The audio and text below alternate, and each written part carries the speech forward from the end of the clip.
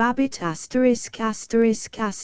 Babbitt by Sinclair Lewis, author of Main Street HBMC, New York. Harcourt, Brace and Company. Copyright 1922 by Harcourt, Brace and Company, Inc. Printed in the United States of America. To Edith Wharton. Chapter I, 2, 3, 4, v. 6, 7, 8, 9, x, 11, 12, 13, 14, 15, 16, 17, 18, 19, xx, xxi, xxii, 23, xiv, xxv, xxvi, xxi, x8, x6, xxx, xxxi, xxy, xxxii, xxiv. Babbitt. Chapter II. The towers of Zenith aspired above the morning mist,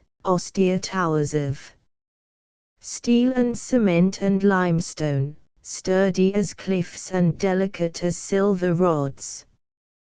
They were neither citadels nor churches, but frankly and beautifully office buildings. The mist took pity on the fretted structures of earlier generations, the post office with its shingle-tortured mansard, the red brick minarets of hulking old houses, factories with stingy and sooted windows, wooden tenements colored like mud. The city was full of such grotesqueries, but the clean towers were thrusting them from the business center, and on the farther hills were shining new houses, homes, they seemed, for laughter and tranquility. Over a concrete bridge fled a limousine of long sleek hood and noiseless engine. These people in evening clothes were returning from an all-night rehearsal of a little theater play, an artistic adventure considerably illuminated by champagne. Below the bridge curved a railroad, a maze of green and crimson lights. The New York Flyer boomed past, and 20 lines of polished steel leaped into the glare. In one of the skyscrapers the wires of the Associated Press were closing down. The telegraph operators wearily raised their celluloid eye shades after a night of talking with Paris and Peking. Through the building crawled the scrubwomen, yawning, their old shoes slapping.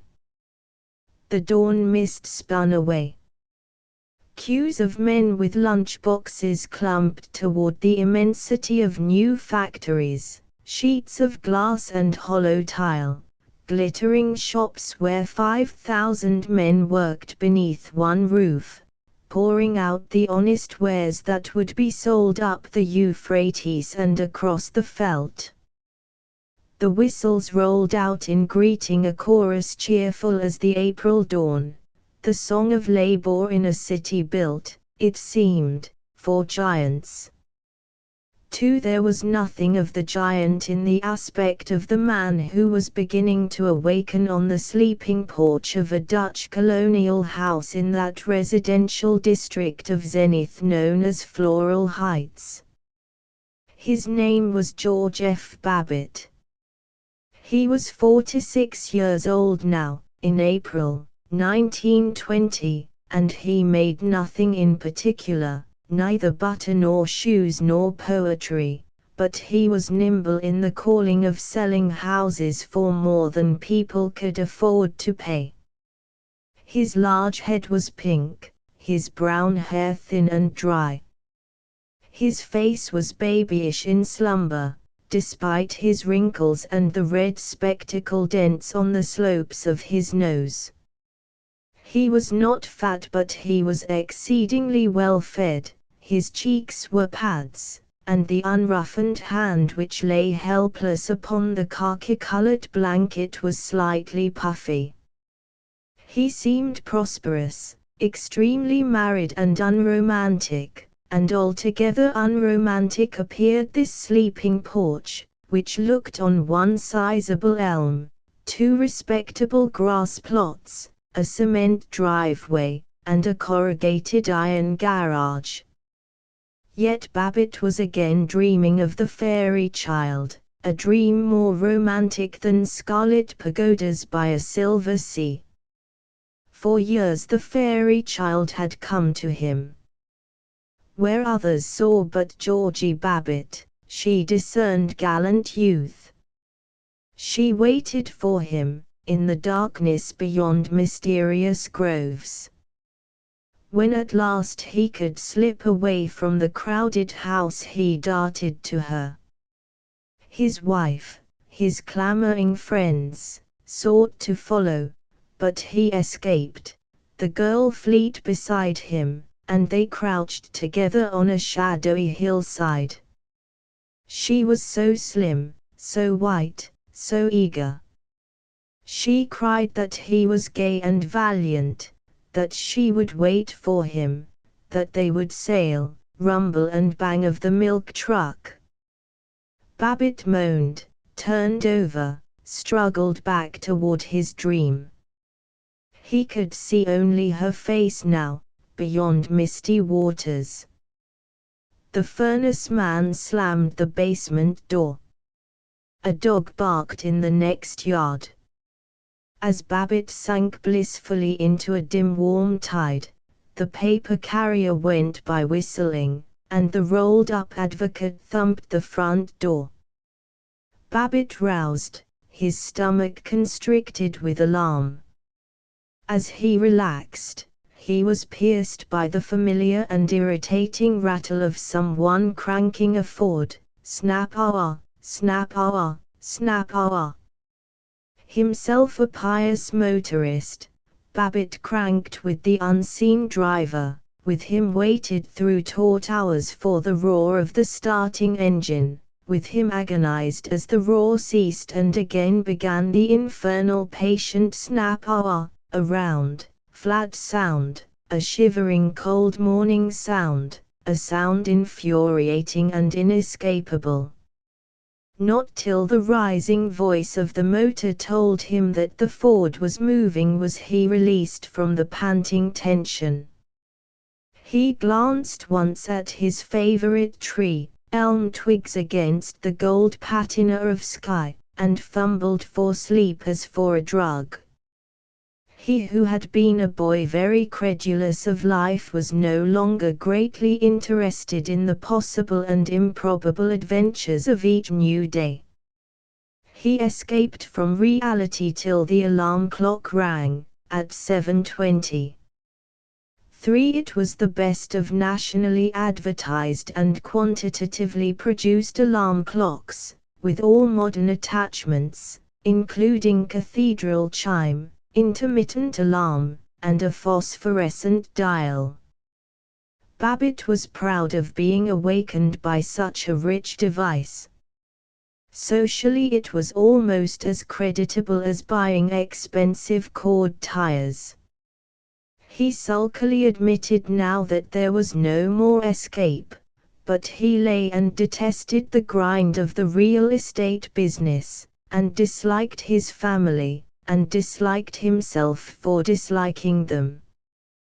The evening before, he had played poker at Virgil Gunch's till midnight, and after such holidays he was irritable before breakfast.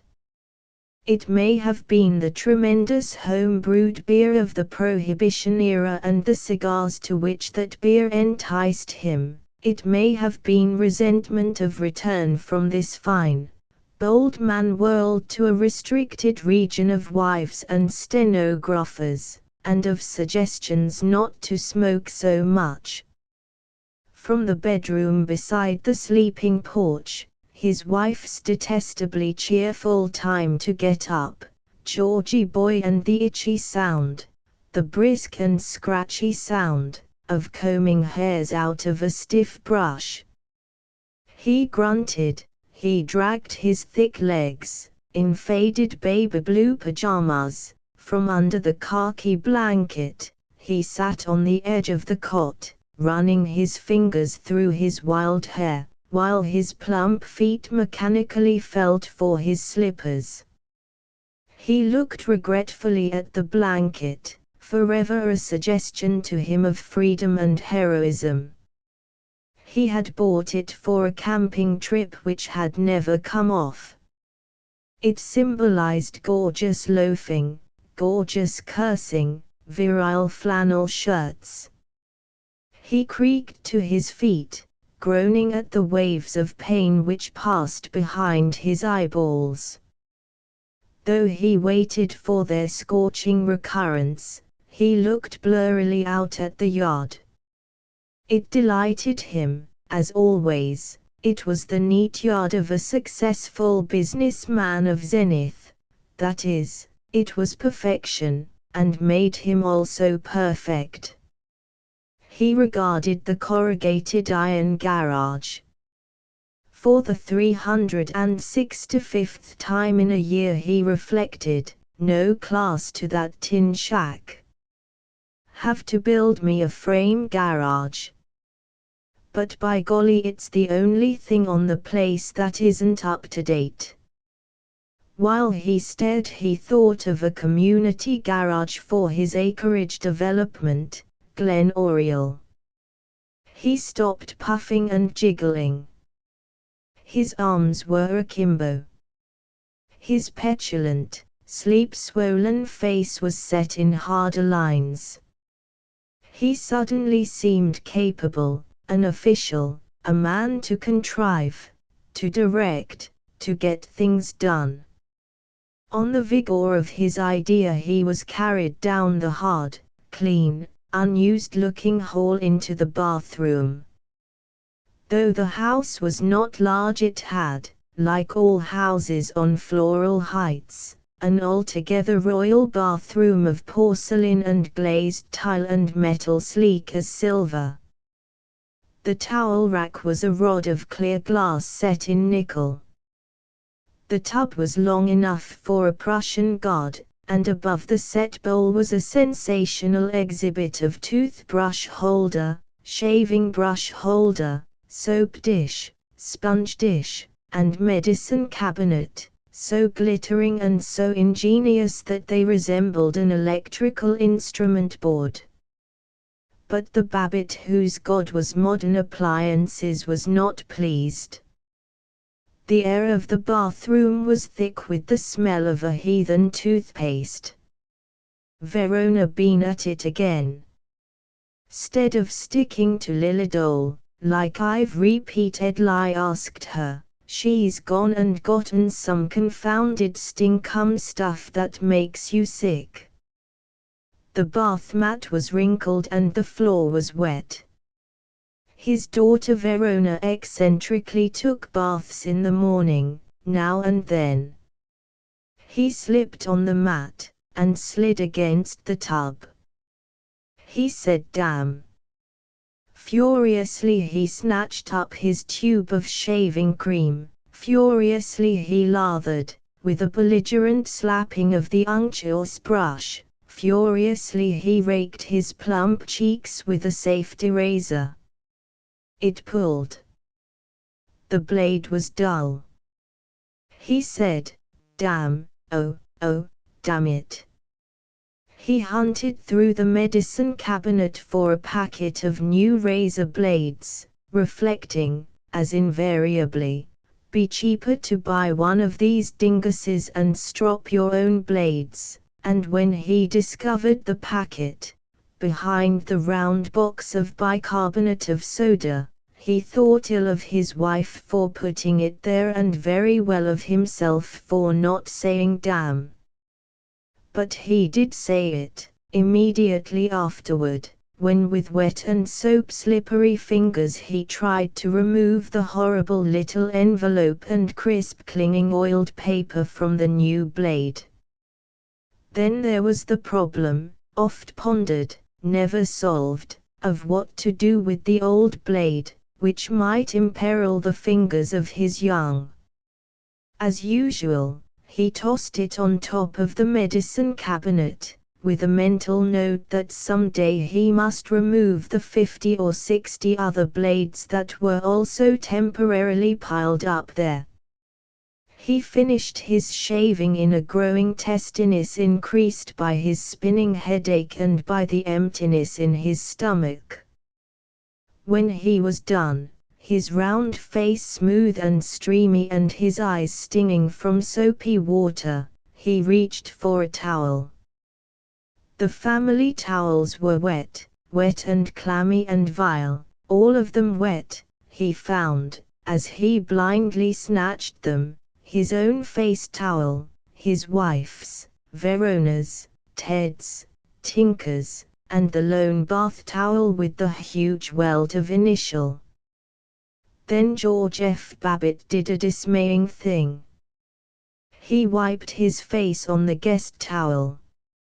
It was a pansy embroidered trifle which always hung there to indicate that the Babbitts were in the best Floral Heights society.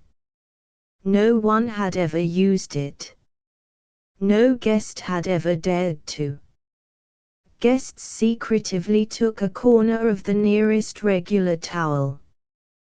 He was raging, by golly, here they go and use up all the towels, every doggone one of 'em, and they use 'em and get 'em all wet and sopping, and never put out a dry one for me. Of course, I'm the goat. And then I want one and I'm the only person in the doggone house that's got the slightest doggone bit of consideration for other people and thoughtfulness and consider there may be others that may want to use the doggone bathroom after me and consider, he was pitching the chill abominations into the bathtub, pleased by the vindictiveness of that desolate flapping sound. And in the midst his wife serenely trotted in, observed serenely, "Why Georgie dear, what are you doing? Are you going to wash out the towels?" "Why, you needn't wash out the towels." "Oh, Georgie, you didn't go and use the guest towel, did you?" It is not recorded that he was able to answer. For the first time in weeks he was sufficiently roused by his wife to look at her. For Myra Babbitt, Mrs. George F. Babbitt, was definitely mature. She had creases from the corners of her mouth to the bottom of her chin, and her plump neck bagged. But the thing that marked her as having passed the line was that she no longer had reticences before her husband, and no longer worried about not having reticences. She was in a petticoat now, and corsets which bulged, and unaware of being seen in bulgy corsets.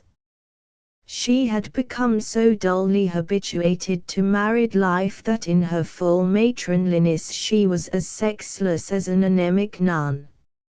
She was a good woman, a kind woman, a diligent woman, but no one, save perhaps Tinker her 10-year-old, was at all interested in her or entirely aware that she was alive.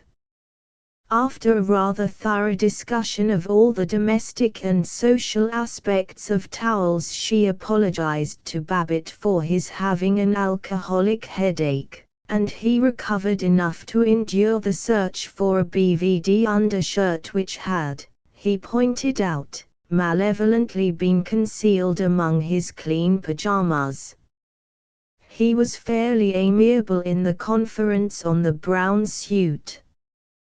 "What do you think, Myra?" He pawed at the clothes hunched on a chair in their bedroom, while she moved about mysteriously adjusting and patting her petticoat and, to his jaundiced eye, never seeming to get on with her dressing. "How about it? Shall I wear the brown suit another day?" "Well, it looks awfully nice on you." "I know, but gosh, it needs pressing." "That's so. Perhaps it does. It certainly could stand being pressed, all right. Yes, perhaps it wouldn't hurt it to be pressed. But gee, the coat doesn't need pressing. No sense in having the whole darn suit pressed, when the coat doesn't need it. That's so. But the pants certainly need it, all right. Look at them, look at those wrinkles, the pants certainly do need pressing. That's so. Oh, Georgie, why couldn't you wear the brown coat with the blue trousers? We were wondering what we'd do with them. Good Lord. Did you ever in all my life know me to wear the coat of one suit and the pants of another? What do you think I am? A busted bookkeeper? Well, why don't you put on the dark gray suit today, and stop in at the tailor and leave the brown trousers? Well, they certainly need. Now where the devil is that gray suit? Oh, yes, here we are. He was able to get through the other crises of dressing with comparative resoluteness and calm. His first adornment was the sleeveless dimity BVD undershirt, in which he resembled a small boy humorlessly wearing a cheesecloth tabard at a civic pageant. He never put on B.V.DS without thanking the god of progress that he didn't wear tight, long, old-fashioned undergarments, like his father-in-law and partner, Henry Thompson. His second embellishment was combing and slicking back his hair. It gave him a tremendous forehead, arching up 2 inches beyond the former hairline. But most wonder-working of all was the donning of his spectacles. There is character in spectacles, the pretentious tortoise shell, the meek pince-nez of the school teacher, the twisted silver-framed glasses of the old villager. Babbitt's spectacles had huge, circular, frameless lenses of the very best glass. The earpieces were thin bars of gold. In them he was the modern businessman, one who gave orders to clerks and drove a car and played occasional golf and was scholarly in regard to salesmanship.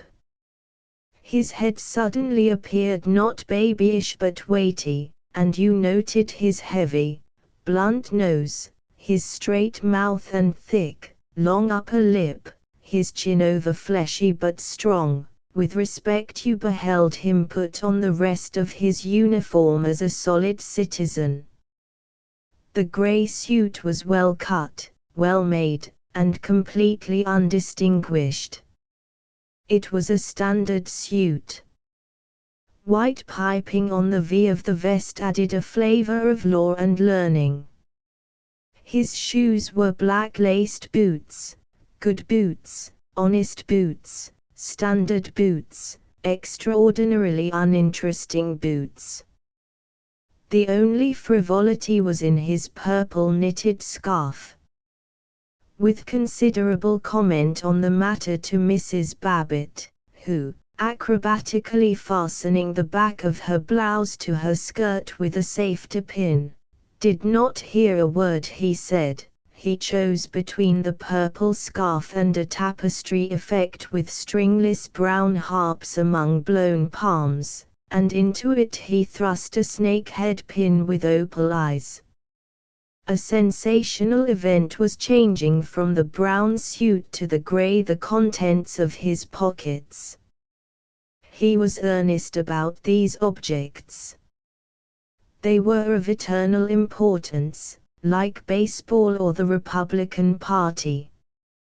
They included a fountain pen and a silver pencil, always lacking a supply of new leads, which belonged in the right-hand upper vest pocket. Without them he would have felt naked. On his watch chain were a gold penknife, silver cigar cutter, 7 keys, the use of 2 of which he had forgotten, and incidentally a good watch. Depending from the chain was a large, yellowish elk's tooth, proclamation of his membership in the Brotherly and Protective Order of Elks. Most significant of all was his loose-leaf pocket notebook, that modern and efficient notebook which contained the addresses of people whom he had forgotten, prudent memoranda of postal money orders which had reached their destinations months ago, stamps which had lost their mucilage, clippings of verses by T. Coleman Dilly Frink and of the newspaper editorials from which Babbitt got his opinions and his polysyllables, notes to be sure and do things which he did not intend to do, and one curious inscription, D.S.S.D.M.Y.P.df. But he had no cigarette case. No one had ever happened to give him one, so he hadn't the habit, and people who carried cigarette cases he regarded as effeminate. Last, he stuck in his lapel the Boosters Club button. With the conciseness of great art the button displayed 2 words, Boosters, Pep. It made Babbitt feel loyal and important. It associated him with good fellows, with men who were nice and human, and important in business circles. It was his VC, his Legion of Honor ribbon, his Phi Beta Kappa key.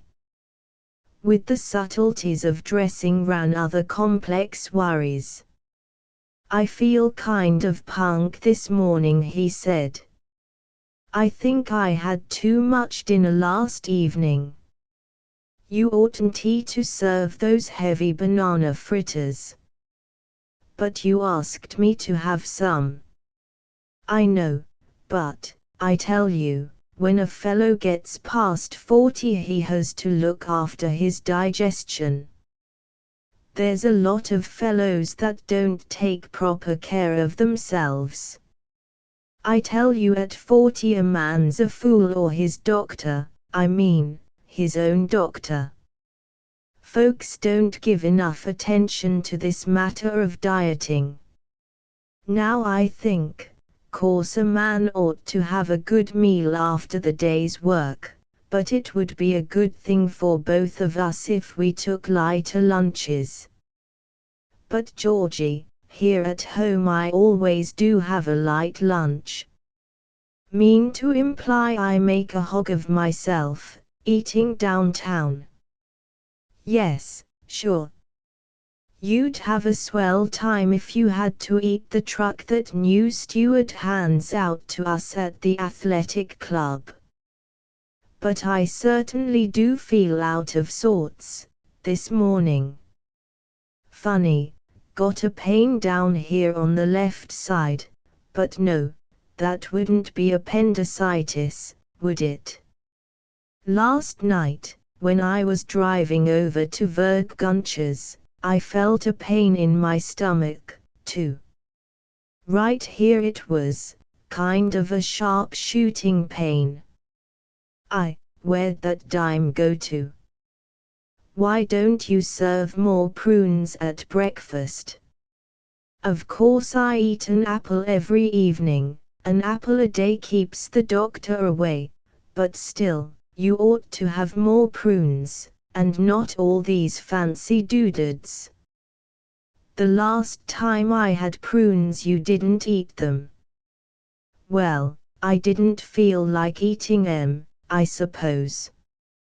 Matter of fact, I think I did eat some of 'em. Anyway, I tell you it's mighty important too. I was saying to Vergunch, just last evening, most people don't take sufficient care of their digs. Shall we have the Gunches for our dinner, next week?" "Why sure, you bet.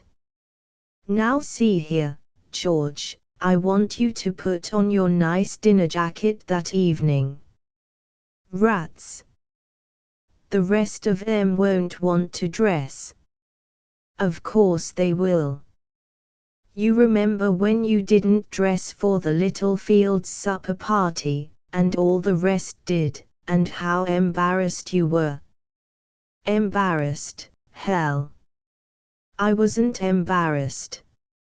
Everybody knows I can put on as expensive a tux as anybody else, and I should worry if I don't happen to have it on sometimes.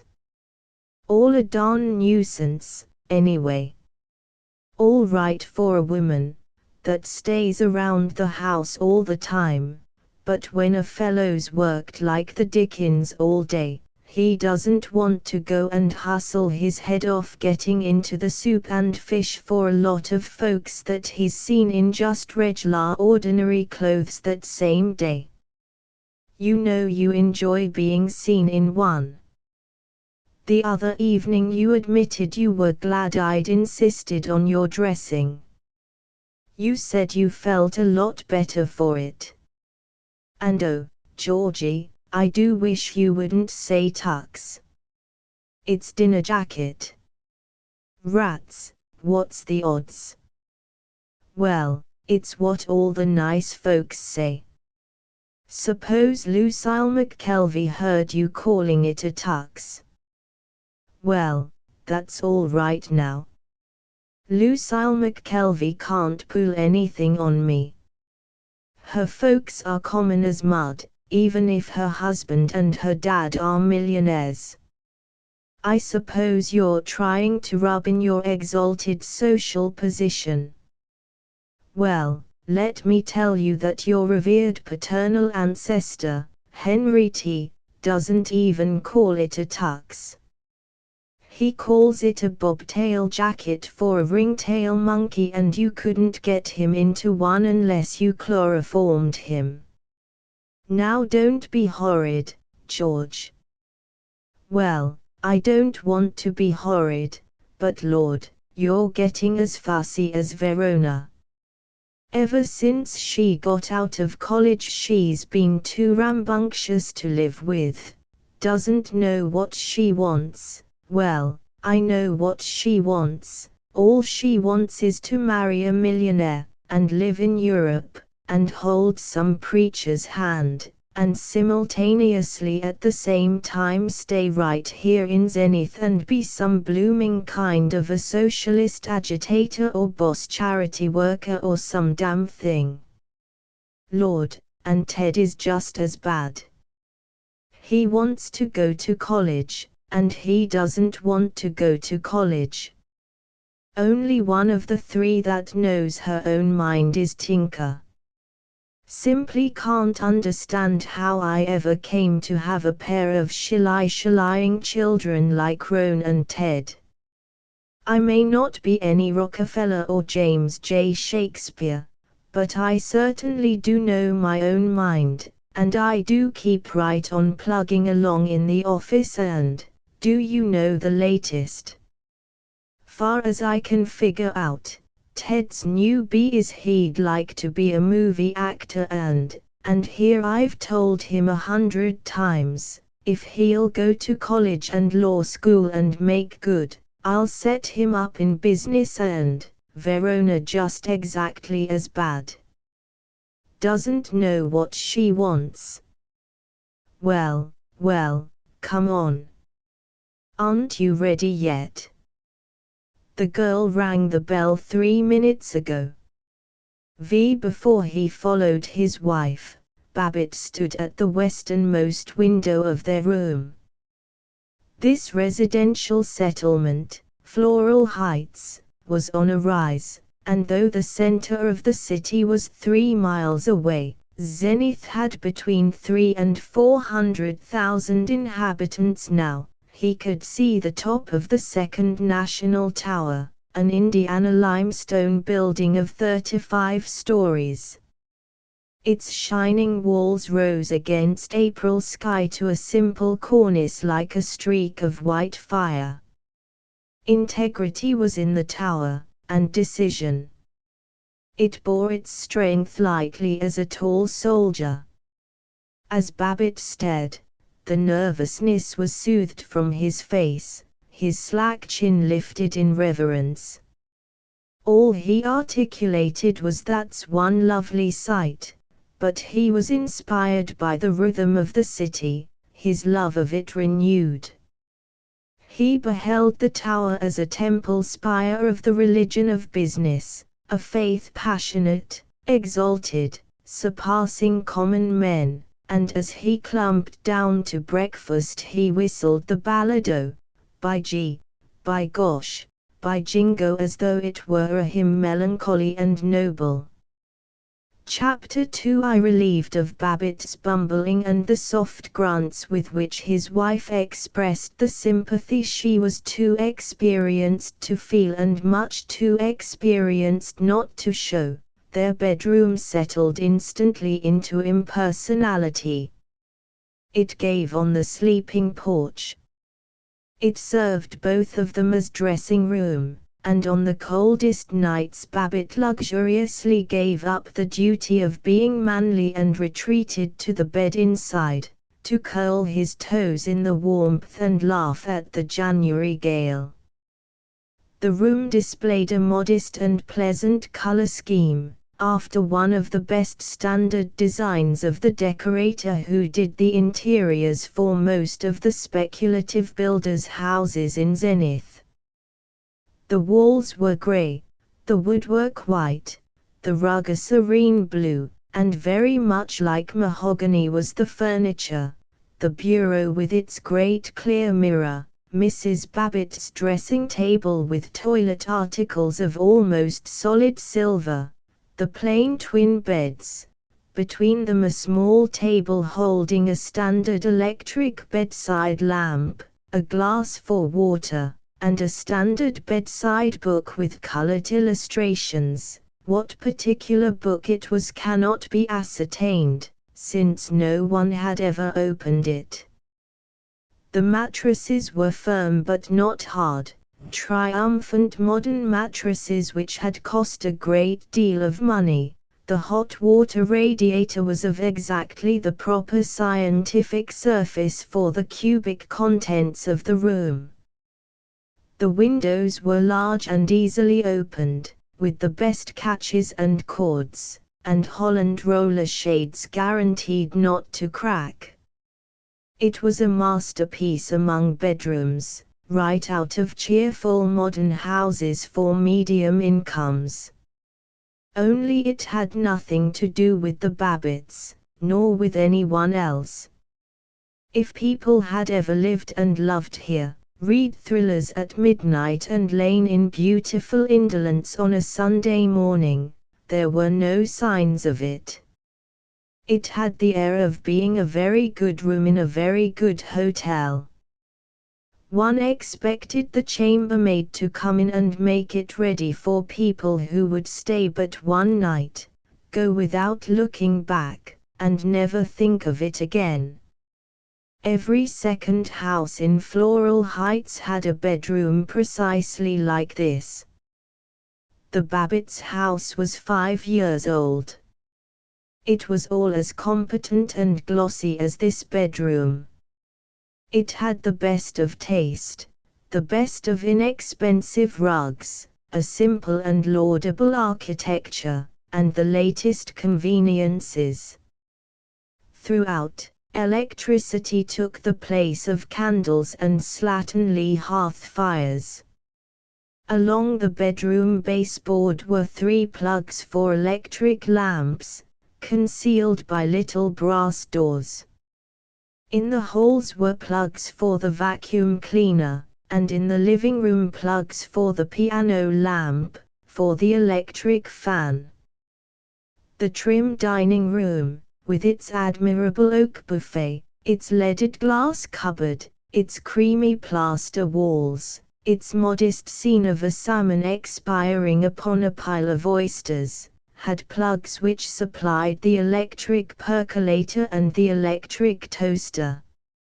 In fact, there was but one thing wrong with the Babbitt house: it was not a home. Too often of a morning Babbitt came bouncing and jesting into breakfast. But things were mysteriously awry today. As he pontifically tread the upper hall, he looked into Verona's bedroom and protested, "What's the use of giving the family a high-class house when they don't appreciate it and tend to business and get down to brass tacks?" He marched upon them. Verona, a dumpy brown-haired girl of 22, just out of Bryn Mawr, given to solicitudes about duty and sex and God and the unconquerable bagginess of the grey sports suit she was now wearing. Ted, Theodore Roosevelt Babbitt, a decorative boy of 17. Tinker, Catherine, still a baby at 10, with radiant red hair and a thin skin which hinted of too much candy and too many ice cream sodas. Babbitt did not show his vague irritation as he tramped in. He really disliked being a family tyrant, and his nagging was as meaningless as it was frequent. He shouted at Tinker, "Well, Kitty Dooley." It was the only pet name in his vocabulary, except the dear and honorable with which he recognized his wife, and he flung it at Tinker every morning. He gulped a cup of coffee in the hope of pacifying his stomach and his soul. His stomach ceased to feel as though it did not belong to him, but Verona began to be conscientious and annoying. And abruptly there returned to Babbitt the doubts regarding life and families and business which had clawed at him when his dream life and the slim fairy girl had fled. Verona had for 6 months been filing clerk at the Gruensberg Leather Company offices, with a prospect of becoming secretary to Mr. Gruensberg and thus, as Babbitt defined it, getting some good out of your expensive college education till you're ready to marry and settle down. "But now," said Verona, "Father, I was talking to a classmate of mine that's working for the Associated Charities. Oh, Dad, there's the sweetest little babies that come to the milk station there, and I feel as though I ought to be doing something worthwhile like that." "What do you mean worthwhile?" "If you get to be Gruensberg's secretary, and maybe you would, if you kept up your shorthand and didn't go sneaking off to concerts and talk fests every evening, I guess you'll find 35 or 40 bones a week worthwhile." "I know. But, I want to contribute. I wish I were working in a settlement house. I wonder if I could get one of the department stores to let me put in a welfare department with a nice restroom and chintzes and wicker chairs and so on and so forth. Or I could, now you look here.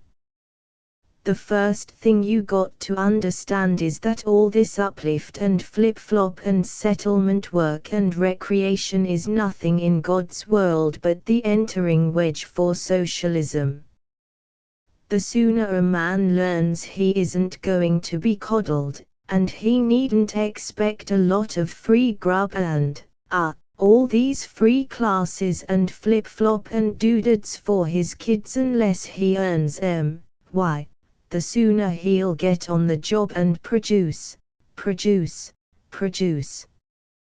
That's what the country needs, and not all this fancy stuff that just enfeebles the willpower of the working man and gives his kids a lot of notions above their class.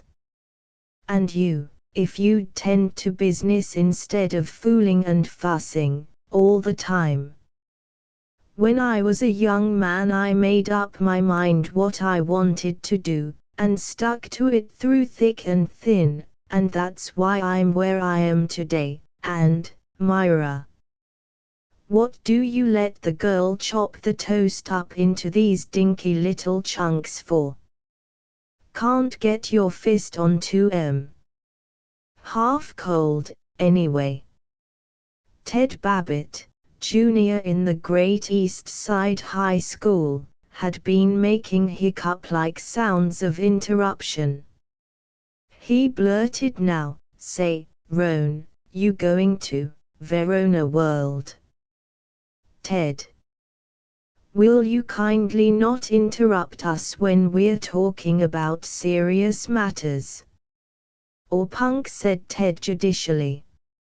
"Ever since somebody slipped up and let you out of college, ammonia, you been pulling these nut conversations about whatnots and so on and so forths. Are you going to? I want to use the car tonight." Babbitt snorted. "Oh, you do? May want it myself." Verona protested. "Oh, you do, Mr. Smarty. I'm going to take it myself." Tinker wailed. "Oh, Papa, you said maybe you'd drive us down to Rosedale," and Mrs. Babbitt, "Careful, Tinker, your sleeve is in the butter." They glared, and Verona hurled, "Ted, you're a perfect pig about the car." "Course you're not. Not at all." Ted could be maddeningly bland. "You just want to grab it off, right after dinner, and leave it in front of some skirt's house all evening while you sit and gas about Lighthatcher and the highbrows you're going to marry, if they only propose. Well, Dad oughtn't he to ever let you have it? You and those beastly Jones boys drive like maniacs. The idea of your taking the turn on Chautauqua Place at 40 miles an hour. Or, where do you get that stuff? You're so darn scared of the car that you drive uphill with the emergency brake on." "I do not." "And you, always talking about how much you know about motors, and Eunice Littlefield told me you said the battery fed the generator. Why, my good woman, you don't know a generator from a differential." Not unreasonably was Ted lofty with her. He was a natural mechanic, a maker and tinkerer of machines. He lisped in blueprints for the blueprints came. "That'll do now," Babbitt flung in mechanically, as he lighted the gloriously satisfying first cigar of the day and tasted the exhilarating drug of the Advocate Times headlines. Ted negotiated. "Gee, honest, Roan, I don't want to take the old boat, but I promised couple o' girls in my class I'd drive 'em down to the rehearsal of the school chorus, and, gee, I don't want to, but a gentleman's got to keep his social engagements." "Well, upon my word. You and your social engagements. In high school. Oh, ain't we select since we went to that hen college? Let me tell you, there isn't a private school in the state that's got as swell a bunch as we got in Gamma Di Gamma this year. There's 2 fellows that their dads are millionaires. Say, gee, I ought to have a car of my own, like lots of the fellows." Babbitt almost rose. "A car of your own? Don't you want a yacht, and a house and lot? That pretty nearly takes the cake.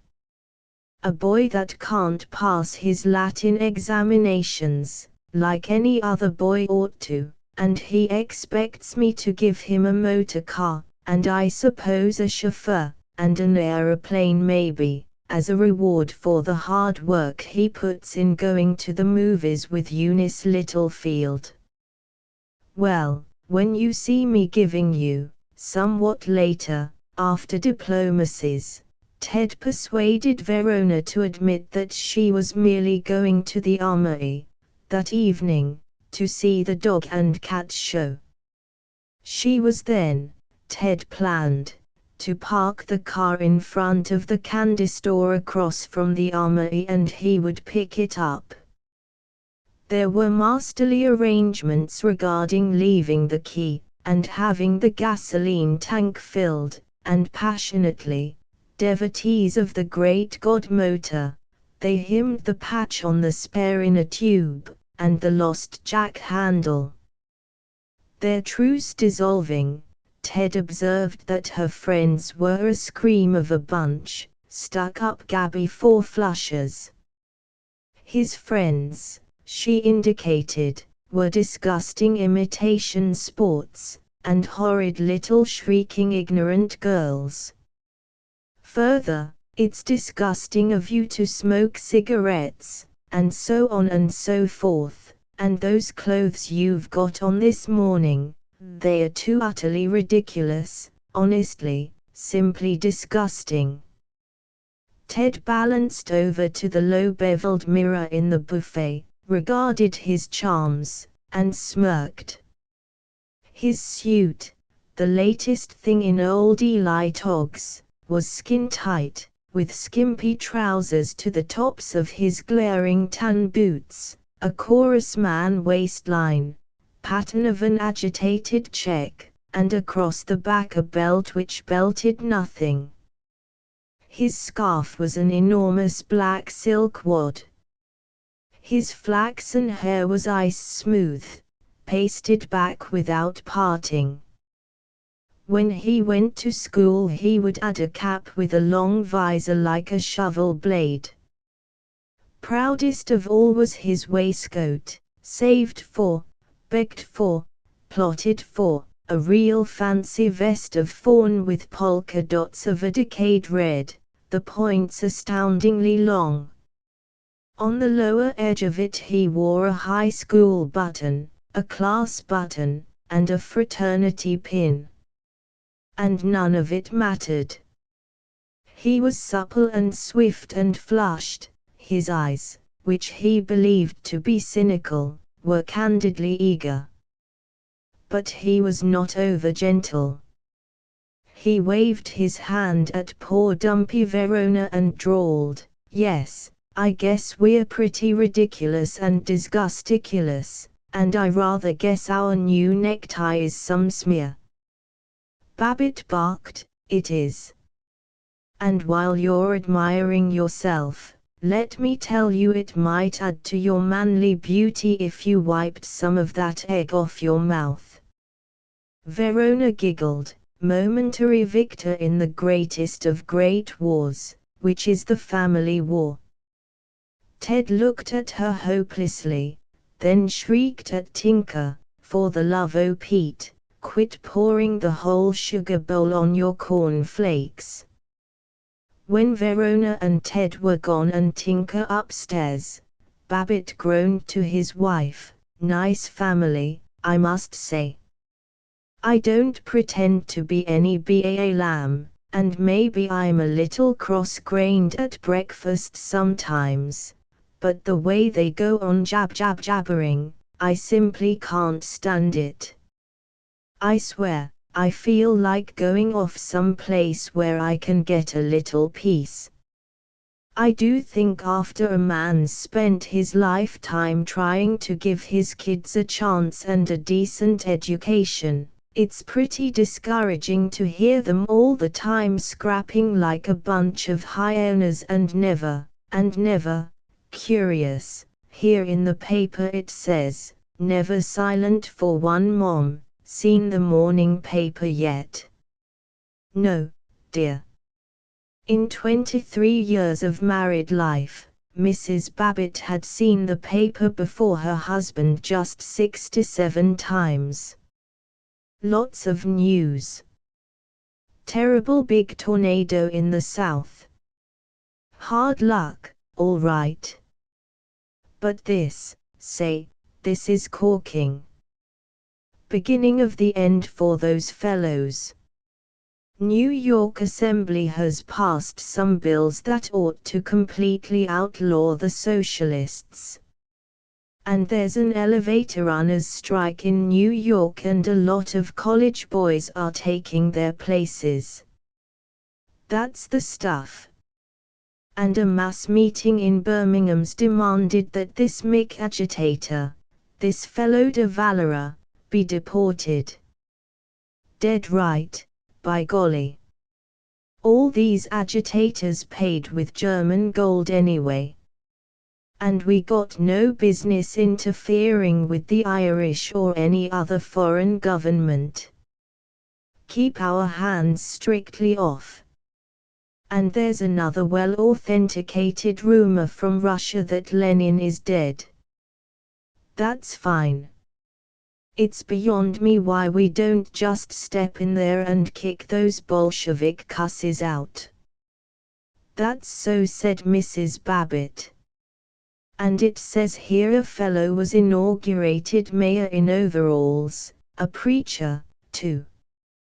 What do you think of that? Humph. Well. He searched for an attitude, but neither as a Republican, a Presbyterian, an elk, nor a real estate broker did he have any doctrine about preacher mayors laid down for him, so he grunted and went on. She looked sympathetic and did not hear a word. Later she would read the headlines, the society columns, and the department store advertisements. What do you know about this? Charlie McKelvey still doing the Sassietti stunt as heavy as ever. Here's what that gushy woman reporter says about last night. Never is society with the big S more flattered than when they are bidden to partake of good cheer at the distinguished and hospitable residence of Mr. and Mrs. Charles L. McKelvey as they were last night. Set in its spacious lawns and landscaping, one of the notable sights crowning Royal Ridge, but merry and home-like despite its mighty stone walls and its vast rooms famed for their decoration. Their home was thrown open last night for a dance in honor of Mrs. McKelvey's notable guest, Miss J. Sneath of Washington. The White Hall is so generous in its proportions that it made a perfect ballroom, its hardwood floor reflecting the charming pageant above its polished surface. Even the delights of dancing paled before the alluring opportunities for tête-à-têtes that invited the soul to loaf in the long library before the baronial fireplace, or in the drawing room with its deep comfy armchairs, its shaded lamps just made for a sly whisper of pretty nothings all-a-deux, or even in the billiard room where one could take a cue and show a prowess at still another game than that sponsored by Cupid and Terpsichore. There was more, a great deal more, in the best urban journalistic style of Miss Elnora Pearl Bates, the popular society editor of the Advocate Times. But Babbitt could not abide it. He grunted. He wrinkled the newspaper. He protested, "Can you beat it? I'm willing to hand a lot of credit to Charlie McKelvey. When we were in college together, he was just as hard up as any of us, and he's made $1 million good bucks out of contracting and hasn't been any dishonester or bought any more city councils than was necessary. And that's a good house of his, though it ain't any mighty stone walls and it ain't worth the $90,000 it cost him. But when it comes to talking as though Charlie McKelvey and all that booze-hoisting set of his are any blooming bunch of Vanderbilts, why, it makes me tired." Timidly from Mrs. Babbitt, I would like to see the inside of their house though. It must be lovely. I've never been inside. Well, I have. Couple of times. To see Chaz about business deals, in the evening. It's not so much. I wouldn't want to go there to dinner with that gang of highbinders. And I'll bet I make a whole lot more money than some of those tin horns that spend all they got on dress suits and haven't got a decent suit of underwear to their name. Hey! What do you think of this?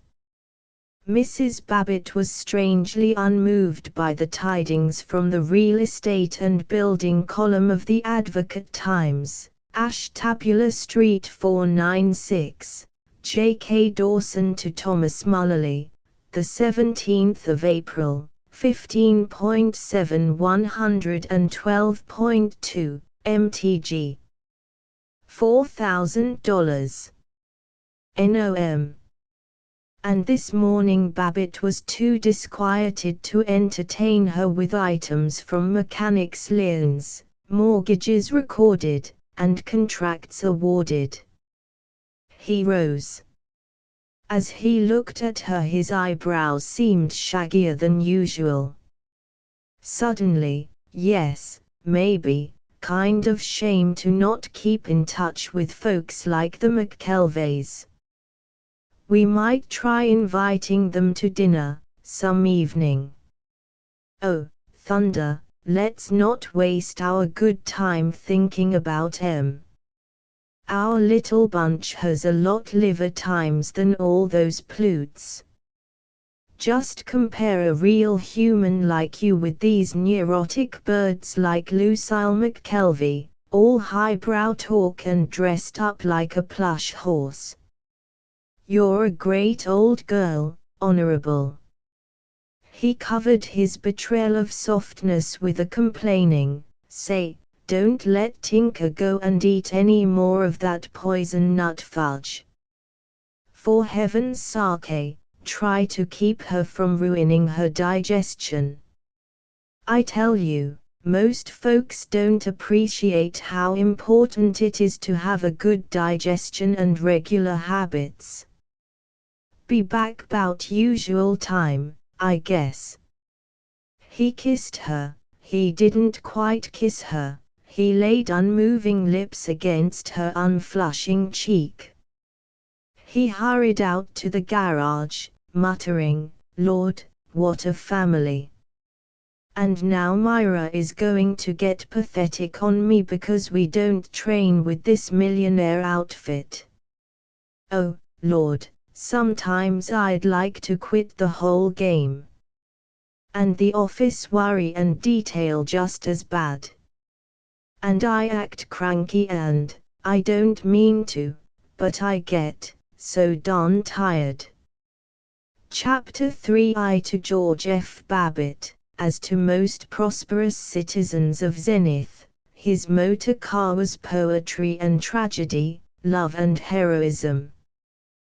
The office was his pirate ship, but the car his perilous excursion ashore. Among the tremendous crises of each day, none was more dramatic than starting the engine. It was slow on cold mornings. There was the long, anxious whir of the starter, and sometimes he had to drip ether into the cocks of the cylinders, which was so very interesting that at lunch he would chronicle it drop by drop, and orally calculate how much each drop had cost him. This morning he was darkly prepared to find something wrong, and he felt belittled when the mixture exploded sweet and strong, and the car didn't even brush the door jamb, gouged and splintery with many bruisings by fenders, as he backed out of the garage. He was confused. He shouted "Morning" to Sam Doppelbrau with more cordiality than he had intended. Babbitt's green and white Dutch colonial house was one of 3 in that block on Chatham Road. To the left of it was the residence of Mr. Samuel Doppelbrau, secretary of an excellent firm of bathroom fixture jobbers. His was a comfortable house with no architectural manners whatever, a large wooden box with a squat tower, a broad porch, and glossy paint yellow as a yolk. Babbitt disapproved of Mr. and Mrs. Doppelbrau as bohemian.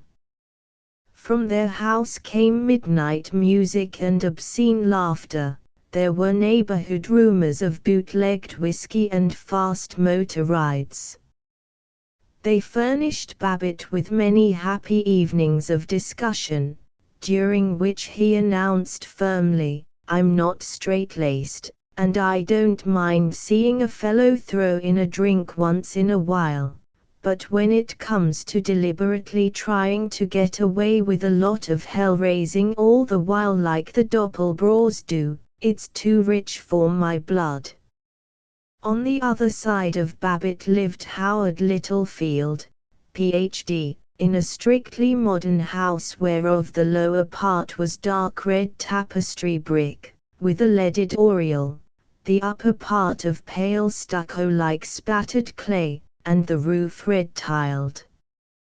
Littlefield was the great scholar of the neighborhood, the authority on everything in the world except babies, cooking, and motors. He was a Bachelor of Arts of Blodgett College, and a Doctor of Philosophy in Economics of Yale. He was the employment manager and publicity counsel of the Zenith Street Traction Company. He could, on 10 hours' notice, appear before the Board of Aldermen or the state legislature and prove, absolutely, with figures all in rows and with precedents from Poland and New Zealand, that the streetcar company loved the public and yearned over its employees, that all its stock was owned by widows and orphans, and that whatever it desired to do would benefit property owners by increasing rental values, and help the poor by lowering rents. All his acquaintances turned to Littlefield when they desired to know the date of the Battle of Saragossa, the definition of the word sabotage, the future of the German mark, the translation of Hingeli lacrimae, or the number of products of coal tar. He awed Babbitt by confessing that he often sat up till midnight reading the figures and footnotes in government reports, or skimming, with amusement at the author's mistakes, the latest volumes of chemistry, archaeology, and ichthyology. But Littlefield's great value was as a spiritual example. Despite his strange learnings, he was as strict a Presbyterian and as firm a Republican as George F. Babbitt. He confirmed the businessmen in the faith. Where they knew only by passionate instinct that their system of industry and manners was perfect, Dr. Howard Littlefield proved it to them, out of history, economics, and the confessions of reformed radicals. Babbitt had a good deal of honest pride in being the neighbor of such a savant, and in Ted's intimacy with Eunice Littlefield. At 16 Eunice was interested in no statistics save those regarding the ages and salaries of motion picture stars, but, as Babbitt definitively put it, she was her father's daughter. The difference between a light man like Sam Doppelbrau and a really fine character like Littlefield was revealed in their appearances. Doppelbrau was disturbingly young for a man of 48. He wore his derby on the back of his head, and his red face was wrinkled with meaningless laughter. But Littlefield was old for a man of 42. He was tall, broad, thick, His gold-rimmed spectacles were engulfed in the folds of his long face. His hair was a tossed mass of greasy blackness. He puffed and rumbled as he talked. His Phi Beta Kappa key shone against a spotty black vest. He smelled of old pipes. He was altogether funereal and archidiaconal, and to real estate brokerage and the jobbing of bathroom fixtures he added an aroma of sanctity. This morning he was in front of his house, inspecting the grass parking between the curb and the broad cement sidewalk. Babbitt stopped his car and leaned out to shout morning. Littlefield lumbered over and stood with one foot up on the running board. Fine morning, said Babbitt, lighting, illegally early, his second cigar of the day. Yes, it's a mighty fine morning, said Littlefield. Spring coming along fast now. Yes, it's real spring now, all right, said Littlefield. Still cold nights, though. Had to have a couple blankets on the sleeping porch last night. Yes, it wasn't any too warm last night, said Littlefield. But I don't anticipate we'll have any more real cold weather now. No, but still, there was snow at Tiflis, Montana, yesterday, said the scholar, and you remember the blizzard they had out west 3 days ago. 30 inches of snow at Greeley, Colorado, and 2 years ago we had a snow squall right here in Zenith on the 25th of April. Is that a fact? Say, old man, what do you think about the Republican candidate? Who'll they nominate for president? Don't you think it's about time we had a real business administration? In my opinion, what the country needs, first and foremost, is a good, sound, business-like conduct of its affairs. What we need is a business administration, said Littlefield. I'm glad to hear you say that. I certainly am glad to hear you say that. I didn't know how you'd feel about it, with all your associations with colleges and so on, and I'm glad you feel that way. What the country needs, just at this present juncture, is neither a college president nor a lot of monkeying with foreign affairs, but a good, sound, economical, business administration that will give us a chance to have something like a decent turnover. Yes. It isn't generally realized that even in China the schoolmen are giving way to more practical men, and of course you can see what that implies. Is that a fact?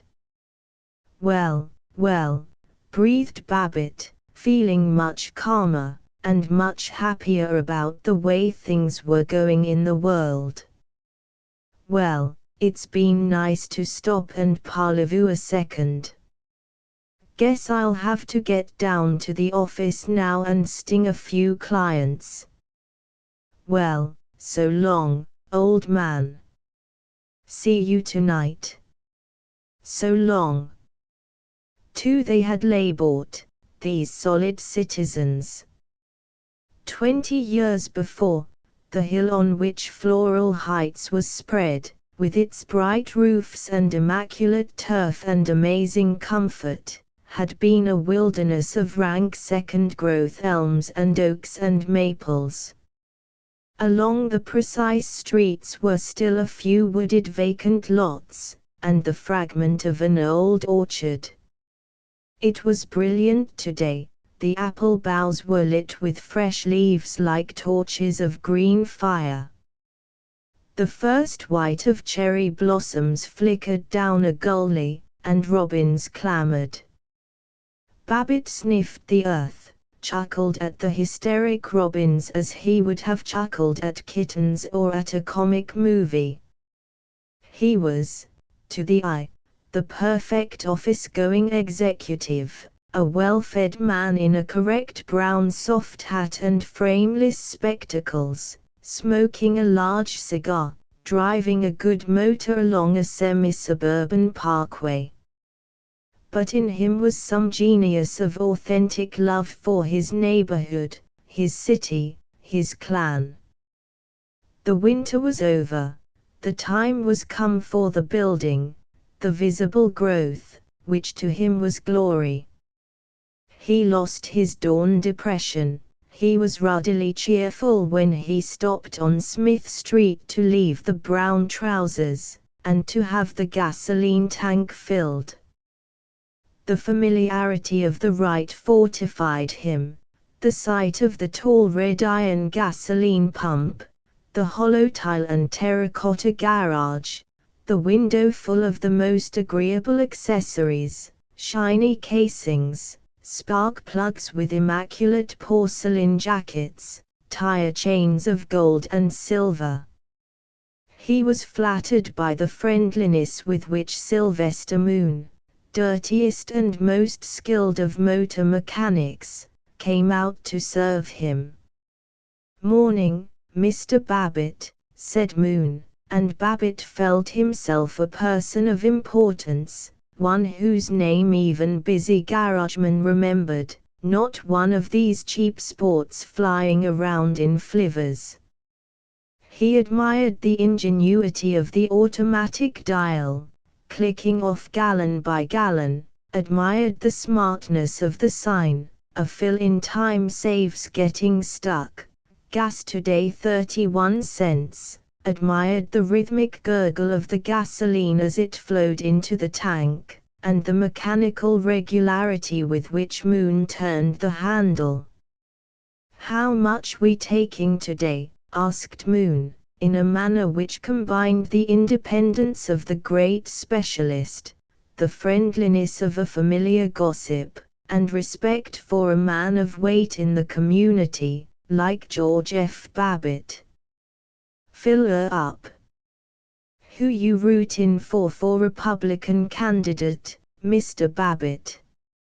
"It's too early to make any predictions yet. After all, there's still a good month and 2 weeks, no, 3 weeks, must be almost 3 weeks, well, there's more than 6 weeks in all before the Republican convention, and I feel a fellow ought to keep an open mind and give all the candidates a show, look 'em all over and size 'em up, and then decide carefully." "That's a fact, Mr. Babbitt. But I'll tell you, and my stand on this is just the same as it was 4 years ago, and 8 years ago, and it'll be my stand 4 years from now, yes, and 8 years from now. What I tell everybody, and it can't be too generally understood, is that what we need first, last, and all the time is a good, sound business administration." "By golly, that's right. How do those front tires look to you?" "Fine. Fine. Wouldn't be much work for garages if everybody looked after their car the way you do." "Well, I do try and have some sense about it." Babbitt paid his bill, said adequately, "Oh, keep the change," and drove off in an ecstasy of honest self-appreciation. It was with the manner of a good Samaritan that he shouted at a respectable-looking man who was waiting for a trolley car, "Have a lift." As the man climbed in, Babbitt condescended, "Going clear downtown." "Whenever I see a fellow waiting for a trolley, I always make it a practice to give him a lift, unless, of course, he looks like a bum." "Wish there were more folks that were so generous with their machines," dutifully said the victim of benevolence. Oh, no, tiny a question of generosity, hardly.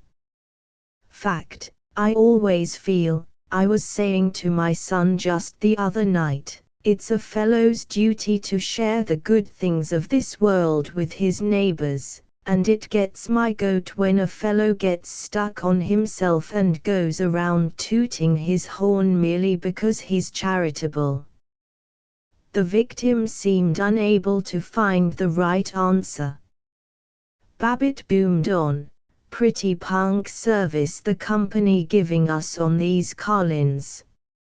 Nonsense to only run the Portland Road cars once every 7 minutes. Fellow gets mighty cold on a winter morning, waiting on a street corner with the wind nipping at his ankles.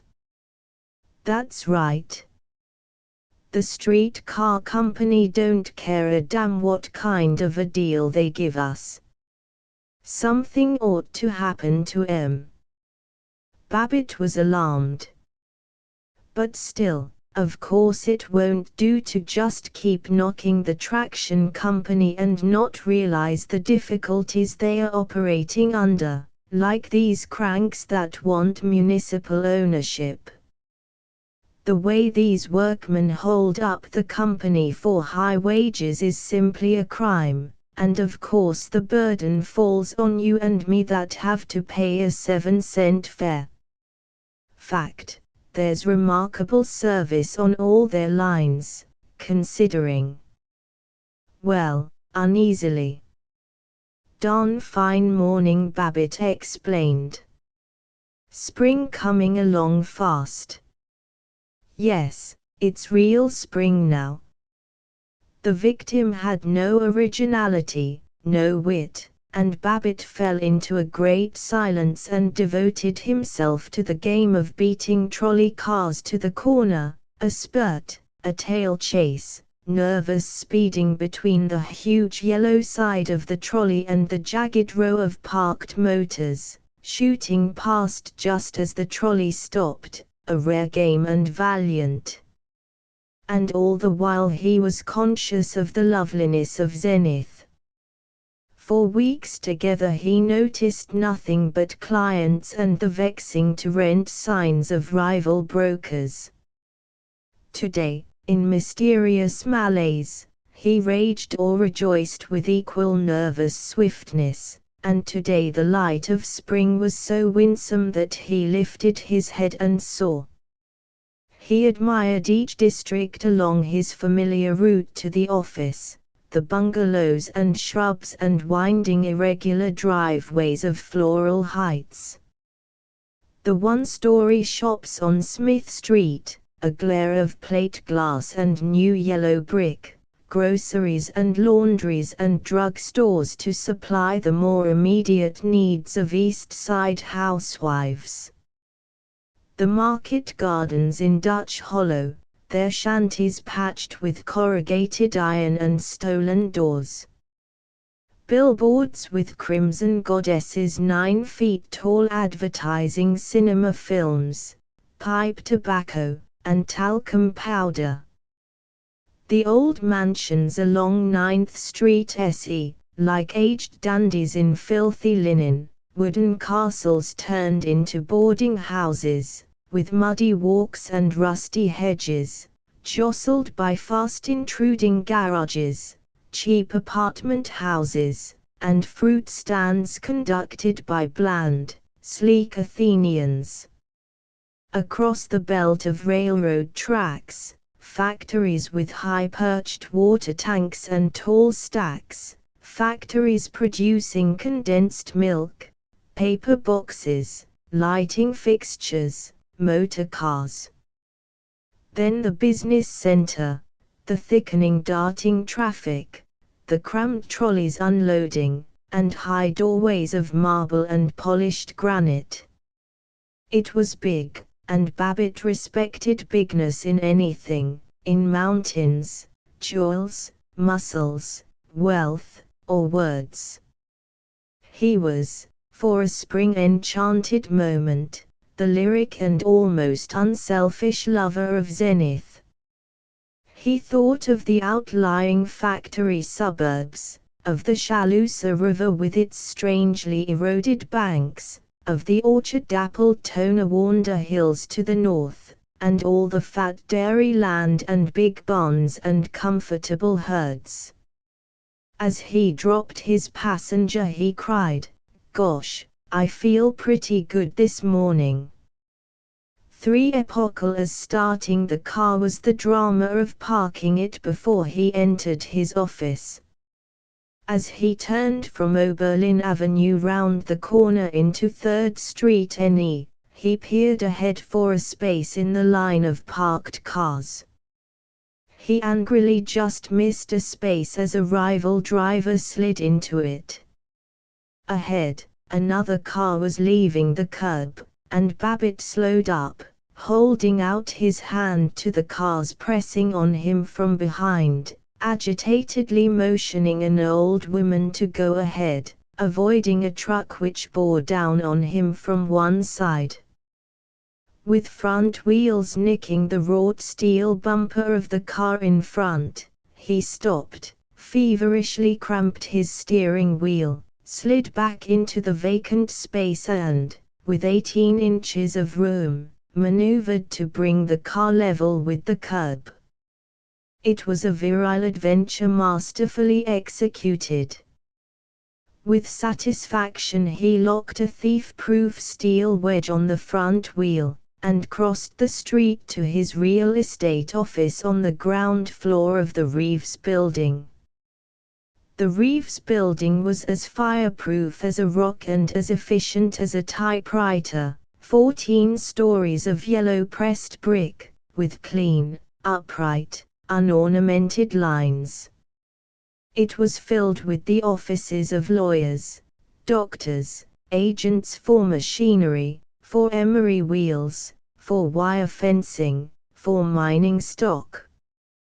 Their gold signs shone on the windows.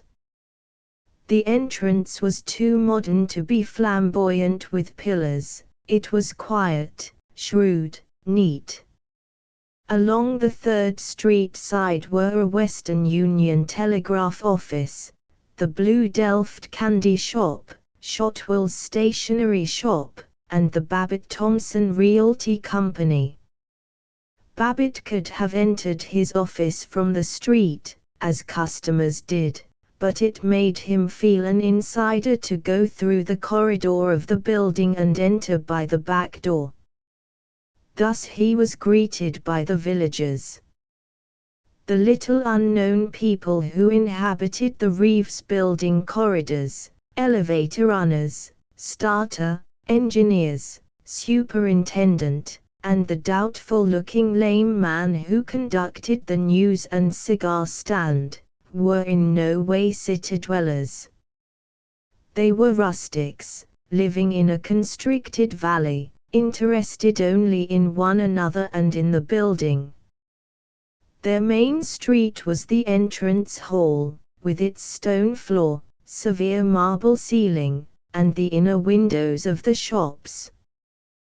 The liveliest place on the street was the Reeves Building barber shop, but this was also Babbitt's one embarrassment. Himself, he patronized the glittering Pompeian barber shop in the Hotel Thornley, and every time he passed the Reeves shop, 10 times a day, 100 times, he felt untrue to his own village.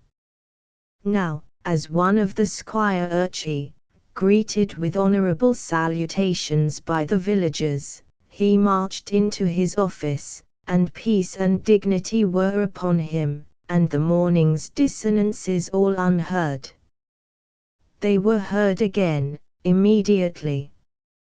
Stanley Graff, the outside salesman, was talking on the telephone with tragic lack of that firm manner which disciplines clients. Say, I think I got just the house that would suit you, the Percival House, in Linton.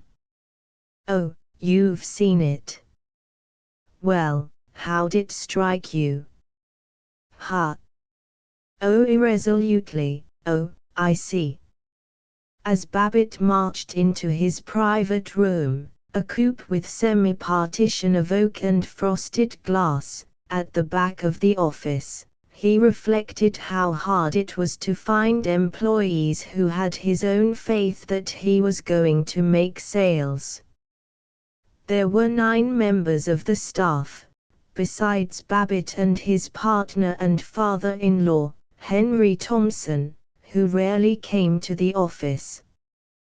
The 9 were Stanley Graff, the outside salesman, a youngish man given to cigarettes and the playing of pool, old Matt Penniman, general utility man, collector of rents and salesman of insurance, broken, silent, grey, a mystery, reputed to have been a crack real estate man with a firm of his own in haughty Brooklyn, Chester Kirby Laylock, resident salesman out at the Glen Oriole acreage development, an enthusiastic person with a silky mustache and much family, Mr. Razor McGowan, the swift and rather pretty stenographer, Miss Wilberta Bannigan, the thick, slow, laborious accountant and file clerk, and 4 freelance part-time commission salesmen.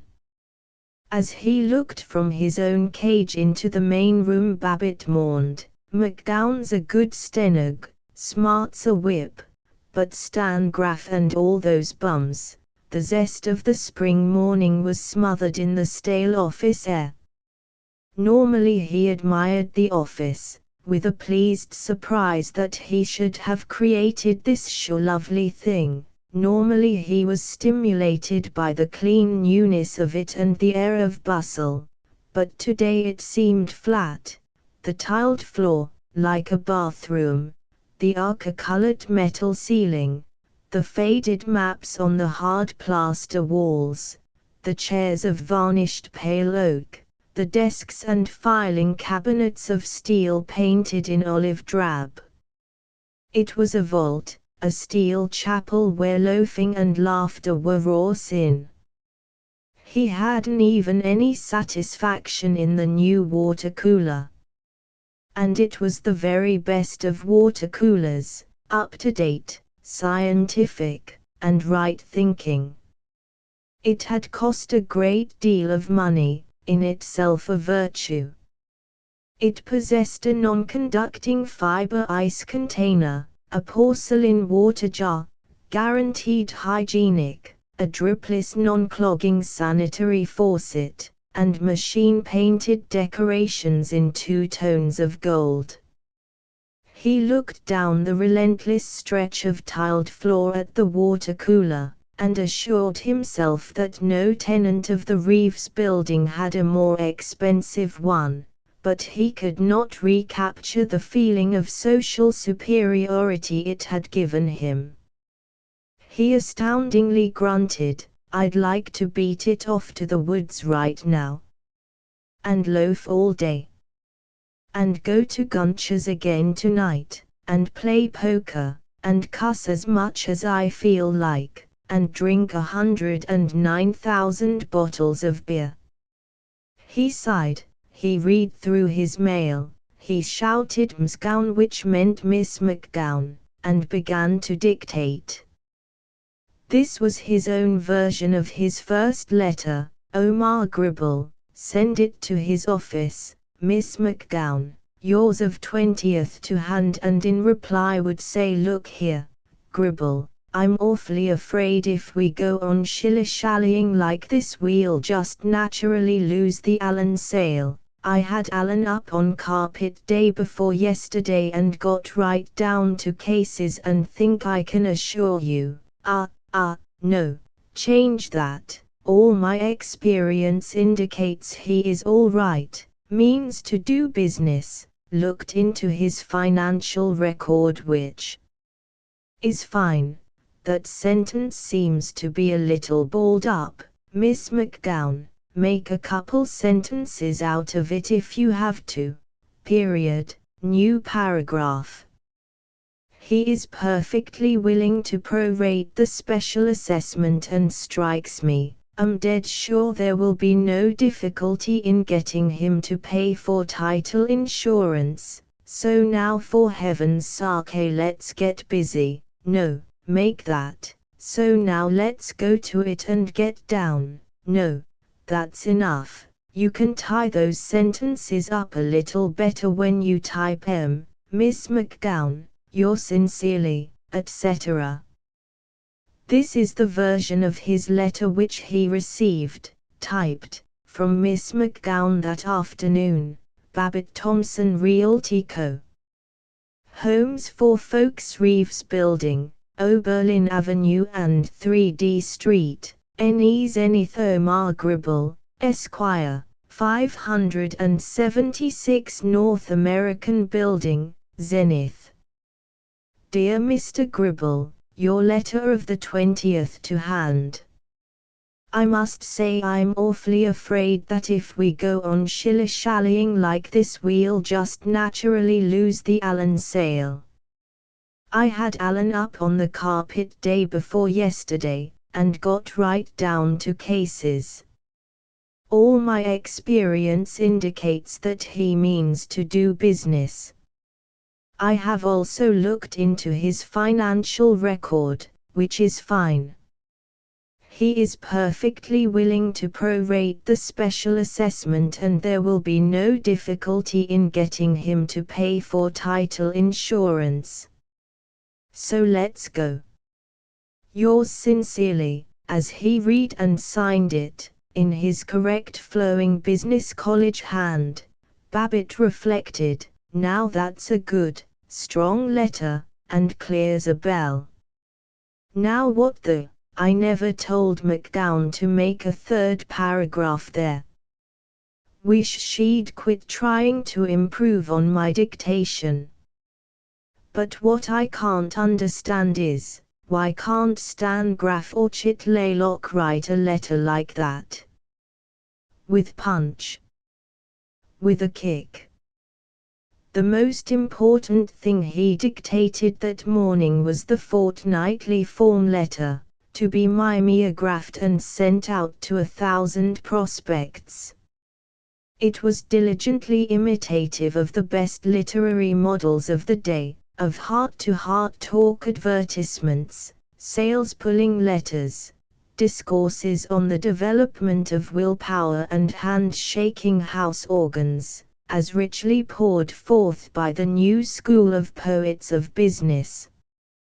He had painfully written out a first draft, and he intoned it now like a poet delicate and distrait. Say, old man, I just want to know, can I do you a whale of a favor? Honest. No kidding. I know you're interested in getting a house, not merely a place where you hang up the old bonnet but a love nest for the wife and kiddies, and maybe for the flivver out beyant. Be sure and spell that B-E-Y-A-N-T, Miss McGowan, the Spud Garden. Say, did you ever stop to think that we're here to save you trouble? That's how we make a living, folks don't pay us for our lovely beauty. Now take a look, sit right down at the handsome carved mahogany escritoire and shoot us in a line telling us just what you want, and if we can find it we'll come hopping down your lane with the good tidings, and if we can't, we won't bother you. To save your time, just fill out the blank enclosed. On request we'll also send blank regarding store properties in Floral Heights, Silver Grove, Linton, Bellevue, and all East Side residential districts. Yours for service, P.S. Just a hint of some plums we can pick for you, some genuine bargains that came in today. Silver Grove.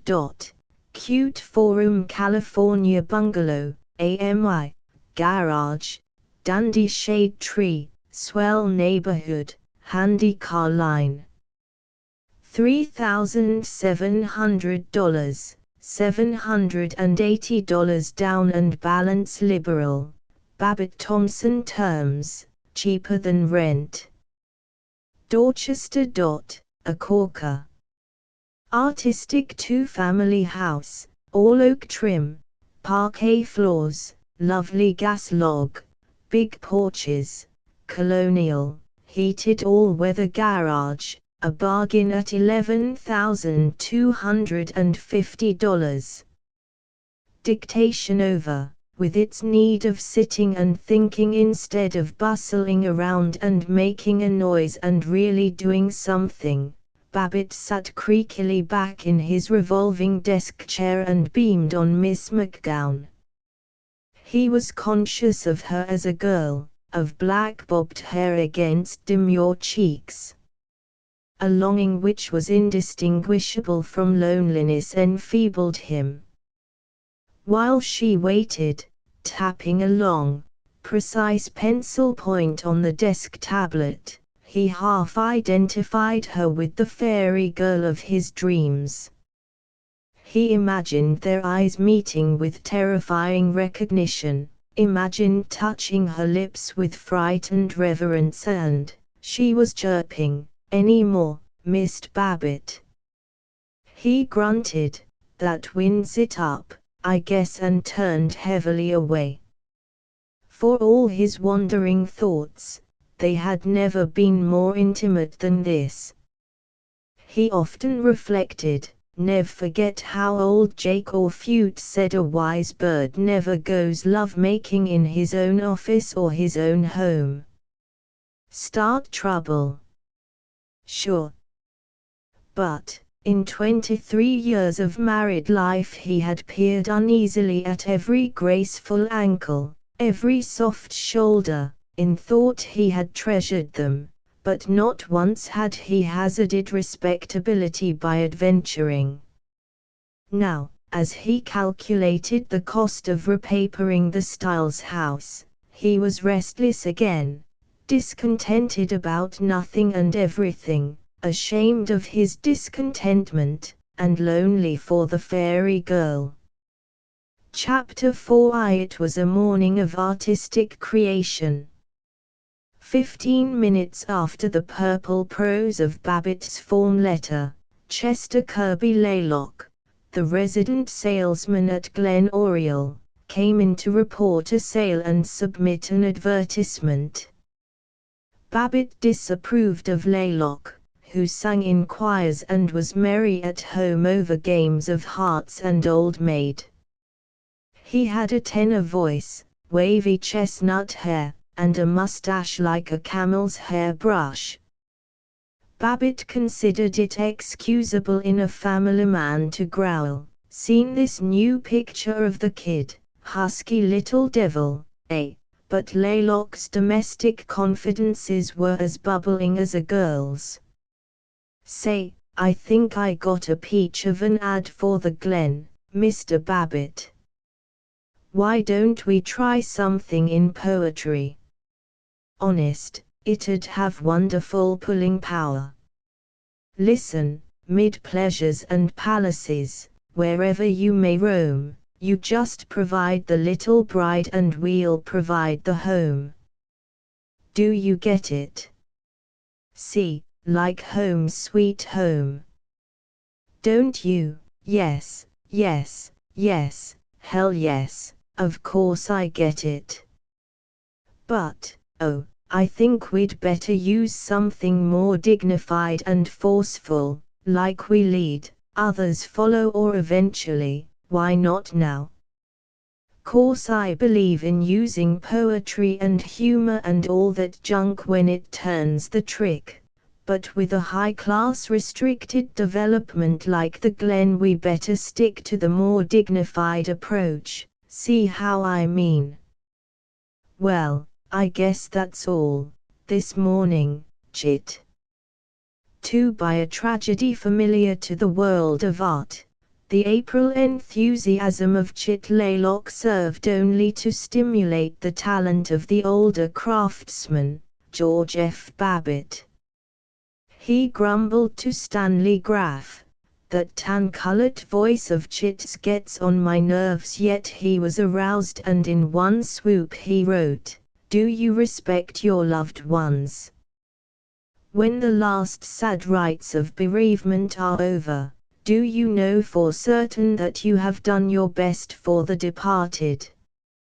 You haven't unless they lie in the cemetery beautiful Linden Lane, the only strictly up-to-date burial place in or near Zenith, where exquisitely gardened plots look from daisy-dotted hill slopes across the smiling fields of Dorchester. Sole agents Babbitt Thompson Realty Company, Reeves Building. He rejoiced, "I guess that'll show Chan Mart and his weedy old Wildwood Cemetery something about modern merchandising." 3. He sent Matt Penniman to the recorder's office to dig out the names of the owners of houses which were displaying for rent signs of other brokers. He talked to a man who desired to lease a store building for a pool room. He ran over the list of home leases which were about to expire. He sent Thomas Bywaters, a streetcar conductor who played at real estate in spare time, to call on side street prospects who were unworthy the strategies of Stanley Graff. But he had spent his credulous excitement of creation, and these routine details annoyed him. One moment of heroism he had, in discovering a new way of stopping smoking. He stopped smoking at least once a month. He went through with it like the solid citizen he was, admitted the evils of tobacco, courageously made resolves, laid out plans to check the vice, tapered off his allowance of cigars, and expounded the pleasures of virtuousness to everyone he met. He did everything, in fact, except stop smoking. 2 months before, by ruling out a schedule, noting down the hour and minute of each smoke, and ecstatically increasing the intervals between smokes, he had brought himself down to 3 cigars a day. Then he had lost the schedule. A week ago he had invented a system of leaving his cigar case and cigarette box in an unused drawer at the bottom of the correspondence file, in the outer office. "I'll just naturally be ashamed to go poking in there all day long, making a fool of myself before my own employees," he reasoned. By the end of 3 days he was trained to leave his desk, walk to the file, take out and light a cigar, without knowing that he was doing it. This morning it was revealed to him that it had been too easy to open the file. Lock it, that was the thing. Inspired, he rushed out and locked up his cigars, his cigarettes, and even his box of safety matches, and the key to the file drawer he hid in his desk. But the crusading passion of it made him so tobacco-hungry that he immediately recovered the key, walked with forbidding dignity to the file, took out a cigar and a match, but only one match. "If Olay cigar goes out, it'll by golly have to stay out." Later, when the cigar did go out, he took one more match from the file, and when a buyer and a seller came in for a conference at 11:30, naturally he had to offer them cigars. His conscience protested, "Why, you're smoking with them," but he bullied it, "Oh, shut up. I'm busy now." Of course by and by, there was no by and by. Yet his belief that he had crushed the unclean habit made him feel noble and very happy. When he called up Paul Riesling he was, in his moral splendor, unusually eager. He was fonder of Paul Riesling than of anyone on earth except himself and his daughter Tinka. They had been classmates, roommates, in the state university, but always he thought of Paul Riesling, with his dark slimness, his precisely parted hair, his nose glasses, his hesitant speech, his moodiness, his love of music, as a younger brother, to be petted and protected. Paul had gone into his father's business. After graduation, he was now a wholesaler and small manufacturer of prepared paper roofing.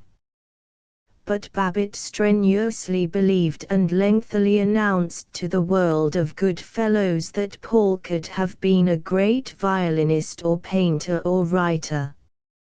Why say, the letters that boy sent me on his trip to the Canadian Rockies, they just absolutely make you see the place as if you were standing there.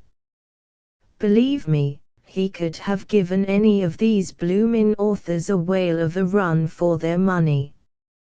Yet on the telephone they said only, South 343. No, no, no.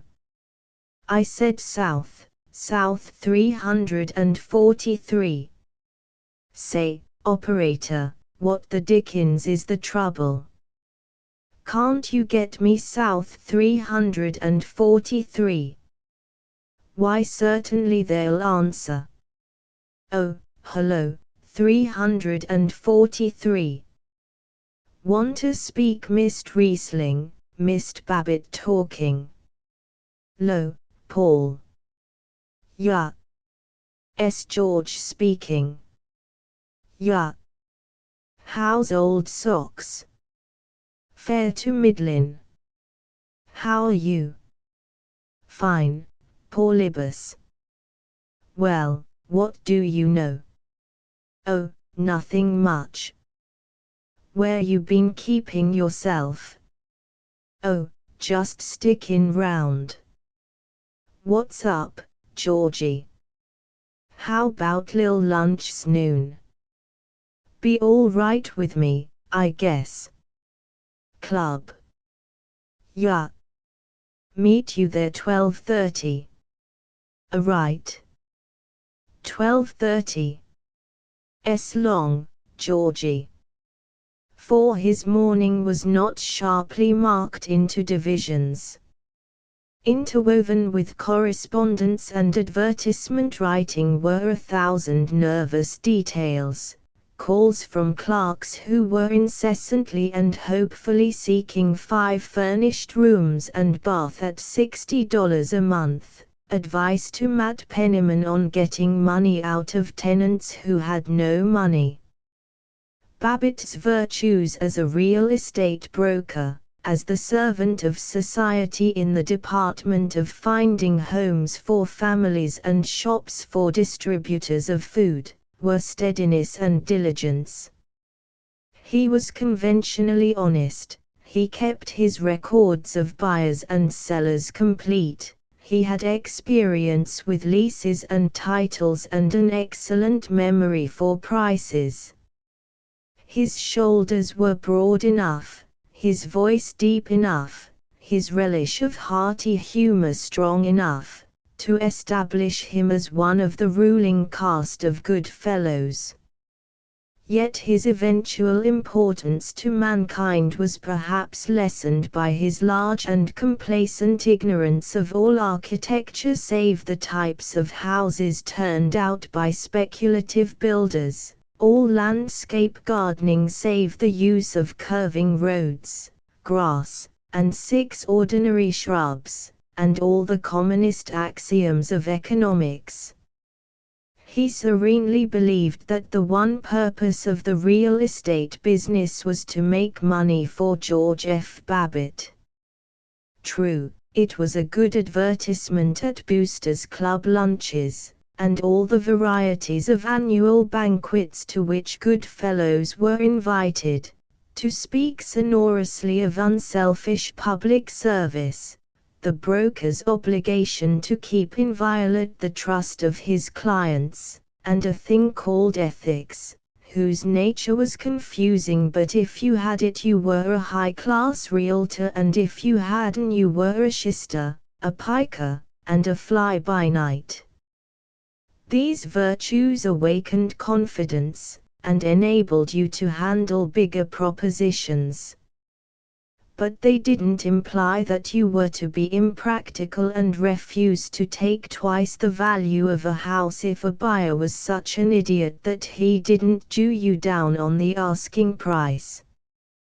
Babbitt spoke well, and often, at these orgies of commercial righteousness about the realtor's function as a seer of the future development of the community, and as a prophetic engineer clearing the pathway for inevitable changes, which meant that a real estate broker could make money by guessing which way the town would grow. This guessing he called vision.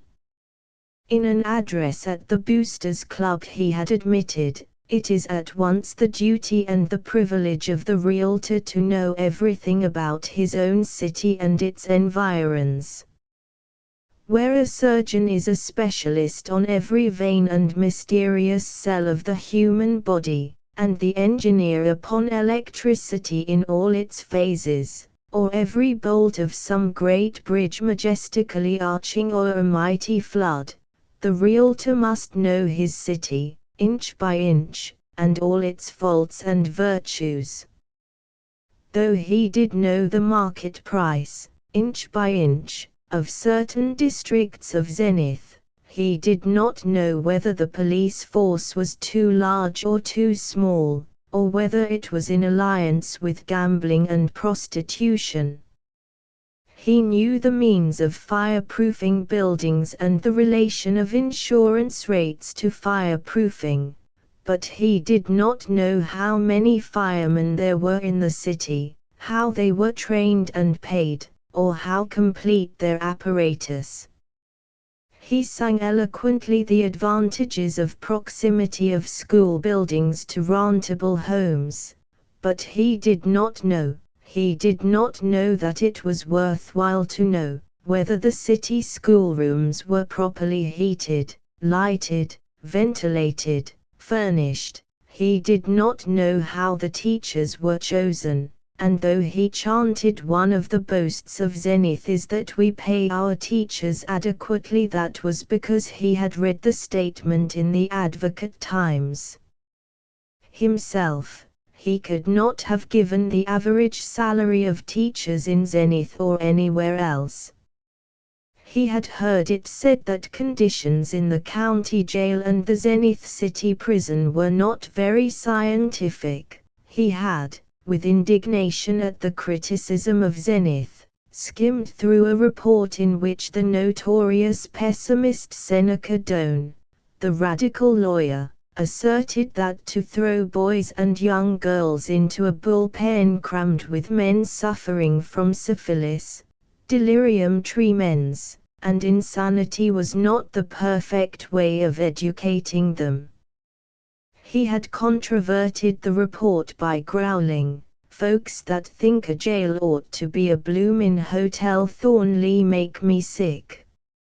If people don't like a jail, let 'em behave themselves and keep out of it." Besides, these reform cranks always exaggerate. That was the beginning and quite completely the end of his investigations into Zenith's charities and corrections, and as to the vice districts he brightly expressed it, "Those are things that no decent man monkeys with. Besides, smatter fact, I'll tell you confidentially, it's a protection to our daughters and to decent women to have a district where tough nuts can raise Cain. Keeps them away from our own homes." As to industrial conditions, however, Babbitt had thought a great deal, and his opinions may be coordinated as follows. A good labor union is of value because it keeps out radical unions, which would destroy property. No one ought to be forced to belong to a union, however. All labor agitators who try to force men to join a union should be hanged. In fact, just between ourselves, there oughtn't to be any unions allowed at all, and as it's the best way of fighting the unions, every businessman ought to belong to an employers' association and to the Chamber of Commerce. In union there is strength. So any selfish hog who doesn't join the Chamber of Commerce ought to be forced to. In nothing, as the expert on whose advice families moved to new neighborhoods to live there for a generation, was Babbitt more splendidly innocent than in the science of sanitation. He did not know a malaria-bearing mosquito from a bat, he knew nothing about tests of drinking water, and in the matters of plumbing and sewage he was as unlearned as he was voluble. He often referred to the excellence of the bathrooms in the houses he sold. He was fond of explaining why it was that no European ever bathed. Someone had told him, when he was 22, that all cesspools were unhealthy, and he still denounced them. If a client impertinently wanted him to sell a house which had a cesspool, Babbitt always spoke about it, before accepting the house and selling it. When he laid out the Glen Oriole acreage development, when he ironed woodland and dipping meadow into a glenless, orioleless, sunburnt flat prickly with small boards displaying the names of imaginary streets, he righteously put in a complete sewage system. It made him feel superior, it enabled him to sneer privily at the Martin Lumsden development, Avonlea, which had a cesspool, and it provided a chorus for the full-page advertisements in which he announced the beauty, convenience, cheapness, and supererogatory healthfulness of Glen Oriole. The only flaw was that the Glen Oriole sewers had insufficient outlet, so that waste remained in them, not very agreeably, while the Avonlea cesspool was a wearing septic tank. The whole of the Glen Oriole project was a suggestion that Babbitt, though he really did hate men recognized as swindlers, was not too unreasonably honest. Operators and buyers prefer that brokers should not be in competition with them as operators and buyers themselves, but attend to their clients' interests only. It was supposed that the Babbitt-Thompson Company were merely agents for Glen Oriole, serving the real owner, Jake Orfute, but the fact was that Babbitt and Thompson owned 62%. Of the Glen, the president and purchasing agent of the Zenith Street Traction Company owned 28%, and Jake Orfute, a gang politician, a small manufacturer, a tobacco-chewing old farcer who enjoyed dirty politics, business diplomacy, and cheating at poker, had only 10%. Which Babbitt and the traction officials had given to him for fixing health inspectors and fire inspectors and a member of the State Transportation Commission. But Babbitt was virtuous. He advocated, though he did not practice, the prohibition of alcohol. He praised, though he did not obey, the laws against motor speeding. He paid his debts, he contributed to the church, the Red Cross, and the YMCA. He followed the custom of his clan and cheated only as it was sanctified by precedent, and he never descended to trickery, though, as he explained to Paul Riesling, "Course I don't mean to say that every ad I write is literally true or that I always believe everything I say. When I give some buyer a good strong selling spiel, You see, it's like this. In the first place, maybe the owner of the property exaggerated when he put it into my hands, and it certainly isn't my place to go proving my principal a liar. And then most folks are so darn crooked themselves that they expect a fellow to do a little lying, so if I was fool enough to never whoop the ante, I'd get the credit for lying anyway. In self-defense I got to toot my own horn, like a lawyer defending a client. His bounden duty, ain't it, to bring out the poor dub's good points? Why, the judge himself would bawl out a lawyer that didn't, even if they both knew the guy was guilty. But even so, I don't pad out the truth like Cecil Roundtree or Thayer or the rest of these realtors. Fact, I think a fellow that's willing to deliberately up and profit by lying ought to be shot. Babbitt's value to his clients was rarely better shown than this morning, in the conference at 11:30 between himself, Conrad Light, and Archibald Purdy. Conrad Light was a real estate speculator.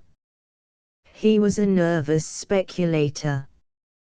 Before he gambled, he consulted bankers, lawyers, architects, contracting builders, and all of their clerks and stenographers who were willing to be cornered and give him advice.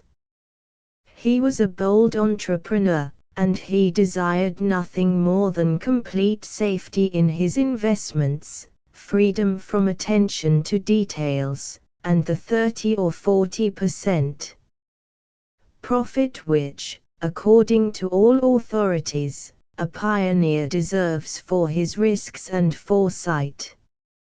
He was a stubby man with a cap-like mass of short grey curls and clothes which, no matter how well cut, seemed shaggy. Below his eyes were semicircular hollows, as though silver dollars had been pressed against them and had left an imprint. Particularly and always Light consulted Babbitt, and trusted in his slow cautiousness. 6 months ago Babbitt had learned that one Archibald Purdy, a grocer in the indecisive residential district known as Linton, was talking of opening a butcher shop beside his grocery. Looking up the ownership of adjoining parcels of land, Babbitt found that Purdy owned his present shop but did not own the one available lot adjoining.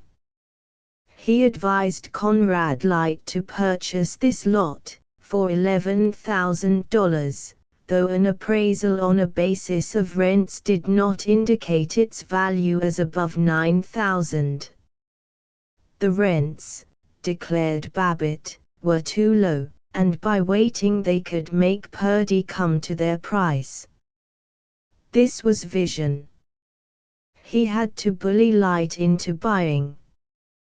His first act as agent for Light was to increase the rent of the battered store building on the lot. The tenant said a number of rude things, but he paid. Now, Purdy seemed ready to buy, and his delay was going to cost him $10,000 extra. The reward paid by the community to Mr. Conrad Light for the virtue of employing a broker who had vision and who understood talking points, strategic values, key situations, underappraisals, and the psychology of salesmanship. Light came to the conference exultantly. He was fond of Babbitt, this morning, and called him Old Hose. Purdy, the grocer, a long-nosed man and solemn, seemed to care less for Babbitt and for vision, but Babbitt met him at the street door of the office and guided him toward the private room with affectionate little cries of "This way, Brother Purdy." He took from the correspondence file the entire box of cigars and forced them on his guests. He pushed their chairs 2 inches forward and 3 inches back, which gave an hospitable note, then leaned back in his desk chair and looked plump and jolly. But he spoke to the weakling grocer with firmness. "Well, Brother Purdy, we been having some pretty tempting offers from butchers and a slew of other folks for that lot next to your store, but I persuaded Brother Light that we ought to give you a shot at the property first.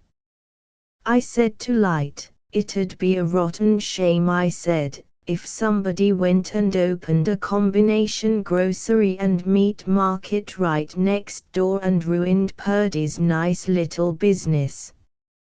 Especially," Babbitt leaned forward, and his voice was harsh, "it would be hard luck if one of these cash and carry chain stores got in there and started cutting prices below cost till they got rid of competition and forced you to the wall." Purdy snatched his thin hands from his pockets, pulled up his trousers, thrust his hands back into his pockets, tilted in the heavy oak chair, and tried to look amused, as he struggled, "Yes, they're bad competition. But I guess you don't realize the pulling power that personality has in a neighborhood business." The great Babbitt smiled. "That's so. Just as you feel, old man.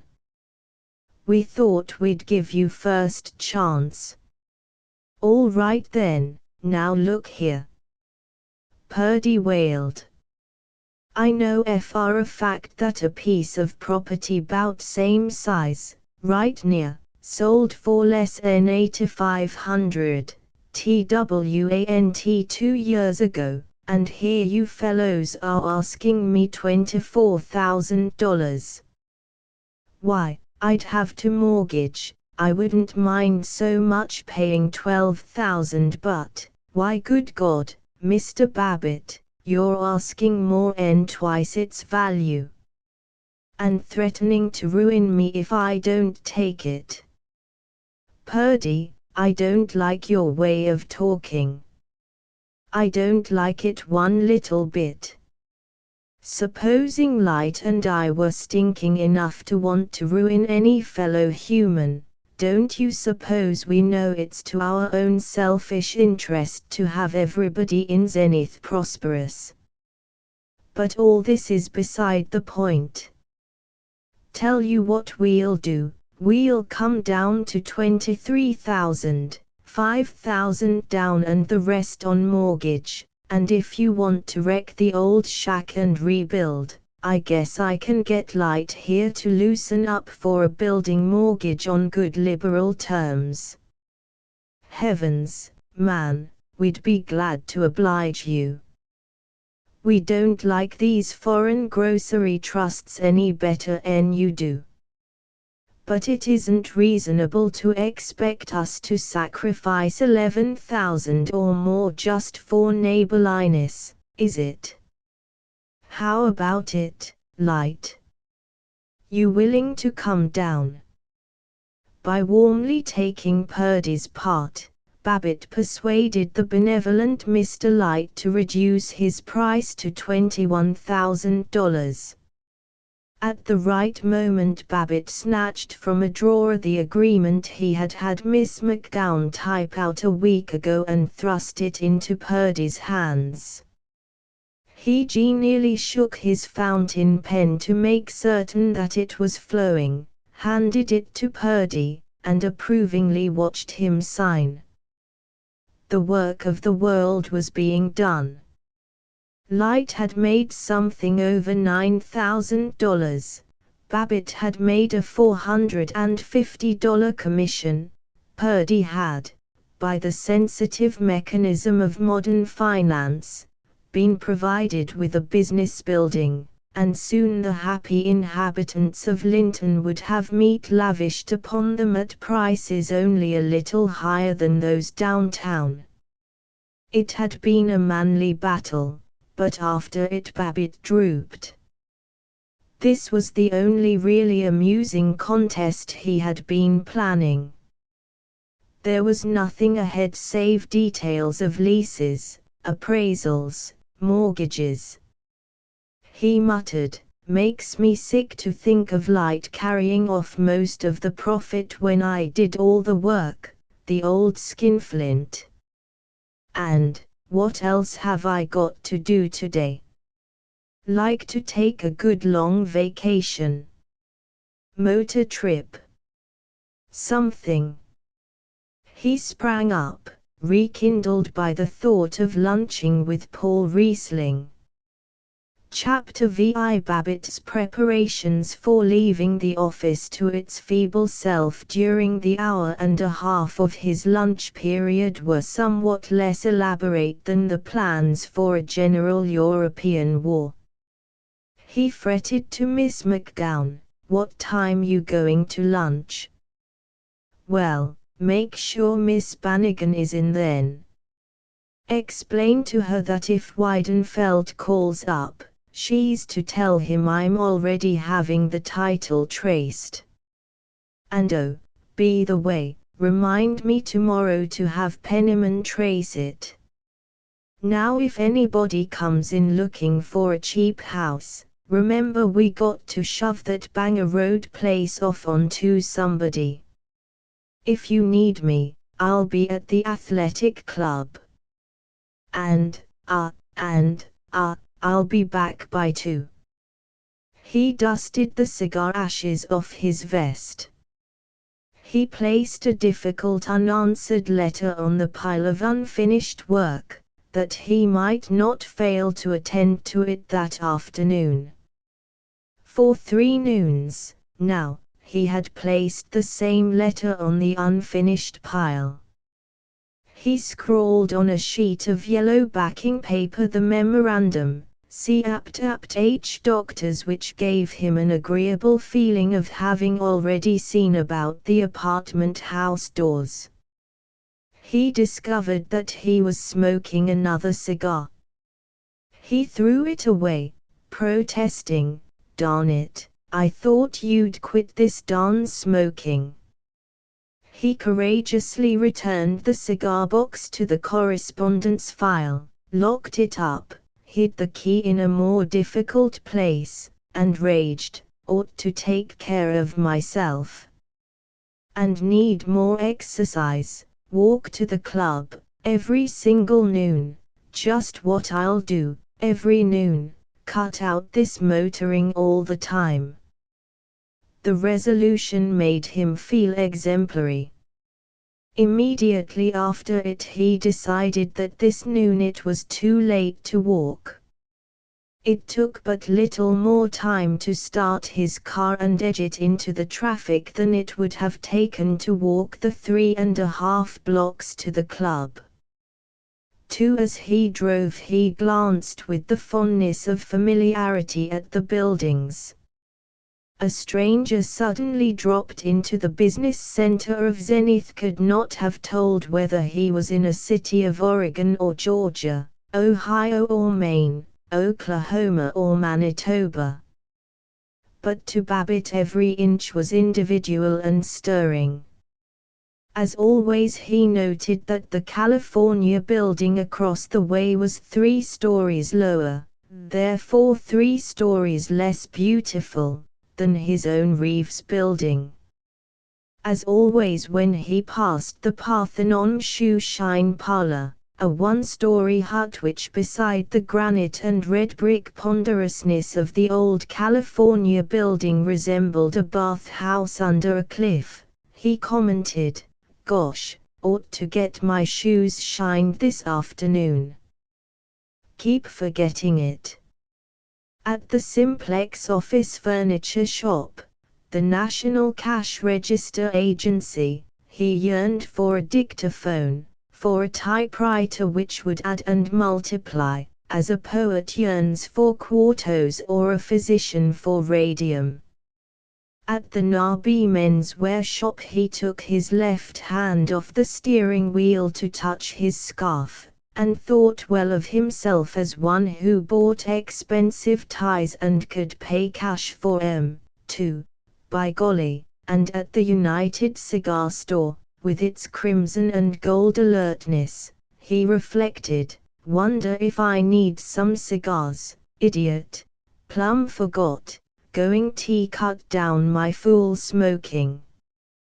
He looked at his bank, the Miners and Drovers National, and considered how clever and solid he was to bank with so marbled an establishment. His high moment came in the clash of traffic when he was halted at the corner beneath the lofty Second National Tower.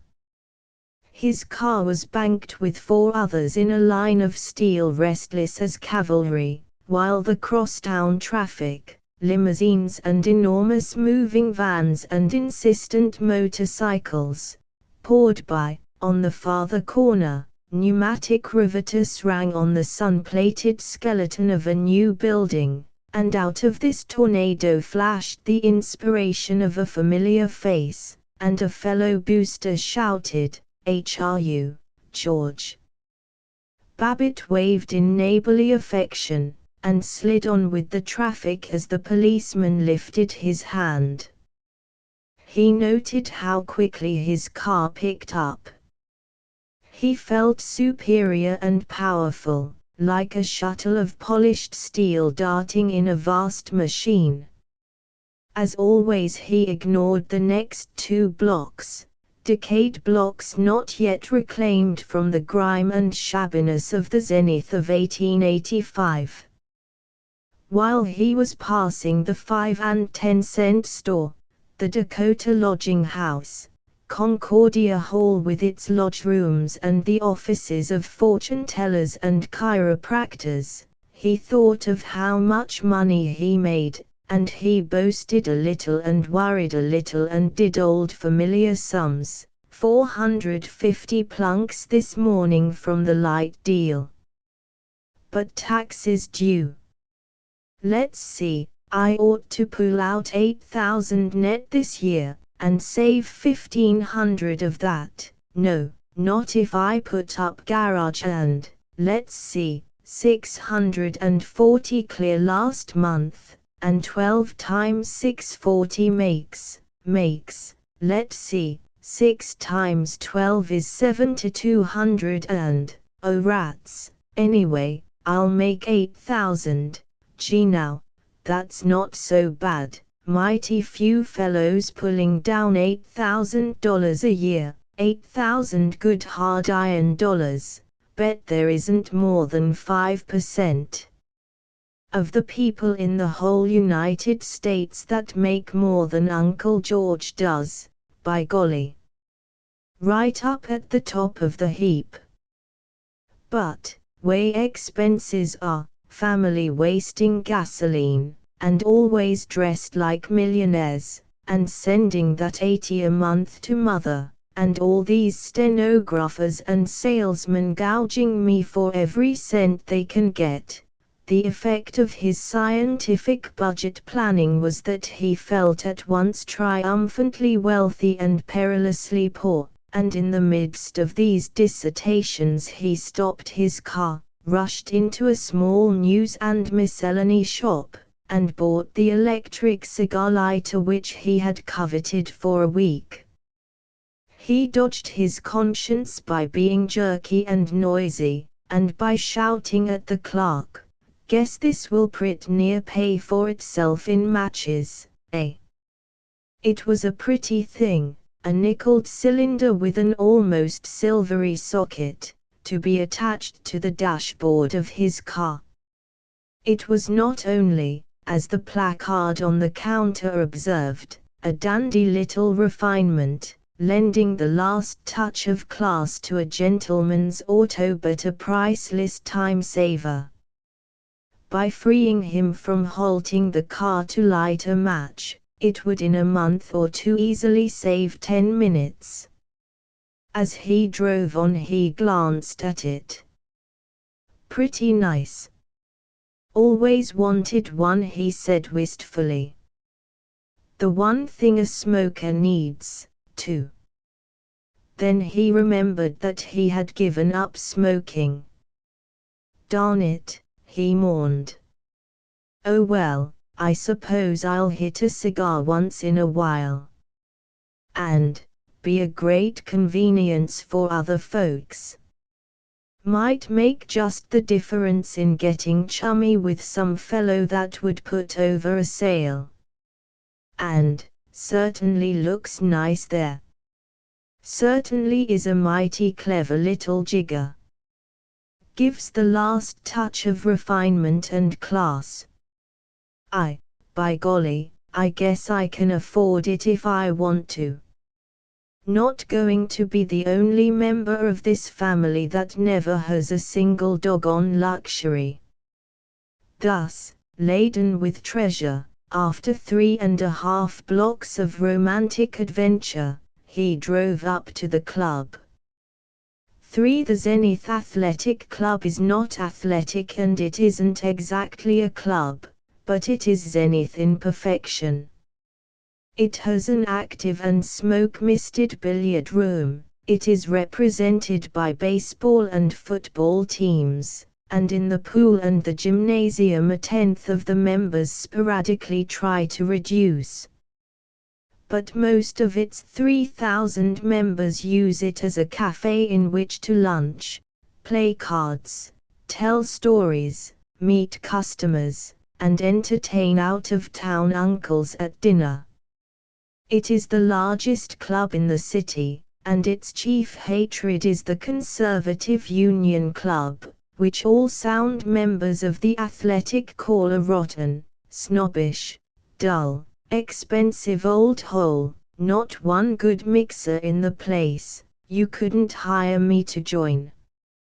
Statistics show that no member of the Athletic has ever refused election to the Union, and of those who are elected, 67% resign from the Athletic and are thereafter heard to say, in the drowsy sanctity of the Union Lounge, the Athletic would be a pretty good hotel, if it were more exclusive. The Athletic Club building is 9 stories high, yellow brick with glassy roof garden above and portico of huge limestone columns below. The lobby, with its thick pillars of porous seen stone, its pointed vaulting, and a brown glazed tile floor like well-baked bread crust, is a combination of cathedral crypt and rathskeller. The members rush into the lobby as though they were shopping and hadn't much time for it. Thus did Babbitt enter, and to the group standing by the cigar counter he whooped, "How's the boys? How's the boys?" "Well, well, fine day." Jovially they whooped back, Virgil Gunch, the coal dealer, Sidney Finkelstein, the ladies' ready-to-wear buyer for Parcher and Stein's department store, and Professor Joseph K. Pumphrey, owner of the Right Way Business College and instructor in public speaking, business English, scenario writing, and commercial law. Though Babbitt admired this savant, and appreciated Sidney Finkelstein as a mighty smart buyer and a good liberal spender, it was to Virgil Gunch that he turned with enthusiasm. Mr. Gunch was president of the Boosters Club, a weekly lunch club, local chapter of a national organization which promoted sound business and friendliness among regular fellows. He was also no less an official than esteemed leading knight in the Benevolent and Protective Order of Elks, and it was rumored that at the next election he would be a candidate for exalted ruler. He was a jolly man, given to oratory and to chumminess with the arts. He called on the famous actors and vaudeville artists when they came to town, gave them cigars, addressed them by their first names, and, sometimes, succeeded in bringing them to the boosters' lunches to give the boys a free entertainment. He was a large man with hairy brows, and he knew the latest jokes, but he played poker close to the chest. It was at his party that Babbitt had sucked in the virus of today's restlessness. Gunch shouted, "How's the old Bolsheviki? How do you feel, the morning after the night before?" "Oh, boy. Some head." "That was a regular party you threw, Virg. Hope you haven't forgotten I took that last cute little jackpot." Babbitt bellowed. He was 3 feet from Gunch. "That's all right now. What I'll hand you next time, Georgie. Say, John, notice in the paper the way the New York Assembly stood up to the Reds?" "You bet I did." "That was fine, eh? Nice day today." "Yes, it's one mighty fine spring day, but nights still cold." "Yeah, you're right they are. Had to have coupla blankets last night, out on the sleeping porch." "Say, Sid," Babbitt turned to Finkelstein, the buyer, "got something want to ask you about. I went out and bought me an electric cigar lighter for the car, this noon, and, good hunch," said Finkelstein, while even the learned Professor Pumphrey, a bulbous man with a pepper and salt cutaway and a pipe organ voice, commented, "that makes a dandy accessory. Cigar lighter gives tone to the dashboard. Yep, finally decided I'd buy me one. Got the best on the market, the clerk said it was. Paid $5 for it. Just wondering if I got stuck." "What do they charge for 'em at the store, Sid?" Finkelstein asserted that $5 was not too great a sum, not for a really high-class lighter which was suitably nickeled and provided with connections of the very best quality. "I always say, and believe me, I base it on a pretty fairly extensive mercantile experience, the best is the cheapest in the long run. Of course, if a fellow wants to be a Jew about it, he can get cheap junk, but in the long run, the cheapest thing is the best you can get. Now you take here just the other day, I got a new top for my old boat and some upholstery, and I paid out $126.50, and of course a lot of fellows would say that was too much, Lord. If the old folks, they live in one of these hick towns upstate and they simply can't get onto the way a city fellow's mind works, and then, of course, they are Jews, and they'd lie right down and die if they knew Sid had anted up 126 bones. But I don't figure I was stuck, George, not a bit. Machine looks brand new now, not that it's so darned old, of course, had it less than 3 years, but I give it hard service, never drive less than 100 miles on Sunday and, oh, I don't really think you got stuck, George. In the long run, the best is, you might say, it's unquestionably the cheapest." "That's right," said Virgil Gunch. "That's the way I look at it. If a fellow is keyed up to what you might call intensive living, the way you get it here in Zenith, all the hustle and mental activity that's going on with a bunch of live wires like the boosters and here in the ZAC, why, he's got to save his nerves by having the best. Babbitt nodded his head at every fifth word in the roaring rhythm, and by the conclusion, in Gunch's renowned humorous vein, he was enchanted. Still, at that, George, don't know's you can afford it. I've heard your business has been kind of under the eye of the government since you stole the tail of Eathorn Park and sold it. Oh, you're a great little Josher, Verg. But when it comes to kidding, how about this report that you stole the black marble steps off the post office and sold 'em for high-grade coal? In delight Babbitt patted Gunch's back, stroked his arm. That's all right, but what I want to know is, who's the real estate shark that bought that coal for his apartment houses? I guess that'll hold you for a while, George, said Finkelstein. I'll tell you, though, boys, what I did here.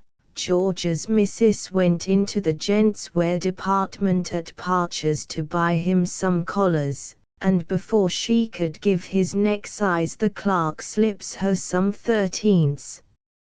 How d'ya know the size, says Mrs. Babbitt, and the clerk says, men that let their wives buy collars for 'em always wear 13, madam.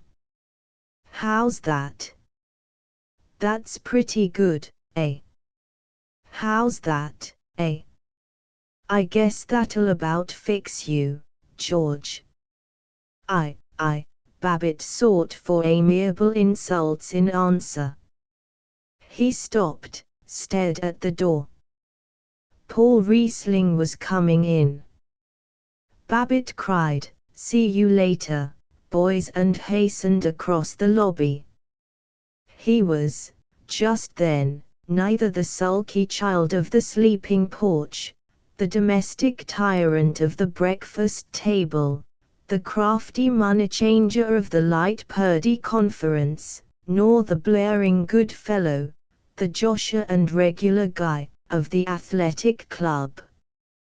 He was an older brother to Paul Riesling, swift to defend him, admiring him with a proud and credulous love passing the love of women. Paul and he shook hands solemnly. They smiled as shyly as though they had been parted 3 years, not 3 days, and they said, "How's the old horse thief?"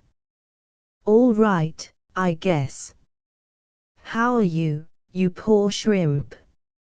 "I'm first rate, you second-hand hunk o' cheese." Reassured thus of their high fondness, Babbitt grunted, "You're a fine guy, you are." 10 minutes late. Riesling snapped, "Well, you're lucky to have a chance to lunch with a gentleman."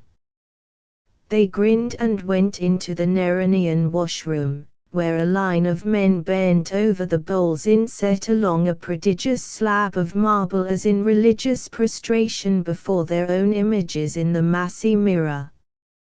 Voices thick, satisfied, authoritative, hurtled along the marble walls, bounded from the ceiling of lavender-bordered milky tiles, while the lords of the city, the barons of insurance and law and fertilizers and motor tires, laid down the law for zenith, announced that the day was warm, indeed, indisputably of spring, that wages were too high and the interest on mortgages too low, that Babe Ruth, the eminent player of baseball, was a noble man, and that those two nuts at the climax vaudeville theater this week certainly are a slick pair of actors.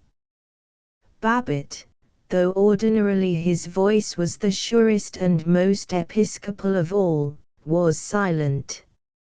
In the presence of the slight dark reticence of Paul Riesling, He was awkward, he desired to be quiet and firm and deft. The entrance lobby of the athletic club was Gothic, the washroom Roman Imperial, the lounge Spanish Mission, and the reading room in Chinese Chippendale, but the gem of the club was the dining room, the masterpiece of Ferdinand Reitman, Zenith's busiest architect.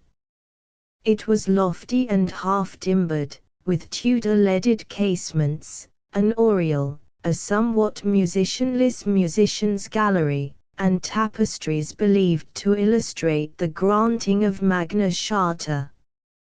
The open beams had been hand-adzed at Jake Orfute's Carbody Works, the hinges were of hand-wrought iron, the wainscot studded with handmade wooden pegs, and at one end of the room was a heraldic and hooded stone fireplace which the club's advertising pamphlet asserted to be not only larger than any of the fireplaces in European castles but of a draught incomparably more scientific.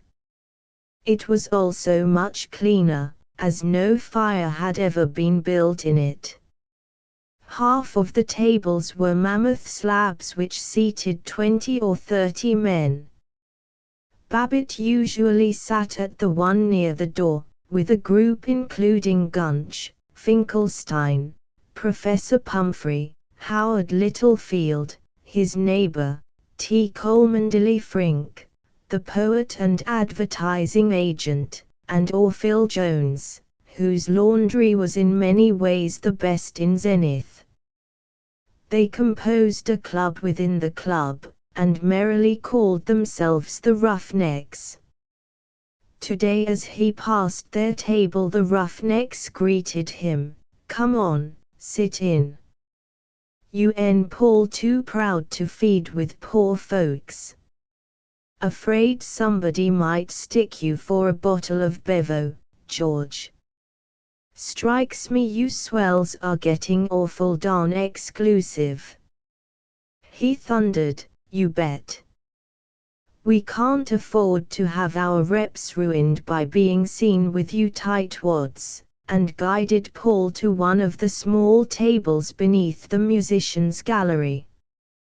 He felt guilty.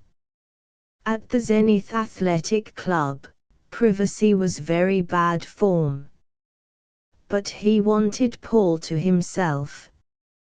That morning he had advocated lighter lunches and now he ordered nothing but English mutton chop, radishes, peas, deep dish apple pie, a bit of cheese, and a pot of coffee with cream, adding, as he did invariably, and and you might give me an order of French fried potatoes. When the chop came he vigorously peppered it and salted it. He always peppered and salted his meat, and vigorously, before tasting it. Paul and he took up the spring-like quality of the spring, the virtues of the electric cigar lighter, and the action of the New York State Assembly. It was not till Babbitt was thick and disconsolate with mutton grease that he flung out, "I wound up a nice little deal with Conrad Light this morning that put 500 good round plunks in my pocket. Pretty nice, pretty nice. And yet, I don't know what's the matter with me today. Maybe it's an attack of spring fever, or staying up too late at Verd Gunch's, or maybe it's just the winter's work piling up, but I've felt kind of down in the mouth all day long. Course I wouldn't beef about it to the fellows at the Roughnecks table there, but you ever feel that way, Paul? Kind of comes over me, here I've pretty much done all the things I ought to, supported my family, and got a good house and a 6-cylinder car, and built up a nice little business, and I haven't any vices specially, except smoking, and I'm practically cutting that out, by the way. And I belong to the church, and play enough golf to keep in trim, and I only associate with good decent fellows. And yet, even so, I don't know that I'm entirely satisfied." It was drawled out, broken by shouts from the neighboring tables, by mechanical love-making to the waitress, by stertorous grunts as the coffee filled him with dizziness and indigestion. He was apologetic and doubtful, and it was Paul, with his thin voice, who pierced the fog. "Good Lord, George, you don't suppose it's any novelty to me to find that we hustlers, that think we're so all-fired successful, aren't getting much out of it? You look as if you expected me to report you as seditious. You know what my own life's been." "I know, old man. I ought to have been a fiddler, and I'm a peddler of tar roofing. And Zilla, oh, I don't want to squeal, but you know as well as I do about how inspiring a wife she is. Typical instance: last evening, we went to the movies. There was a big crowd waiting in the lobby, us at the tail end. She began to push right through it with her 'sir, how dare you' manner. Honestly, sometimes when I look at her and see how she's always so made up and stinking of perfume and looking for trouble and kind of always yelping, I tell ya I'm a lady, damn ya. Why, I want to kill her. Well, she keeps elbowing through the crowd, me after her, feeling good and ashamed, till she's almost up to the velvet rope and ready to be the next let in. But there was a little squirt of a man there, probably been waiting half an hour. I kind of admired the little cuss, and he turns on Zilla and says, perfectly polite, "Madam, why are you trying to push past me?"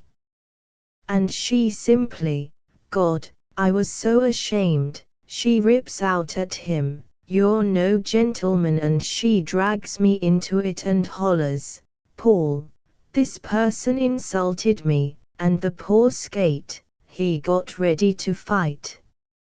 I made out I hadn't heard them, sure, same as you wouldn't hear a boiler factory, and I tried to look away. I can tell you exactly how every tile looks in the ceiling of that lobby. There's one with brown spots on it like the face of the devil, and all the time the people there, they were packed in like sardines. They kept making remarks about us, and Zilla went right on talking about the little chap, and screeching that folks like him oughtn't he to be admitted in a place that's supposed to be for ladies and gentlemen. And Paul, will you kindly call the manager, so I can report this dirty rat, and, OOF. Maybe I wasn't glad when I could sneak inside and hide in the dark. After 24 years of that kind of thing, you don't expect me to fall down and foam at the mouth when you hint that this sweet, clean, respectable, moral life isn't all it's cracked up to be, do you? I can't even talk about it, except to you, because anybody else would think I was yellow. Maybe I am. Don't care any longer. Gosh, you've had to stand a lot of whining from me, first and last, Georgie. Rats, now, Paul, you've never really what you could call whined. Sometimes, I'm always blowing to Myra and the kids about what a whale of a realtor I am, and yet sometimes I get a sneaking idea I'm not such a Pierpont Morgan as I let on to be. But if I ever do help by jollying you along, old Paulski, I guess maybe St. Pete may let me in after all. Yeah, You're an old blowhard, Georgie, you cheerful cutthroat, but you've certainly kept me going. Why don't you divorce Zilla? Why don't I? If I only could.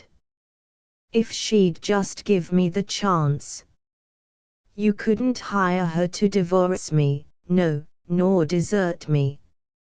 She's too fond of her 3 squares and a few pounds of nut-center chocolates in between. If she'd only be what they call unfaithful to me. George, I don't want to be too much of a stinker. Back in college I'd thought a man who could say that ought to be shot at sunrise. But honestly, I'd be tickled to death if she'd really go making love with somebody. Fat chance. Of course she'll flirt with anything, you know how she holds hands and laughs, that horrible brassy laugh, the way she yaps, you naughty man, you better be careful or my big husband will be after you. And the guy looking me over and thinking, why, you cute little thing, you run away now or I'll spank you. And she'll let him go just far enough so she gets some excitement out of it and then she'll begin to do the injured innocent and have a beautiful time wailing, I didn't think you were that kind of a person. They talk about these demi-voyages in stories, these whats. But the wise, hard, corseted, old married women like Zilla are worse than any bobbed-haired girl that ever went boldly out into this here storm of life, and kept her umbrella slid up her sleeve. But rats, you know what Zilla is. How she nags. How she wants everything I can buy her, and a lot that I can't, and how absolutely unreasonable she is, and when I get sore and try to have it out with her she plays the perfect lady so well that even I get fooled and get all tangled up in a lot of why did you says and I didn't means. I'll tell you, Georgie, you know my tastes are pretty fairly simple, in the matter of food, at least. Course, as you're always complaining, I do like decent cigars, not those Florida Cabagas you're smoking, that's all right now. That's a good 2-4. By the way, Paul, did I tell you I decided to practically cut out smock, yes you. At the same time, if I can't get what I like, why, I can do without it. I don't mind sitting down to burnt steak, with canned peaches and store cake for a thrilling little dessert afterwards. But I do draw the line at having to sympathize with Zilla because she's so rotten bad-tempered that the cook has quit. And she's been so busy sitting in a dirty lace negligee all afternoon, reading about some brave manly Western hero, that she hasn't had time to do any cooking. You're always talking about morals, meaning monogamy, I suppose. You've been the rock of ages to me, all right, but you're essentially a simp. Where do you get that simp little man? Let me tell you, love to look earnest and inform the world that it's the duty of responsible businessmen to be strictly moral, as an example to the community. In fact you're so earnest about morality, old Georgie, that I hate to think how essentially immoral you must be underneath. All right. You can, wait now.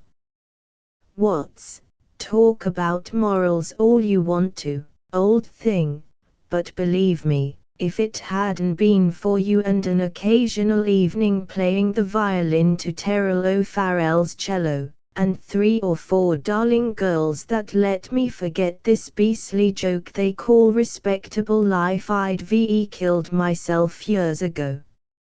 And business. The roofing business. Roofs for cowsheds. Oh, I don't mean I haven't had a lot of fun out of the game, out of putting it over on the labor unions, and seeing a big check coming in, and the business increasing. But what's the use of it? You know, my business isn't distributing roofing, it's principally keeping my competitors from distributing roofing. Same with you. All we do is cut each other's throats and make the public pay for it. Look here now, Paul. You're pretty darn near talking socialism. Oh yes, of course I don't really exactly mean that, I suppose. Course, competition brings out the best, survival of the fittest, but I mean, take all these fellows we know, the kind right here in the club now, that seem to be perfectly content with their home life and their businesses, and that boost Zenith and the Chamber of Commerce and holler for a million population. I bet if you could cut into their heads you'd find that 1/3 of them are sure enough satisfied with their wives and kids and friends and their offices, and 1/3 feel kind of restless but won't admit it, and 1/3 are miserable and know it.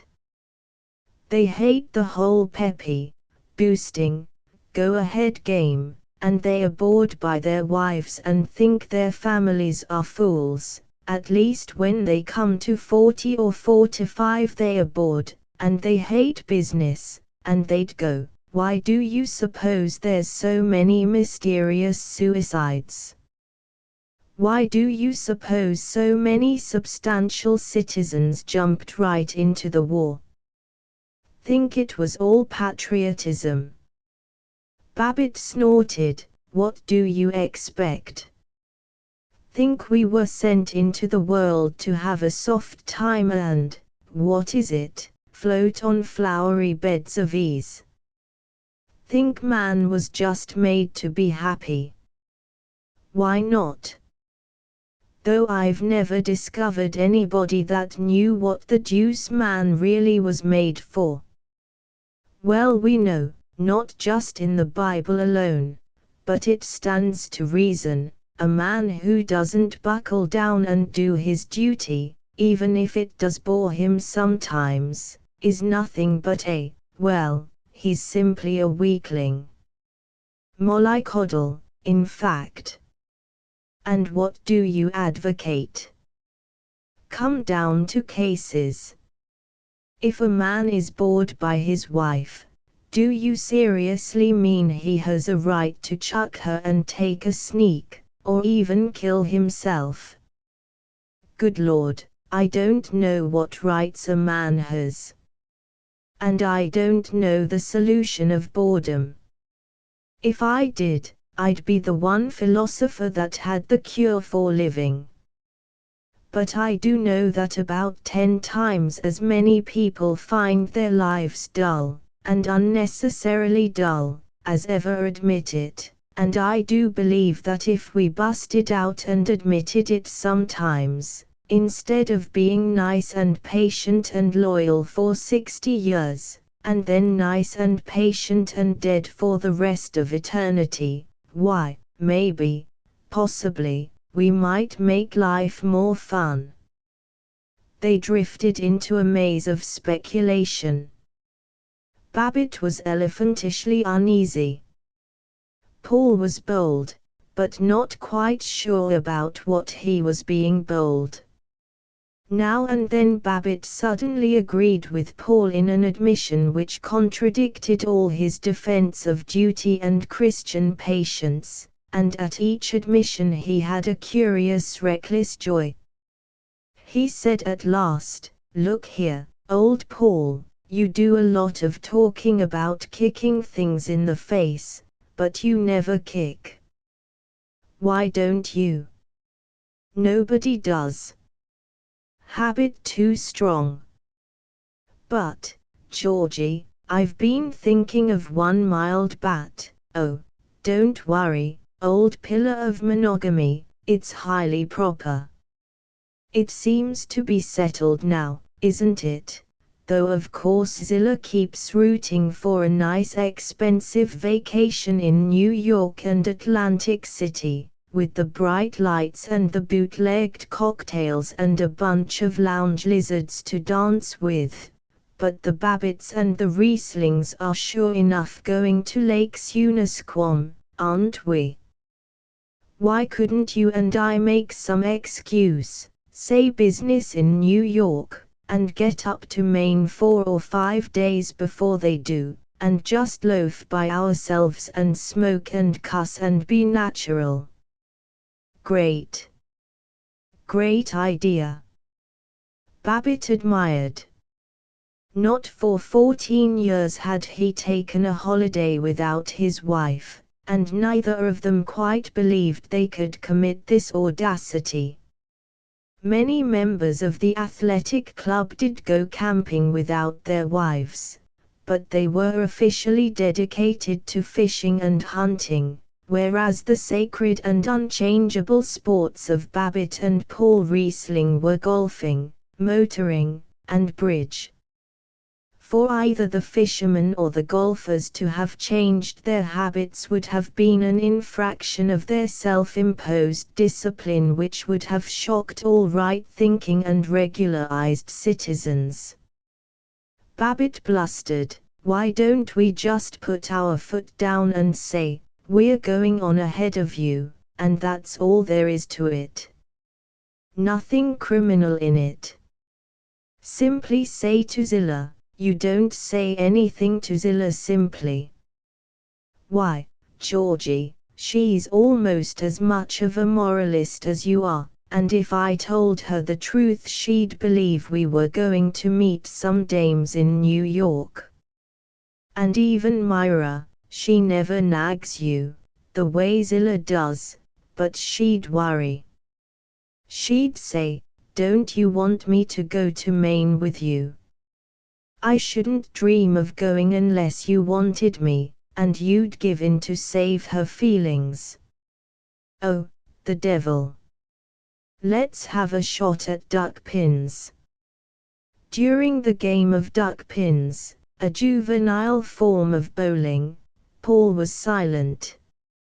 As they came down the steps of the club, not more than half an hour after the time at which Babbitt had sternly told Miss McGowan he would be back, Paul sighed, "Look here, old man, oughtn't he to talked about Zilla way I did? Rats, old man, it lets off steam." "Oh, I know. After spending all noon sneering at the conventional stuff, I'm conventional enough to be ashamed of saving my life by busting out with my fool troubles. Old Paul, your nerves are kind of on the bum. I'm going to take you away. I'm going to rig this thing. I'm going to have an important deal in New York and sure, of course, I'll need you to advise me on the roof of the building. And the Olay deal will fall through, and there'll be nothing for us but to go on ahead to Maine. Paul, when it comes right down to it, I don't care whether you bust loose or not.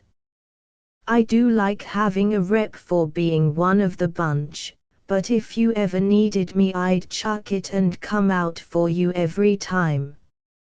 Not of course, but what you're. Course I don't mean you'd ever do anything that would put a decent position on the fritz, but, see how I mean. I'm kind of a clumsy old codger, and I need your fine Italian hand. Oh, hell, I can't stand here gassing all day. On the job. Long. Don't take any wooden money, Paulibus. See you soon. Long. Chapter 6. He forgot Paul Riesling in an afternoon of not unagreeable details. After a return to his office, which seemed to have staggered on without him, he drove a prospect out to view a 4-flat tenement in the Linton district. He was inspired by the customer's admiration of the new cigar lighter. Thrice its novelty made him use it, and thrice he hurled half-smoked cigarettes from the car, protesting, "I got to quit smoking so blame much." Their ample discussion of every detail of the cigar lighter led them to speak of electric flat irons and bed warmers. Babbitt apologized for being so shabbily old-fashioned as still to use a hot water bottle, and he announced that he would have the sleeping porch wired at once. He had enormous and poetic admiration, though very little understanding, of all mechanical devices. They were his symbols of truth and beauty. Regarding each new intricate mechanism, metal lathe, 2-jet carburetor, machine gun, oxyacetylene welder, he learned one good realistic-sounding phrase, and used it over and over, with a delightful feeling of being technical and initiated.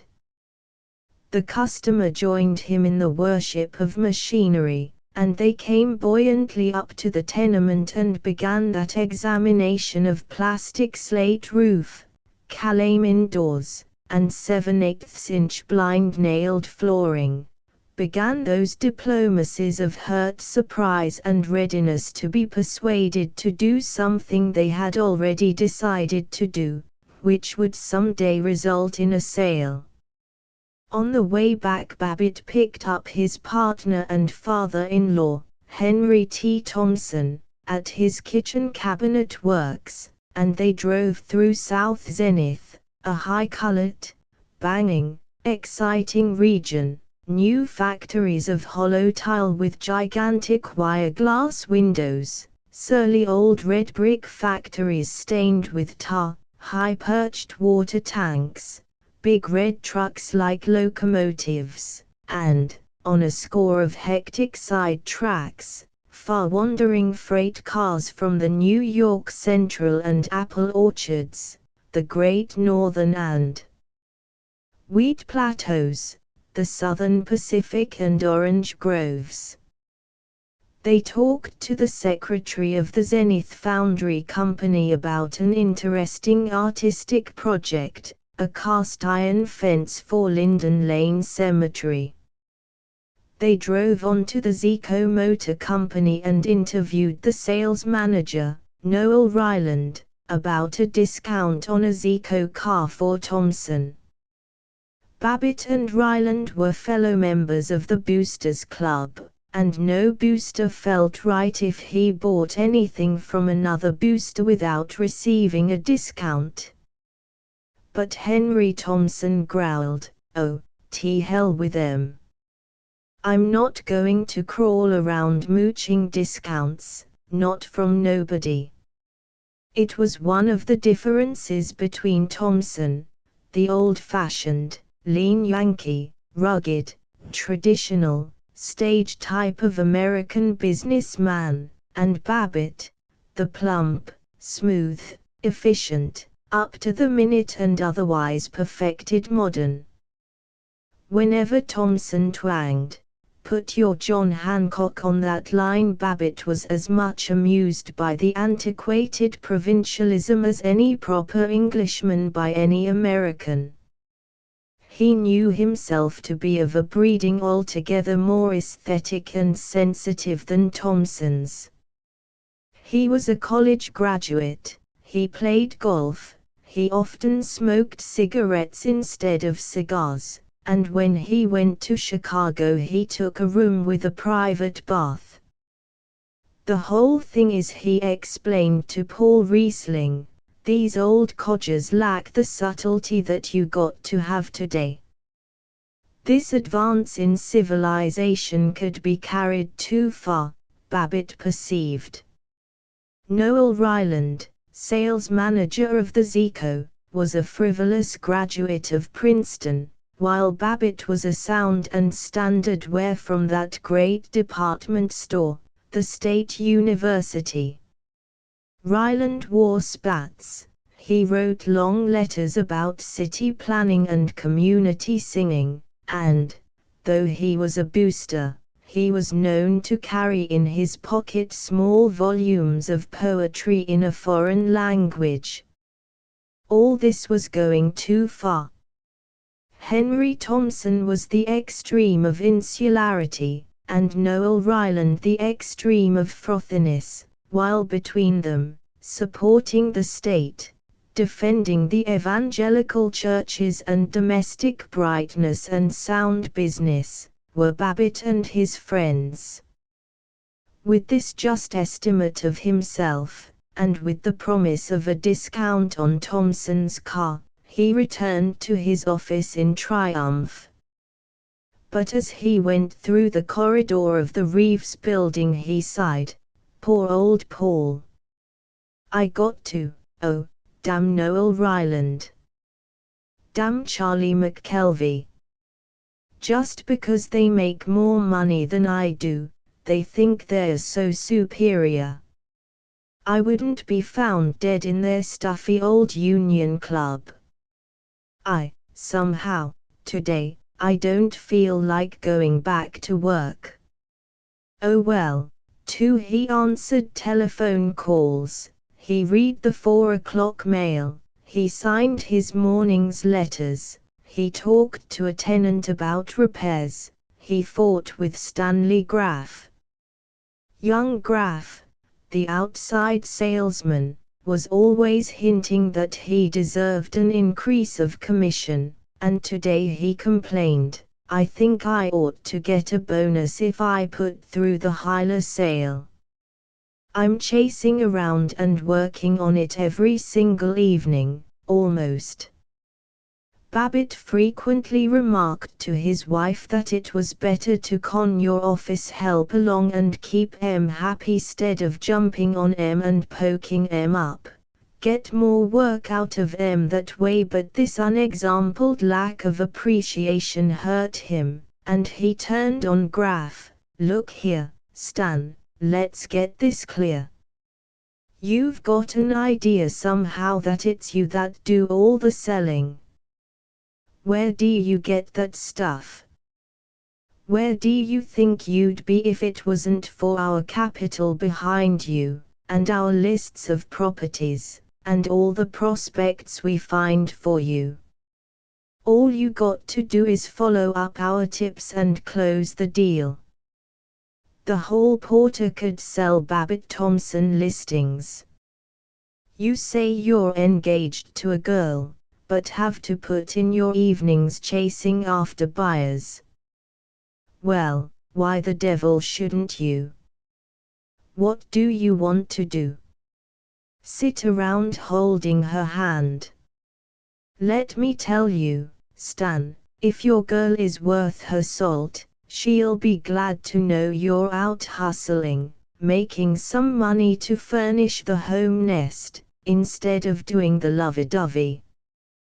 The kind of fellow that kicks about working overtime, that wants to spend his evenings reading trashy novels or spooning and exchanging a lot of nonsense and foolishness with some girl, he ain't the kind of upstanding, energetic young man, with a future, and with vision, that we want here. How about it? What's your ideal, anyway? Do you want to make money and be a responsible member of the community, or do you want to be a loafer, with no inspiration or pep?" Graff was not so amenable to vision and ideals as usual. "You bet I want to make money. That's why I want that bonus. Honest, Mr. Babbitt, I don't want to get fresh, but this Hyla house is a terror. Nobody'll fall for it. The flooring is rotten and the walls are full of cracks. That's exactly what I mean. To a salesman with a love for his profession, it's hard problems like that that inspire him to do his best. Besides, Stan, matter of fact, Thompson and I are against bonuses, as a matter of principle. We like you, and we want to help you so you can get married, but we can't be unfair to the others on the staff. If we start giving you bonuses, don't you see we're going to hurt the feeling and be unjust to Penniman and Laylock? Right's right, and discrimination is unfair, and there ain't going to be any of it in this office. Don't get the idea, Stan, that because during the war salesmen were hard to hire, now, when there's a lot of men out of work, there aren't a slew of bright young fellows that would be glad to step in and enjoy your opportunities, and not act as if Thompson and I were his enemies and not do any work except for bonuses. How about it, Hare? How about it? Oh, well, gee, of course, sighed Graff, as he went out, crabwise. Babbitt did not often squabble with his employees. He liked to like the people about him, he was dismayed when they did not like him. It was only when they attacked the sacred purse that he was frightened into fury, but then, being a man given to oratory and high principles, he enjoyed the sound of his own vocabulary and the warmth of his own virtue. Today he had so passionately indulged in self-approval that he wondered whether he had been entirely just. After all, Stan isn't a boy anymore. Oughtn't he to call him so hard? But rats, got to haul folks over the coals now and then for their own good. Unpleasant duty, but I wonder if Stan is sore. What's he saying to McGowan out there? So chill a wind of hatred blew from the outer office that the normal comfort of his evening homegoing was ruined. He was distressed by losing that approval of his employees to which an executive is always slave. Ordinarily he left the office with 1,000 enjoyable fussy directions to the effect that there would undoubtedly be important tasks tomorrow, and Miss McGowan and Miss Bannigan would do well to be there early, and for heaven's sake remind him to call up Conrad Light soon as he came in.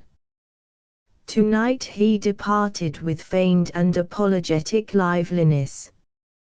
He was as afraid of his still-faced clerks, of the eyes focused on him, Miss McGowan staring with head lifted from her typing, Miss Bannigan looking over her ledger, Matt Penniman craning around at his desk in the dark alcove, Stanley Graff sullenly expressionless, as a parvenu before the bleak propriety of his butler. He hated to expose his back to their laughter, and in his effort to be casually merry he stammered and was raucously friendly and oozed wretchedly out of the door. But he forgot his misery when he saw from Smith Street the charms of Floral Heights, the roofs of red tile and green slate, the shining new sun parlors, and the stainless walls. He stopped to inform Howard Littlefield, his scholarly neighbor, that though the day had been spring-like the evening might be cold. He went in to shout "Where are you?" at his wife, with no very definite desire to know where she was. He examined the lawn to see whether the furnace man had raked it properly.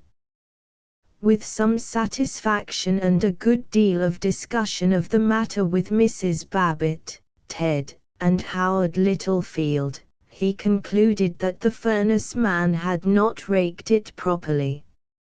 He cut 2 tufts of wild grass with his wife's largest dressmaking scissors. He informed Ted that it was all nonsense having a furnace man. Big husky fellow like you ought to do all the work around the house, and privately he meditated that it was agreeable to have it known throughout the neighborhood that he was so prosperous that his son never worked around the house. He stood on the sleeping porch and did his day's exercises, arms out sidewise for 2 minutes, up for 2 minutes, while he muttered, "Ought take more exercise, keep in shape," then went in to see whether his collar needed changing before dinner. As usual, it apparently did not. The Lettish Croat maid, a powerful woman, beat the dinner gong. The roast of beef, roasted potatoes, and string beans were excellent this evening, and, after an adequate sketch of the day's progressive weather states, his $450 fee, his lunch with Paul Riesling, and the proven merits of the new cigar lighter, he was moved to a benign, sort-o thinking about buying a new car. Don't believe we'll get one till next year, but still, we might. Verona, the older daughter, cried, "Oh, Dad, if you do, why don't you get a sedan? That would be perfectly slick. A closed car is so much more comfy than an open one." "Well now, I don't know about that. I kind of like an open car. You get more fresh air that way." "Oh, shoot, that's just because you never tried a sedan. Let's get one. It's got a lot more class," said Ted. "A closed car does keep the clothes nicer from Mrs. Babbitt. You don't get your hair blown all to pieces from Verona. It's a lot sportier from Ted, and from Tinker, the youngest. Oh, let's have a sedan. Mary Ellen's father has got one." Ted wound up, "Oh, everybody's got a closed car now, except us." Babbitt faced them. "I guess you got nothing very terrible to complain about. Anyway, I don't keep a car just to enable you children to look like millionaires. And I like an open car, so you can put the top down on summer evenings and go out for a drive and get some good fresh air. Besides, a closed car costs more money. Or, gee whiz, if the Doppelbras can afford a closed car, I guess we can," prodded Ted. "Humph. I make $8,000 a year to his $7. But I don't blow it all in and waste it and throw it around, the way he does. Don't believe in this business of going and spending a whole lot of money to show off." And they went, with ardor and some thoroughness, into the matters of streamline bodies, hill climbing power, wire wheels, chrome steel, ignition systems, and body colors. It was much more than a study of transportation. It was an aspiration for knightly rank. In the city of Zenith, in the barbarous 20th century, a family's motor indicated its social rank as precisely as the grades of the peerage determined the rank of an English family, indeed, more precisely, considering the opinion of old county families upon newly created brewery barons and woolen mill viscounts. The details of precedence were never officially determined. There was no court to decide whether the second son of a Pierce Arrow limousine should go into dinner before the first son of a big roadster, but of their respective social importance there was no doubt, and where Babbitt as a boy had aspired to the presidency, his son Ted aspired to a Packard Twin Six and an established position in the motored gentry. The favor which Babbitt had won from his family by speaking of a new car evaporated as they realized that he didn't intend to buy one this year.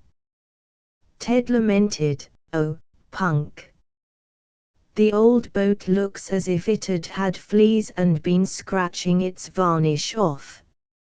Mrs. Babbitt said abstractedly, "Snow a talk here, father."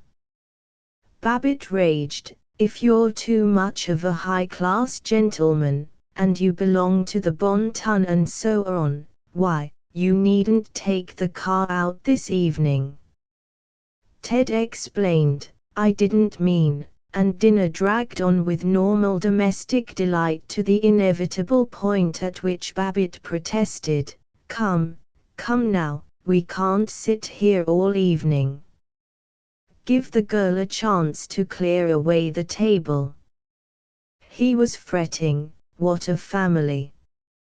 I don't know how we all get to scrapping this way. Like to go off someplace and be able to hear myself think. Paul. Maine. Wear old pants, and loaf, and cuss."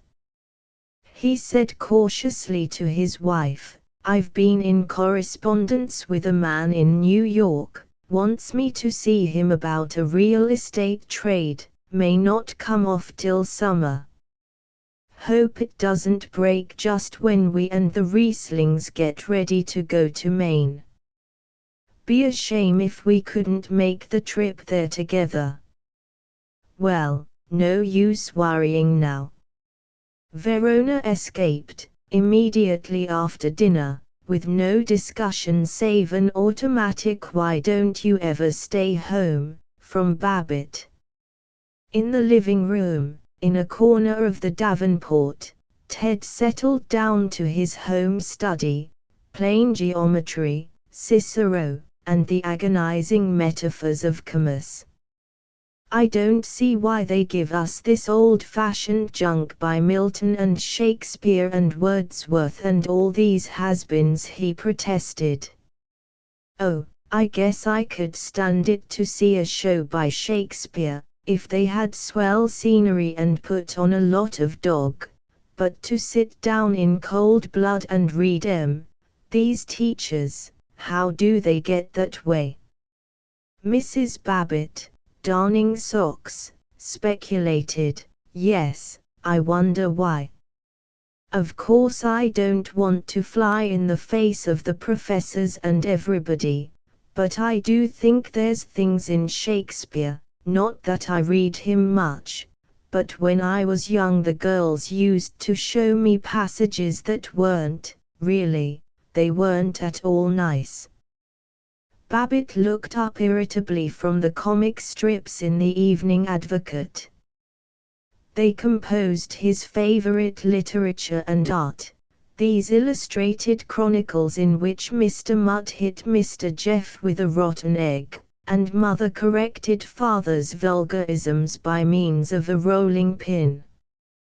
With the solemn face of a devotee, breathing heavily through his open mouth, he plodded nightly through every picture, and during the ride he detested interruptions. Furthermore, he felt that on the subject of Shakespeare he wasn't really an authority. Neither the Advocate-Times, the Evening Advocate, nor the Bulletin of the Zenith Chamber of Commerce had ever had an editorial on the matter, and until one of them had spoken he found it hard to form an original opinion. But even at risk of floundering in strange bogs, he could not keep out of an open controversy.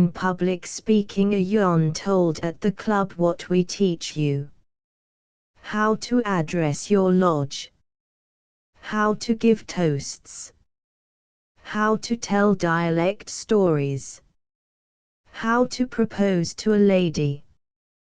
How to entertain banquets. How to make convincing selling talks. How to build big vocabulary.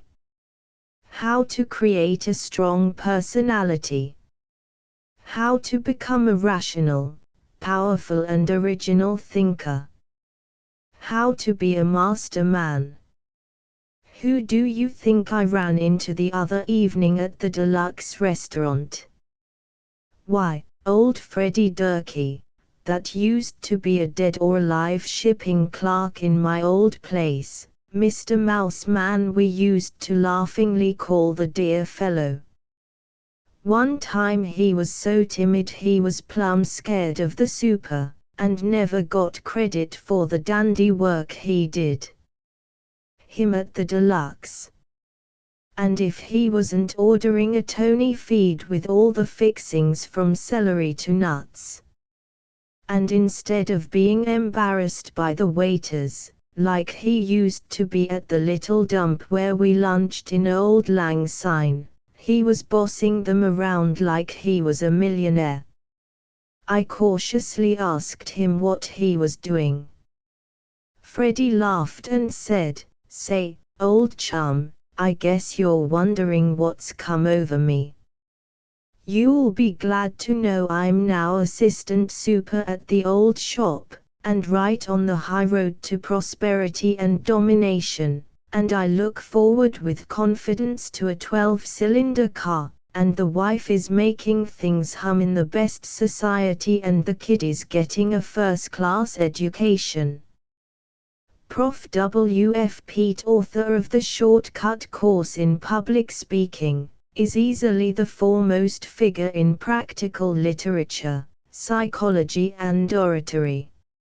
A graduate of some of our leading universities, lecturer, extensive traveler, author of books, poetry, etc., a man with the unique personality of the masterminds, he is ready to give you all the secrets of his culture and hammering force, in a few easy lessons that will not interfere with other occupations. Here's how it happened. I ran across an ad of a course that claimed to teach people how to talk easily and on their feet, how to answer complaints, how to lay a proposition before the boss, how to hit a bank for a loan, how to hold a big audience spellbound with wit, humor, anecdote, inspiration, etc. It was compiled by the master orator, Professor Waldo F. Pete. I was skeptical, too, but I wrote, just on a postcard, with name and address, to the publisher for the lessons, sent on trial, money back if you are not absolutely satisfied. There were 8 simple lessons in plain language anybody could understand, and I studied them just a few hours a night, then started practicing on the wife. Soon found I could talk right up to the super and get due credit for all the good work I did. They began to appreciate me and advance me fast, and say, "Old doggo, what do you think they are paying me now? $6,500 per year." And say, "I find I can keep a big audience fascinated, speaking on any topic. As a friend, old boy, I advise you to send for circular, no obligation, and valuable free art picture to Shortcut Educational Pub. Company Desk W.A. Sampit, Iowa. Are you a 100%er or a 10%er? Babbitt was again without a canon which would enable him to speak with authority. Nothing in motoring or real estate had indicated what a solid citizen and regular fellow ought to think about culture by mail. He began with hesitation.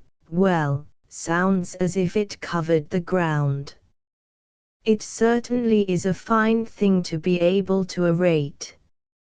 I've sometimes thought I had a little talent that way myself, and I know darn well that one reason why a 4-flushing old back number like Chan Mart can get away with it in real estate is just because he can make a good talk, even when he hasn't got a doggone thing to say.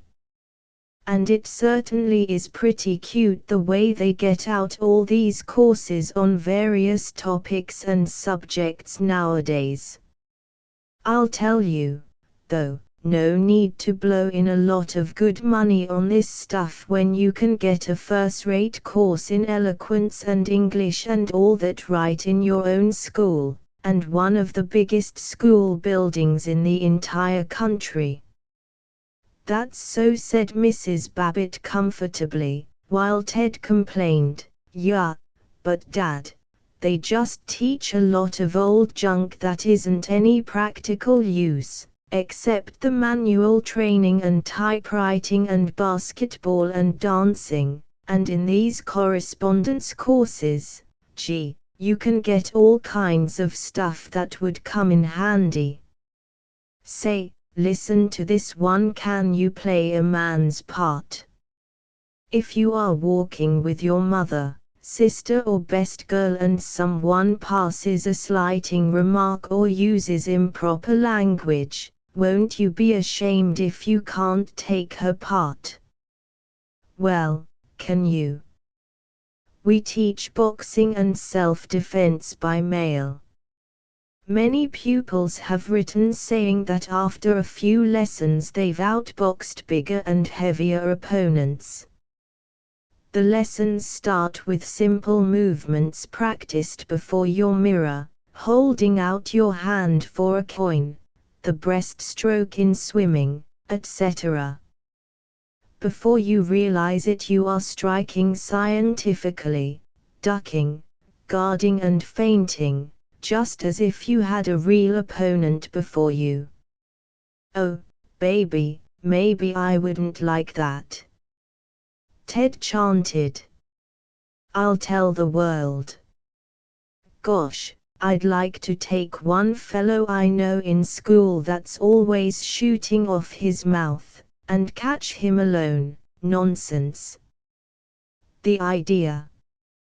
Most useless thing I ever heard of. Babbitt fulminated. Well, just suppose I was walking with Mama or Roan, and somebody passed a slighting remark or used improper language. What would I do? Why, you'd probably bust the record for the 100-yard dash. I would not. I'd stand right up to any mucker that passed a slighting remark on my sister and I'd show him, look here, young Dempsey. If I ever catch you fighting, I'll whale the everlasting daylights out of you, and I'll do it without practicing holding out my hand for a coin before the mirror, too. Why, Ted dear, Mrs. Babbitt said placidly, it's not at all nice, you're talking of fighting this way.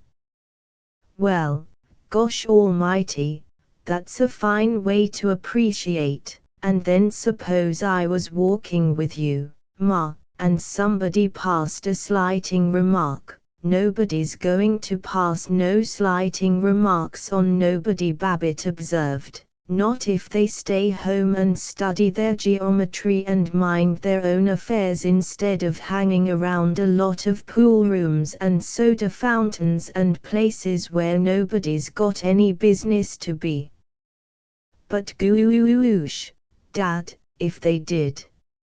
Mrs. Babbitt chirped, well, if they did, I wouldn't do them the honor of paying any attention to them. Besides, they never do. You always hear about these women that get followed and insulted and all, but I don't believe a word of it, or it's their own fault, the way some women look at a person. I certainly never been insulted by, or shoot, Mother, just suppose you were sometime. Just suppose. Can't you suppose something? Can't you imagine things? Certainly I can imagine things. The idea. Certainly your mother can imagine things, and suppose things. Think you're the only member of this household that's got an imagination? Babbitt demanded. But what's the use of a lot of supposing? Supposing never gets you anywhere.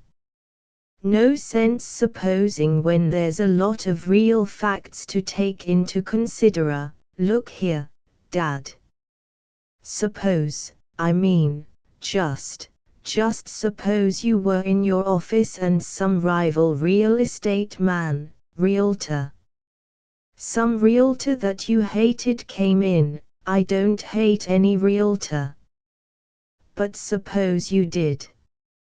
I don't intend to suppose anything of the kind. There's plenty of fellows in my profession that stoop and hate their competitors. But if you were a little older and understood business, instead of always going to the movies and running around with a lot of fool girls with their dresses up to their knees and powdered and painted and rouged and God knows what all as if they were chorus girls, then you'd know, and you'd suppose, that if there's any one thing that I stand for in the real estate circles of Zenith, it is that we ought to always speak of each other only in the friendliest terms and institute a spirit of brotherhood and cooperation, and so I certainly can't suppose and I can't imagine my hating any realtor, not even that dirty, four-flushing society sneak, Cecil Rowntree.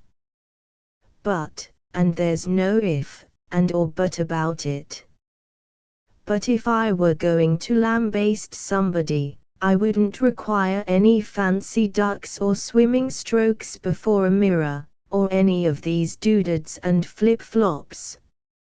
Suppose you were out someplace and a fellow called you vile names.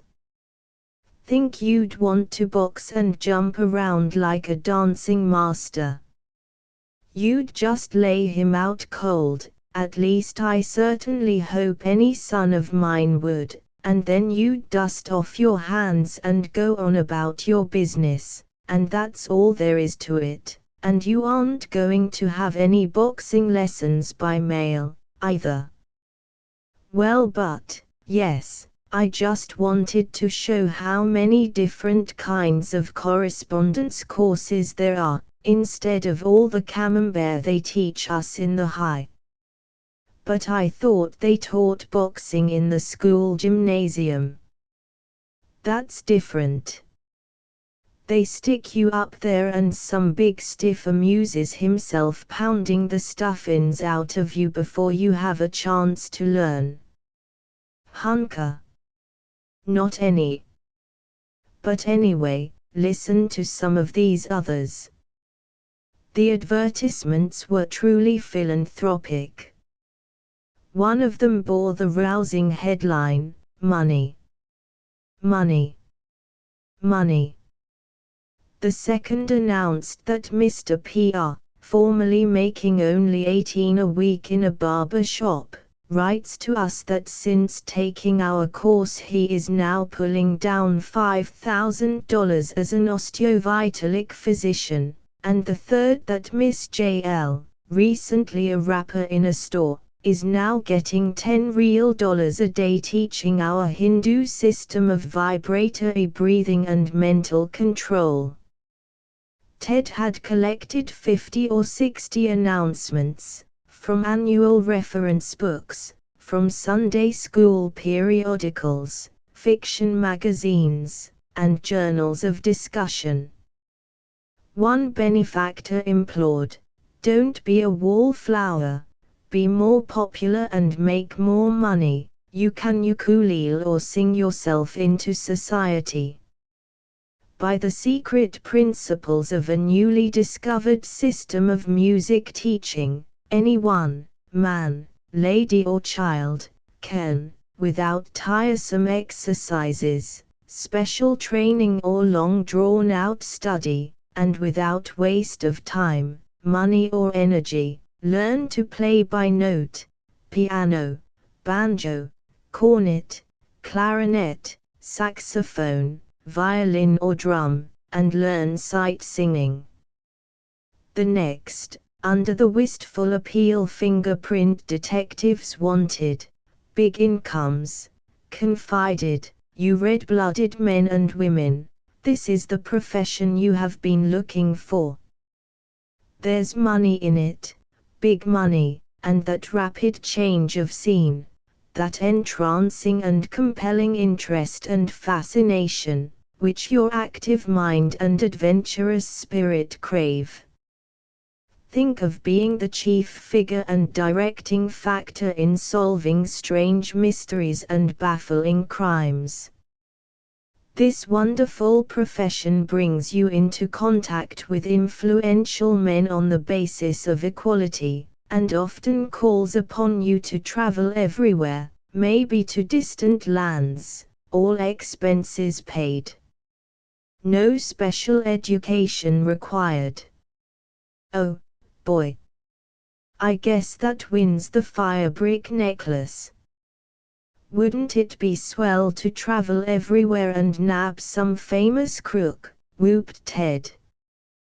Well, I don't think much of that. Doggone likely to get hurt. Still, that music study stunt might be pretty fair, though. There's no reason why, if efficiency experts put their minds to it the way they have to routing products in a factory, they couldn't figure out some scheme so a person wouldn't have to monkey with all this practicing and exercises that you get in music. Babbitt was impressed, and he had a delightful parental feeling that they too, the men of the family, understood each other. He listened to the notices of mailbox universities which taught short story writing and improving the memory, motion picture acting and developing the soul power, banking and Spanish, chiropody and photography, electrical engineering and window trimming, poultry raising and chemistry. Well, Babbitt sought for adequate expression of his admiration. I'm a son of a gun. I knew this correspondence school business had become a mighty profitable game, makes suburban real estate look like 2 cents, but I didn't realize it had got to be such a reg-larky industry. Must rank right up with groceries and movies. Always figured somebody'd come along with the brains to not leave education to a lot of bookworms and impractical theorists but make a big thing out of it. Yes, I can see how a lot of these courses might interest you. I must ask the fellows at the Athletic if they ever realized, but same time, Ted, you know how advertisers, some advertisers, exaggerate. I don't know as they'd be able to jam you through these courses as fast as they claim they can. Oh sure, Dad, of course. Ted had the immense and joyful maturity of a boy who is respectfully listened to by his elders. Babbitt concentrated on him with grateful affection. I can see what an influence these courses might have on the whole educational works. Course I'd never admit it publicly, fellow like myself, a state U graduate, it's only decent and patriotic for him to blow his horn and boost the alma mater, but's matter of fact, there's a whole lot of valuable time lost even at the U. Studying poetry and French and subjects that never brought in anybody a cent. I don't know but what maybe these correspondence courses might prove to be one of the most important American inventions. Trouble with a lot of folks is, they are so blame material. They don't see the spiritual and mental side of American supremacy. They think that inventions like the telephone and the airplane and wireless, no, that was a WAP invention, but anyway, they think these mechanical improvements are all that we stand for, whereas to a real thinker, he sees that spiritual and, dominating movements like efficiency, and Rotarianism, and prohibition, and democracy are what compose our deepest and truest wealth. And maybe this new principle in education at home may be another factor. I tell you, Ted, we've got to have vision. I think those correspondence courses are terrible. The philosophers gasped. It was Mrs. Babbitt who had made this discord in their spiritual harmony, and one of Mrs. Babbitt's virtues was that, except during dinner parties, when she was transformed into a raging hostess, she took care of the house and didn't bother the males by thinking.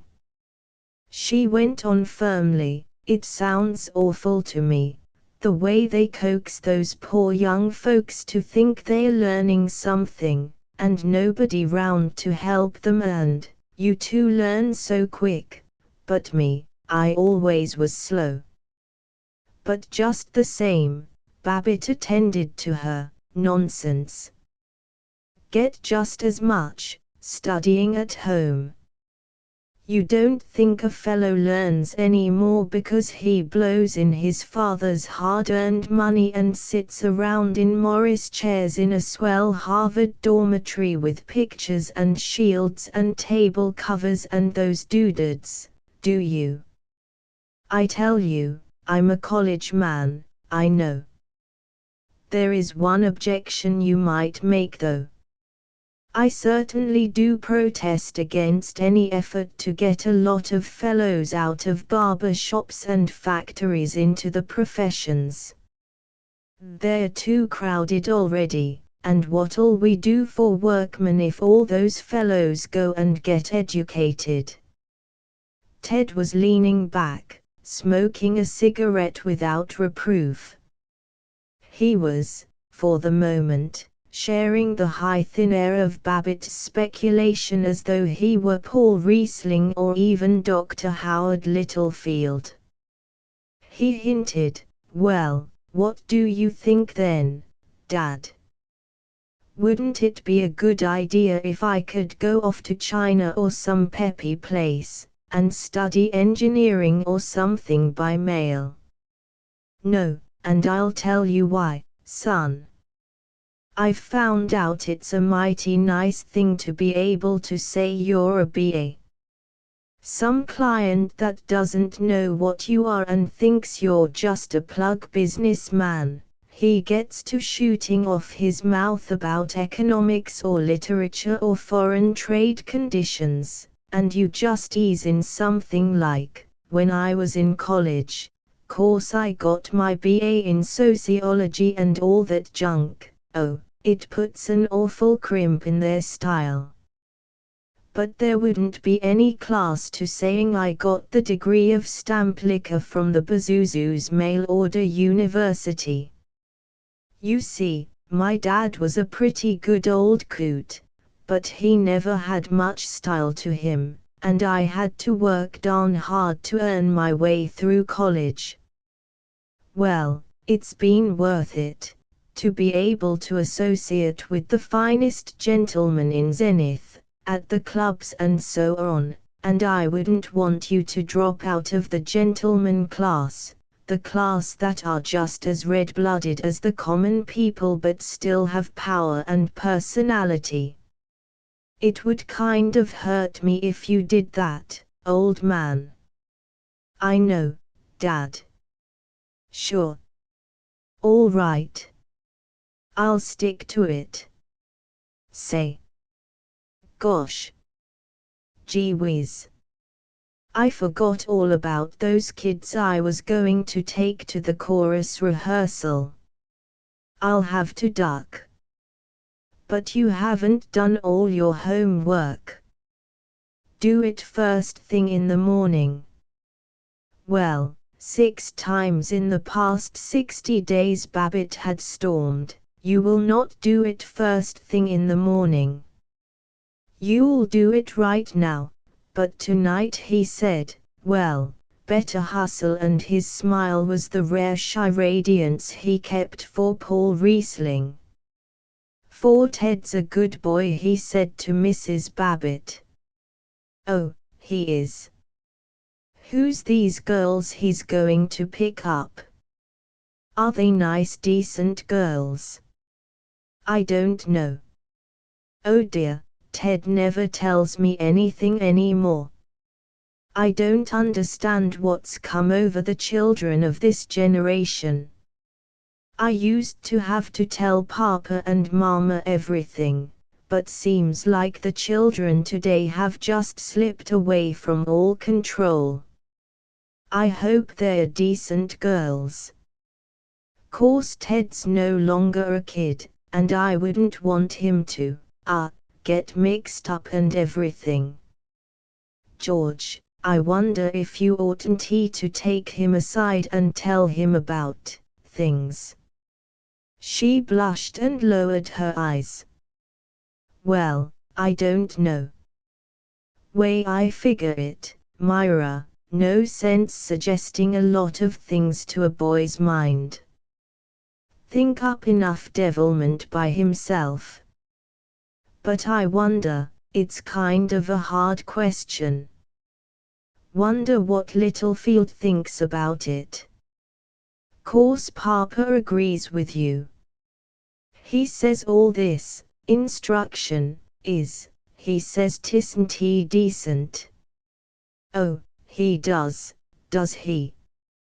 Well, let me tell you that whatever Henry T. Thompson thinks about morals, I mean, though course you can't beat the old duffer, why, what a way to talk of Papa.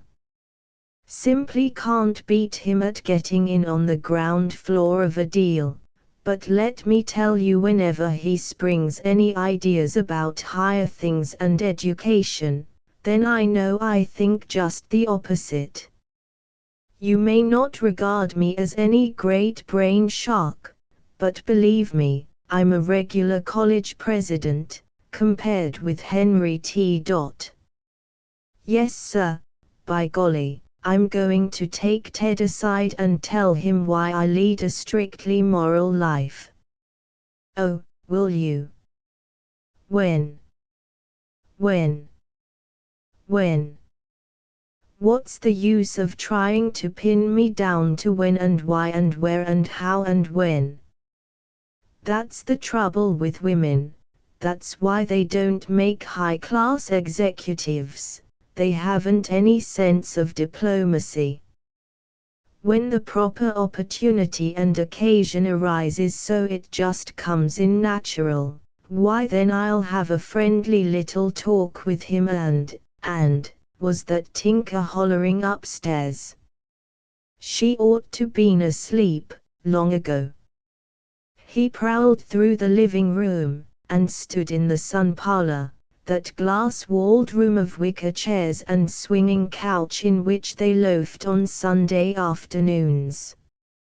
Outside, only the lights of Doppelbrau's house and the dim presence of Babbitt's favorite elm broke the softness of April night. Good visit with the boy. Getting over feeling cranky, way I did this morning. And restless. Though, by golly, I will have a few days alone with Paul in Maine. That devilzilla. But Ted's all right. Whole family all right. And good business. Not many fellows make $450, practically half of $1,000, easy as I did today. Maybe when we all get to rowing it's just as much my fault as it is theirs. Oughtn't he to get grouchy like I do? But, wish I'd been a pioneer, same as my granddad. But then, wouldn't have a house like this. Oh, gosh, I don't know. He thought moodily of Paul Riesling, of their youth together, of the girls they had known. When Babbitt had graduated from the State University, 24 years ago, he had intended to be a lawyer. He had been a ponderous debater in college, He felt that he was an orator. He saw himself becoming governor of the state. While he read law, he worked as a real estate salesman. He saved money, lived in a boarding house, supped on poached egg on hash. The lively Paul Riesling, who was certainly going off to Europe to study violin, next month or next year, was his refuge till Paul was bespelled by Zillah Colbeck, who laughed and danced and drew men after her plump and gaily wagging finger. Babbitt's evenings were barren then, and he found comfort only in Paul's second cousin, Myra Thompson, a sleek and gentle girl who showed her capacity by agreeing with the ardent young Babbitt that of course he was going to be governor someday. Where Zillah mocked him as a country boy, Myra said indignantly that he was ever so much solider than the young dandies who had been born in the great city of Zenith, an ancient settlement in 1897, 105 years old, with 200,000 population, the queen and wonder of all the state, and, to the Catawba boy, George Babbitt, so vast and thunderous and luxurious that he was flattered to know a girl ennobled by birth in Zenith. Of love there was no talk between them. He knew that if he was to study law he could not marry for years, and Myra was distinctly a nice girl. One didn't kiss her, one didn't think about her that way at all unless one was going to marry her. But she was a dependable companion. She was always ready to go skating, walking, always content to hear his discourses on the great things he was going to do, the distressed poor whom he would defend against the unjust rich, the speeches he would make at banquets, the inexactitudes of popular thought which he would correct. One evening when he was weary and soft-minded, he saw that she had been weeping. She had been left out of a party given by Zillah. Somehow her head was on his shoulder and he was kissing away the tears, and she raised her head to say trustingly, "Now that we're engaged, shall we be married soon or shall we wait?" Engaged. It was his first hint of it. His affection for this brown tender woman thing went cold and fearful, but he could not hurt her, could not abuse her trust. He mumbled something about waiting, and escaped. He walked for an hour, trying to find a way of telling her that it was a mistake. Often, in the month after, he got near to telling her, but it was pleasant to have a girl in his arms, and less could he insult her by blurting that he didn't love her. He himself had no doubt. The evening before his marriage was an agony, and the morning wild with the desire to flee. She made him what is known as a good wife. She was loyal, industrious, and at rare times merry. She passed from a feeble disgust at their closer relations into what promised to be ardent affection, but it drooped into bored routine.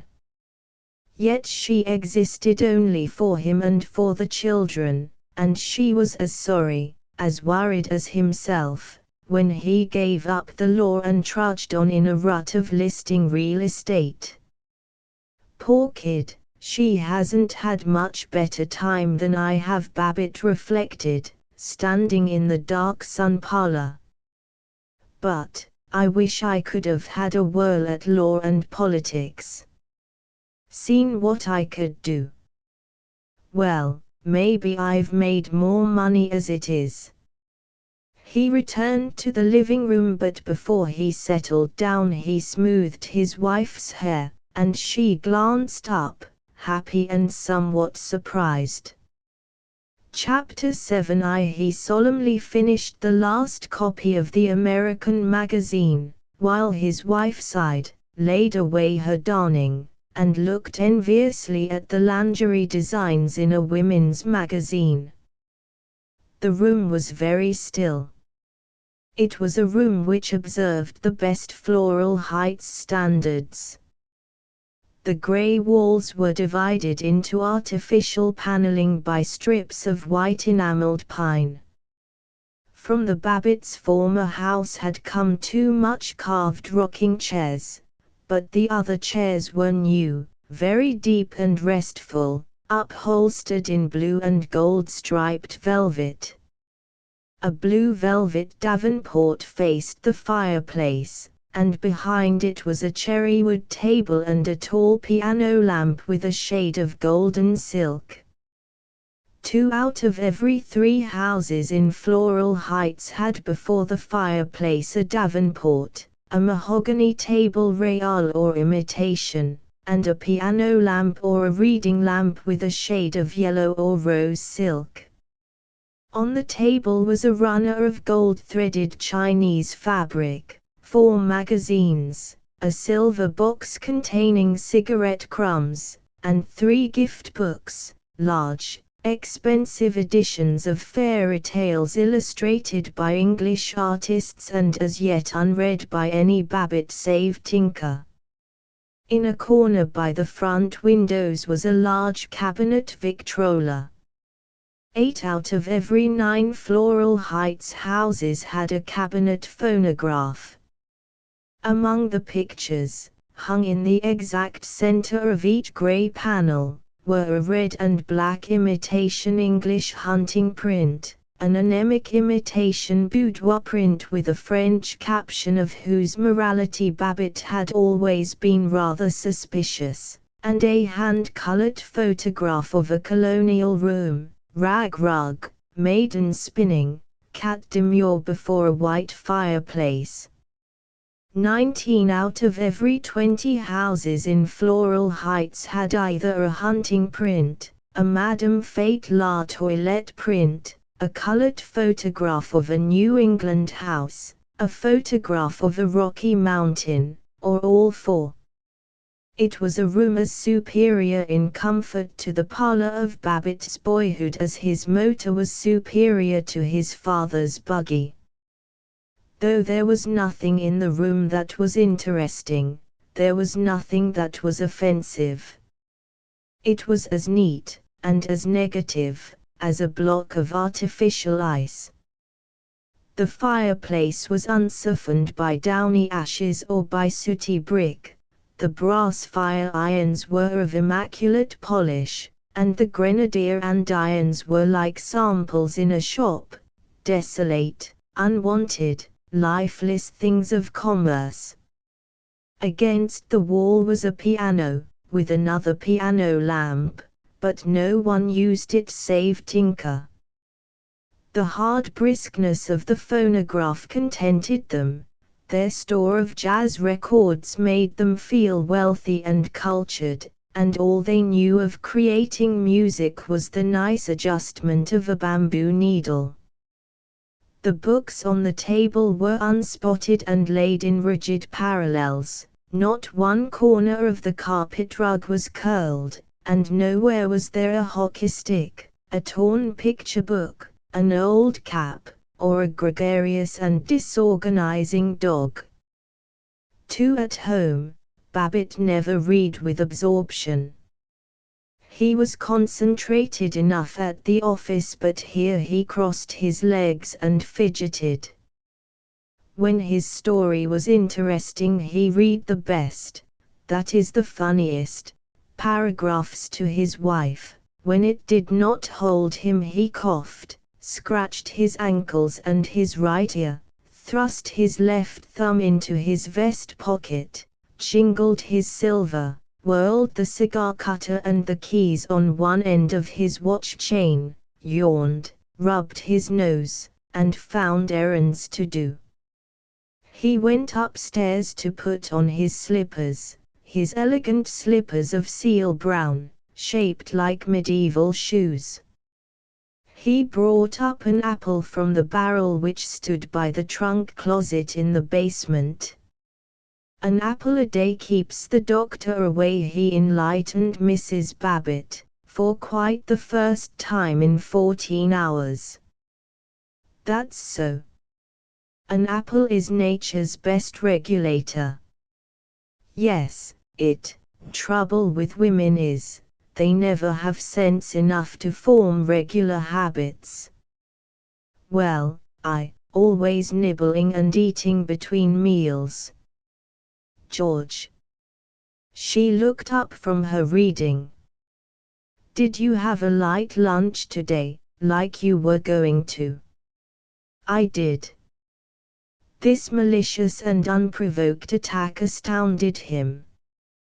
"Well, maybe it wasn't as light as, went to lunch with Paul and didn't have much chance to diet." "Oh, you needn't to grin like a Chessy cat. If it wasn't for me watching out and keeping an eye on our diet, I'm the only member of this family that appreciates the value of oatmeal for breakfast." She stooped over her story while he piously sliced and gulped down the apple, discoursing, "One thing I've done, cut down my smoking. Had kind of a run-in with Graf in the office. He's getting too darn fresh. I'll stand for a good deal, but once in a while I got to assert my authority, and I jumped him." "Stan," I said, "well, I told him just exactly where he got off." "Funny kind of a day. Makes you feel restless." "Well, that sleepiest sound in the world, the terminal yawn."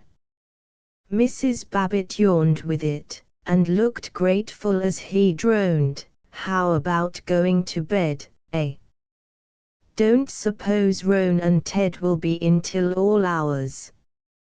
"Yep, funny kind of a day, not terribly warm but yet, gosh, I'd like, someday I'm going to take a long motor trip." "Yes, we'd enjoy that," she yawned. He looked away from her as he realized that he did not wish to have her go with him. As he locked doors and tried windows and set the heat regulator so that the furnace drafts would open automatically in the morning, he sighed a little, heavy with a lonely feeling which perplexed and frightened him. So absent-minded was he that he could not remember which window catches he had inspected, and through the darkness, fumbling at unseen perilous chairs, he crept back to try them all over again. His feet were loud on the steps as he clumped upstairs at the end of this great and treacherous day of veiled rebellions.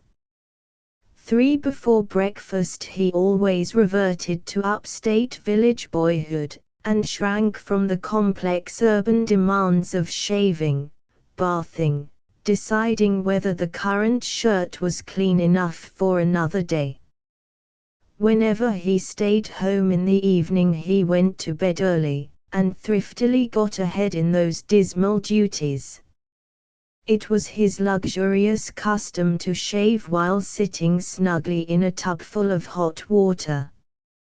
He may be viewed tonight as a plump, smooth, pink, baldish, podgy Goodman, robbed of the importance of spectacles, squatting in breast-high water, scraping his lather-smeared cheeks with a safety razor like a tiny lawn-mower, and with melancholy dignity clawing through the water to recover a slippery and active piece of soap. He was lulled to dreaming by the caressing warmth.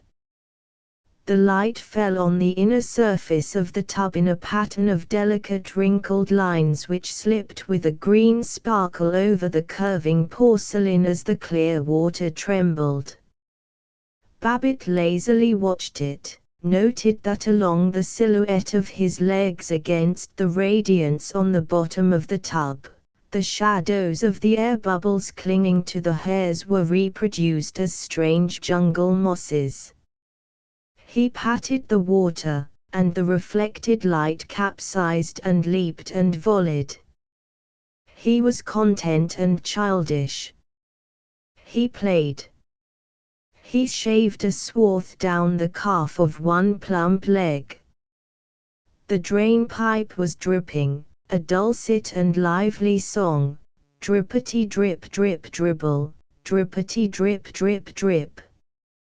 He was enchanted by it. He looked at the solid tub, the beautiful nickel taps, the tiled walls of the room, and felt virtuous in the possession of this splendor. He roused himself and spoke gruffly to his bath things. "Come here. You've done enough fooling," he reproved the treacherous soap, and defied the scratchy nail brush with "Oh, you would you?" He soaped himself, and rinsed himself, and austerely rubbed himself. He noted a hole in the Turkish towel, and meditatively thrust a finger through it, and marched back to the bedroom, a grave and unbending citizen.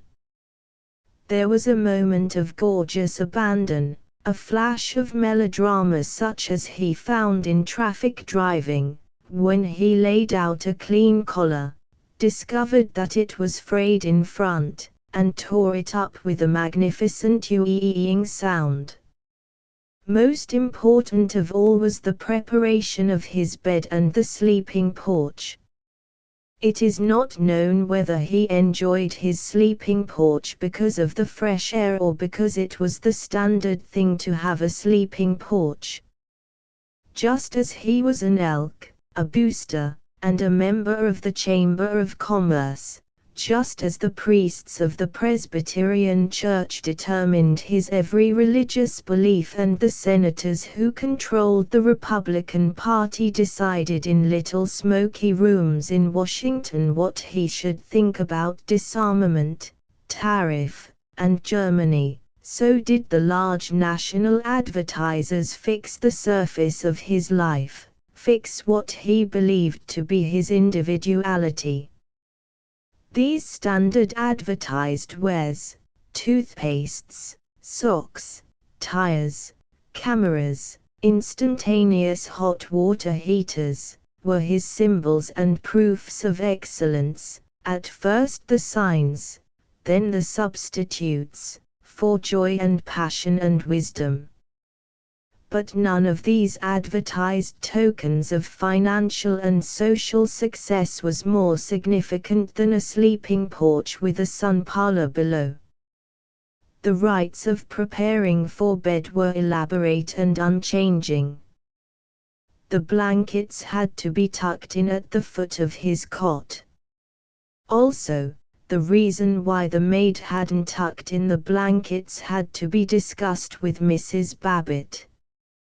The rag rug was adjusted so that his bare feet would strike it when he arose in the morning.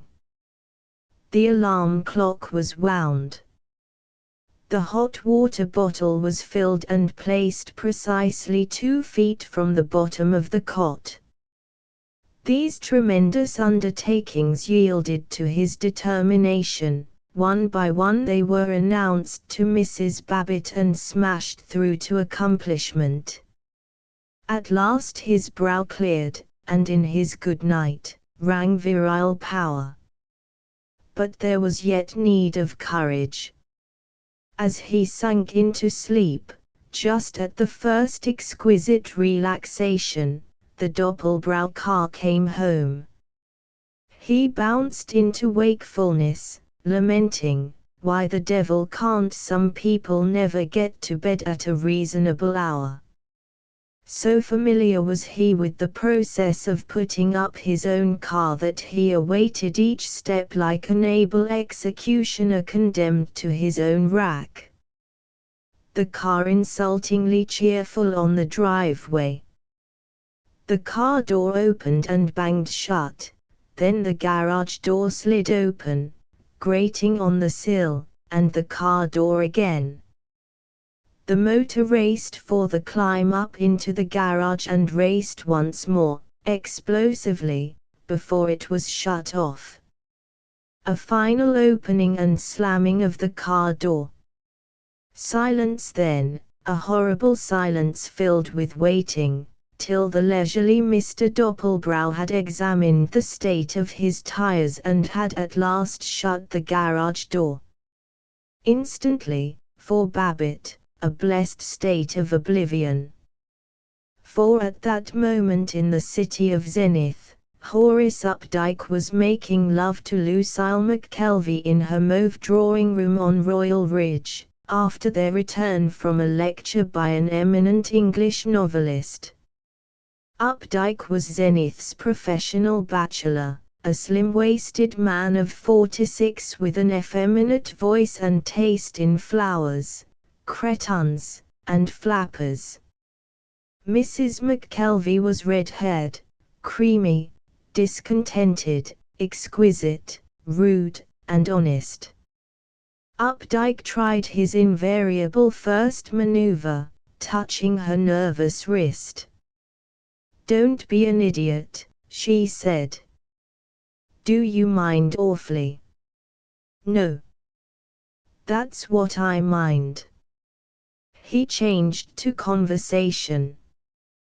He was famous at conversation. He spoke reasonably of psychoanalysis, Long Island polo, and the Ming platter he had found in Vancouver. She promised to meet him in Deauville, the coming summer, though she sighed, "It's becoming too dreadfully banal, nothing but Americans and frosy English baronesses." And at that moment in Zenith, a cocaine runner and a prostitute were drinking cocktails in Healy Hanson's saloon on Front Street. Since national prohibition was now in force, and since Zenith was notoriously law-abiding, they were compelled to keep the cocktails innocent by drinking them out of teacups. The lady threw her cup at the cocaine runner's head. He worked his revolver out of the pocket in his sleeve, and casually murdered her. At that moment in Zenith, two men sat in a laboratory. For 37 hours now they had been working on a report of their investigations of synthetic rubber. At that moment in Zenith, there was a conference of 4 union officials as to whether the 12,000 coal miners within 100 miles of the city should strike. Of these men, one resembled a testy and prosperous grocer, one a Yankee carpenter, one a soda clerk, and one a Russian Jewish actor. The Russian Jew quoted Kautsky, Jean Debs, and Abraham Lincoln. At that moment a GIA veteran was dying. He had come from the Civil War straight to a farm which, though it was officially within the city limits of Zenith, was primitive as the backwoods. He had never ridden in a motor car, never seen a bathtub, never read any book save the Bible, McGuffey's Readers, and religious tracts, and he believed that the earth is flat, that the English are the lost 10 tribes of Israel, and that the United States is a democracy. At that moment the steel and cement town which composed the factory of the Pulmer Tractor Company of Zenith was running on night shift to fill an order of tractors for the Polish army. It hummed like a million bees, glared through its wide windows like a volcano. Along the high wire fences, searchlights played on cinder-lined yards, switch tracks, and armed guards on patrol. At that moment Mike Monday was finishing a meeting. Mr. Monday, the distinguished evangelist, the best-known Protestant pontiff in America, had once been a prize fighter. Satan had not dealt justly with him.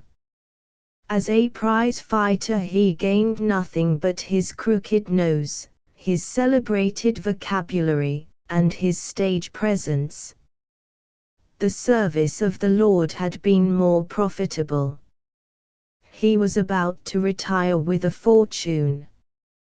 It had been well earned, for, to quote his last report, Reverend Mr. Monday, the prophet with a punch, has shown that he is the world's greatest salesman of salvation, and that by efficient organization the overhead of spiritual regeneration may be kept down to an unprecedented rock-bottom basis. He has converted over 200,000 lost and priceless souls at an average cost of less than $10 a head. Of the larger cities of the land, only Zenith had hesitated to submit its vices to Mike Monday and his expert reclamation corps. The more enterprising organizations of the city had voted to invite him. Mr. George F. Babbitt had once praised him in a speech at the Boosters Club. But there was opposition from certain Episcopalian and Congregationalist ministers, those renegades whom Mr. Monday so finely called a bunch of gospel pushers with dishwater instead of blood, a gang of squealers that need more dust on the knees of their pants and more hair on their skinny old chests. This opposition had been crushed when the Secretary of the Chamber of Commerce had reported to a committee of manufacturers that in every city where he had appeared, Mr. Monday had turned the minds of workmen from wages and hours to higher things, and thus averted strikes. He was immediately invited. An expense fund of $40,000 had been underwritten. Out on the county fairgrounds a Mike Monday tabernacle had been erected, to seat 15,000 people. In it the prophet was at this moment concluding his message. There's a lot of smart college professors and tea-guzzling slobs in this bird that say I'm a roughneck and a never-visor and my knowledge of history is not yet. Oh, there's a gang of woolly-whiskered book lice that think they know more than Almighty God, and prefer a lot of Hun science and smutty German criticism to the straight and simple Word of God. Oh, there's a swell bunch of Lizzie boys and lemon suckers and pie faces and infidels and beer-bloated scribblers that love to fire off their filthy mouths and yip that Mike Monday is vulgar and full of mush. Those pups are saying now that I hog the gospel show, that I'm in it for the coin. Well, now listen, folks. I'm going to give those birds a chance. They can stand right up here and tell me to my face that I'm a galoot and a liar and a hick. Only if they do, don't faint with surprise if some of those rum-dum liars get one good swift poke from Mike, with all the kick of God's flaming righteousness behind the wallop. Well, come on, folks. Who says it? Who says Mike Monday is a four-flush and a yahoo? Ha! Don't I see anybody standing up? Well, there you are. Now I guess the folks in this man's town will quit listening to all this cudgeling from behind the fence. I guess you'll quit listening to the guys that pan and roast and kick and beef, and vomit out filthy atheism, and all of you'll come in, with every grain of pep and reverence you got, and boost all together for Jesus Christ and His everlasting mercy and tenderness. At that moment Seneca Doane, the radical lawyer, and Dr. Kurt Yarvich, the histologist, whose report on the destruction of epithelial cells under radium had made the name of Zenith known in Munich, Prague, and Rome, were talking in Doan's library. Zenith's a city with gigantic power, gigantic buildings, gigantic machines, gigantic transportation, meditated Doan. I hate your city. It has standardized all the beauty out of life. It is one big railroad station, with all the people taking tickets for the best cemeteries, Dr. Yavich said placidly. Doan roused. I'm hanged if it is. You make me sick, Kurt, with your perpetual whine about standardization. Don't you suppose any other nation is standardized? Is anything more standardized than England, with every house that can afford it having the same muffins at the same tea hour, and every retired general going to exactly the same evensong at the same grey stone church with a square tower, and every golfing prig in Harris tweeds saying right you are, to every other prosperous ass? Yet I love England.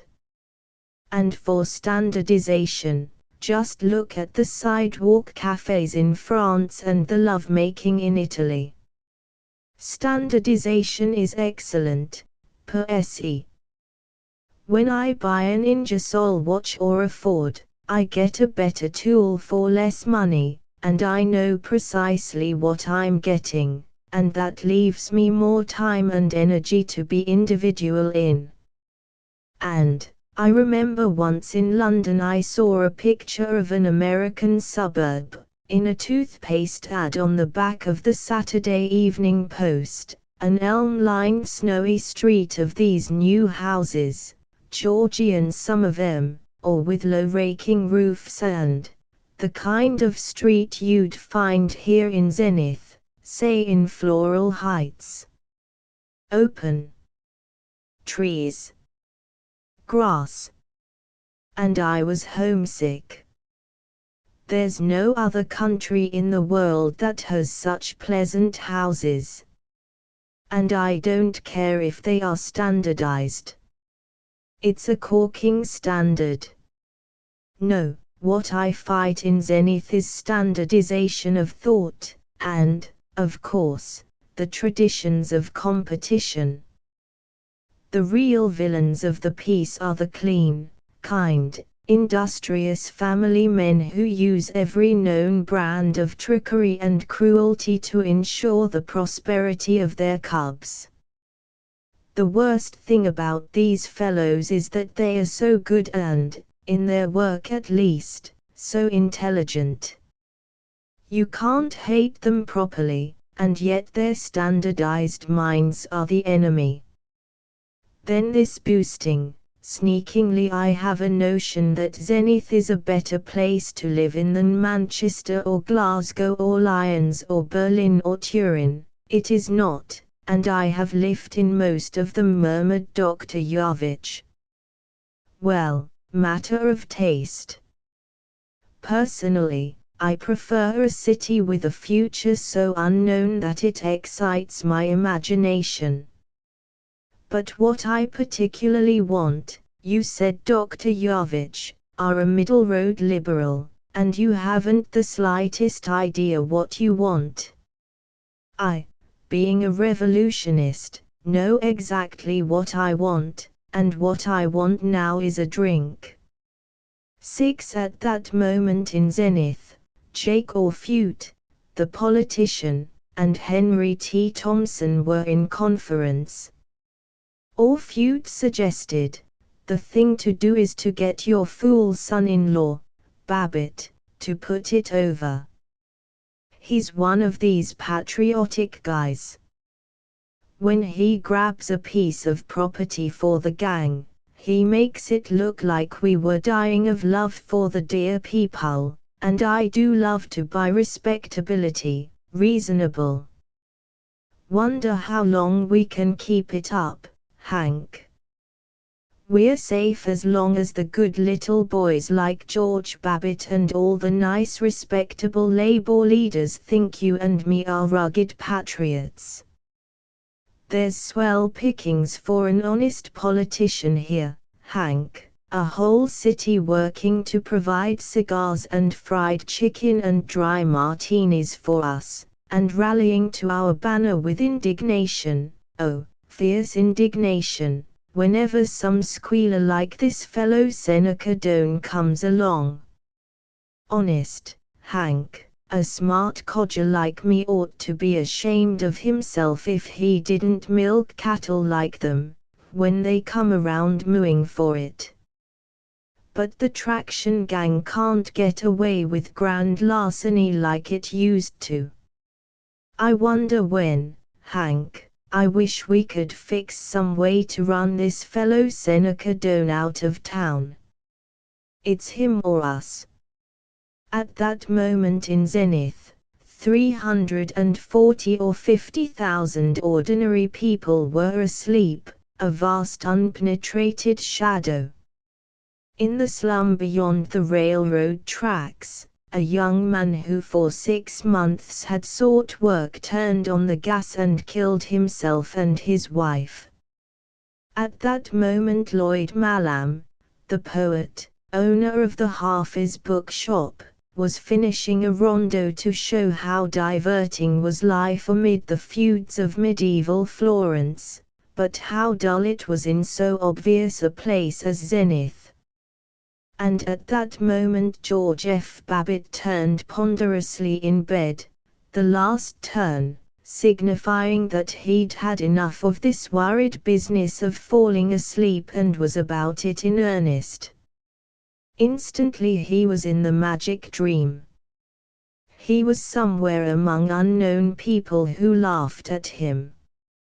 He slipped away, ran down the paths of a midnight garden, and at the gate the fairy child was waiting. Her dear and tranquil hand caressed his cheek. He was gallant and wise and well beloved, warm ivory were her arms, and beyond perilous moors the brave sea glittered.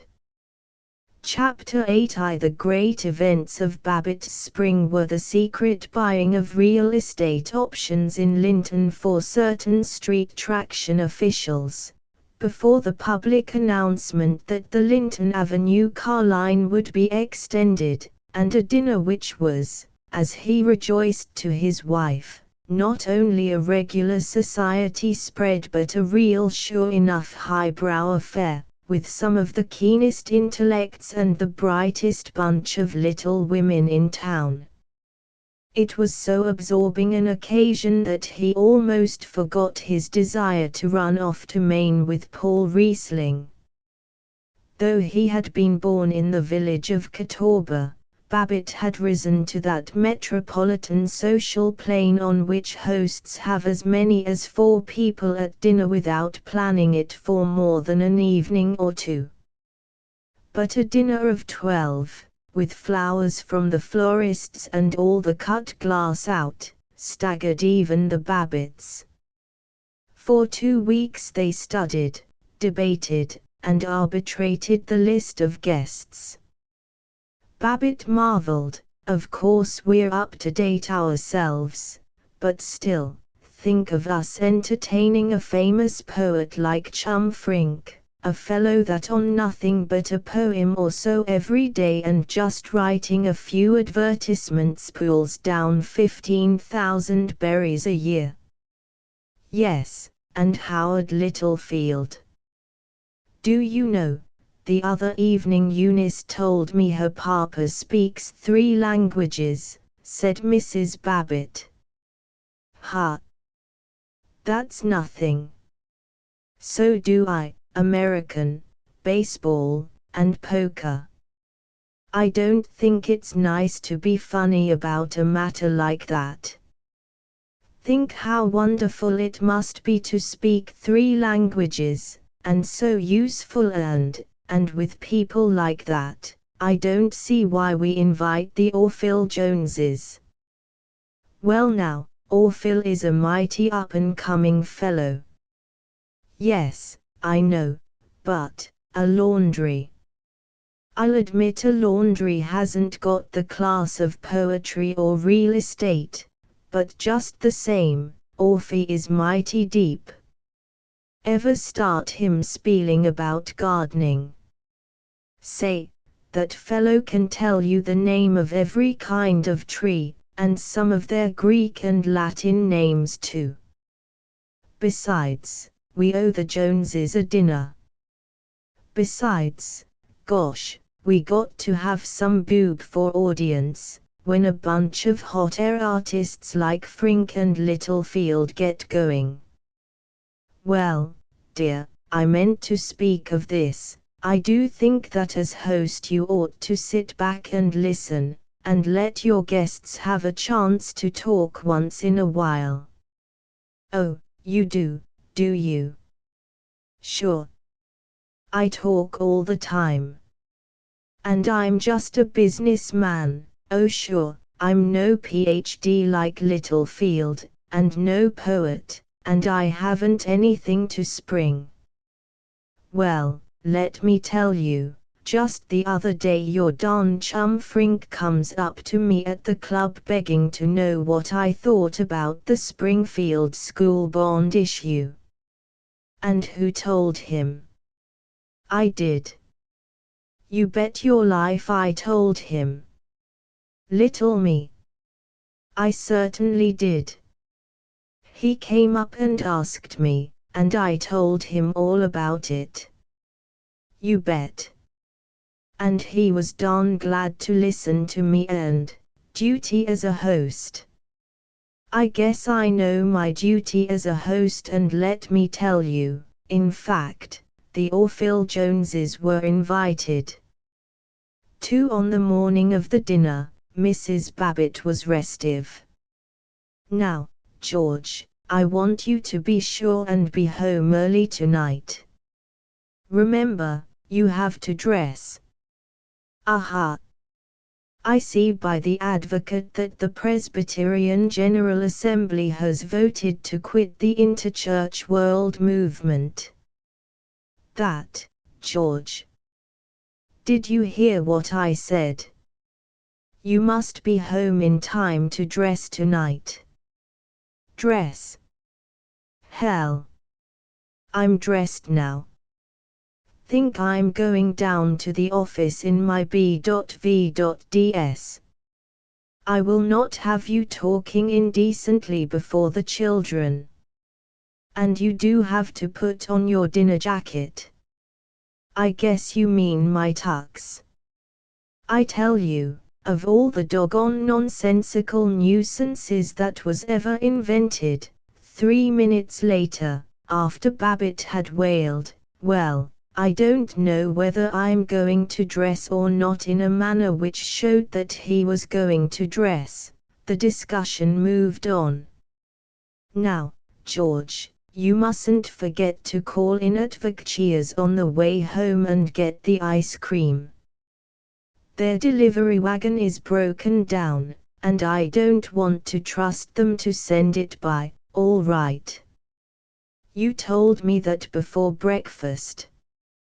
Well, I don't want you to forget.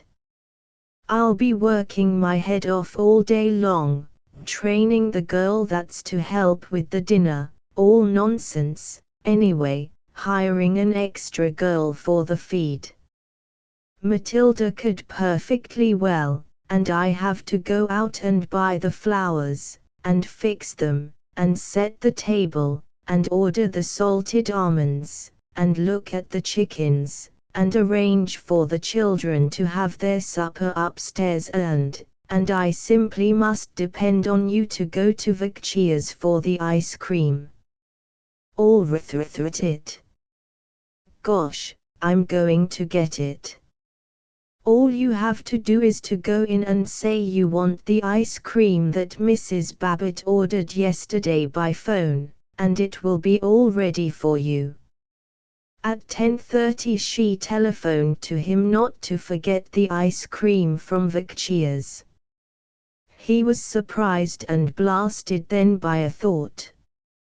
He wondered whether Floral Heights dinners were worth the hideous toil involved. But he repented the sacrilege in the excitement of buying the materials for cocktails.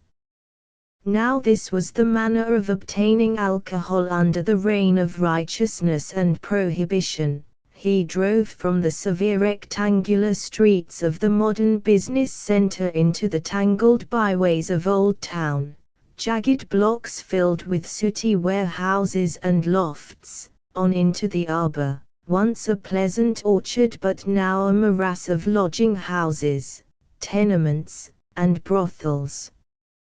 Exquisite shivers chilled his spine and stomach, and he looked at every policeman with intense innocence, as one who loved the law, and admired the force, and longed to stop and play with them. He parked his car a block from Healy Hanson's saloon, worrying, well, rats, if anybody did see me, they'd think I was here on business. He entered a place curiously like the saloons of anti-prohibition days, with a long greasy bar with sawdust in front and streaky mirror behind, a pine table at which a dirty old man dreamed over a glass of something which resembled whiskey, and with two men at the bar, drinking something which resembled beer, and giving that impression of forming a large crowd which two men always give in a saloon.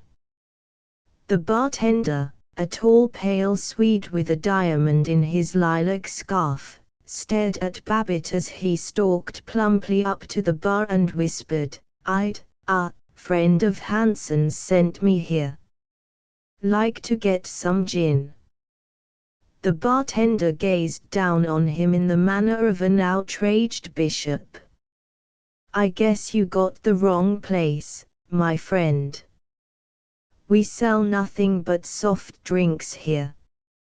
He cleaned the bar with a rag which would itself have done with a little cleaning, and glared across his mechanically moving elbow.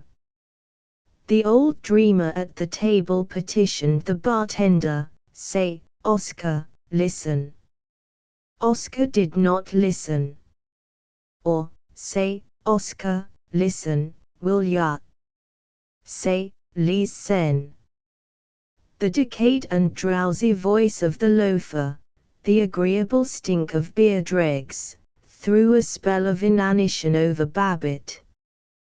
The bartender moved grimly toward the crowd of two men.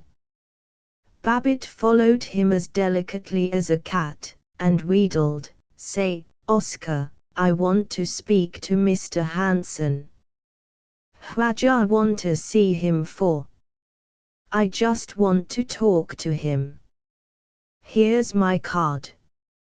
It was a beautiful card, an engraved card, a card in the blackest black and the sharpest red, announcing that Mr. George F. Babbitt was estates, insurance, rents. The bartender held it as though it weighed 10 pounds, and read it as though it were 100 words long. He did not bend from his episcopal dignity, but he growled, "I'll see if he's around." From the back room he brought an immensely old young man, a quiet sharp-eyed man, in tan silk shirt, checked vest hanging open, and burning brown trousers, Mr. Healy Hanson. Mr. Hanson said only "ya," but his implacable and contemptuous eyes queried Babbitt's soul, and he seemed not at all impressed by the new dark grey suit for which, as he had admitted to every acquaintance at the athletic club, Babbitt had paid $125. "Glad meet you, Mr. Hanson."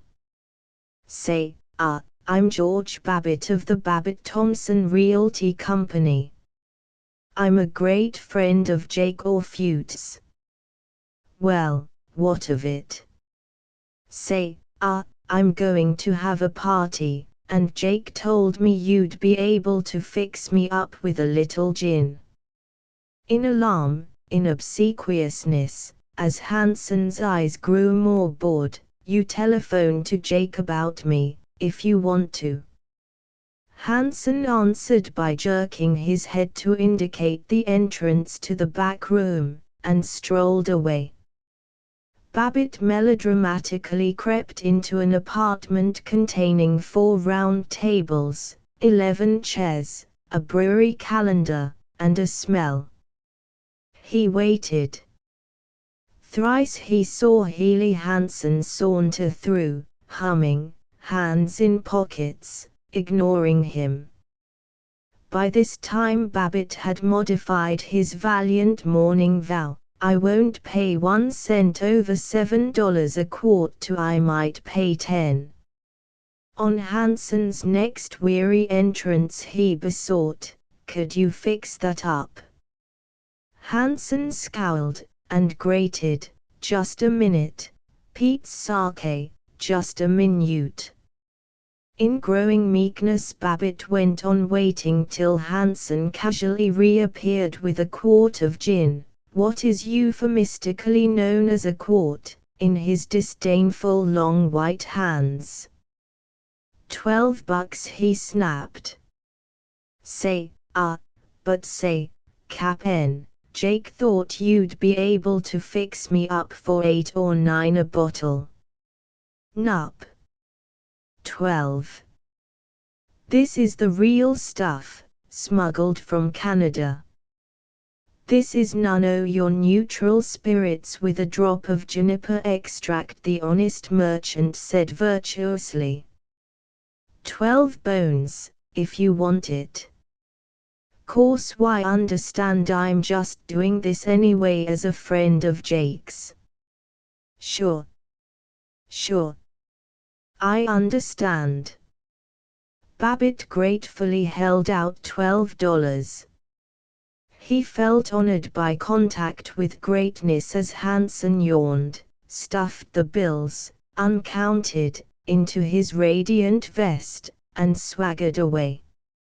He had a number of titillations out of concealing the gin bottle under his coat and out of hiding it in his desk.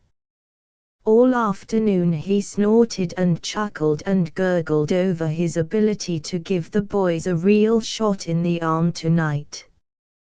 He was, in fact, so exhilarated that he was within a block of his house before he remembered that there was a certain matter, mentioned by his wife, of fetching ice cream from Vicchia's. He explained, "Well, darn it," and drove back. Vicchia was not a caterer, he was the caterer of Zenith. Most coming-out parties were held in the white and gold ballroom of the Maison Vicchia. At all nice teas the guests recognized the 5 kinds of Vicchia sandwiches and the 7 kinds of Vicchia cakes, and all really smart dinners ended, as on a resolving chord, in Vicchia Neapolitan ice cream in one of the 3 reliable molds: the melon mold, the round mold like a layer cake, and the long brick. Vicchia's shop had pale blue woodwork, tracery of plaster roses, attendants in frilled aprons, and glass shelves of kisses with all the refinement that inheres in whites of eggs.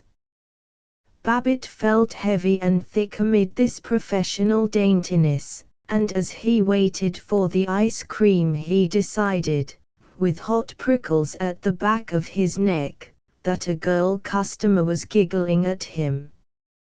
He went home in a touchy temper.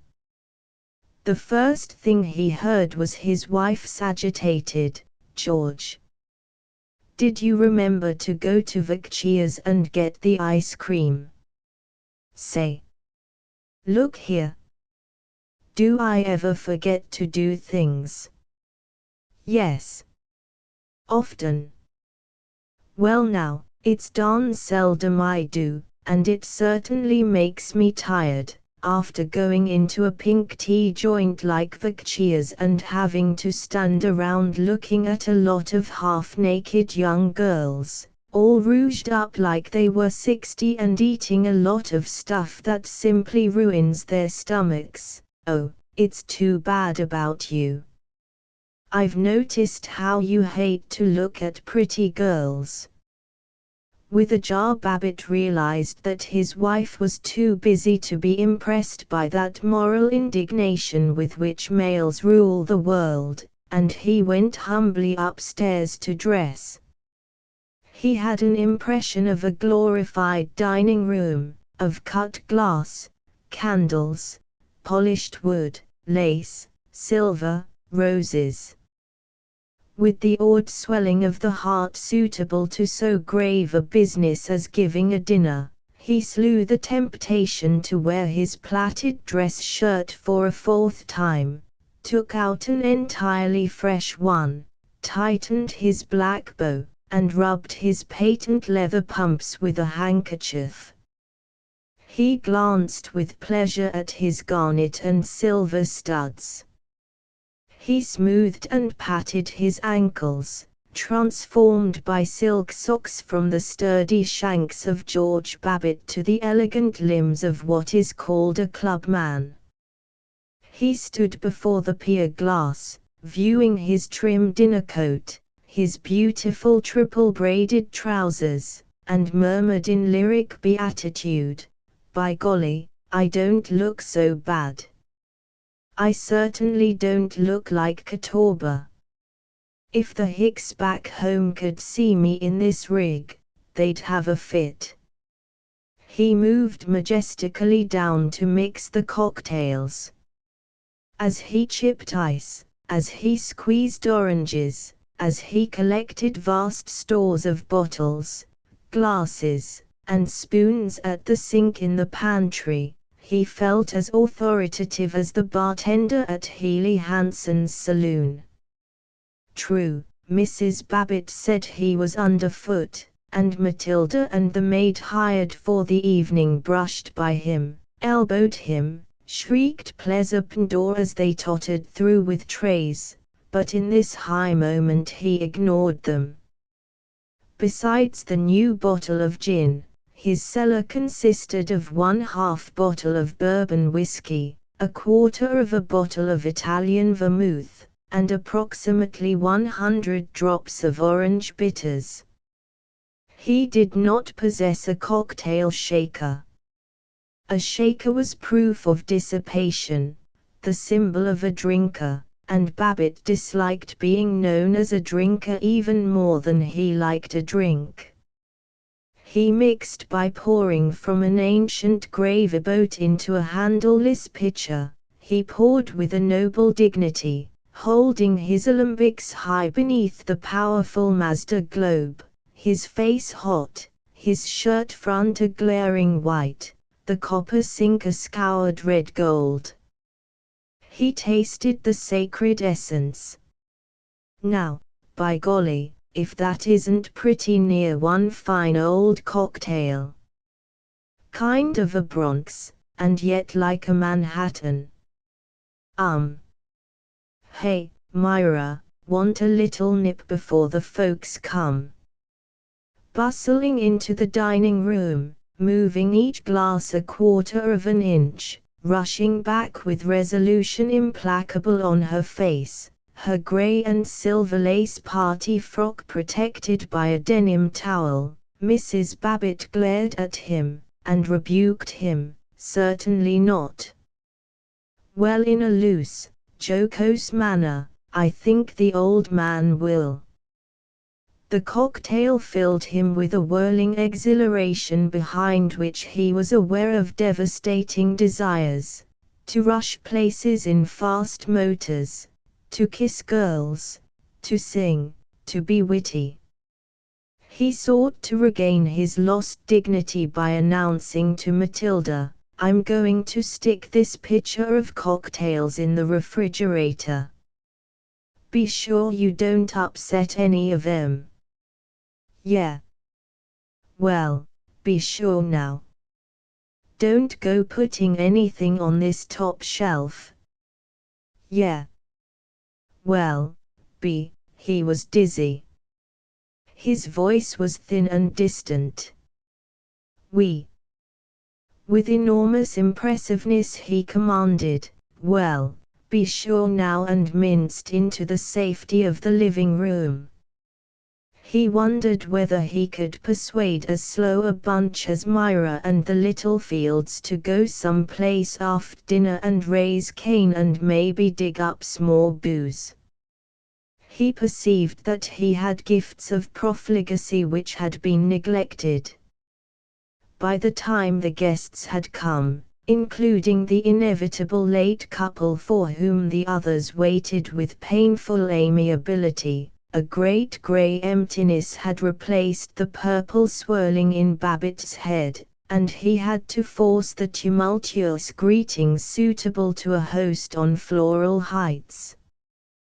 The guests were Howard Littlefield, the doctor of philosophy who furnished publicity and comforting economics to the Street Traction Company, Virgil Gunch, the coal dealer, equally powerful in the Elks and in the Boosters Club, Eddie Swanson, the agent for the Javelin motor car, who lived across the street, and Phil Jones, owner of the Lily White Laundry, which justly announced itself the biggest, busiest, bulliest cleanery shop in Zenith.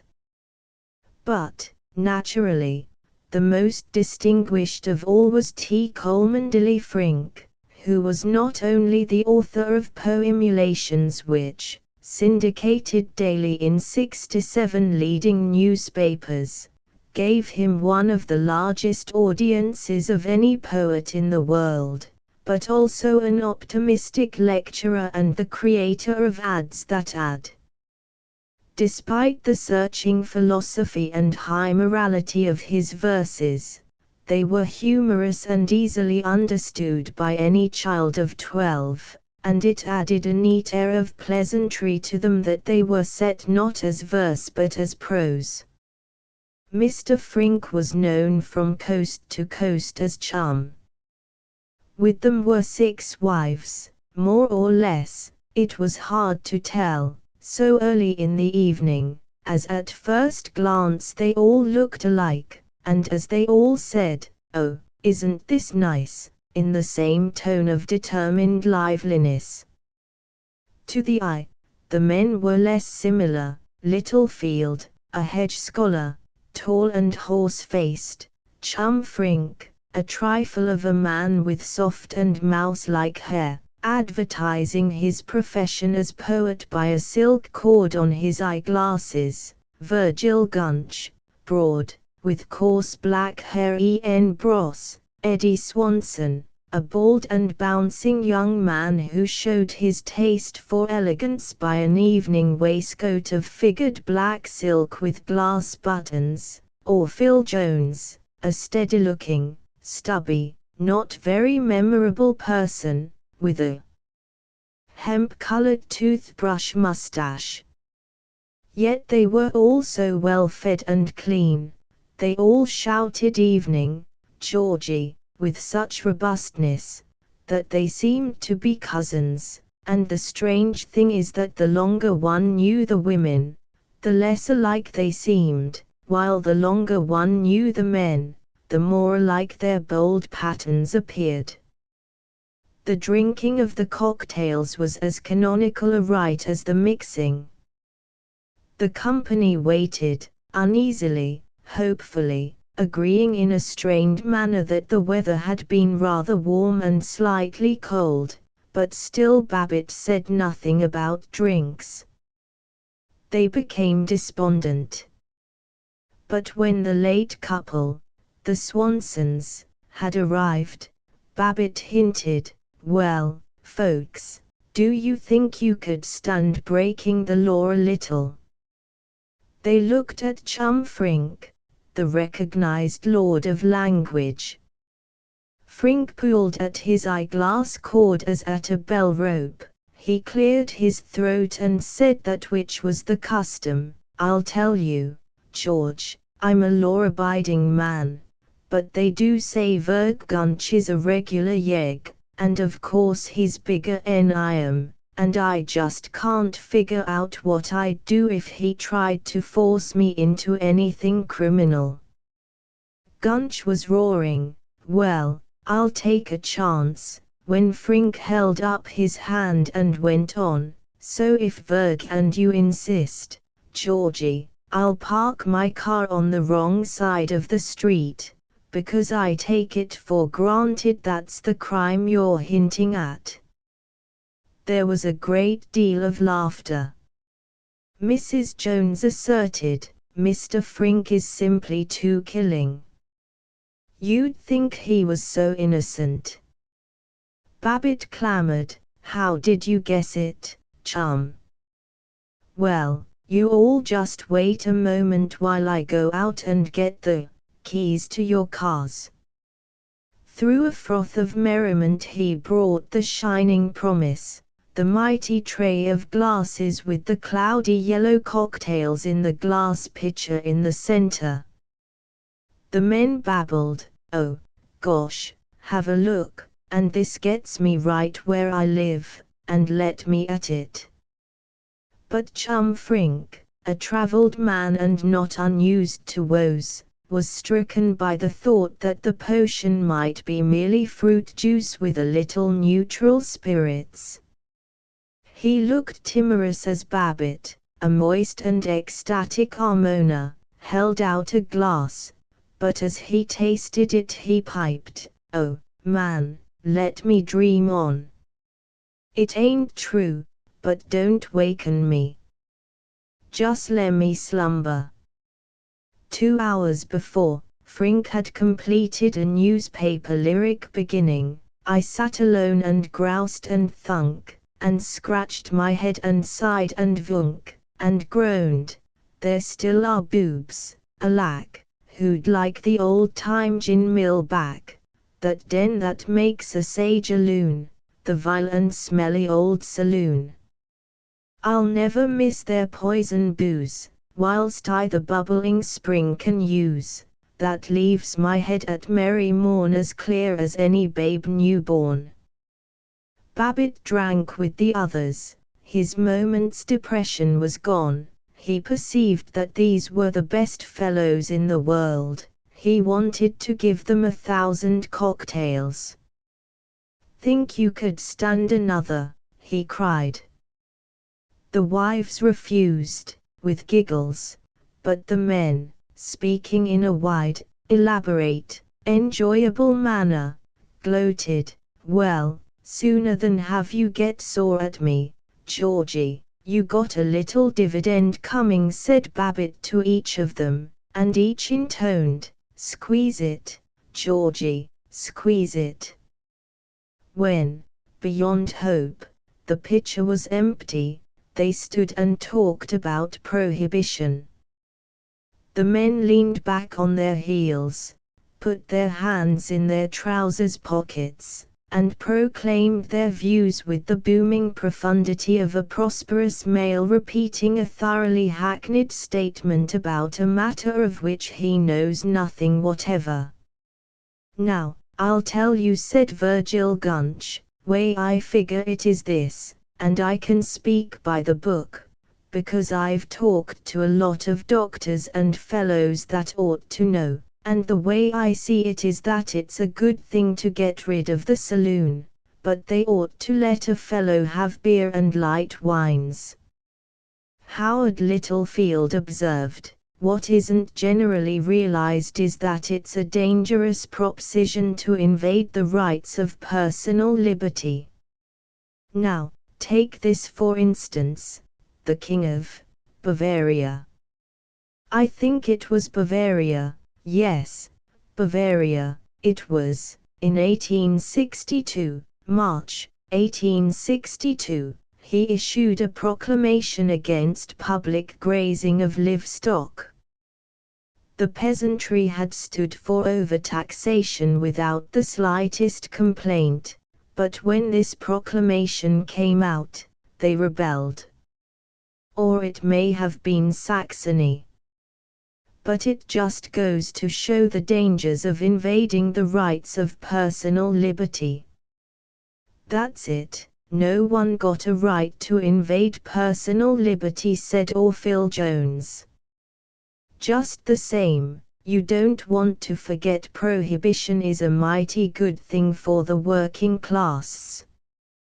Keeps them from wasting their money and lowering their productiveness, said Virgil Gunch. Yes, that's so. But the trouble is the manner of enforcement, insisted Howard Littlefield. Congress didn't understand the right system. Now, if I'd been running the thing, I'd have arranged it so that the drinker himself was licensed, and then we could have taken care of the shiftless workman, kept him from drinking, and yet not interfered with the rights, with the personal liberty, of fellows like ourselves.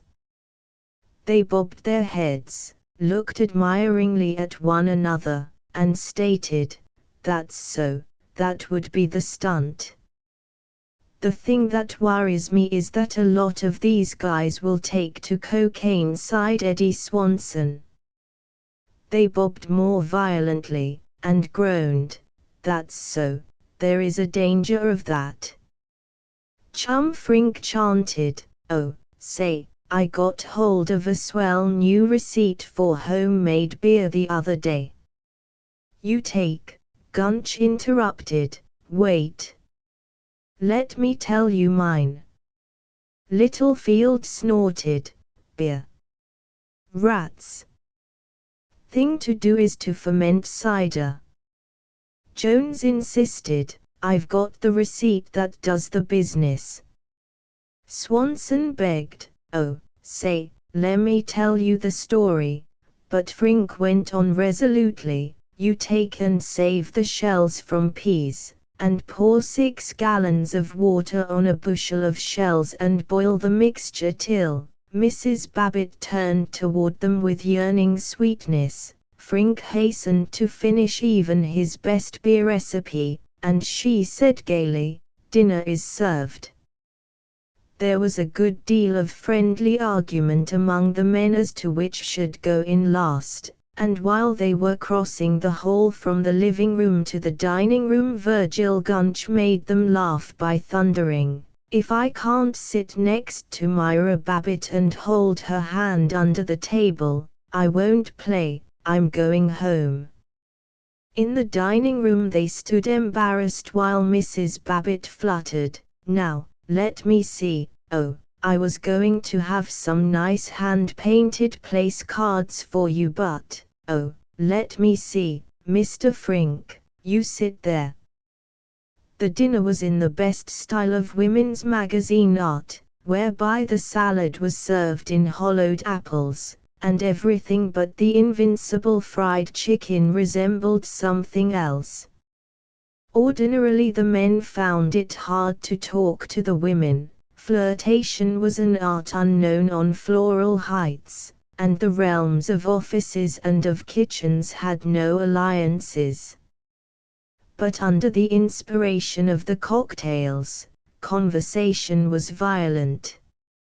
Each of the men still had a number of important things to say about prohibition, and now that each had a loyal listener in his dinner partner, he burst out, "I found a place where I can get all the hooch I want at 8 a quart.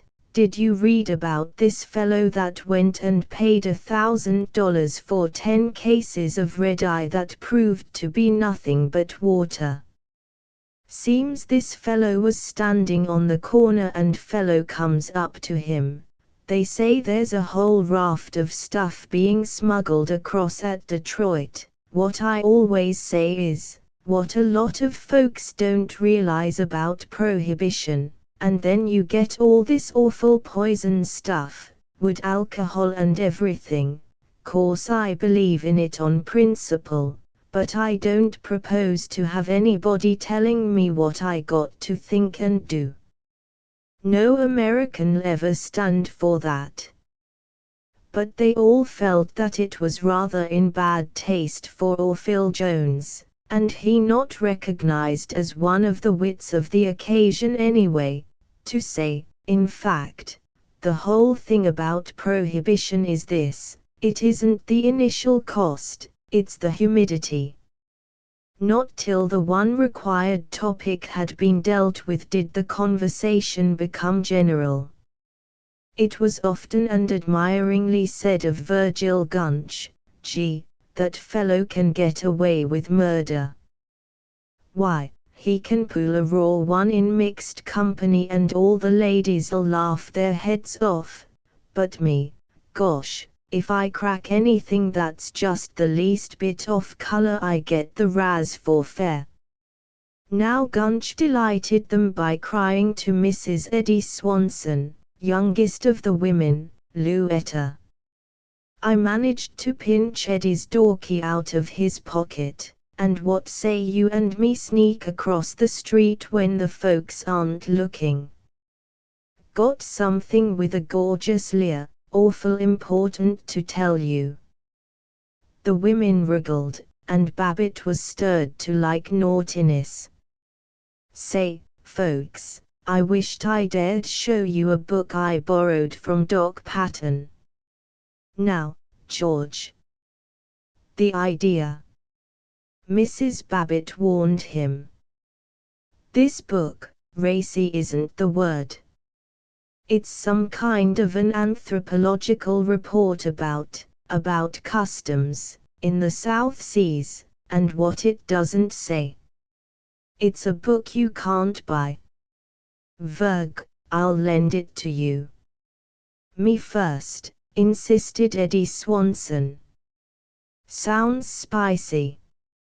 Orville Jones announced, "Say, I heard a good one the other day about a couple Swedes and their wives and, in the best Jewish accent, he resolutely carried the good one to a slightly disinfected ending."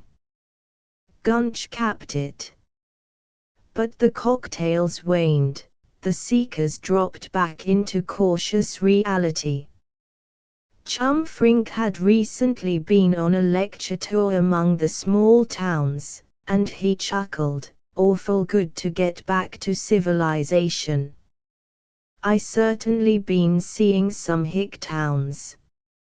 I mean, course the folks there are the best on earth, but, gee whiz, those Main Street burgs are slow, and you fellows can't hardly appreciate what it means to be here with a bunch of live ones." "You bet," exulted Orville Jones. "They're the best folks on earth, those small town folks, but, oh, mama, what conversation! Why, say, they can't talk about anything but the weather and the Neo Ford, by heckalorum." "That's right. They all talk about just the same things," said Eddie Swanson. "Don't they, though? They just say the same things over and over," said Virgil Gunch. "Yes, it's really remarkable. They seem to lack all power of looking at things impersonally. They simply go over and over the same talk about Fords and the weather and so on," said Howard Littlefield. "Still, at that, you can't blame 'em. They haven't got any intellectual stimulus such as you get up here in the city," said Chum Frink. "Gosh, that's right," said Babbitt. "I don't want you highbrows to get stuck on yourselves, but I must say it keeps a fellow right up on his toes to sit in with a poet and with Howard, the guy that put the con in economics. But these small town boobs, with nobody but each other to talk to, no wonder they get so sloppy and uncultured in their speech, and so balled up in their thinking." Orville Jones commented, "And then take our other advantages, the movies, for instance. These Yapville sports think they are all get out if they have one change of bill a week, where here in the city you got your choice of a dozen different rent movies any evening you want to name. Sure, and the inspiration we get from rubbing up against high-class hustlers every day and getting jam full of ginger, said Eddie Swanson. Same time, said Babbitt, no sense excusing these rubebergs too easy. Fellow's own fault if he doesn't show the initiative to up and beat it to the city, like we did. And, just speaking in confidence among friends, they're jealous as the devil of a city man. Every time I go up to Catawba I have to go around apologizing to the fellows I was brought up with because I've more or less succeeded and they haven't. And if you talk natural to 'em, way we do here, and show finesse and what you might call a broad point of view, why, they think you're putting on side. There's my own half-brother Martin, runs the little Olay general store my dad used to keep. Say, I'll bet he don't know there is such a thing as a tux, as a dinner jacket. If he was to come in here now, he'd think we were a bunch of, why, gosh, I swear, he wouldn't know what to think. Yes, sir, they're jealous. Chum Frink agreed, that's so. But what I mind is their lack of culture and appreciation of the beautiful, if you'll excuse me for being highbrow. Now, I like to give a high-class lecture, and read some of my best poetry, not the newspaper stuff but the magazine things. But say, when I get out in the tall grass, there's nothing will take but a lot of cheesy old stories and slang and junk that if any of us were to indulge in it here, he'd get the gate so fast it would make his head swim. Virgil Gunch summed it up, fact is, we're mighty lucky to be living among a bunch of city folks that recognize artistic things and business punch equally. We'd feel pretty glum if we got stuck in some Main Street burg and tried to wise up the old codgers to the kind of life we're used to here. But, by golly, there's this you got to say for 'em, every small American town is trying to get population and modern ideals. And darn if a lot of 'em don't put it across. Somebody starts panning a Rube Crossroads, telling how he was there in 1900 and it consisted of one muddy street, count 'em, one, and 900 human clams.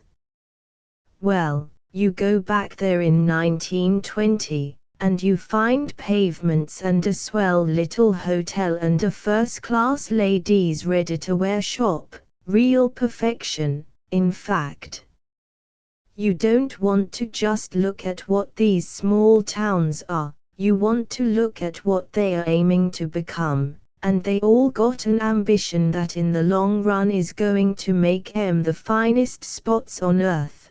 They all want to be just like Zenith. 3. However intimate they might be with T. Coleman Dilly Frink as a neighbor, as a borrower of lawnmowers and monkey wrenches, they knew that he was also a famous poet and a distinguished advertising agent, that behind his easiness were sultry literary mysteries which they could not penetrate. But tonight, in the gin-evolved confidence, he admitted them to the arcanum. I've got a literary problem that's worrying me to death. I'm doing a series of ads for the Zico car and I want to make each of 'em a real little gem, regular stylistic stuff. I'm all for this theory that perfection is the stunt, or nothing at all, and these are as tough things as I ever tackled. You might think it'd be harder to do my poems, all these hard topics, home and fireside and happiness, but they're cinches. You can't go wrong on 'em. You know what sentiments any decent go-ahead fellow must have if he plays the game, and you stick right to 'em. But the poetry of industrialism, now there's a literary line where you got to open up new territory. Do you know the fellow who's really the American genius? The fellow who you don't know his name and I don't either, but his work ought to be preserved so's future generations can judge our American thought and originality today. Why, the fellow that writes the Prince Albert tobacco ads. Just listen to this. It's PA that jams such joy in Jimmy pipes. Say, bet you've often bent an ear to that spill of speech about hopping from 5 to FIFTYPER by stepping on her a bit. Guess that's going some, all right, but, just among ourselves, you better start a rapid whiz system to keep tabs as to how fast you'll buzz from low smoke spirits to tip-top high, once you line up behind a Jimmy pipe that's all aglow with that peach of a pal, Prince Albert. Prince Albert is John on the job, always joyously Moorish in flavor, always delightfully cool and fragrant. For a fact, you never hooked such double-decked, copper-riveted, two-fisted smoke enjoyment. Go to a pipe, speedo quick like you light on a good thing. Why, packed with Prince Albert you can play a joyous Jimmy straight across the boards. And you know what that means. Now that Carol the motor agent, Eddie Swanson, that's what I call he literature. That Prince Albert fellow, though, gosh, there can't be just one fellow that writes must be a big board of classy inkslingers in conference, but anyway, now, he doesn't write for long-haired pikers, he writes for regular guys, he writes for me, and I tip my penny to him. The only thing is, I wonder if it sells the goods. Course, like all these poets, this Prince Albert fellow lets his idea run away with him. It makes elegant reading, but it don't say nothing. I'd never go out and buy Prince Albert tobacco after reading it, because it doesn't tell me anything about the stuff. It's just a bunch of fluff. Frink faced him. Oh, you're crazy. Have I got to sell you the idea of style? Anyway, that's the kind of stuff I'd like to do for the Zico. But I simply can't. So I decided to stick to the straight poetic, and I took a shot at a highbrow ad for the Zico. How do you like this? The long white trail is calling, and it's over the hills and far away for every man or woman that has red blood in his veins and on his lips the ancient song of the buccaneers. It's away with dull drudging, and a fig for care. Speed, glorious speed, it's more than just a moment's exhilaration, it's life for you and me. This great new truth the makers of the Zico car have considered as much as price and style. It's fleet as the antelope, smooth as the glide of a swallow, yet powerful as the charge of a bull elephant. Class breathes in every line. Listen, brother. You'll never know what the high art of hiking is till you try life's zip-ingest zest, the Zico. Yes, Frink mused, that's got an elegant color to it, if I do say so, but it ain't got the originality of spill of speech. The whole company sighed with sympathy and admiration. Chapter 9. Babbitt was fond of his friends. He loved the importance of being host and shouting, "Certainly, you're going to have small chicken," the idea, and he appreciated the genius of T. Coleman Dilly Frink, but the vigor of the cocktails was gone, and the more he ate the less joyful he felt. Then the amity of the dinner was destroyed by the nagging of the Swansons. In Floral Heights and the other prosperous sections of Zenith, especially in the young married set, there were many women who had nothing to do.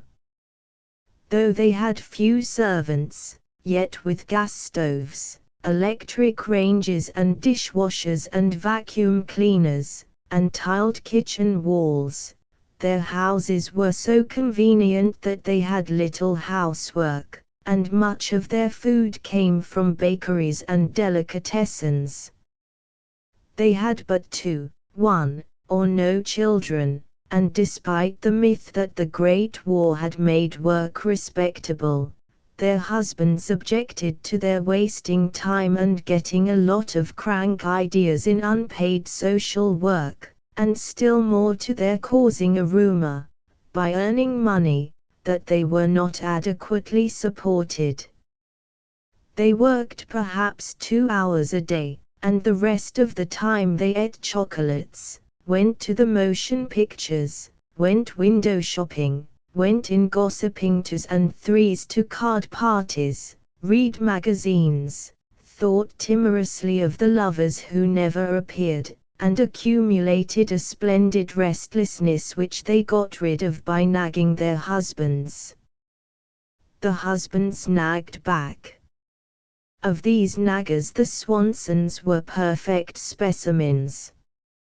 Throughout the dinner Eddie Swanson had been complaining, publicly, about his wife's new frock. It was, he submitted, too short, too low, too immodestly thin, and much too expensive.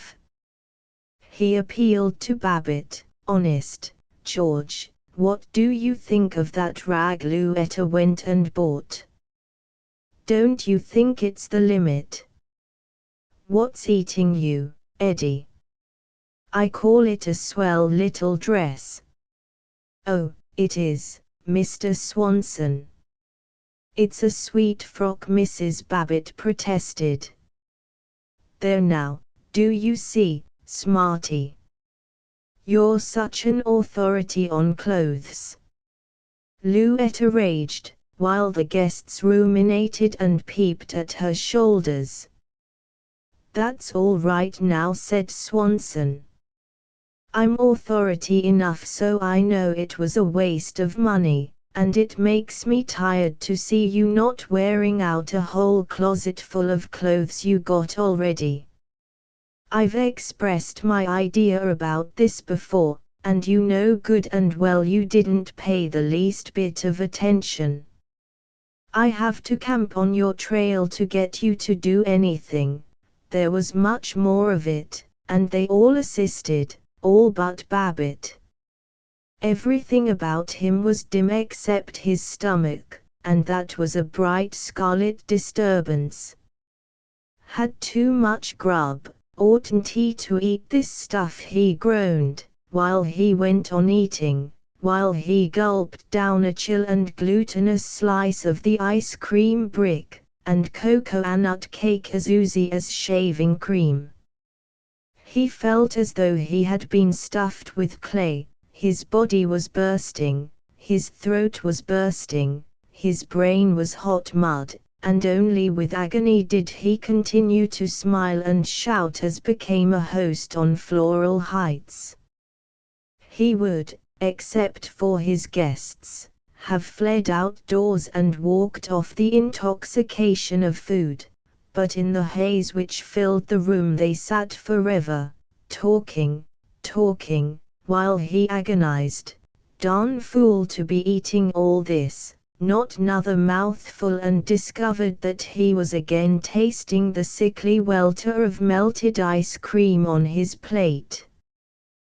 There was no magic in his friends. He was not uplifted when Howard Littlefield produced from his treasure house of scholarship the information that the chemical symbol for raw rubber is C10H16, which turns into isoprene, or 2C5H8.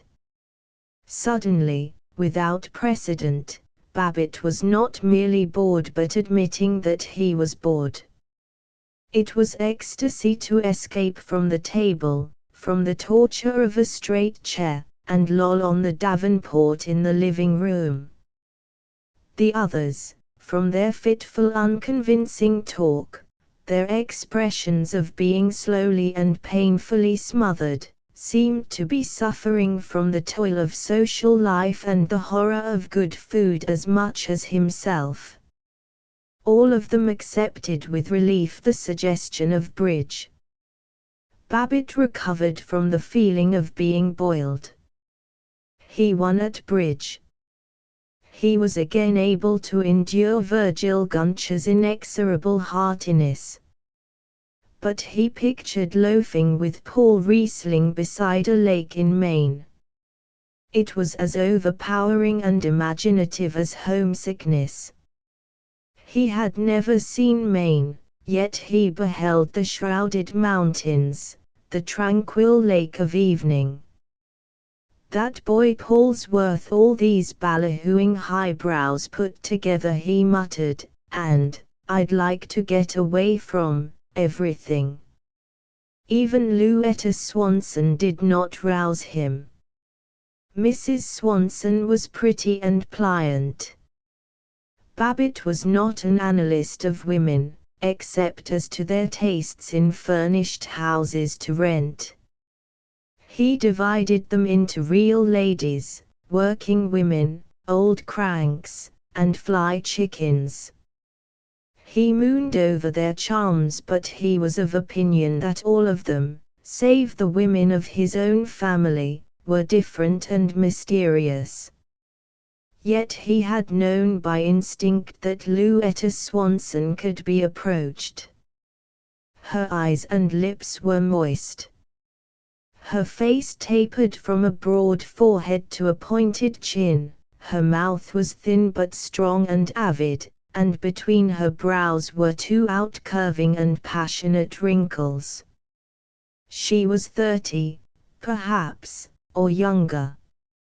Gossip had never touched her, but every man naturally and instantly rose to flirtatiousness when he spoke to her, and every woman watched her with stilled blankness.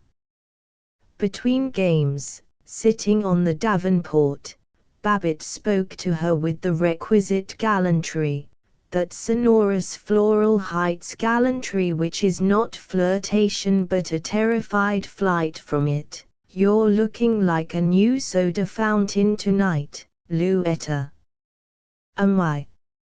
Ole Eddie kind of on the rampage?" "Yes. I get so sick of it." "Well, when you get tired of hubby, you can run off with Uncle George." "If I ran away, oh, well, anybody ever tell you your hands are awful pretty?"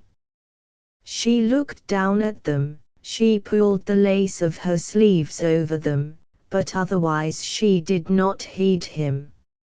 She was lost in unexpressed imaginings. Babbitt was too languid this evening to pursue his duty of being a captivating, though strictly moral, male. He ambled back to the bridge tables. He was not much thrilled when Mrs. Frink, a small twittering woman, proposed that they try and do some spiritualism and table tipping. "You know chum can make the spirits come, honest, he just scares me." The ladies of the party had not emerged all evening, but now, as the sex given to things of the spirit while the men warred against base things material, They took command and cried, "Oh, let's!" In the dimness the men were rather solemn and foolish, but the goodwives quivered and adored as they sat about the table. They laughed, "Now, you be good or I'll tell," when the men took their hands in the circle. Babbitt tingled with a slight return of interest in life as Louetta Swanson's hand closed on his with quiet firmness. All of them hunched over, intent. They startled as someone drew a strained breath. In the dusty light from the hall they looked unreal, they felt disembodied. Mrs. Gunch squeaked, and they jumped with unnatural jocularity, but at Frink's hiss they sank into subdued awe. Suddenly, incredibly, they heard a knocking. They stared at Frink's half-revealed hands and found them lying still. They wriggled, and pretended not to be impressed. Frink spoke with gravity, "Is someone there?" A thud. "Is one knock to be the sign for yes?" A thud. "And two for no?" A thud. "Now, ladies and gentlemen, shall we ask the guide to put us into communication with the spirit of some great one passed over?" Frink mumbled. Mrs. Orville Jones begged, "Oh, let's talk to Dante. We studied him at the reading circle. You know who he was, Orphy?" "Certainly I know who he was." "The what poet?" "Where do you think I was raised?" "From her insulted husband." "Sure, the fellow that took the cook's tour to hell." "I've never waded through his poetry, but we learned about him in the U-comma," said Babbitt. "Page Mr. Dante," intoned Eddie Swanson. "You ought to get him easy, Mr. Frink, you and he being fellow poets," said Louetta Swanson. "Fellow poets, rats. Where do you get that stuff?" protested Virgil Gunch. "I suppose Dante showed a lot of speed for an old-timer, not that I've actually read him, of course, but to come right down to hard facts, he wouldn't stand 1 2 3 if he had to buckle down to practical literature and turn out a poem for the newspaper syndicate every day, like Chum does." "That's so," from Eddie Swanson. "Those old birds could take their time." Judas Priest, "I could write poetry myself if I had a whole year for it, and just wrote about that old-fashioned junk like Dante wrote about." Frink demanded, "Hush, now. I'll call him." "Oh, laughing eyes, emerge forth into the ultimates and bring hither the spirit of Dante, that we mortals may list to his words of wisdom." "You forgot to give the address, 1658 Brimstone Avenue, Fiery Heights." Hell, Gunch chuckled, but the others felt that this was irreligious. "And besides, probably it was just Chum making the knocks, but still, if there did happen to be something to all this, be exciting to talk to an old fellow belonging to, way back in early times." A thud. The spirit of Dante had come to the parlor of George F. Babbitt. He was, it seemed, quite ready to answer their questions. He was glad to be with them, this evening. Frink spelled out the messages by running through the alphabet till the spirit interpreter knocked at the right letter. Littlefield asked, in a learned tone, "Do you like it in the Paradiso, Messi?" "We are very happy on the higher plane, Signor." We are glad that you are studying this great truth of spiritualism, Dante replied. The circle moved with an odd creaking of stays and shirt fronts. Suppose there were something to this. Babbitt had a different worry. Suppose Chum Frink was really one of these spiritualists. Chum had, for a literary fellow, always seemed to be a regular guy. He belonged to the Chatham Road Presbyterian Church and went to the boosters' lunches and liked cigars and motors and racy stories. But suppose that secretly, after all, you never could tell about these darn highbrows, and to be an out-and-out spiritualist would be almost like being a socialist. No one could long be serious in the presence of Virgil Gunch. Ask Dant how Jack Shakespeare and old Virg, the guy they named after me, are getting along, and don't they wish they could get into the movie game, he bled, and instantly all was mirth. Mrs. Jones shrieked, and Eddie Swanson desired to know whether Dante didn't catch cold with nothing on but his wreath. The pleased Dante made humble answer. But Babbitt, the cursed discontent was torturing him again, and heavily, in the impersonal darkness, he pondered, I don't, we're all so flip and think we're so smart. There'd be a fellow like Dante, I wish I'd read some of his pieces. I don't suppose I ever will, now. He had, without explanation, the impression of a slaggy cliff and on it, in silhouette against menacing clouds, a lone and austere figure. He was dismayed by a sudden contempt for his surest friends. He grasped Louetta Swanson's hand, and found the comfort of human warmth. Habit came, a veteran warrior, and he shook himself. What the deuce is the matter with me, this evening?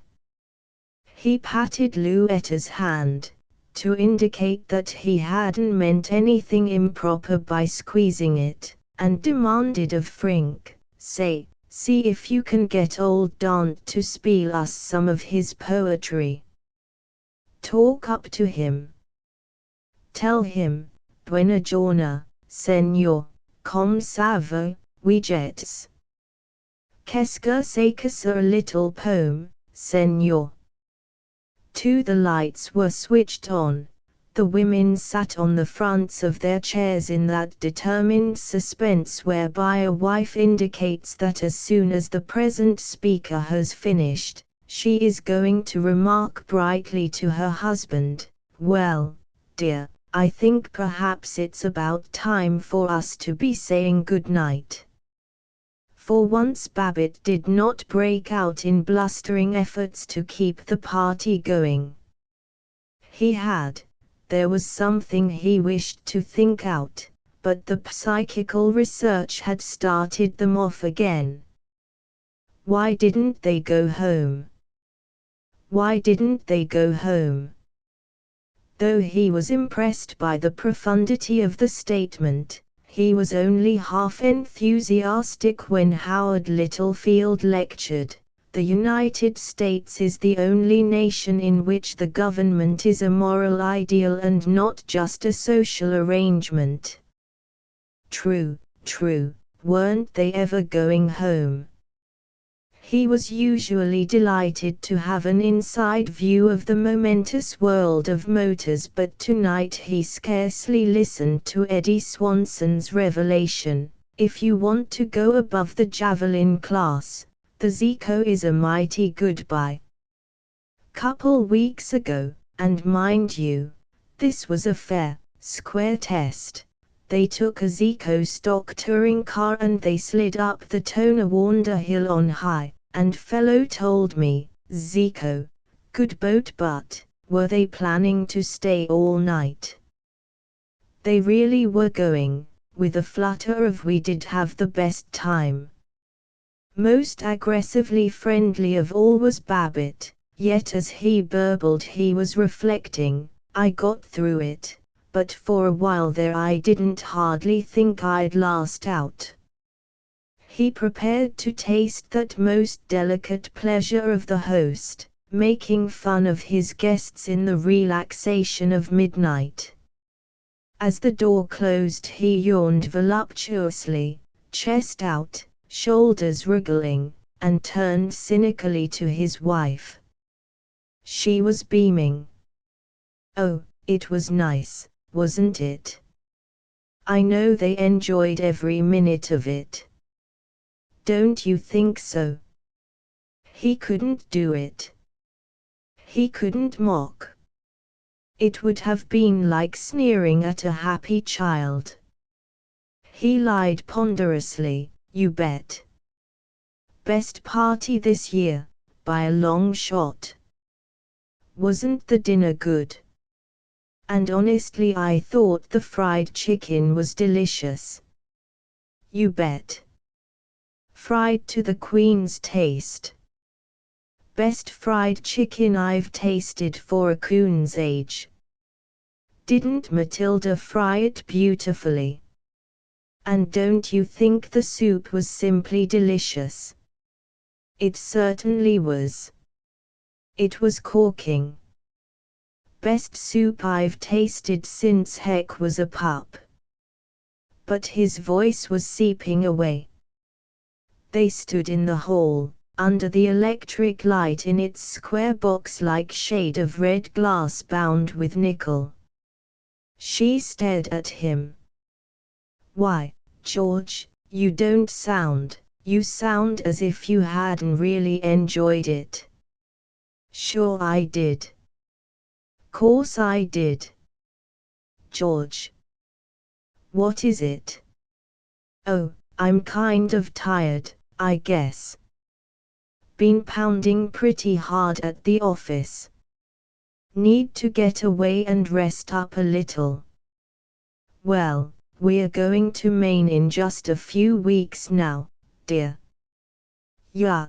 Then he was pouring it out nakedly, robbed of reticence. "Myra, I think it'd be a good thing for me to get up there early. But you have this man you have to meet in New York about business." "What man?" "Oh, sure. Him." "Oh, that's all off. But I want to hit Maine early, get in a little fishing, catch me a big trout, by golly." A nervous, artificial laugh. "Well, why don't we do it? Verona and Matilda can run the house between them, and you and I can go any time, if you think we can afford it." "But I've been feeling so jumpy lately, I thought maybe it might be a good thing if I kind of got off by myself and sweat it out of me." "George. Don't you want me to go along?" She was too wretchedly in earnest to be tragic, or gloriously insulted, or anything save dumpy and defenseless and flushed to the red steaminess of a boiled beet. "Of course I do. I just meant," remembering that Paul Riesling had predicted this, he was as desperate as she. "I mean, sometimes it's a good thing for an old grouch like me to go off and get it out of his system." He tried to sound paternal. "Then when you and the kids arrive, I figured maybe I might skip up to Maine just a few days ahead of you. I'd be ready for a real bat, see how I mean?" He coaxed her with large booming sounds, with affable smiles, like a popular preacher blessing an Easter congregation, like a humorous lecturer completing his stint of eloquence, like all perpetrators of masculine wiles. She stared at him, the joy of festival drained from her face. Do I bother you when we go on vacations? Don't I add anything to your fun? He broke. Suddenly, dreadfully, he was hysterical, he was a yelping baby. Yes, yes, yes. Hell, yes. But can't you understand I'm shot to pieces? I'm all in. I got to take care of myself. I tell you, I got to, I'm sick of everything and everybody. I got to. It was she who was mature and protective now. Why, of course. You shall run off by yourself. Why don't you get Paul to go along, and you boys just fish and have a good time? She patted his shoulder, reaching up to it, while he shook with palsied helplessness, and in that moment was not merely by habit fond of her but clung to her strength. She cried cheerily, "Now upstairs you go, and pop into bed. We'll fix it all up. I'll see to the doors. Now skip." For many minutes, for many hours, for a bleak eternity, he lay awake, shivering, reduced to primitive terror, comprehending that he had won freedom, and wondering what he could do with anything so unknown and so embarrassing as freedom. Chapter X. I know apartment house in Zenith had more resolutely experimented in condensation than the Revelstoke Arms, in which Paul and Zilla Riesling had a flat. By sliding the beds into low closets, the bedrooms were converted into living rooms. The kitchens were cupboards, each containing an electric range, a copper sink, a glass refrigerator, and, very intermittently, a Balkan maid. Everything about the Arms was excessively modern, and everything was compressed, except the garages. The Babbitts were calling on the Rieslings at the Arms. It was a speculative venture to call on the Rieslings, interesting and sometimes disconcerting. Zilla was an active, strident, full-blown, high-bosomed blonde. When she condescended to be good-humored, she was nervously amusing. Her comments on people were saltily satiric and penetrative of accepted hypocrisies. "That's so," you said, and looked sheepish. She danced wildly, and called on the world to be merry, but in the midst of it she would turn indignant. She was always becoming indignant. Life was a plot against her, and she exposed it furiously. She was affable tonight. She merely hinted that Orville Jones wore a toque, that Mrs. T. Coleman Frink's singing resembled a Ford going into high, and that the Honorable Otis Diebel, mayor of Zenith and candidate for Congress, was a flatulent fool, which was quite true. The Babbitts and Rieslings sat doubtfully on stone-hard brocade chairs in the small living room of the flat, with its mantel unprovided with a fireplace, and its strip of heavy gilt fabric upon a glaring new player piano, till Mrs. Riesling shrieked, "Come on! Let's put some pep in it. Get out your fiddle, Paul, and I'll try to make Georgie dance decently." The Babbitts were in earnest. They were plotting for the escape to Maine. But when Mrs. Babbitt hinted with plump smilingness, "Does Paul get as tired after the winter's work as Georgie does?" then Zilla remembered an injury, and when Zilla Riesling remembered an injury, the world stopped till something had been done about it. "Does he get tired?" "No, he doesn't get tired. he just goes crazy, that's all.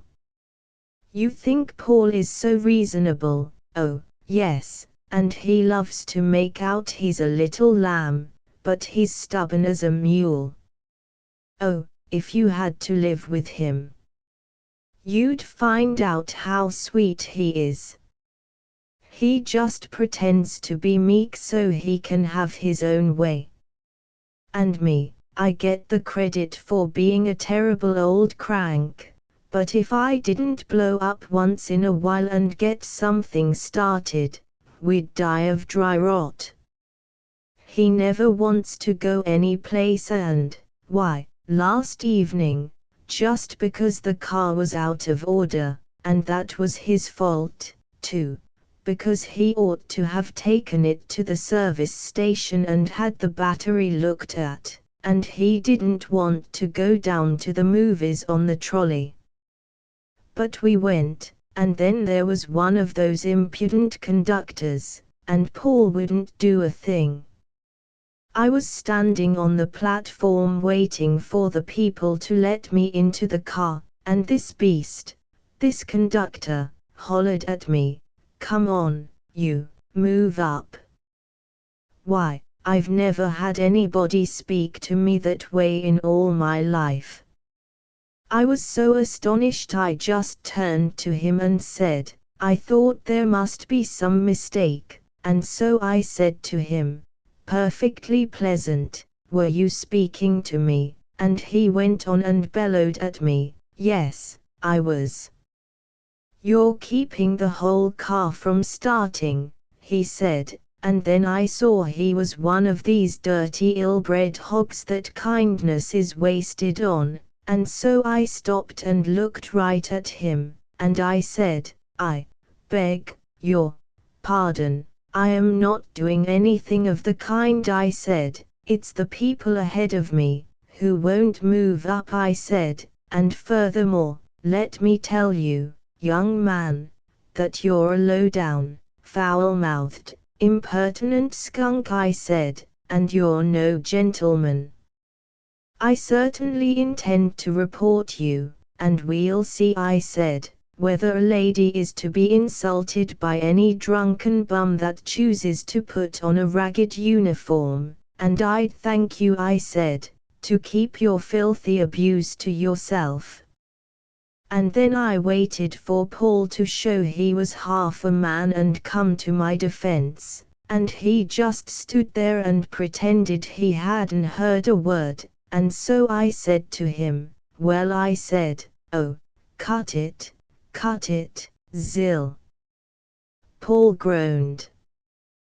"We all know I'm a mollycoddle, and you're a tender bud, and let's let it go at that."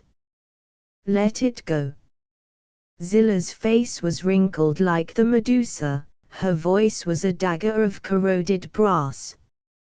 She was full of the joy of righteousness and bad temper.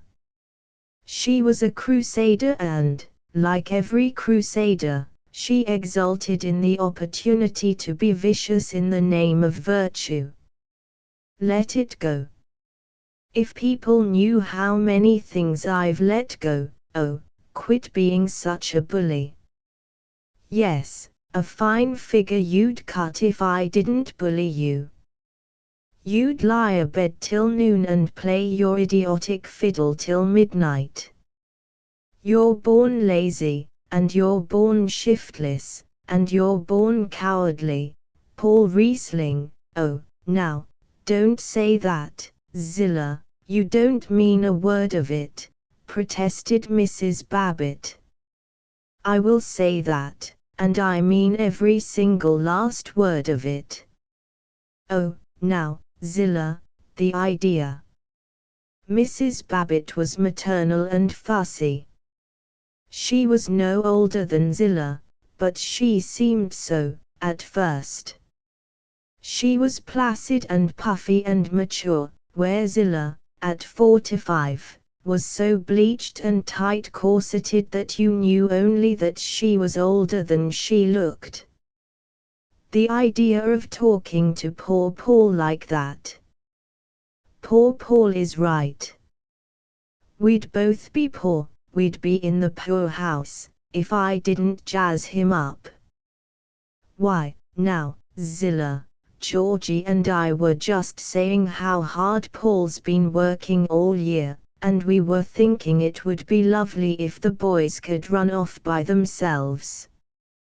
I've been coaxing George to go up to Maine ahead of the rest of us, and get the tired out of his system before we come, and I think it would be lovely if Paul could manage to get away and join him. At this exposure of his plot to escape, Paul was startled out of impassivity. He rubbed his fingers. His hands twitched. Zilla bayed, "Yes. You're lucky. You can let George go, and not have to watch him. Fat old Georgie. Never peeps at another woman. Hasn't got the spunk." "The hell I haven't." Babbitt was fervently defending his priceless immorality when Paul interrupted him, and Paul looked dangerous. He rose quickly. He said gently to Zilla, "I suppose you imply I have a lot of sweethearts." "Yes, I do." "Well, then, my dear, since you ask for it, there hasn't been a time in the last 10 years when I haven't found some nice little girl to comfort me, and as long as you continue your amiability I shall probably continue to deceive you. It isn't hard. You're so stupid." Zilla gibbered, she howled, words could not be distinguished in her slaver of abuse. Then the bland George F. Babbitt was transformed.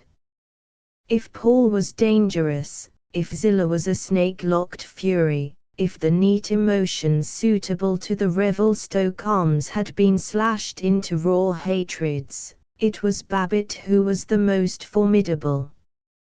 He leaped up. He seemed very large.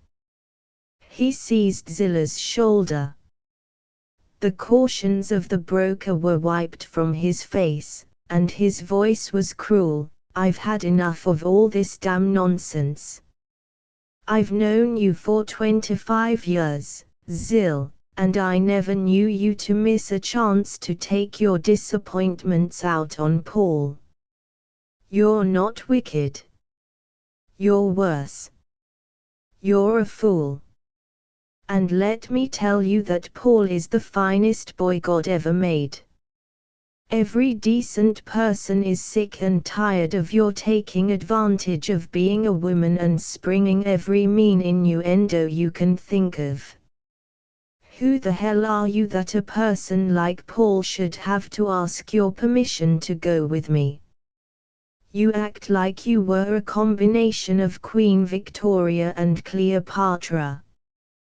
You fool, can't you see how people snicker at you, and sneer at you?" Zilla was sobbing, I've never, nobody ever talked to me like this in all my life." "No, but that's the way they talk behind your back. Always. They say you're a scolding old woman." "Old, by God." That cowardly attack broke her. Her eyes were blank. She wept. But Babbitt glared stolidly.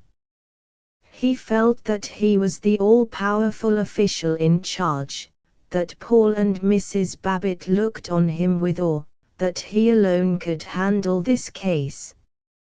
Zilla writhed. She begged, "Oh, they don't. They certainly do. I've been a bad woman. I'm terribly sorry. I'll kill myself. I'll do anything. Oh, what do you want?" She abased herself completely. Also, she enjoyed it. To the connoisseur of scenes, nothing is more enjoyable than a thorough, Melodramatic, egoistic humility. I want you to let Paul beat it off to Maine with me, Babbitt demanded. How can I help his going? You've just said I was an idiot and nobody paid any attention to me. Oh, you can help it, all right, all right. What you got to do is to cut out hinting that the minute he gets out of your sight, he'll go chasing after some petticoat. Matter of fact, that's the way you start the boy off wrong. You ought to have more sense. Oh, I will, honestly, I will, George. I know I was bad. Oh, forgive me, all of you, forgive me. She enjoyed it. So did Babbitt. He condemned magnificently and forgave piously, and as he went parading out with his wife he was grandly explanatory to her, kind of a shame to bully Zilla, but course it was the only way to handle her. Gosh, I certainly did have her crawling. She said calmly, yes. You were horrid. You were showing off. You were having a lovely time thinking what a great fine person you were. Well, by golly. Can you beat it? Of course I might have expected you to not stand by me. I might have expected you'd stick up for your own sex. Yes. Poor Zilla, she's so unhappy. She takes it out on Paul. She hasn't a single thing to do, in that little flat. And she broods too much. And she used to be so pretty and gay, and she resents losing it. And you were just as nasty and mean as you could be. I'm not a bit proud of you, or of Paul, boasting about his horrid love affairs. He was sulkily silent. He maintained his bad temper at a high level of outraged nobility all the 4 blocks home. At the door he left her, in self-approving haughtiness, and tramped the lawn. With a shock it was revealed to him, gosh, I wonder if she was right, if she was partly right. Overwork must have flayed him to abnormal sensitiveness. It was one of the few times in his life when he had queried his eternal excellence, and he perceived the summer night, smelled the wet grass. Then, I don't care. I've pulled it off. We're going to have our spree. And for Paul, I'd do anything. They were buying their main tackle at Ijams Brothers, the sporting goods mart, with the help of Willis Ijams, fellow member of the Boosters Club. Babbitt was completely mad. He trumpeted and danced. He muttered to Paul, say, this is pretty good, eh? To be buying the stuff, eh?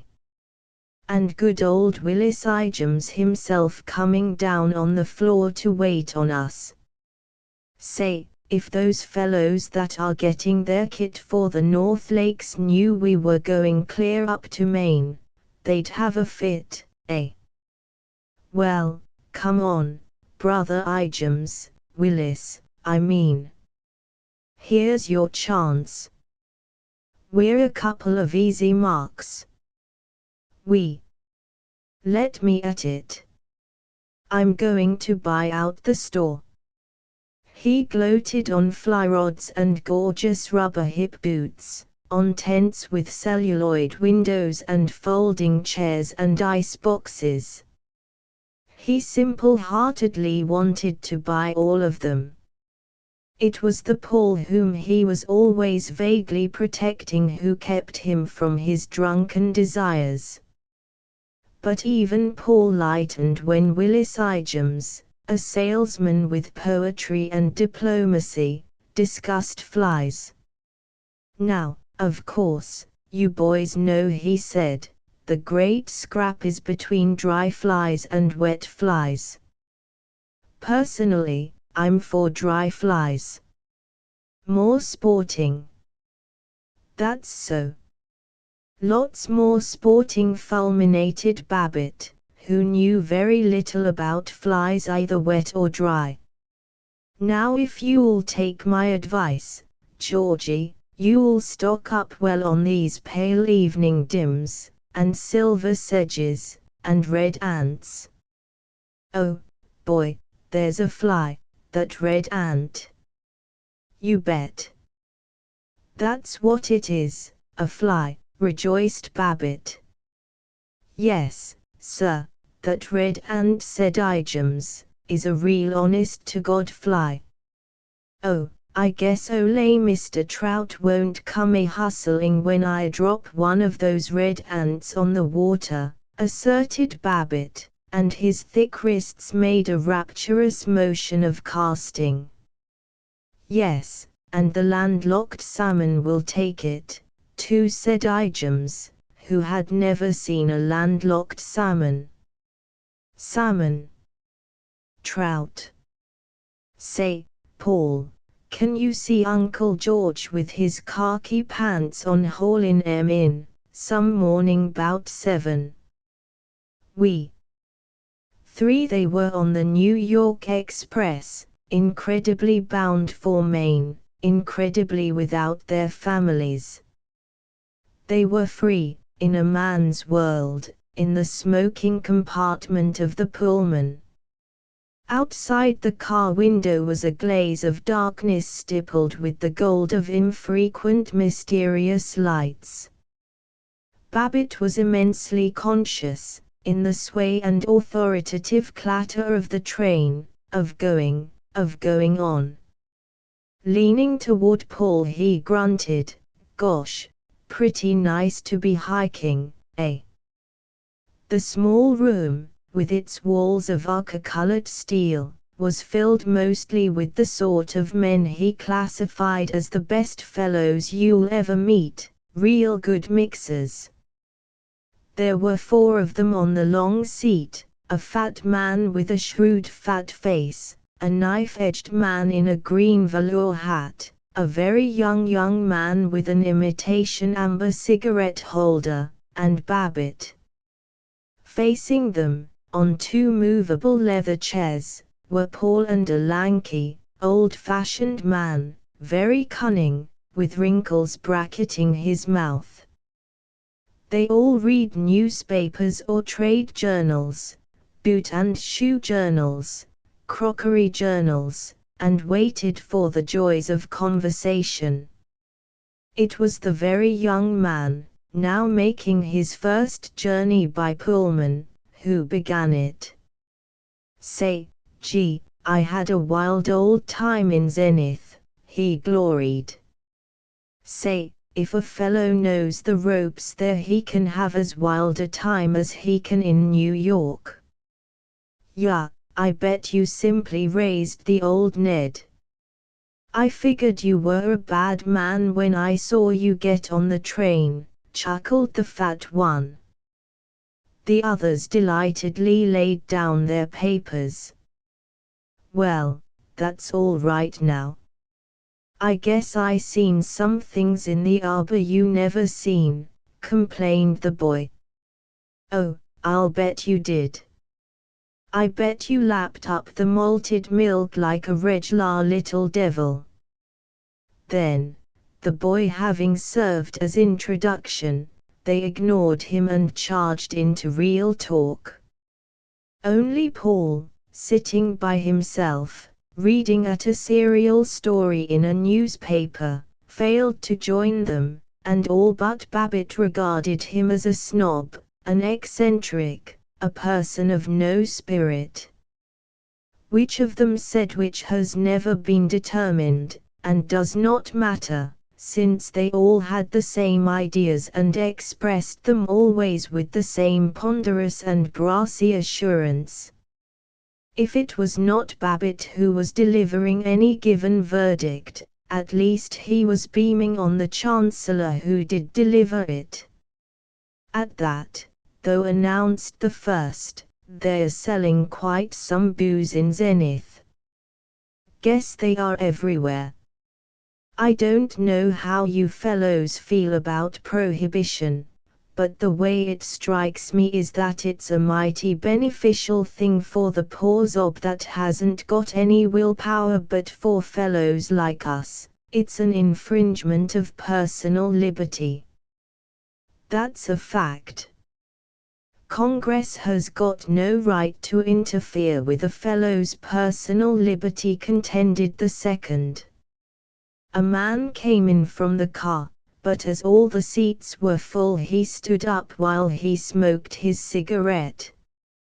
He was an outsider, he was not one of the old families of the smoking compartment. They looked upon him bleakly and, after trying to appear at ease by examining his chin in the mirror, he gave it up and went out in silence. Just been making a trip through the South. Business conditions not very good down there, said one of the council. Is that a fact? Not very good, eh? No, didn't strike me they were up to normal. Not up to normal, eh? No, I wouldn't hardly say they were. The whole council nodded sagely and decided, yump, not hardly up to snuff. Well, business conditions ain't what they ought to be out west, neither, not by a long shot. That's a fact. And I guess the hotel business feels it. That's one good thing, though. These hotels that VE been charging $5 a day, yes, and maybe 6-7, for a rotten room are going to be darn glad to get for, and maybe give you a little service. That's a fact. Say, speak new about hotels, I hit the St. Francis at San Francisco for the first time, the other day, and, say, it certainly is a first-class place. You're right, brother. The St. Francis is a swell place, absolutely a one. That's a fact. I'm right with you. It's a first-class place. Yeah, but say, any of you fellows ever stay at the Rippleton, in Chicago? I don't want to knock, I believe in boosting wherever you can, but say, of all the rotten dumps that pass themselves off as first-class hotels, that's the worst. I'm going to get those guys, one of these days, and I told em so. You know how I am, well, maybe you don't know, but I'm accustomed to first-class accommodations, and I'm perfectly willing to pay a reasonable price. I got into Chicago late the other night, and the Rippleton's near the station. I'd never been there before, but I says to the taxi driver, I always believe in taking a taxi when you get in late, may cost a little more money, but, gosh, it's worth it when you got to be up early next morning and out selling a lot of crabs, and I said to him, oh, just drive me over to the Rippleton. Well, we got there, and I breezed up to the desk and said to the clerk, well, brother, got a nice room with bath for Cousin Bill. Sorry. You'd thought I'd sold him a second, or asked him to work on Yom Kippur. He hands me the cold-boiled stare and yaps, I dunno, friend, I'll see, and he ducks behind the rigamajig they keep track of the rooms on. Well, I guess he called up the Credit Association and the American Security League to see if I was all right. He certainly took long enough, or maybe he just went to sleep, but finally he comes out and looks at me like it hurts him, and croaks, "I think I can let you have a room with bath." "Well, that's awful nice of you, sorry to trouble you, how much'll it set me back?" I says, "Real sweet." "It'll cost you $7 a day, friend," he says. Well, it was late, and anyway, it went down on my expense account. Gosh, if I'd been paying it instead of the firm, I'd-a tramped the streets all night before I'd-a let any hick tavern stick me 7 great big round dollars, believe me. So I lets it go at that. Well, the clerk wakes a nice young bellhope, fine lad, not a day over 79 years old, fought at the Battle of Gettysburg and doesn't know it's over yet, thought I was one of the Confederates, I guess, from the way he looked at me, and Rip Van Winkle took me up to something. I found out afterwards they called it a room, but first I thought there'd been some mistake. I thought they were putting me in the Salvation Army collection box. At 7 per each and every diem. Gosh. Yeah, I've heard the Rippleton was pretty cheesy.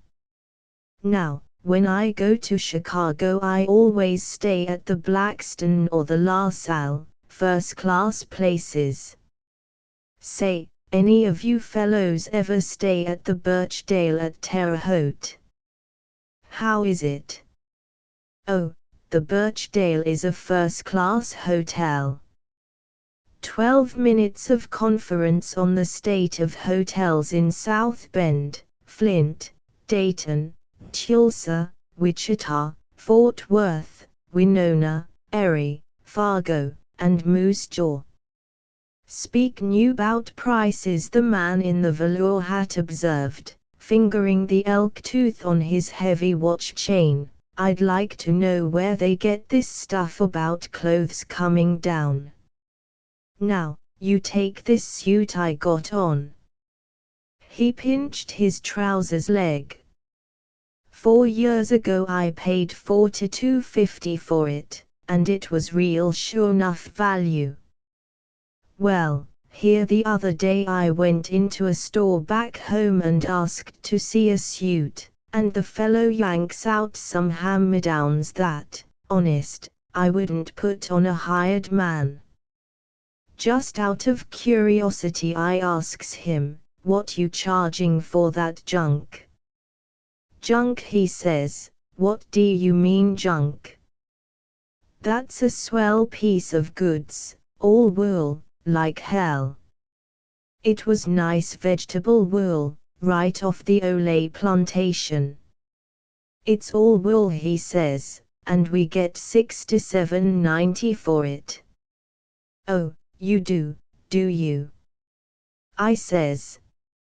"Not from me you don't," I says, and I walks right out on him. "You bet." I says to the wife, "Well," I said, "as long as your strength holds out and you can go on putting a few more patches on Papa's pants, we'll just pass up buying clothes." "That's right, brother. And just look at collars, for instance, hey." "Wait," the fat man protested. "What's the matter with collars?" "I'm selling collars. Do you realize the cost of labor on collars is still 207% above? They voted that if their old friend the fat man sold collars, then the price of collars was exactly what it should be, but all other clothing was tragically too expensive." They admired and loved one another now. They went profoundly into the science of business, and indicated that the purpose of manufacturing a plow or a brick was so that it might be sold. To them, the romantic hero was no longer the knight, the wandering poet, the cowpuncher, the aviator, nor the brave young district attorney, but the great sales manager, who had an analysis of merchandising problems on his glass-topped desk, whose title of nobility was go-getter, and who devoted himself and all his young samurai to the cosmic purpose of selling, not of selling anything in particular, for or to anybody in particular, but pure selling. The shop talk roused Paul Riesling. Though he was a player of violins and an interestingly unhappy husband, he was also a very able salesman of tar roofing. He listened to the fat man's remarks on the value of house organs and bulletins as a method of jazzing up the boys out on the road, and he himself offered one or two excellent thoughts on the use of 2-cent stamps on circulars. Then he committed an offense against the holy law of the clan of good fellows. He became highbrow. They were entering a city. On the outskirts they passed a steel mill which flared in scarlet and orange flame that licked at the cadaverous stacks, at the iron-sheathed walls and sullen converters. "My lord, look at that, beautiful," said Paul. "You bet it's beautiful, friend. That's the Schelling-Horton steel plant, and they tell me old John Schelling made a good 3 million bones out of munitions during the war," the man with the velour hat said reverently. I mean it's lovely the way the light pulls that picturesque yard, all littered with junk, right out of the darkness," said Paul. They stared at him, while Babbitt crowed, "Paul there has certainly got one great little eye for picturesque places and quaint sights and all that stuff. D'ye have been an author or something if he hadn't gone into the roofing line." Paul looked annoyed. Babbitt sometimes wondered if Paul appreciated his loyal boosting. The man in the velour hat grunted, "Well, personally, I think Schelling-Horton keep their works awful dirty. Bum rooting. But I don't suppose there's any law against calling 'em picturesque if it gets you that way." Paul sulkily returned to his newspaper and the conversation logically moved on to trains. "What time do we get into Pittsburgh?" asked Babbitt. "Pittsburgh? I think we get in at, no, that was last year's schedule, wait a minute, let's see, got a timetable right here. I wonder if we're on time. Yeah, sure, we must be just about on time. No, we aren't, we were 7 minutes late, last station." "Were we? Straight? Why, gosh, I thought we were right on time." "No, we're about 7 minutes late." "Yeah, that's right, 7 minutes late." The porter entered, a Negro in white jacket with brass buttons. "How late are we, George?" growled the fat man. "'Deed, I don't know, sir. I think we're about on time," said the porter, folding towels and deftly tossing them up on the rack above the washbowls. The council stared at him gloomily, and when he was gone they wailed, "I don't know what's come over these niggers, nowadays. They never give you a civil answer. That's a fact. They're getting so they don't have a single bit of respect for you."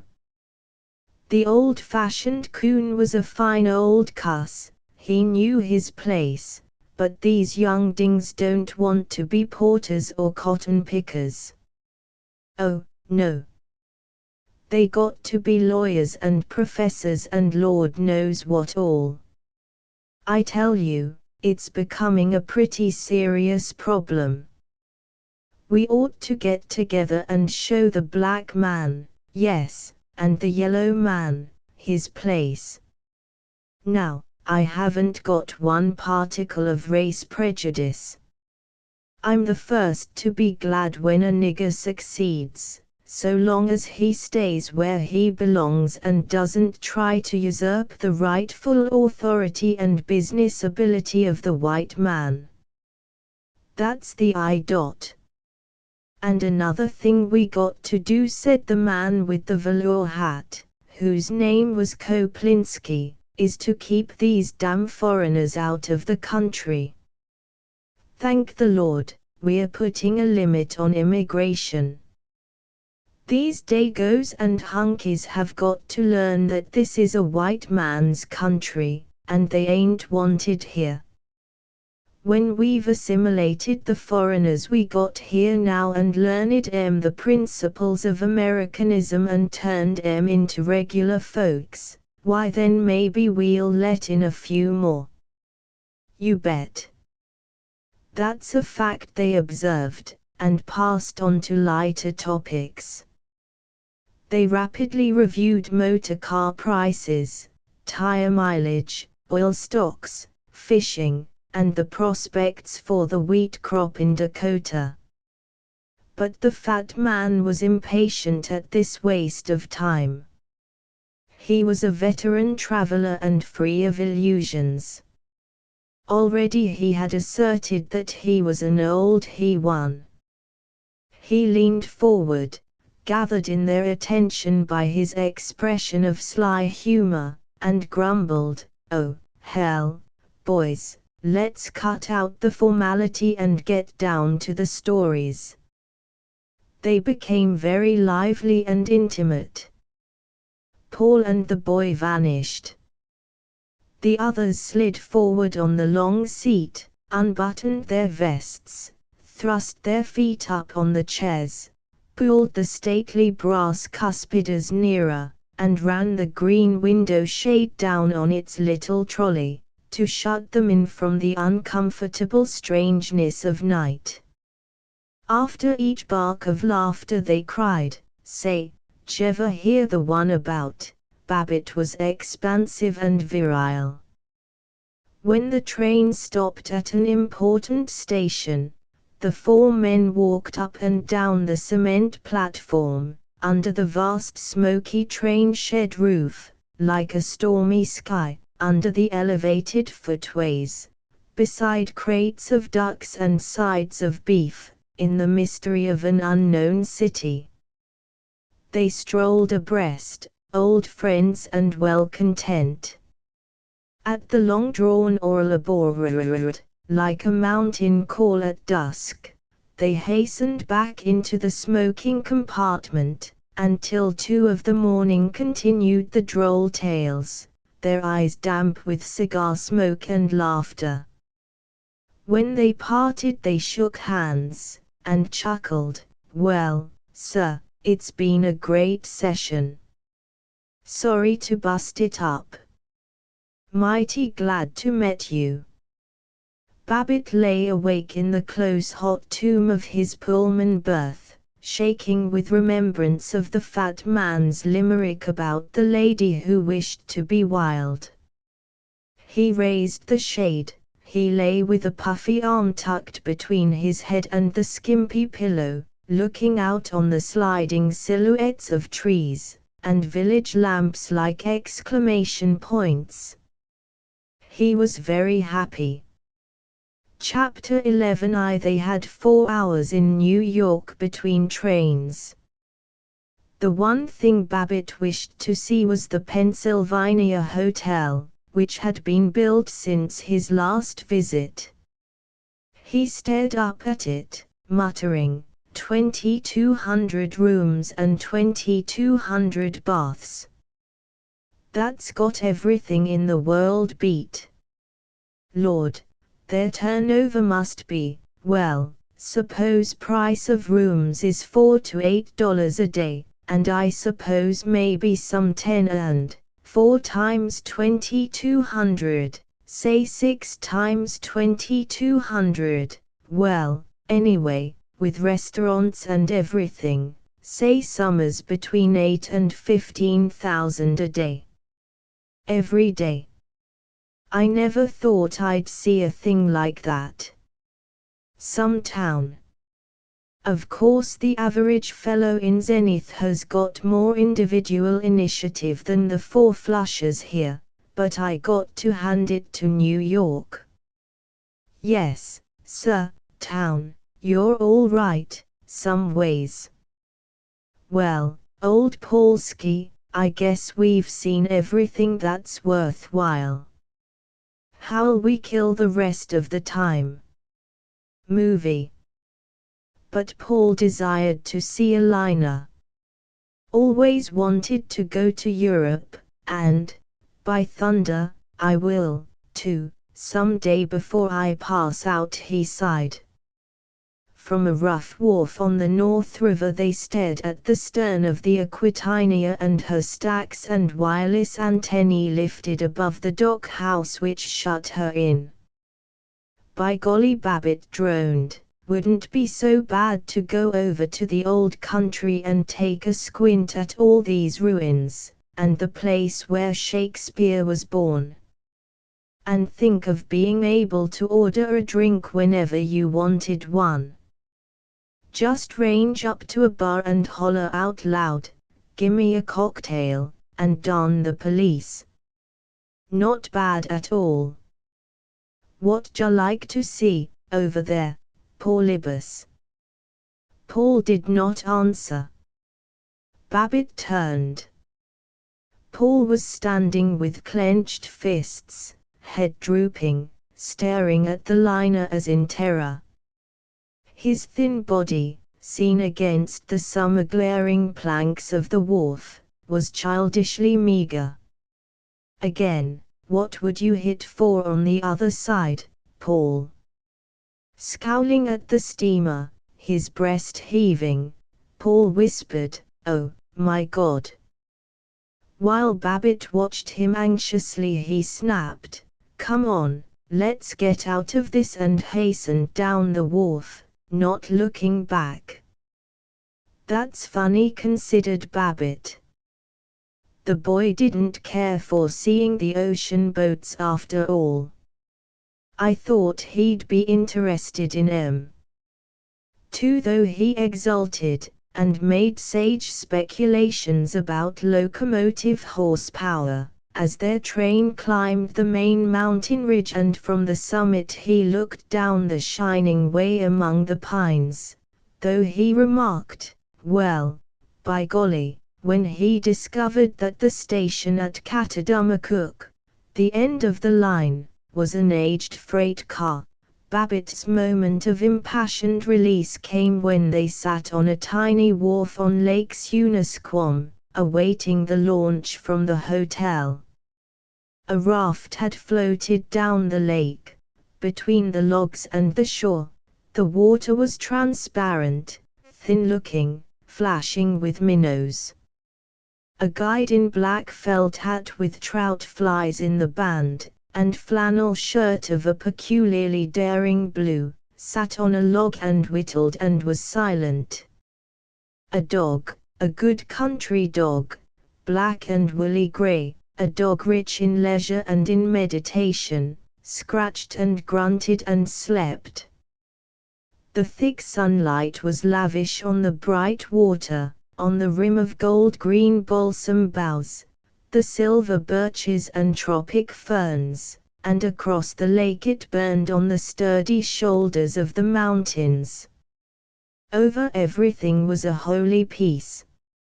Silent, they loafed on the edge of the wharf, swinging their legs above the water. The immense tenderness of the place sank into Babbitt, and he murmured, "I'd just like to sit here, the rest of my life, and whittle, and sit. And never hear a typewriter." or Stan Graff fussing in the phone, or Ron and Ted scrapping. Just sit. Gosh. He patted Paul's shoulder. How does it strike you, old snoozer? Oh, it's darn good, Georgie. There's something sort of eternal about it. For once, Babbitt understood him. Their launch rounded the bend. At the head of the lake, under a mountain slope, they saw the little central dining shack of their hotel and the crescent of squat log cottages which served as bedrooms. They landed, and endured the critical examination of the habitués who had been at the hotel for a whole week. In their cottage, with its high stone fireplace, they hastened, as Babbitt expressed it, to get into some regular heat-togs. They came out, Paul in an old grey suit and soft white shirt, Babbitt in khaki shirt and vast and flapping khaki trousers.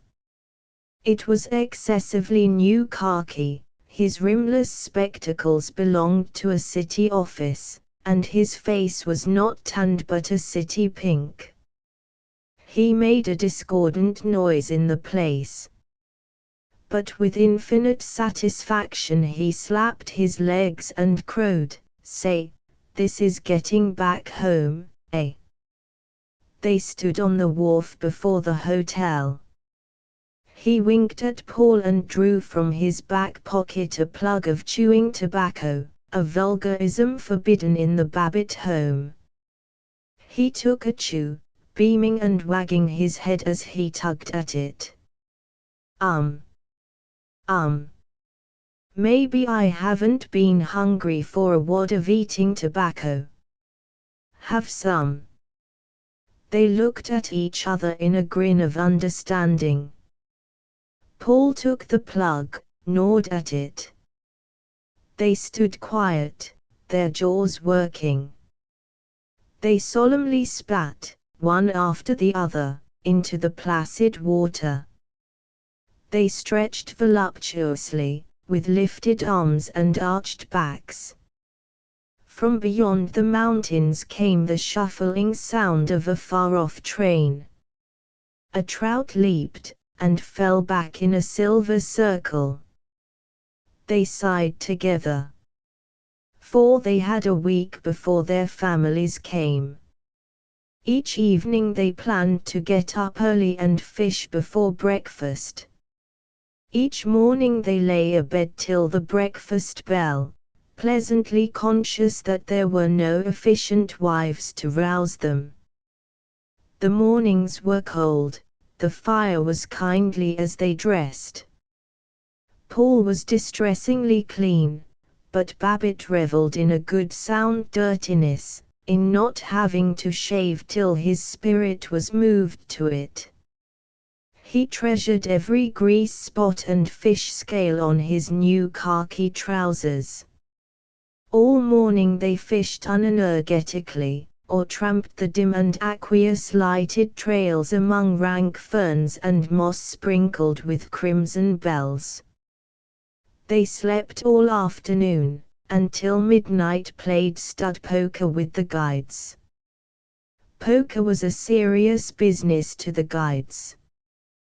They did not gossip, they shuffled the thick greasy cards with a deft ferocity menacing to the sports, and Joe Paradise, king of guides, was sarcastic to loiterers who halted the game even to scratch. At midnight, as Paul and he blundered to their cottage over the pungent wet grass, and pine roots confusing in the darkness, Babbitt rejoiced that he did not have to explain to his wife where he had been all evening. They did not talk much. The nervous loquacity and opinionation of the Zenith Athletic Club dropped from them. But when they did talk they slipped into the naive intimacy of college days. Once they drew their canoe up to the bank of Sunasquam water, a stream walled in by the dense green of the haddock.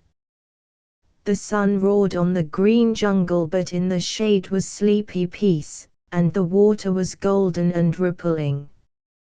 Babbitt drew his hand through the cool flood, and mused, "We never thought we'd come to Maine together. No. We've never done anything the way we thought we would. I expected to live in Germany with my granddad's people, and study the fiddle. That's so. And remember how I wanted to be a lawyer and go into politics. I still think I might have made a go of it. I've kind of got the gift of the gab, anyway. I can think on my feet, and make some kind of a spiel on most anything, and of course that's the thing you need in politics. By golly, Ted's going to law school, even if I didn't. Well, I guess it's worked out all right. Myra's been a fine wife. And Zilla means well, poor Libas. Yes. Up here, I figure out all sorts of plans to keep her amused. I kind of feel life is going to be different, now that we're getting a good rest and can go back and start over again. I hope so, old boy. Shyly, say, gosh, it's been awful nice to sit around and loaf and gamble and act regular, with you along, you old horse thief. Well, you know what it means to me, Georgie. Saved my life. The shame of emotion overpowered them. They cursed a little, to prove they were good rough fellows, and in a mellow silence, Babbitt whistling while Paul hummed, they paddled back to the hotel. Though it was Paul who had seemed overwrought, Babbitt who had been the protecting big brother, Paul became clear-eyed and merry, while Babbitt sank into irritability. He uncovered layer on layer of hidden weariness. At first he had played nimble jester to Paul and for him sought amusements. By the end of the week Paul was nurse, and Babbitt accepted favors with the condescension one always shows a patient nurse. The day before their families arrived, the women guests at the hotel bubbled, "Oh, isn't it nice? You must be so excited," and the proprieties compelled Babbitt and Paul to look excited. But they went to bed early and grumpy. When Myra appeared she said at once, "Now, we want you boys to go on playing around just as if we weren't here." The first evening, he stayed out for poker with the guides, and she said in placid merriment, "My, you're a regular bad one." The second evening, she groaned sleepily, "Good heavens, are you going to be out every single night?" The third evening, he didn't play poker. He was tired now in every cell. Funny. Vacation doesn't seem to have done me a bit of good, he lamented. Paul's frisky as a colt, but I swear, I'm crankier and nervouser than when I came up here. He had 3 weeks of Maine.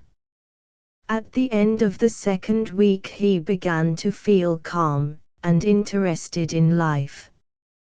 He planned an expedition to climb Sachem Mountain, and wanted to camp overnight at Boxcar Pond. He was curiously weak, yet cheerful, as though he had cleansed his veins of poisonous energy and was filling them with wholesome blood.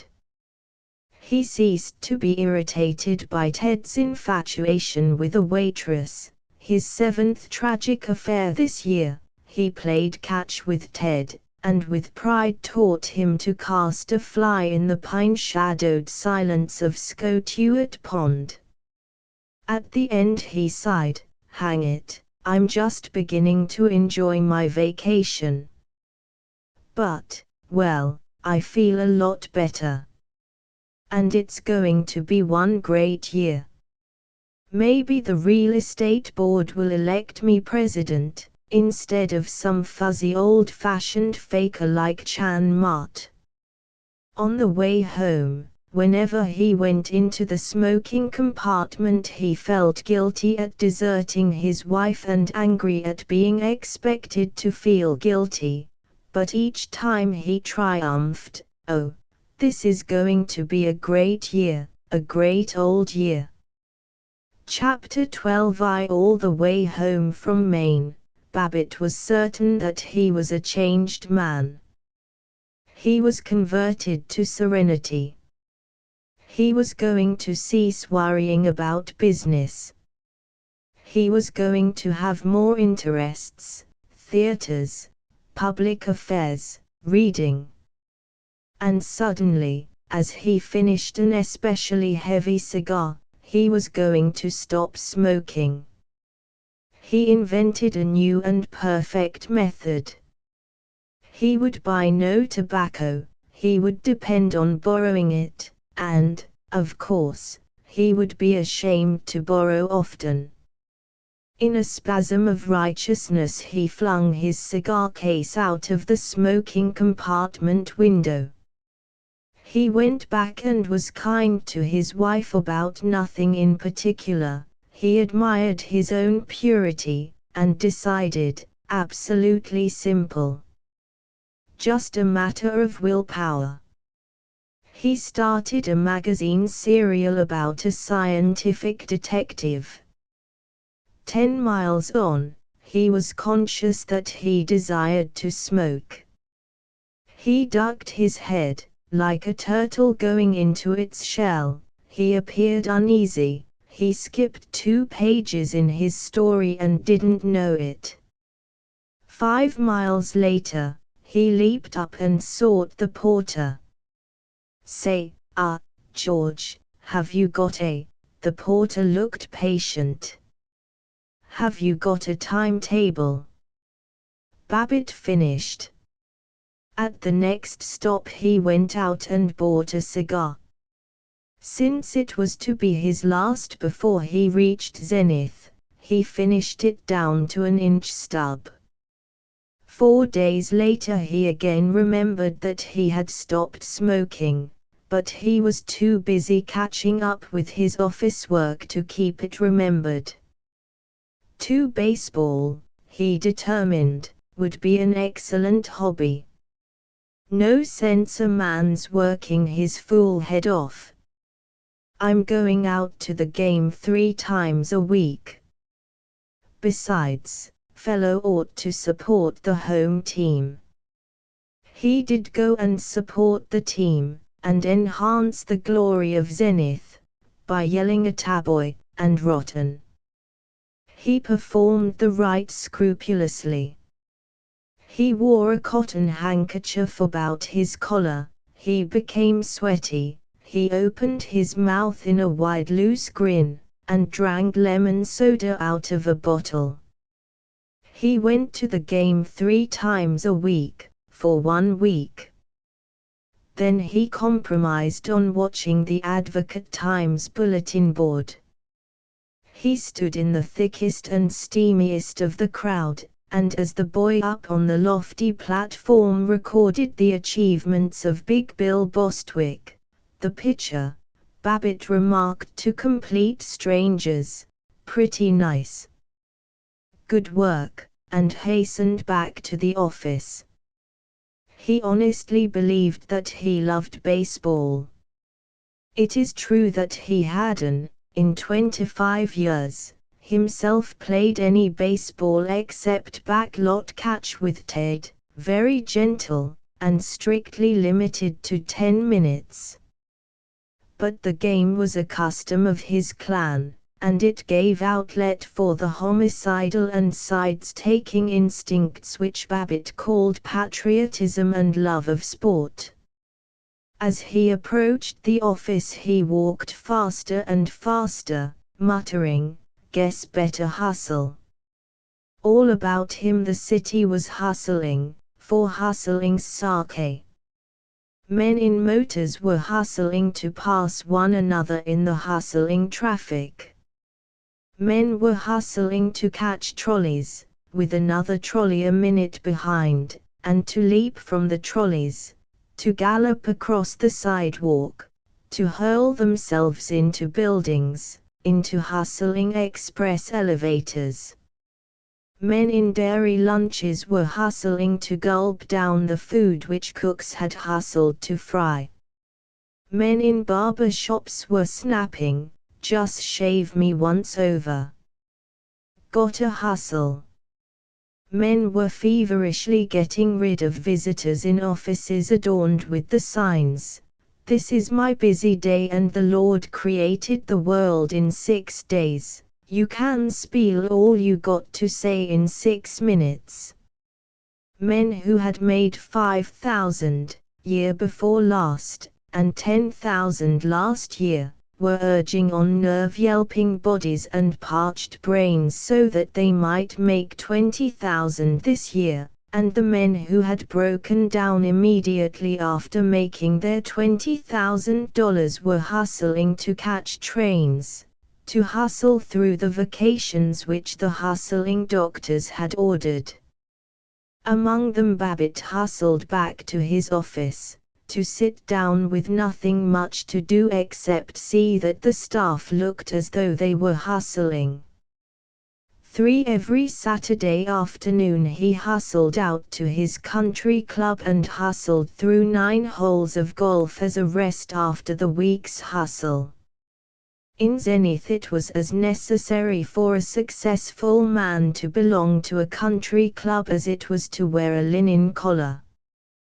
Babbitt's was the Outing Golf and Country Club, a pleasant grey shingled building with a broad porch, on a daisy-starred cliff above Lake Kennepoose. There was another, the Tonawanda Country Club, to which belonged Charles McKelvey, Horace Updike, and the other rich men who lunched not at the Athletic but at the Union Club. Babbitt explained with frequency, "You couldn't hire me to join the Tonawanda, even if I did have $180 to throw away on the initiation fee. At the outing we've got a bunch of real human fellows, and the finest lot of little women in town, just as good at joshing as the men, but at the Tonawanda there's nothing but these woodbis in New York get-ups, drinking tea. Too much dog altogether. Why, I wouldn't join the Tonawanda even if I wouldn't join it on a bet." When he had played 4 or 5 holes, he relaxed a bit, his tobacco-fluttering heart beat more normally, and his voice slowed to the drawling of his 100 generations of peasant ancestors. For at least once a week Mr. and Mrs. Babbitt and Tinker went to the movies. Their favorite motion picture theater was the Chateau, which held 3,000 spectators and had an orchestra of 50 pieces which played arrangements from the operas and suites portraying a day on the farm, or a 4-alarm fire. In the stone rotunda, decorated with crown-embroidered velvet chairs and almost medieval tapestries, parakeets sat on gilded lotos columns. With exclamations of "Well, by golly, and you got to go some to beat this dump." Babbitt admired the Chateau. As he stared across the thousands of heads, a grey plane in the dimness, as he smelled good clothes and mild perfume and chewing gum, he felt as when he had first seen a mountain and realized how very, very much earth and rock there was in it. He liked three kinds of films: pretty bathing girls with bare legs, policemen or cowboys and an industrious shooting of revolvers, and funny fat men who ate spaghetti. He chuckled with immense, moist-eyed sentimentality at interludes portraying puppies, kittens, and chubby babies, and he wept at deathbeds and old mothers being patient in mortgaged cottages. Mrs. Babbitt preferred the pictures in which handsome young women in elaborate frocks moved through sets ticketed as the drawing rooms of New York millionaires. As for Tinker, she preferred, or was believed to prefer, whatever her parents told her to. All his relaxations, baseball, golf, movies, bridge, motoring, long talks with Paul at the athletic club, or at the good red beef and old English chop house, were necessary to Babbitt, for he was entering a year of such activity as he had never known. Chapter 13. It was by accident that Babbitt had his opportunity to address the SREB. The SREB, as its members called it, with the universal passion for mysterious and important-sounding initials, was the State Association of Real Estate Boards, the organization of brokers and operators. It was to hold its annual convention at Monarch, Zenith's chief rival among the cities of the state. Babbitt was an official delegate, another was Cecil Rowntree, whom Babbitt admired for his picaresque speculative building, and hated for his social position, for being present at the smartest dances on Royal Ridge. Rowntree was chairman of the convention program committee. Babbitt had growled to him, "Makes me tired the way these doctors and profs and preachers put on lugs about being professional men. A good realtor has to have more knowledge and finesse than any of them." "Right you are. I say, why don't you put that into a paper, and give it at the SAREB. Suggested Rowntree. "Well, if it would help you in making up the program, tell you, the way I look at it is this: first place, we ought to insist that folks call us realtors and not real estate men. Sounds more like a regular profession. Second place, what is it distinguishes a profession from a mere trade, business, or occupation? What is it? Why, it's the public service and the skill, the trained skill, and the knowledge and, all that, whereas a fellow that merely goes out for the jack, he never considers the public service and trained skill and so on. Now as a professional, rather. That's perfectly bully. Perfectly corking. Now you write it in a paper," said Rowntree, as he rapidly and firmly moved away. Too however accustomed to the literary labours of advertisements and correspondence, Babbitt was dismayed on the evening when he sat down to prepare a paper which would take a whole 10 minutes to read. He laid out a new 15-cent school exercise book on his wife's collapsible sewing table, set up for the event in the living room. The household had been bullied into silence. Verona and Ted requested to disappear, and Tinker threatened with, "If I hear one sound out of you, if you holler for a glass of water one single solitary time, you better not, that's all."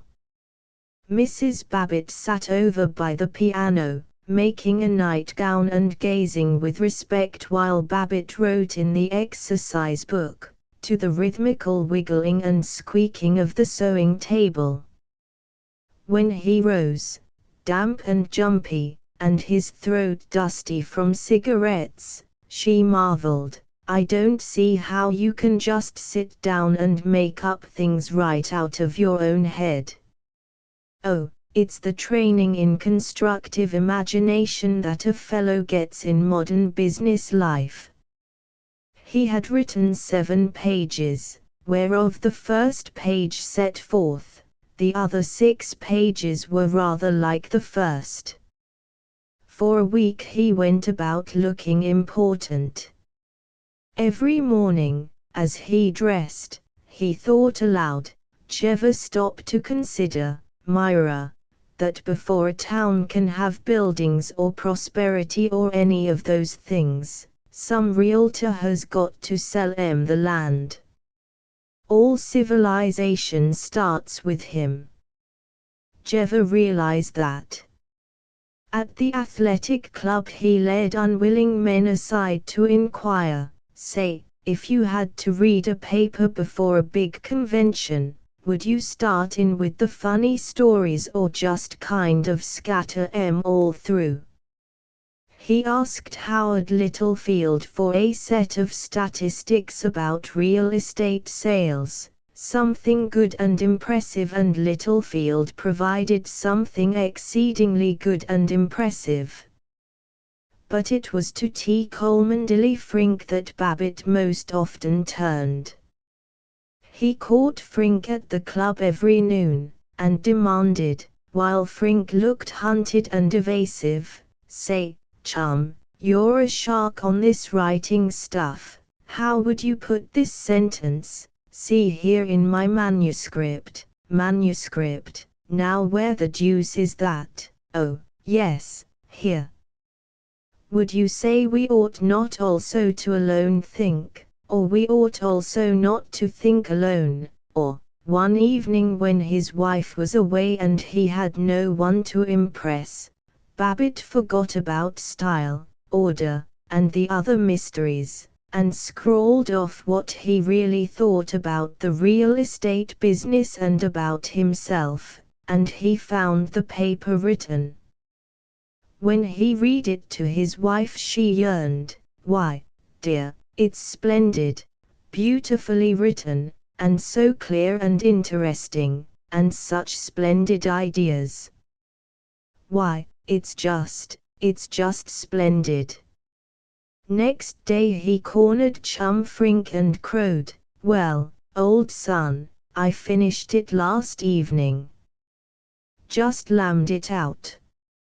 I used to think you writing guys must have a hard job making up pieces, but Lord, it's a cinch. Pretty soft for you fellows, you certainly earn your money easy. Some day when I get ready to retire, guess I'll take to writing and show you boys how to do it. I always used to think I could write better stuff, and more punch and originality, than all this stuff you see printed, and now I'm doggone sure of it." He had 4 copies of the paper typed in black with a gorgeous red title, had them bound in pale blue manila, and affably presented one to old I.A. Runnion, the managing editor of the Advocate Times, who said yes, indeed yes, he was very glad to have it, and he certainly would read it all through, as soon as he could find time. Mrs. Babbitt could not go to Monarch. She had a women's club meeting. Babbitt said that he was very sorry. 3 besides the 5 official delegates to the convention, Babbitt, Roundtree, W. A. Rogers, Alvin Thayer, and Elbert Wing, there were 50 unofficial delegates, most of them with their wives. They met at the Union Station for the midnight train to Monarch. All of them, save Cecil Roundtree, who was such a snob that he never wore badges, displayed celluloid buttons the size of dollars and lettered "We Zoom" for Zenith. The official delegates were magnificent with silver and magenta ribbons. Martin Lumsen's little boy Willie carried a tasseled banner inscribed Zenith the Zip City, Zeal, Zest and Zoe, 1,000,000 in 1935. As the delegates arrived, not in taxicabs but in the family automobile driven by the oldest son or by Cousin Fred, they formed impromptu processions through the station waiting room. It was a new and enormous waiting room, with marble pilasters, and frescoes depicting the exploration of the Chalusa River Valley by Pierre-Emile Fouthouse in 1740.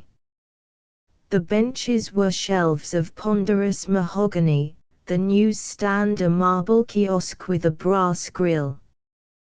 Down the echoing spaces of the hall the delegates paraded after Willie Lumsen's banner, the men waving their cigars, the women conscious of their new frocks and strings of beads, all singing to the tune of Auld Lang Syne, the official city song, written by Chum Frink, good old Zenith, our kin and kith, wherever we may be, hats in the ring, we blithely sing of thy prosperity. Warren Whitby, the broker, who had a gift of verse for banquets and birthdays, had added to Frink's city song a special verse for the Realtors' Convention, "Oh, here we come, the fellows from Zenith, the Zip City. We wish to state in real estate there's none so live as we." Babbitt was stirred to hysteric patriotism.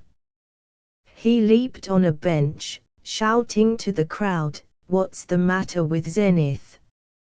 She's all right. What's best ole town in the US a dot? Zenith."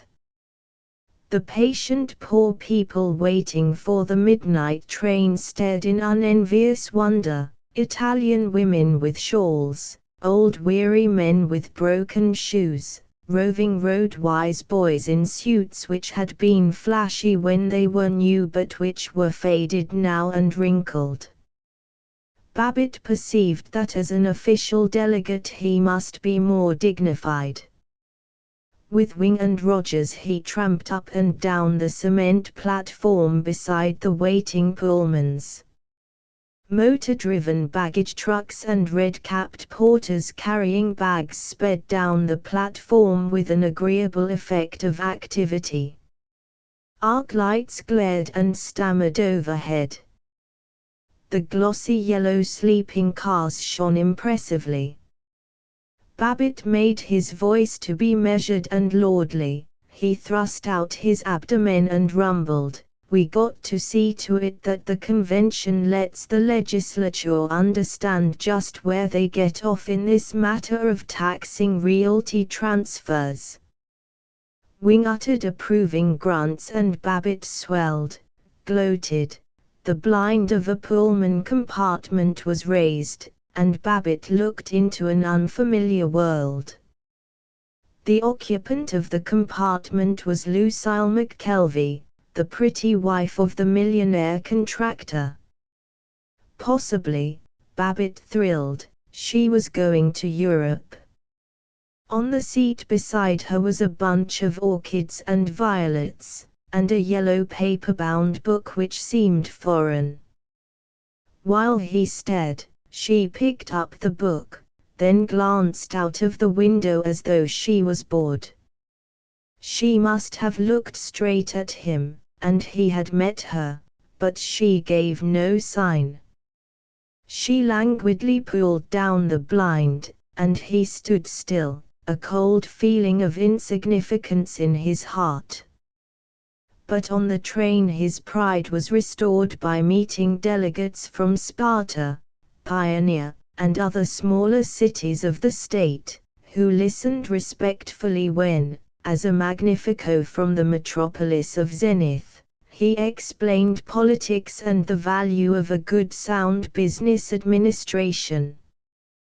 They fell joyfully into shop talk, the purest and most rapturous form of conversation. How'd this fellow Roundtree make out with this big apartment hotel he was going to put up?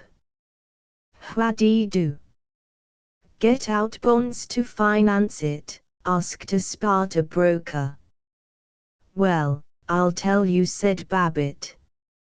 Now if I'd been handling it, so Elbertwing was droning, I hired this shop window for a week, and put up a big sign, Toy Town for Tiny Tots, and stuck in a lot of doll houses and some dinky little trees, and then down at the bottom, Baby likes this doll ideal, but Papa and Mama will prefer our beautiful bungalows, and you know, that certainly got folks talking, and first week we sold, the trucks sang lickety-lick, lickety-lick as the train ran through the factory district.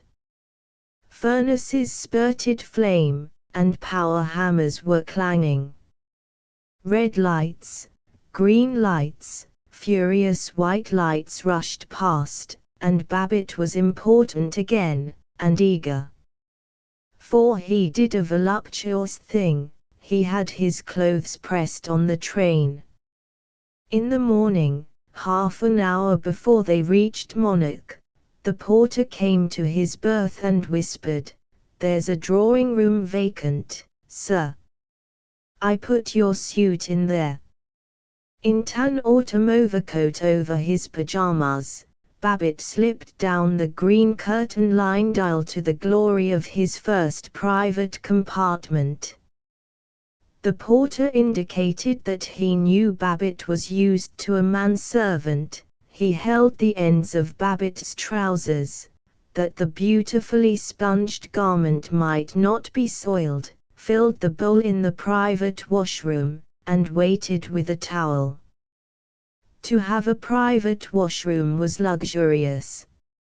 However enlivening a Pullman smoking compartment was by night, even to Babbitt it was depressing in the morning, when it was jammed with fat men in woolen undershirts, every hook filled with wrinkled cottony shirts, the leather seat piled with dingy toilet kits, and the air nauseating with the smell of soap and toothpaste.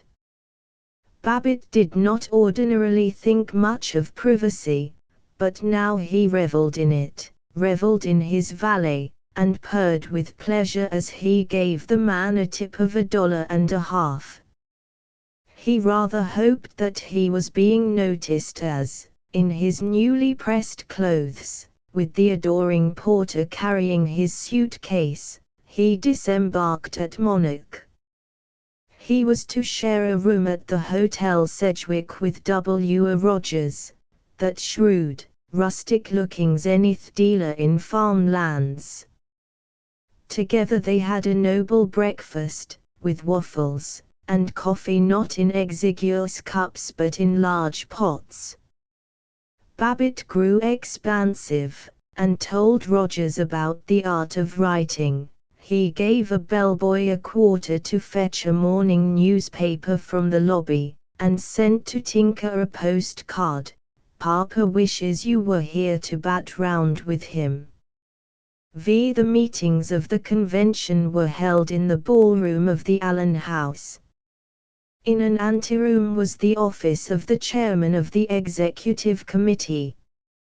He was the busiest man in the convention. He was so busy that he got nothing done whatever.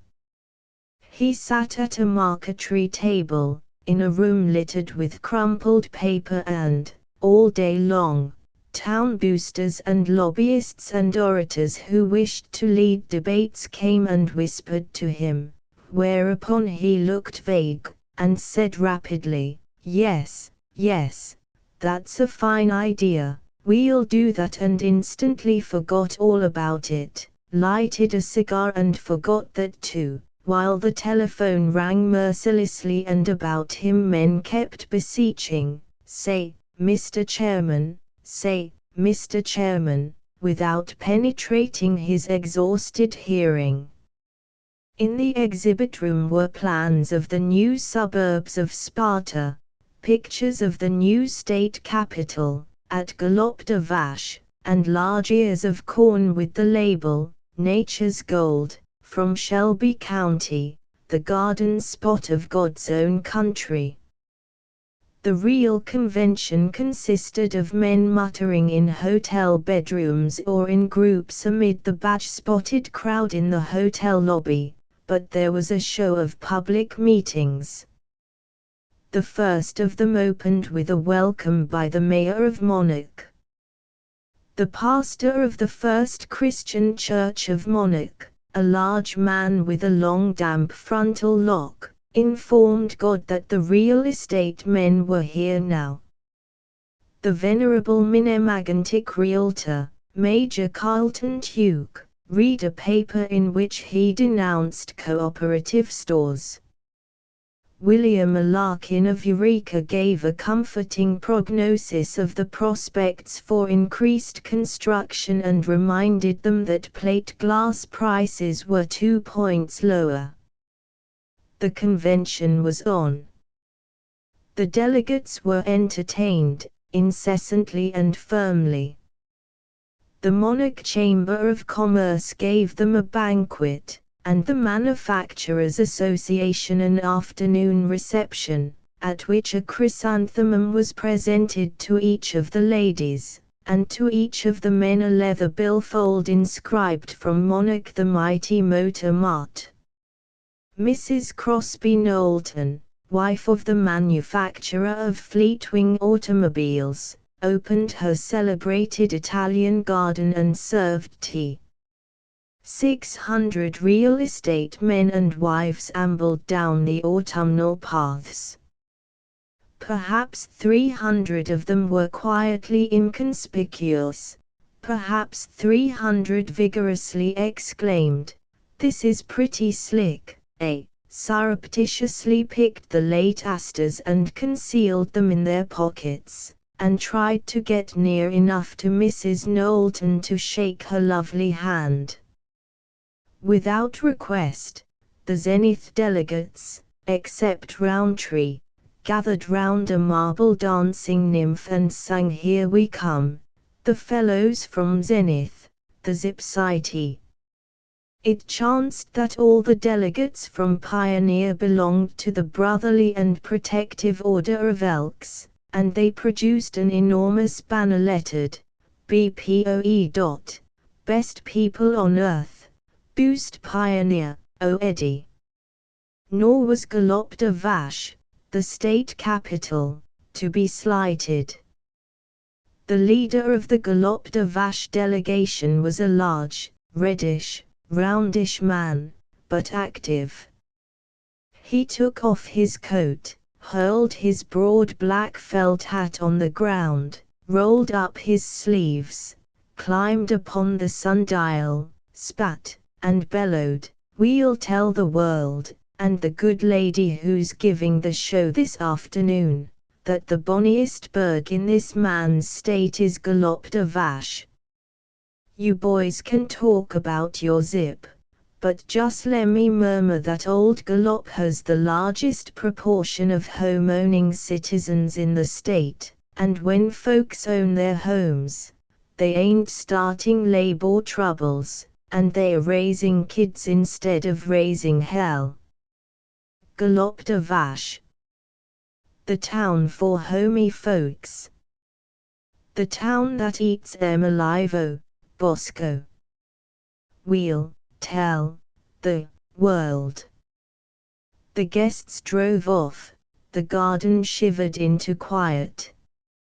But Mrs. Crosby Knowlton sighed as she looked at a marble seat warm from 500 summers of Amalfi. On the face of a winged sphinx which supported it someone had drawn a mustache in lead pencil.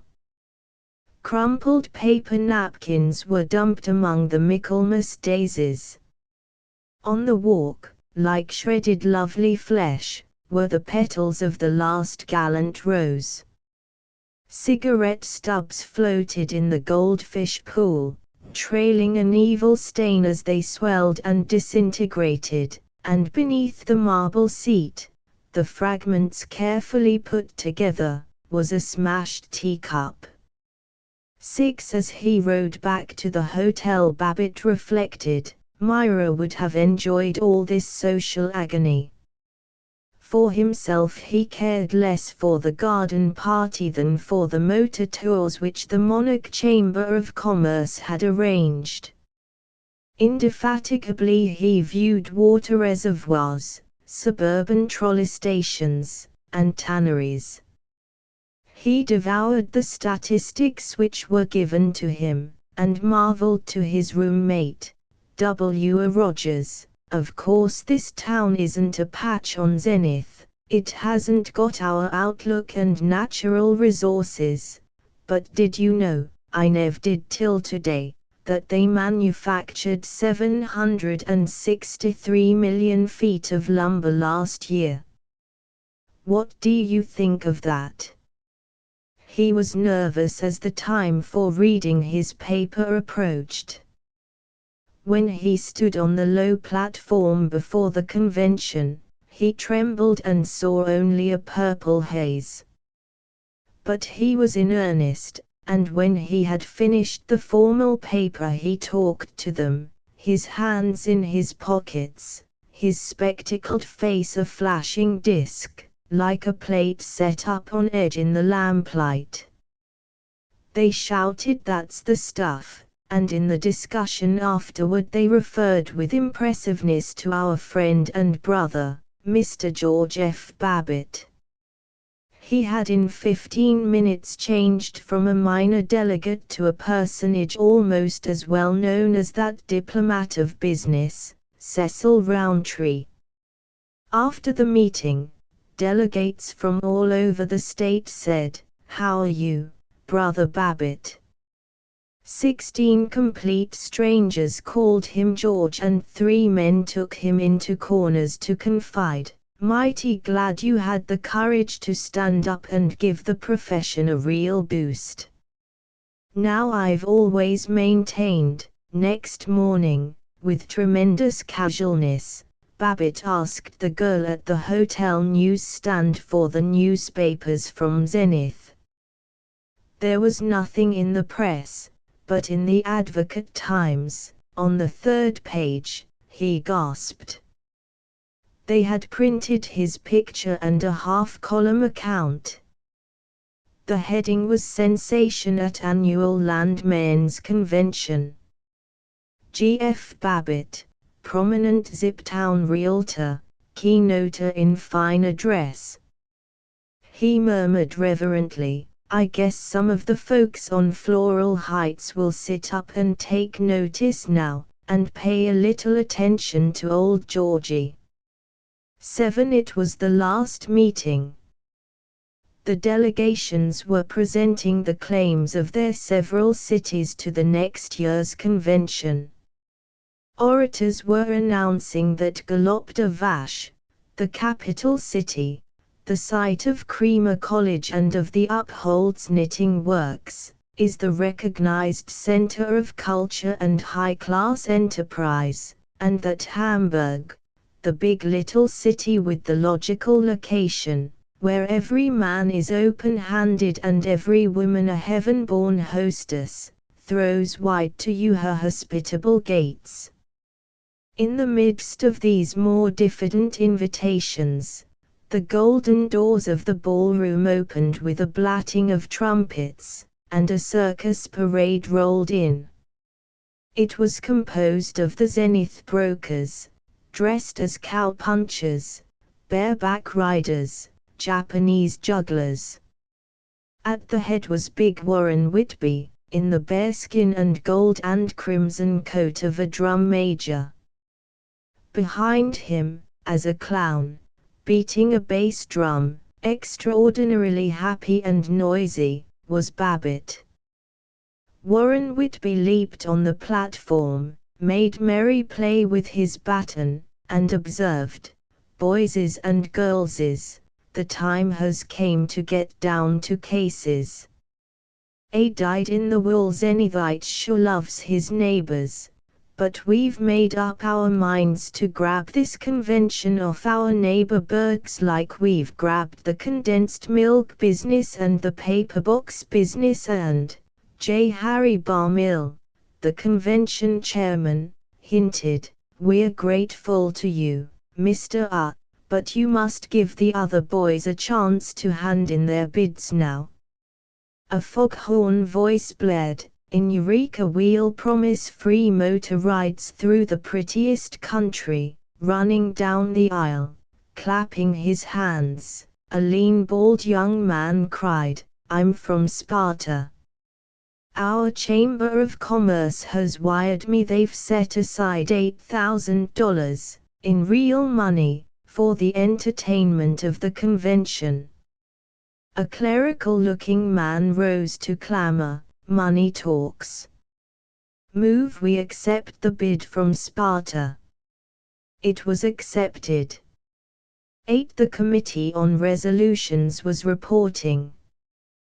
They said that whereas Almighty God in His beneficent mercy had seen fit to remove to a sphere of higher usefulness some 36 realtors of the state the past year, therefore it was the sentiment of this convention assembled that they were sorry God had done it, and the secretary should be, and hereby was, instructed to spread these resolutions on the minutes, and to console the bereaved families by sending them each a copy.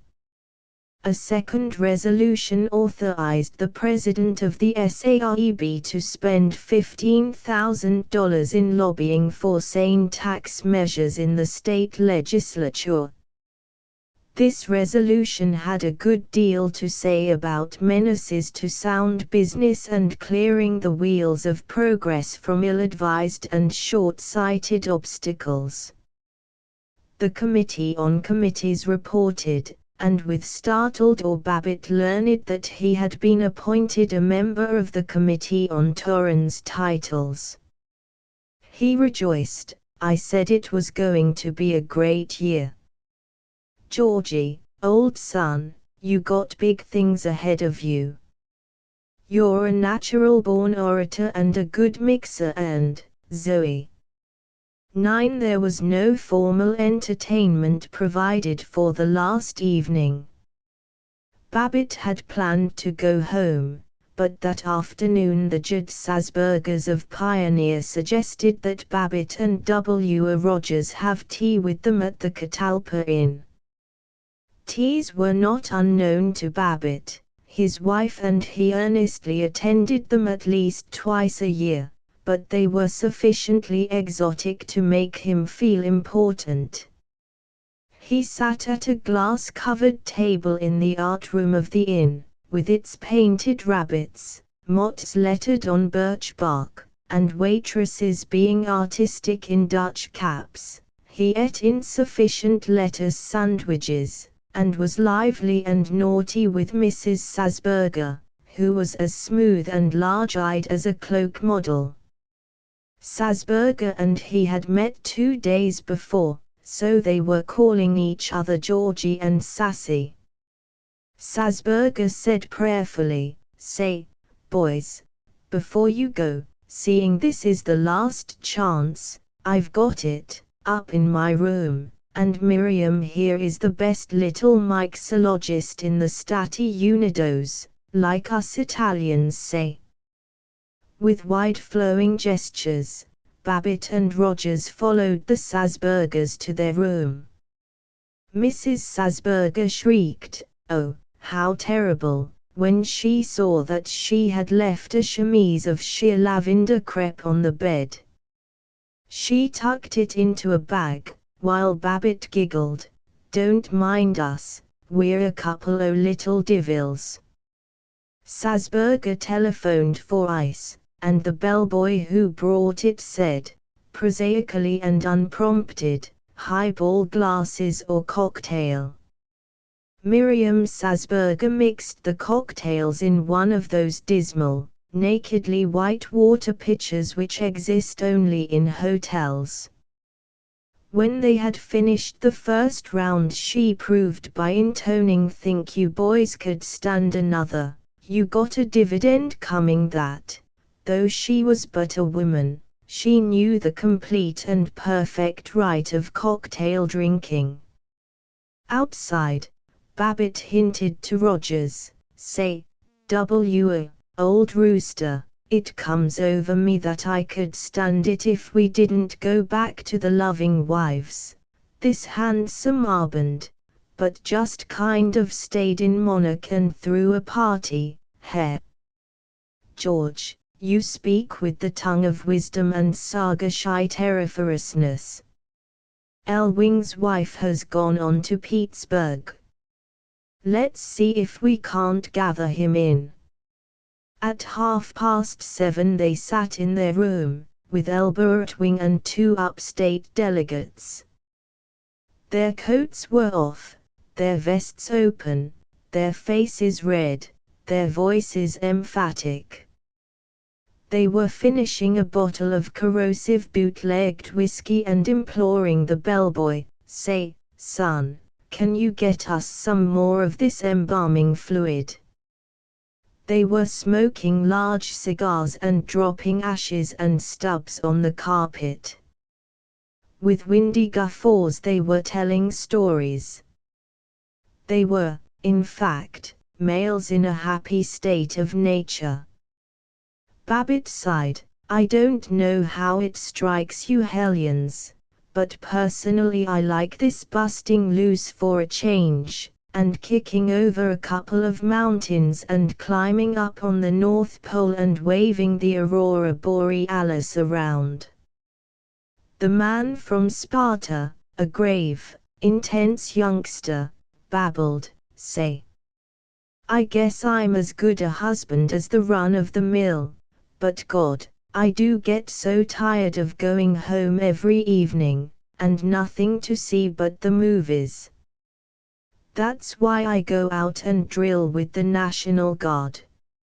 I guess I got the nicest little wife in my burg, but, say, know what I wanted to do as a kid? Know what I wanted to do?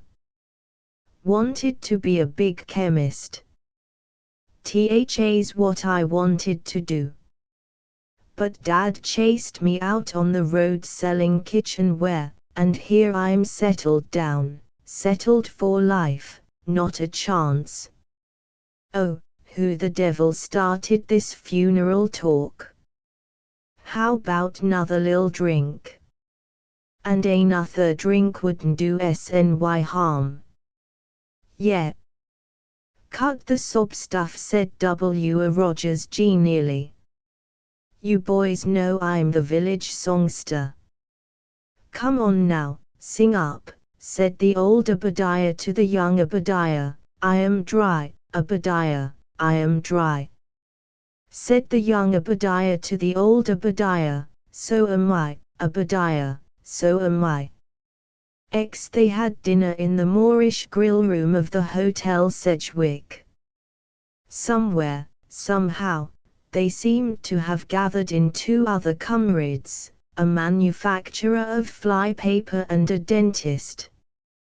They all drank whiskey from teacups, and they were humorous, and never listened to one another, except when W. Rogers kidded the Italian waiter.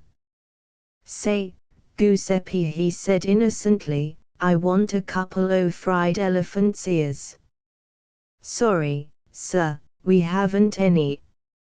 "Ha! No elephant's ears? What do you know about that?" Rogers turned to Babbitt. "Pedro says the elephant's ears are all out." "Well, I'll be switched," said the man from Sparta, with difficulty hiding his laughter. "Well, in that case, Carlo, just bring me a hunk o' steak and a couple o' bushels o' French fried potatoes and some peas," Rogers went on. "I suppose back in dear old sunny the Italians get their fresh garden peas out of the can." "No, Sir, we have very nice peas in Italy. Is that a fact? Georgie, do you hear that? They get their fresh garden peas out of the garden, in Italy. By golly, you live and learn, don't you, Antonio? You certainly do live and learn, if you live long enough and keep your strength. All right, Garibaldi, just shoot me in that steak, with about 2 printers' reams of French fried spuds on the promenade deck. Comprehenez-vous, Michelovich Angeloni. Afterward Elbert Wing admired, gee, you certainly did have that poor Dago going, W. He couldn't make you out at all. In the Monarch Herald, Babbitt found an advertisement which he read aloud, to applause and laughter. Old Colony Theatre, shake the old dogs to the rollicking wrens, the bonniest bevy of beauteous bathing babes in burlesque. Pete Menotti and his O.G. kids. This is the straight steer, Benny. The painless chicklets of the rollicking wrens are the cuddlingest bunch that ever hit town.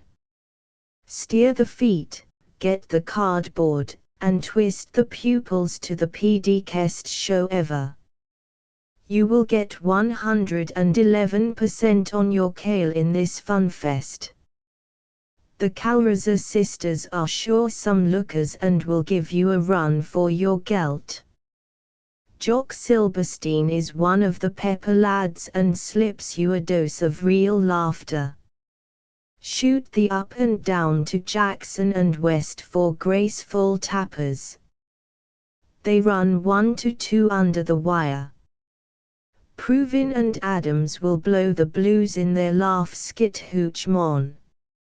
Something doing, boys. Listen to what the Hepbird twitters. Sounds like a juicy show to me. Let's all take it in, said Babbitt. But they put off departure as long as they could.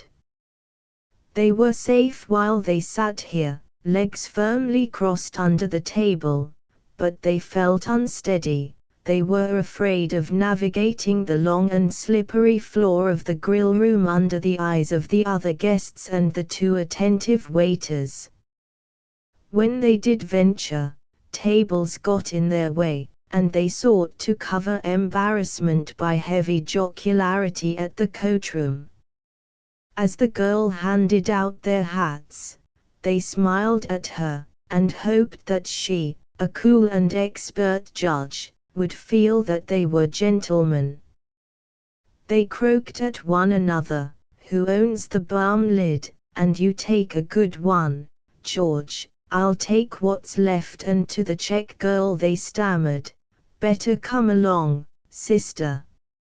High, wide, and fancy evening ahead.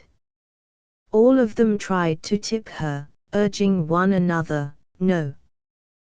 Wait. Here. I got it right here. Among them, they gave her $3. 11 flamboyantly smoking cigars. They sat in a box at the burlesque show, their feet up on the rail, while a chorus of 20 daubed, worried, and inextinguishably respectable grandams swung their legs in the more elementary chorus evolutions, and a Jewish comedian made vicious fun of Jews. In the entr'actes they met other lone delegates.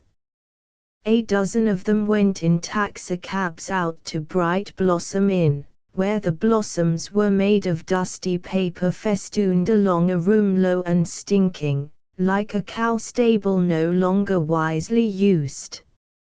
Here, whiskey was served openly, in glasses. 2 or 3 clerks, who on payday longed to be taken for millionaires, sheepishly danced with telephone girls and manicure girls in the narrow space between the tables. Fantastically whirled the professionals, a young man in sleek evening clothes and a slim mad girl in emerald silk, with amber hair flung up as jaggedly as flames. Babbitt tried to dance with her. He shuffled along the floor, too bulky to be guided, his steps unrelated to the rhythm of the jungle music, and in his staggering he would have fallen, had she not held him with supple kindly strength. He was blind and deaf from Prohibition-era alcohol, he could not see the tables, the faces. But he was overwhelmed by the girl and her young pliant warmth. When she had firmly returned him to his group, he remembered, by a connection quite untraceable, that his mother's mother had been Scotch, and with head thrown back, eyes closed, wide mouth indicating ecstasy, he sang, very slowly and richly, Loch Lomond. But that was the last of his mellowness and jolly companionship. The man from Sparta said he was a bum singer, and for 10 minutes Babbitt quarrelled with him, in a loud, unsteady, heroic indignation.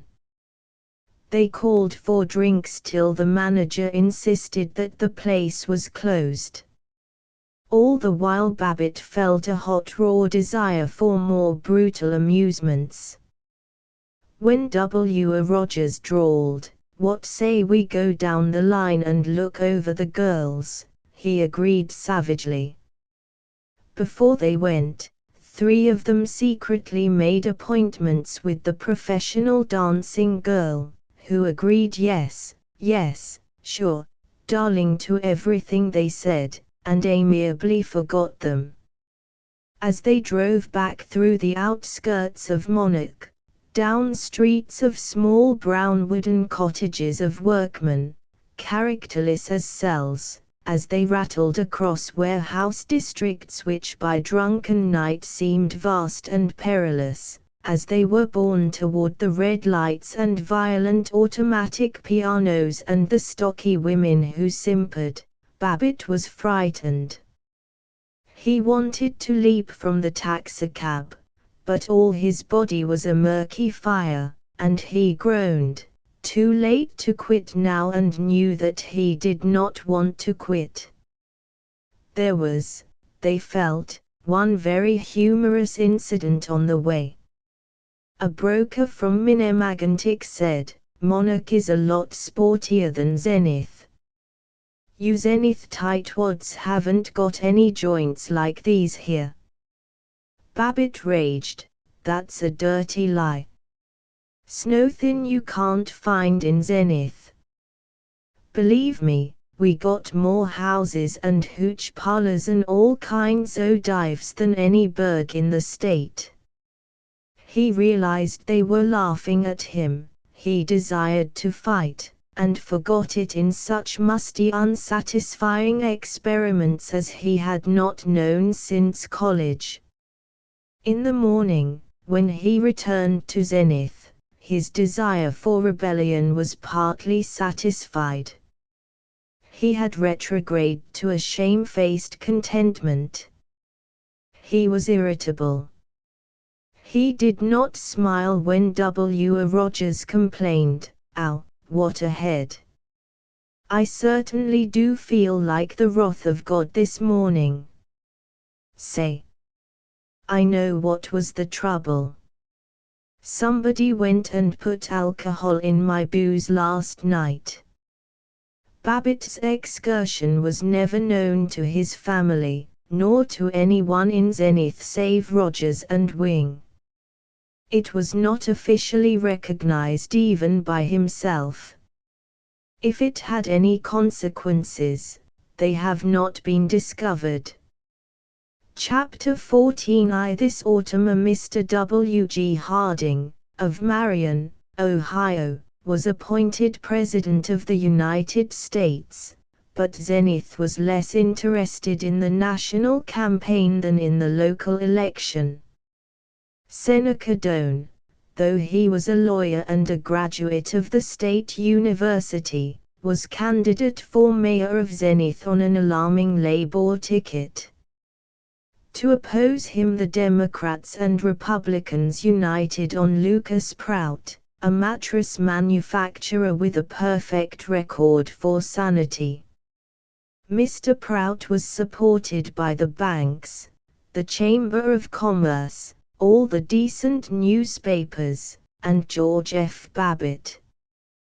Babbitt was precinct leader on Floral Heights, but his district was safe and he longed for stouter battling.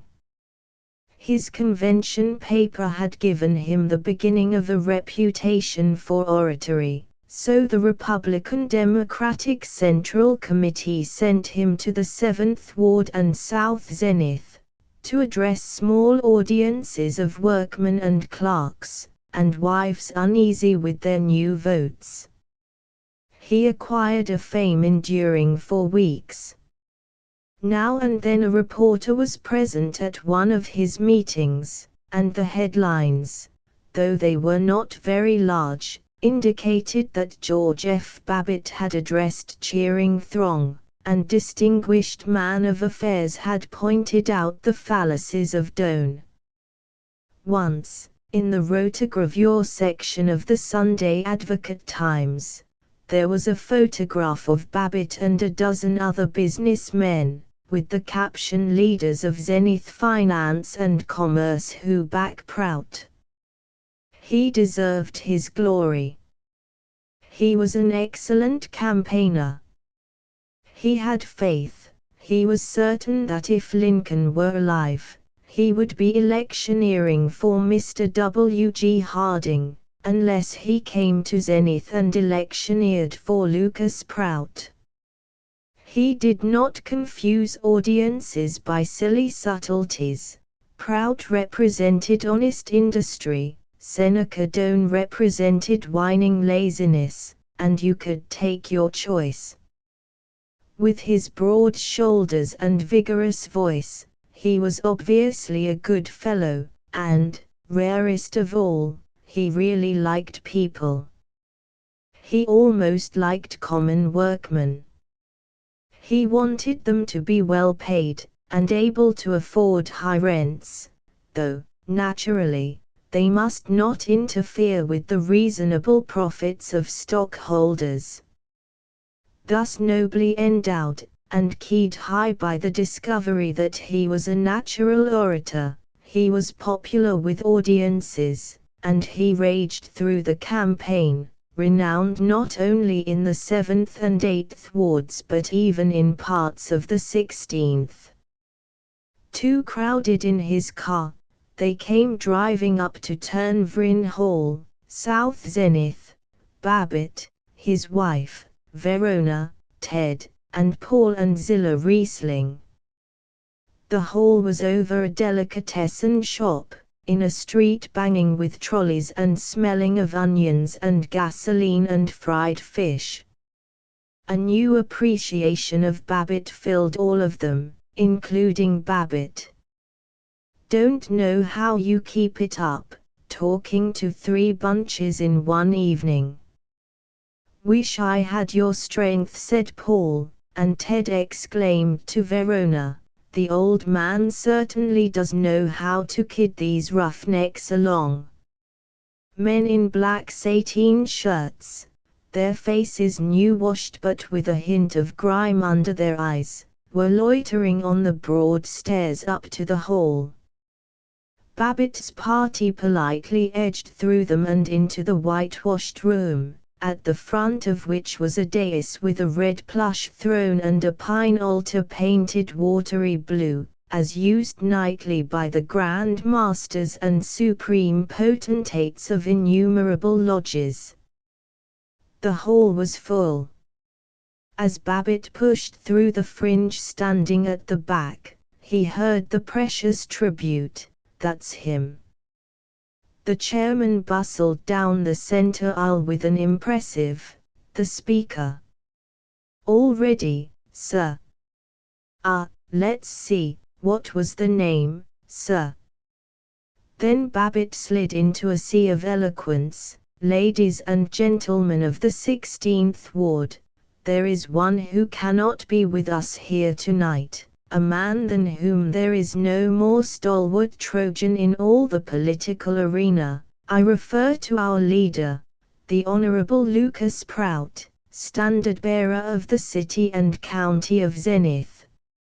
Since he is not here, I trust that you will bear with me if, as a friend and neighbor, as one who is proud to share with you the common blessing of being a resident of the great city of Zenith, I tell you in all candor, honesty, and sincerity how the issues of this critical campaign appear to one plain man of business, to one who, brought up to the blessings of poverty and of manual labor, has, even when fate condemned him to sit at a desk, yet never forgotten how it feels, by heck, to be up at 5:30 and at the factory with the Olay dinner pail in his hardened mitt when the whistle blew at 7, unless the owner sneaked in 10 minutes on us and blew it early.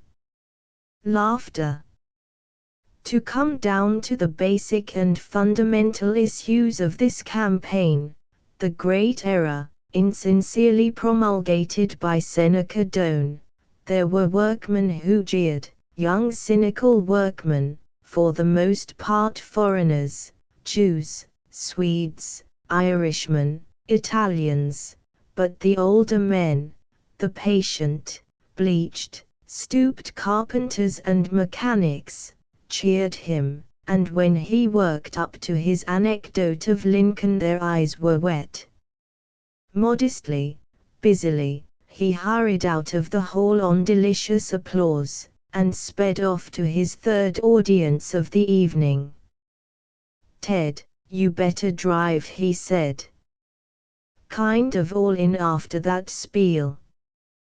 "Well, Paul, how'd it go? Did I get bully? Corking? You had a lot of pep." Mrs. Babbitt worshipped. "Oh, it was fine. So clear and interesting, and such nice ideas. When I hear you orating I realize I don't appreciate how profoundly you think and what a splendid brain and vocabulary you have. Just splendid." But Verona was irritating. "Dad," she worried, "how do you know that public ownership of utilities and so on and so forth will always be a failure?" Mrs. Babbitt reproved, "Roan, I should think you could see and realize that when your father's all worn out with orating, it's no time to expect him to explain these complicated subjects. I'm sure when he's rested he'll be glad to explain it to you. Now let's all be quiet and give Papa a chance to get ready for his next speech. Just think. Right now they're gathering in Maccabee Temple, and waiting for us. 3. Mr. Lucas Prout and sound business defeated Mr. Seneca Doane and class rule, and Zenith was again saved. Babbitt was offered several minor appointments to distribute among poor relations, but he preferred advance information about the extension of paved highways, and this a grateful administration gave to him. Also, he was one of only 19 speakers at the dinner with which the Chamber of Commerce celebrated the victory of righteousness. His reputation for oratory established, at the dinner of the Zenith Real Estate Board he made the annual address. The Advocate-Times reported this speech with unusual fullness. One of the livest banquets that has recently been pulled off occurred last night in the annual get-together fest of the Zenith Real Estate Board, held in the Venetian ballroom of the Ahern House. Mine host Gillahern had as usual done himself proud, and those assembled feasted on such an assemblage of plates as could be rivalled nowhere west of New York, if there, and washed down the plenteous feed with the cup which inspired but did not inebriate, in the shape of cider from the farm of Chandler Mart, president of the board, and who acted as witty and efficient chairman. As Mr. Mart was suffering from slight infection and sore throat, G.F. Babbitt made the principal talk. Besides outlining the progress of torrencing real estate titles, Mr. Babbitt spoke in part as follows: "In rising to address you, with my impromptu speech carefully tucked into my vest pocket, I am reminded of the story of the two Irishmen, Mike and Pat, who were riding on the Pullman. Both of them, I forgot to say, were sailors in the Navy. It seems Mike had the lower berth, and by he heard a terrible racket from the upper, and when he yelled up to find out what the trouble was, Pat answered, 'Sure and bedad, and how can I ever get a night's sleep at all, at all? I been trying to get into this darned little hammock ever since 8 bells. Now, gentlemen, standing up here before you, I feel a good deal like Pat, and maybe after I've spieled along for a while, I may feel so darn small that I'll be able to crawl into a Pullman hammock with no trouble at all, at all. Gentlemen, it strikes me that each year at this annual occasion, when friend and foe get together and lay down the battle axe and let the waves of good fellowship waft them up the flowery slopes of amity, it behooves us, standing together eye to eye and shoulder to shoulder as fellow citizens of the best city in the world, to consider where we are both as regards ourselves and the common weal. It is true that even with our 361,000, or practically 362,000, population, there are, by the last census, almost a score of larger cities in the United States. But, gentlemen, if by the next census we do not stand at least 10th, then I'll be the first to request any knocker to remove my shirt and to eat the same, with the compliments of G.F. Babbitt, Esquire.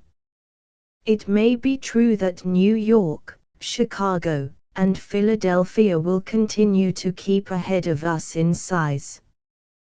But aside from these 3 cities, which are notoriously so overgrown that no decent white man, nobody who loves his wife and kiddies and God's good out o'doors and likes to shake the hand of his neighbor in greeting, would want to live in them, and let me tell you right here and now, I wouldn't trade a high-class zenith acreage development for the whole length and breadth of Broadway or State Street. Aside from these 3, it's evident to anyone with a head for facts that Zenith is the finest example of American life and prosperity to be found anywhere. I don't mean to say we're perfect.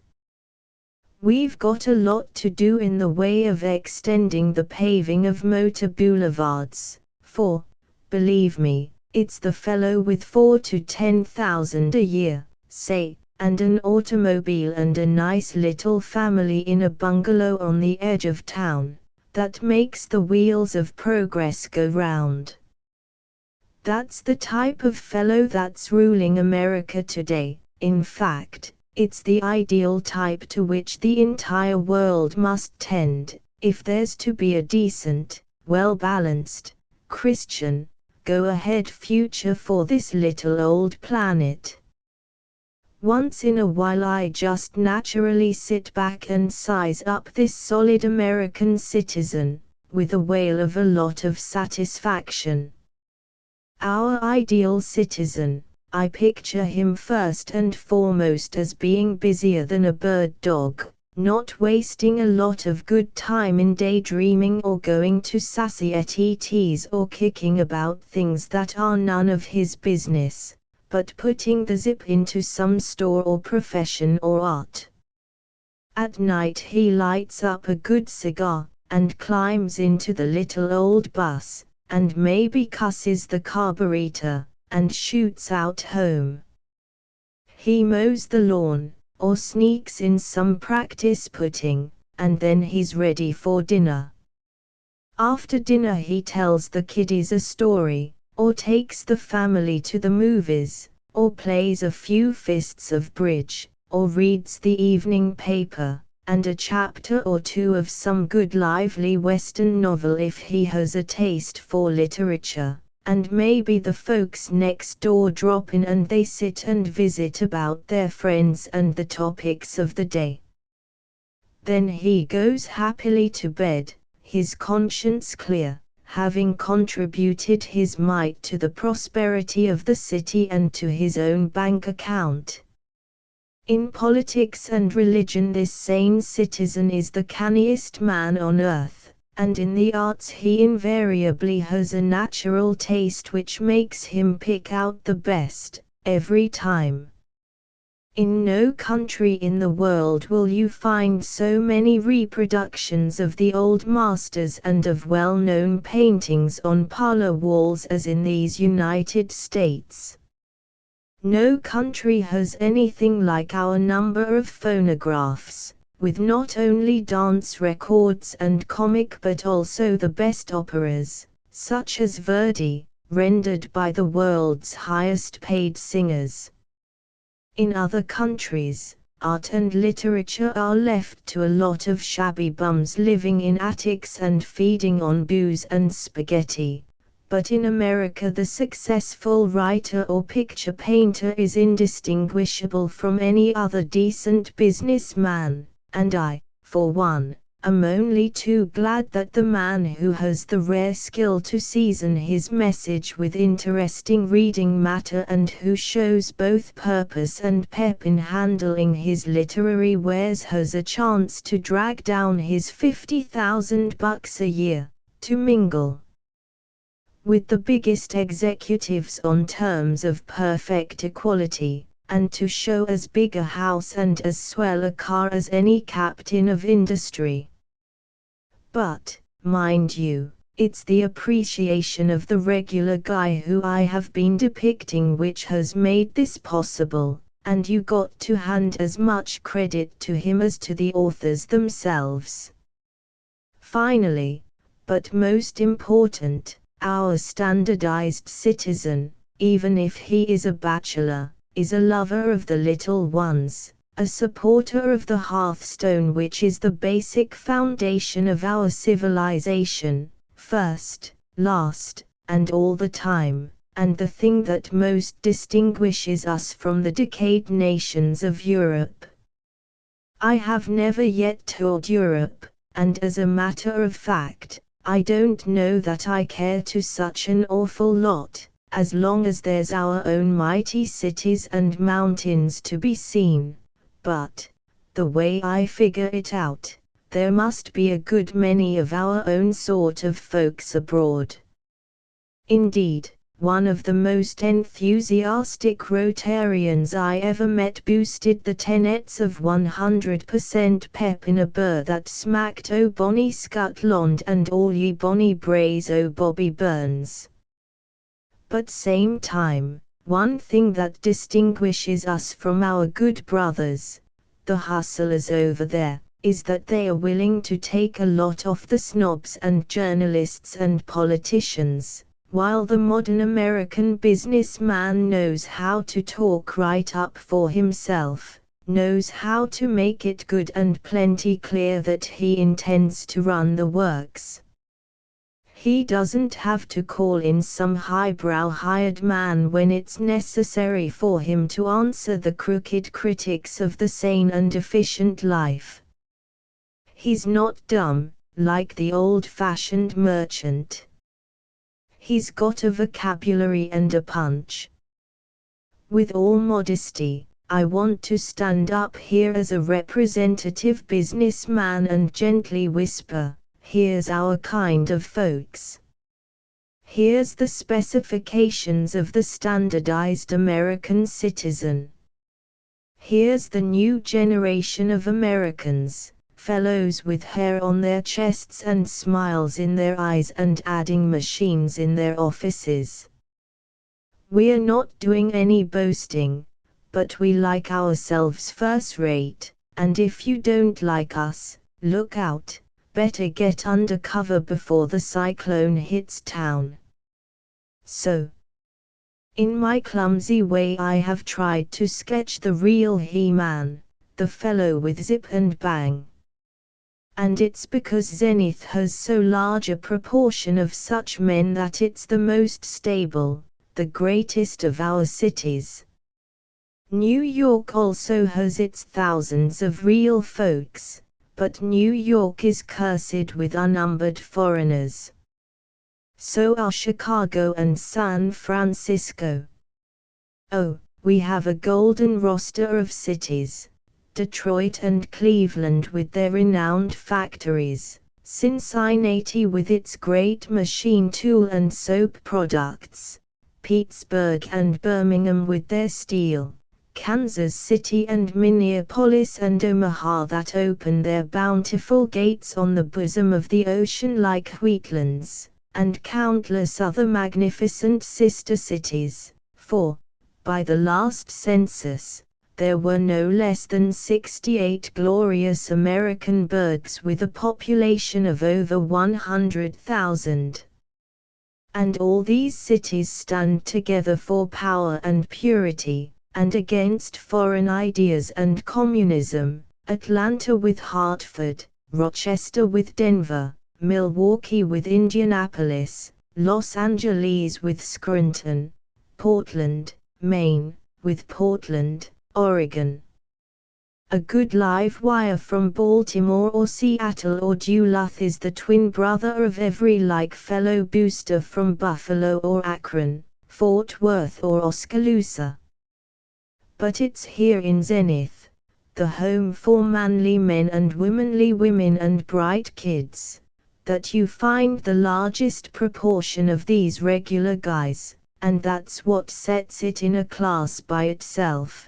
That's why Zenith will be remembered in history as having set the pace for a civilization that shall endure when the old time-killing ways are gone forever and the day of earnest efficient endeavor shall have dawned all round the world.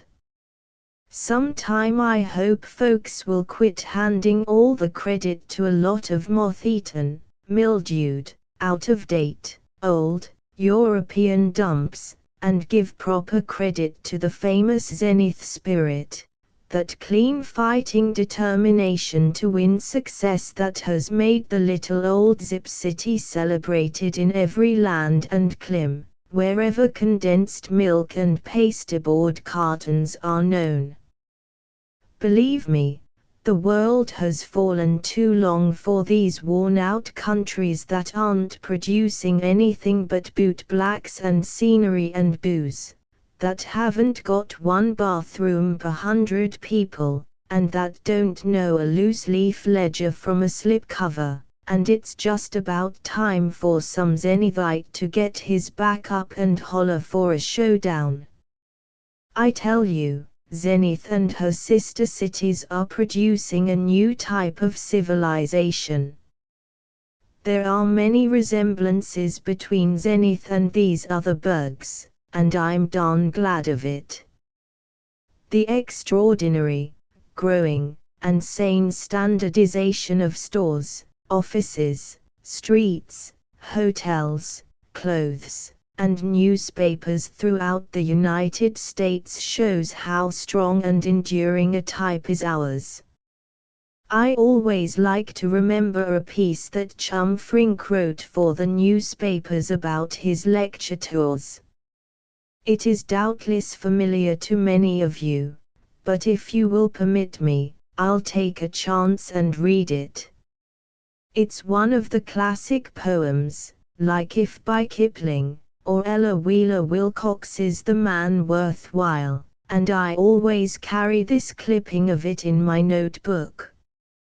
When I am out upon the road, a poet with a peddler's load, I mostly sing a hearty song, and take a chew and hike along, handing out my samples fine of Cheero brand of sweet sunshine, and peddling optimistic pokes and stable lines of japes and jokes to lyceums and other folks, to rotaries, Kiwanis clubs, and feel I ain't like other dubs.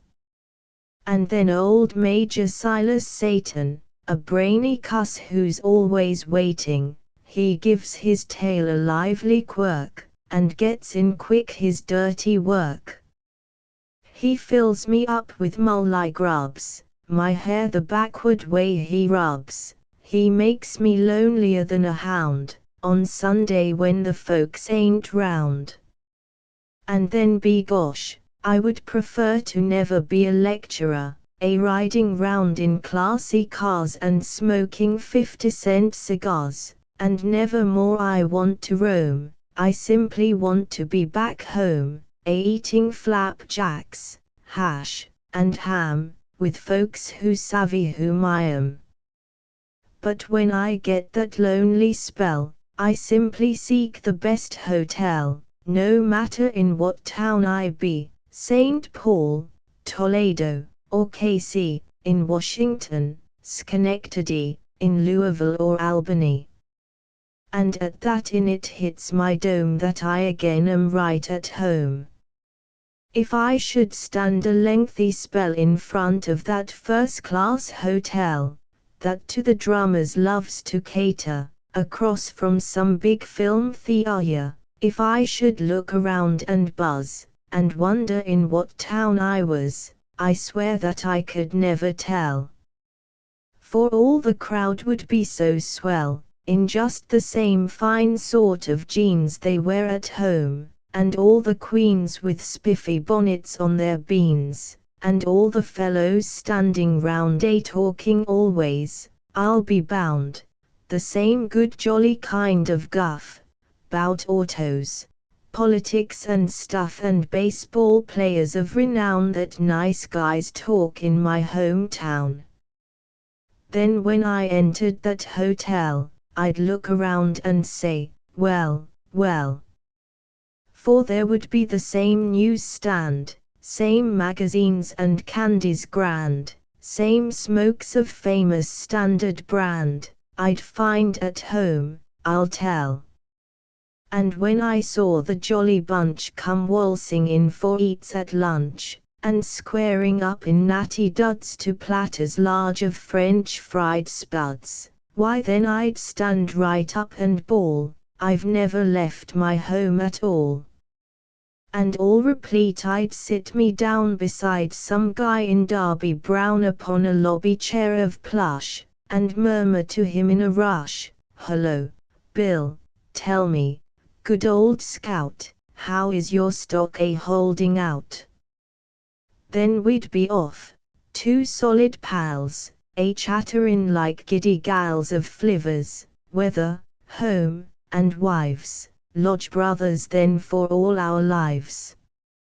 So when some Satan makes you blue, good friend, that's what I'd up and do, for in these states where you roam, you never leave your home sweet home.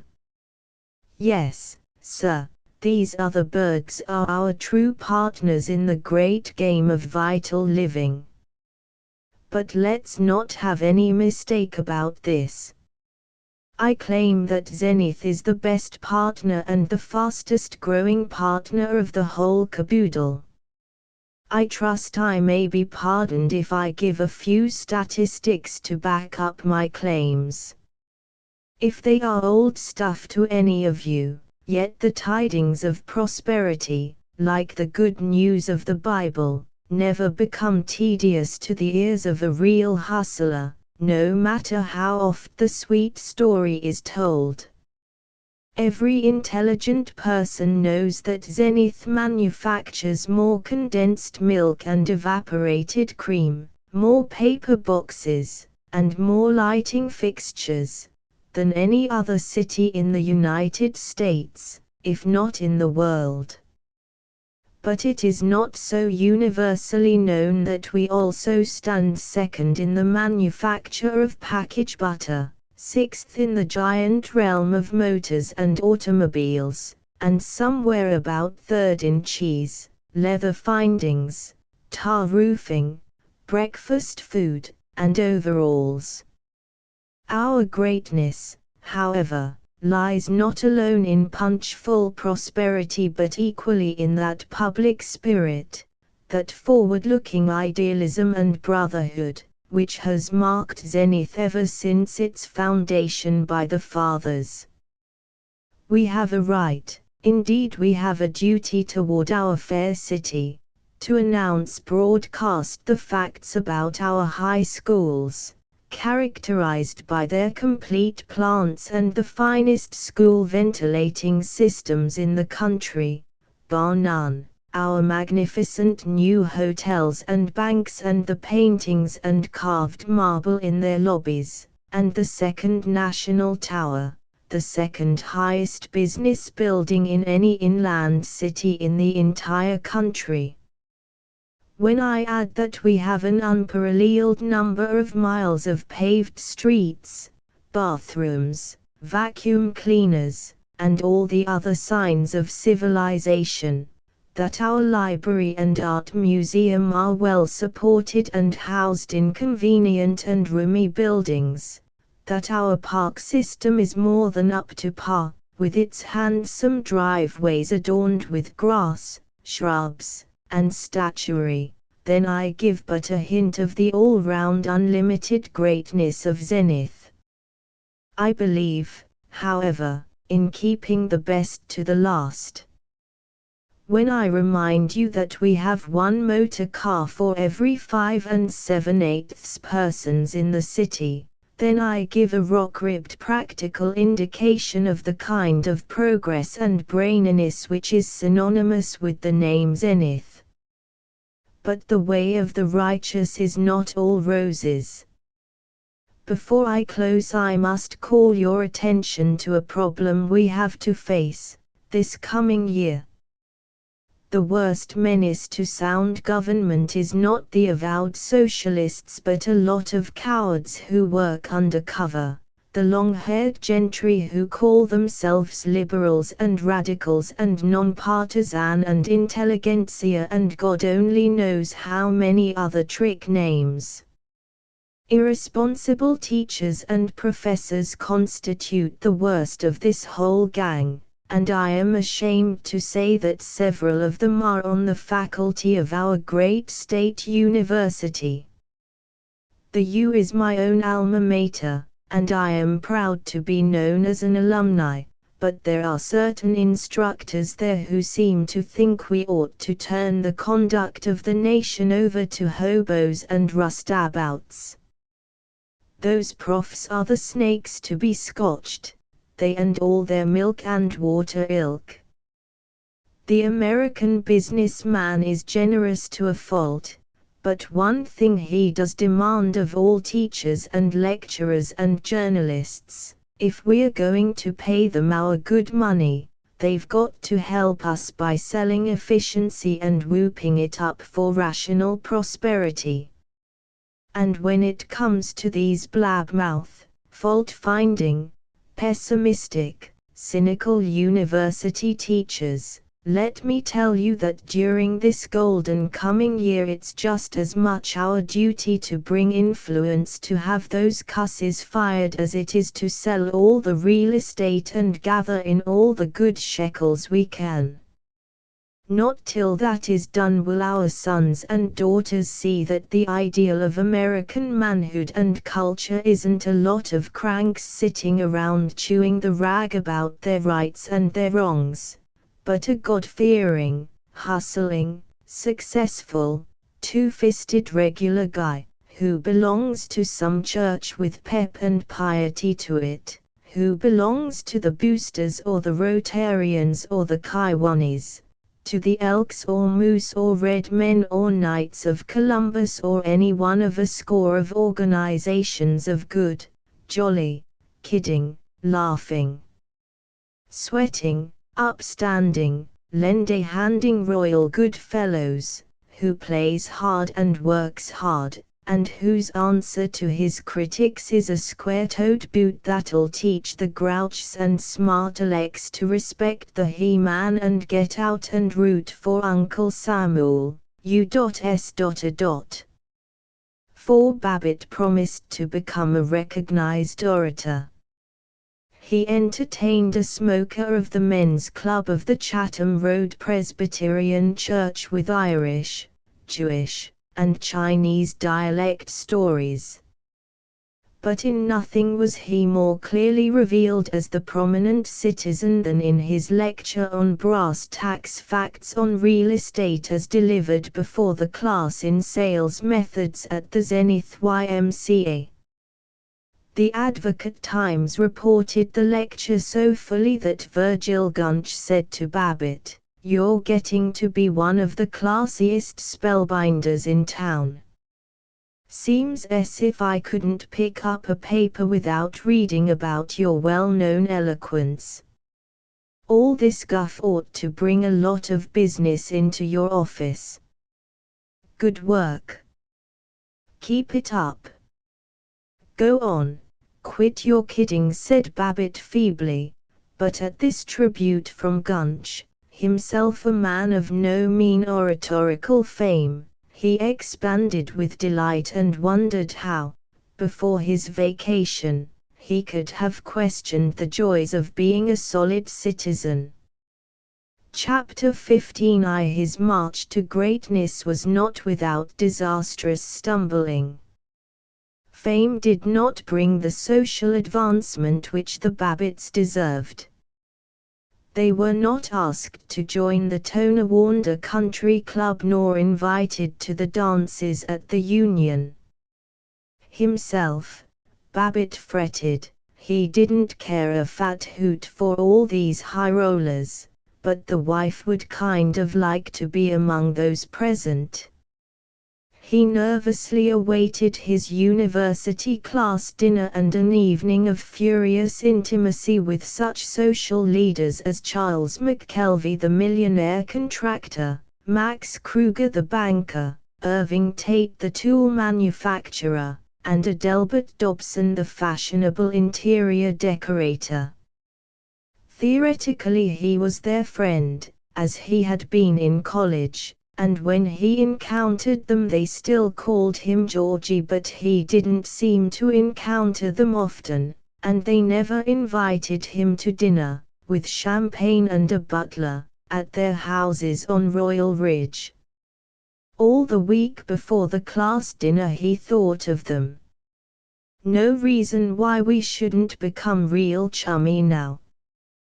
Too like all true American diversions and spiritual outpourings, the dinner of the men of the class of 1896 was thoroughly organized.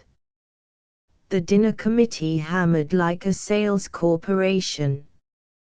Once a week they sent out reminders, "Tickle a no 3 old man, are you going to be with us at the livest friendship feed the alumni of the good old you have ever known?" The alumni of 08 turned out 60% strong. "Are we boys going to be beaten by a bunch of skirts?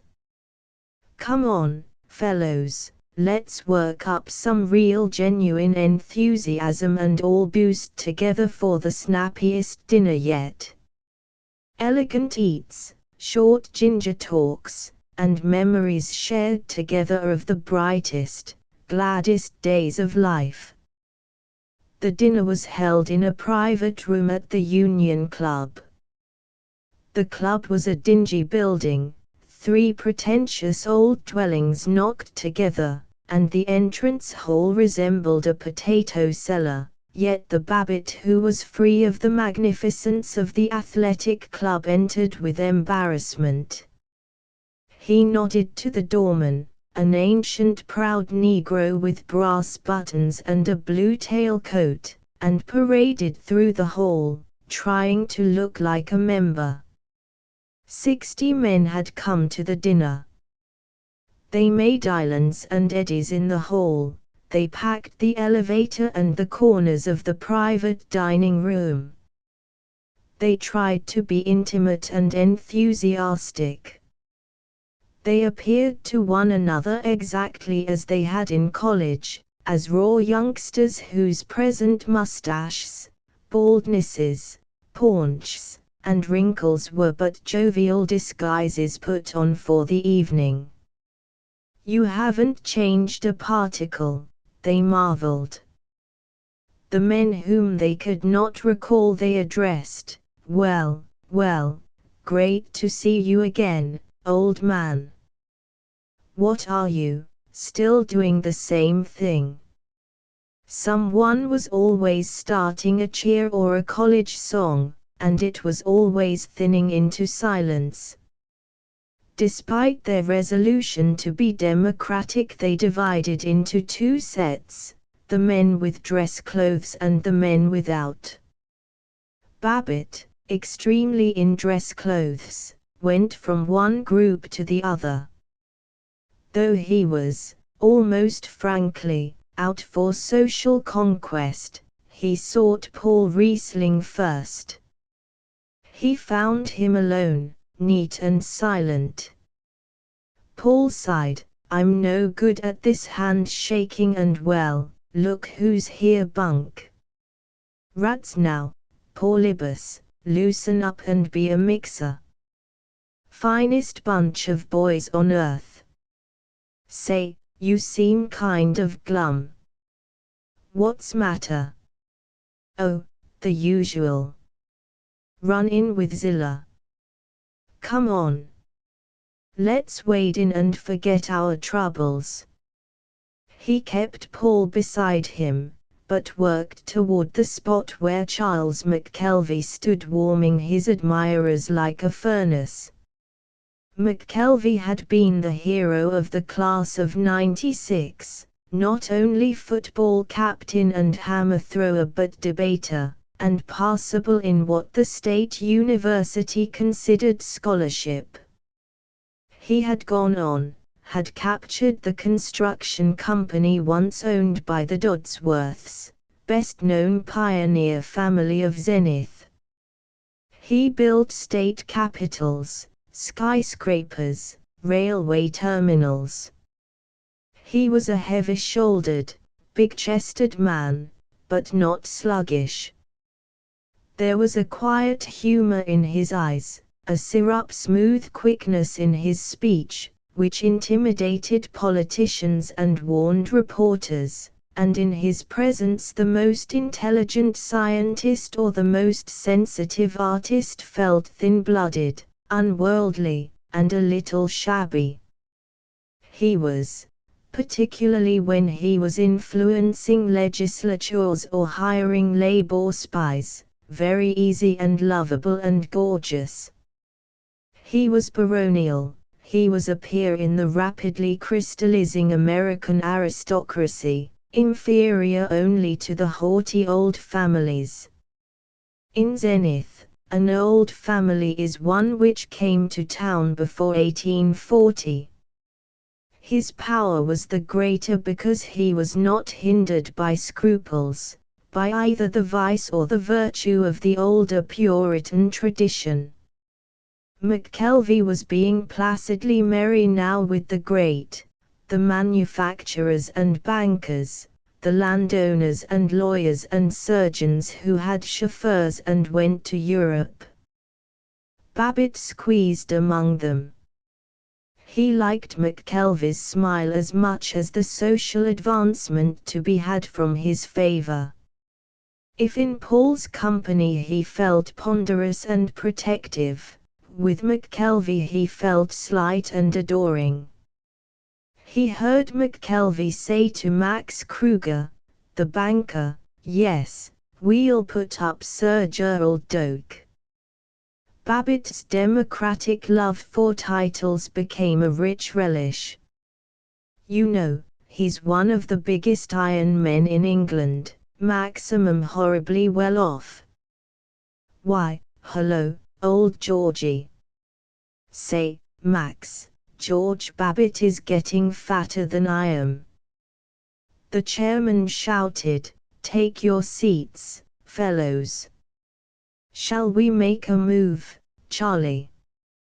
Babbitt said casually to McKelvey. Right. Hello, Paul. How's the old fiddler? Planning to sit anywhere special, George? Come on, let's grab some seats. Come on, Maximum Georgie, I read about your speeches in the campaign. Bully work. After that, Babbitt would have followed him through fire. He was enormously busy during the dinner, now bumblingly cheering Paul, now approaching McKelvey with "Here, you're going to build some piers in Brooklyn," now noting how enviously the failures of the class, sitting by themselves in a weedy group, looked up to him in his association with the nobility, now warming himself in the society talk of McKelvey and Max Kruger. They spoke of a jungle dance for which Mona Dodsworth had decorated her house with thousands of orchids. They spoke, with an excellent imitation of casualness, of a dinner in Washington at which McKelvey had met a senator, a Balkan princess, and an English major general. McKelvey called the princess Jenny and let it be known that he had danced with her. Babbitt was thrilled, but not so weighted with awe as to be silent. If he was not invited by them to dinner, he was yet accustomed to talking with bank presidents, congressmen, and clubwomen who entertained poets. He was bright and referential with McKelvey. Say, Charlie, d'ya remember in junior year how we chartered a sea-going hack and chased down to Riverdale, to the big show Madam Brown used to put on? Remember how you beat up that hick constabule that tried to run us in, and we pinched the pants-pressing sign and took and hung it on Professor Morrison's door? Oh, gosh, those were the days. Those, McKelvey agreed, were the days. Babbitt had reached "It isn't the books you study in college but the friendships you make that counts" when the men at head of the table broke into song. He attacked McKelvey. "It's a shame, shame to drift apart because our business activities lie in different fields. I've enjoyed talking over the good old days. You and Mrs. McKelvey must come to dinner some night." Vaguely, yes, indeed, like to talk to you about the growth of real estate out beyond your Grantsville warehouse. I might be able to tip you off to a thing or two, possibly. Splendid. We must have dinner together, Georgie. Just let me know. And it will be a great pleasure to have your wife and you at the house," said McKelvey, much less vaguely. Then the chairman's voice, that prodigious voice which once had roused them to cheer defiance at rooters from Ohio or Michigan or Indiana, whooped, "Come on, you wombats!" all together in the long yell. Babbitt felt that life would never be sweeter than now, when he joined with Paul Riesling and the newly recovered hero, McKelvey, in "Baitalax Getanax, Balax, Getnax, Who. The U. Hooroo. 3. The Babbitts invited the McKelveys to dinner, in early December, and the McKelveys not only accepted but, after changing the date once or twice, actually came. The Babbitts somewhat thoroughly discussed the details of the dinner, from the purchase of a bottle of champagne to the number of salted almonds to be placed before each person. Especially did they mention the matter of the other guests. To the last Babbitt held out for giving Paul Riesling the benefit of being with the McKelveys. Good old Charlie would like Paul and Verd Gunch better than some highfalutin Willie boy, he insisted, but Mrs. Babbitt interrupted his observations with, "Yes, perhaps. I think I'll try to get some Linavan oysters," and when she was quite ready she invited Dr. J.T. Angus, the oculist, and a dismally respectable lawyer named Maxwell, with their glittering wives. Neither Angus nor Maxwell belonged to the Elks or to the athletic club, neither of them had ever called Babbitt brother or asked his opinions on carburetors. The only human people whom she invited, Babbitt raged, were the Littlefields, and Howard Littlefield at times became so statistical that Babbitt longed for the refreshment of Gunch's, "Well, old lemon pie face, what's the good word?" Immediately after lunch Mrs. Babbitt began to set the table for the 7:30 dinner to the McKelveys, and Babbitt was, by order, home at 4. But they didn't find anything for him to do, and 3 times Mrs. Babbitt scolded, "Do please try to keep out of the way." He stood in the door of the garage, his lips drooping, and wished that Littlefield or Sam Doppelbrau or somebody would come along and talk to him. He saw Ted sneaking about the corner of the house. "What's the matter, old man?" said Babbitt. "Is that you, thin, out one? Gee, Ma certainly is on the warpath. I told her Roan and I would just soon not be let in on the fiesta tonight, and she bit me. She says I got to take a bath, too. But, say, the Babbitt men will be some lookers tonight. Little Theodore in a dress suit. The Babbitt men." Babbitt liked the sound of it. He put his arm about the boy's shoulder. He wished that Paul Riesling had a daughter, so that Ted might marry her. "Yes, your mother is kind of bouncing round, all right," he said, and they laughed together, and sighed together, and dutifully went into dress. The McKelveys were less than 15 minutes late. Babbitt hoped that the Doppelbraus would see the McKelveys' limousine, and their uniformed chauffeur, waiting in front. The dinner was well cooked and incredibly plentiful, and Mrs. Babbitt had brought out her grandmother's silver candlesticks. Babbitt worked hard. He was good. He told none of the jokes he wanted to tell. He listened to the others. He started Maxwell off with a resounding, "Let's hear about your trip to the Yellowstone." He was laudatory, extremely laudatory. He found opportunities to remark that Dr. Angus was a benefactor to humanity, Maxwell and Howard Littlefield profound scholars, Charles McKelvey an inspiration to ambitious youth, and Mrs. McKelvey an adornment to the social circles of Zenith, Washington, New York, Paris, and numbers of other places. But he could not stir them. It was a dinner without a soul. For no reason that was clear to Babbitt, heaviness was over them and they spoke laboriously and unwillingly. He concentrated on Lucille McKelvey, carefully not looking at her blanched lovely shoulder and the tawny silken band which supported her frock. "I suppose you'll be going to Europe pretty soon again, won't you?" he invited. "I'd like awfully to run over to Rome for a few weeks. I suppose you see a lot of pictures and music and curios and everything there."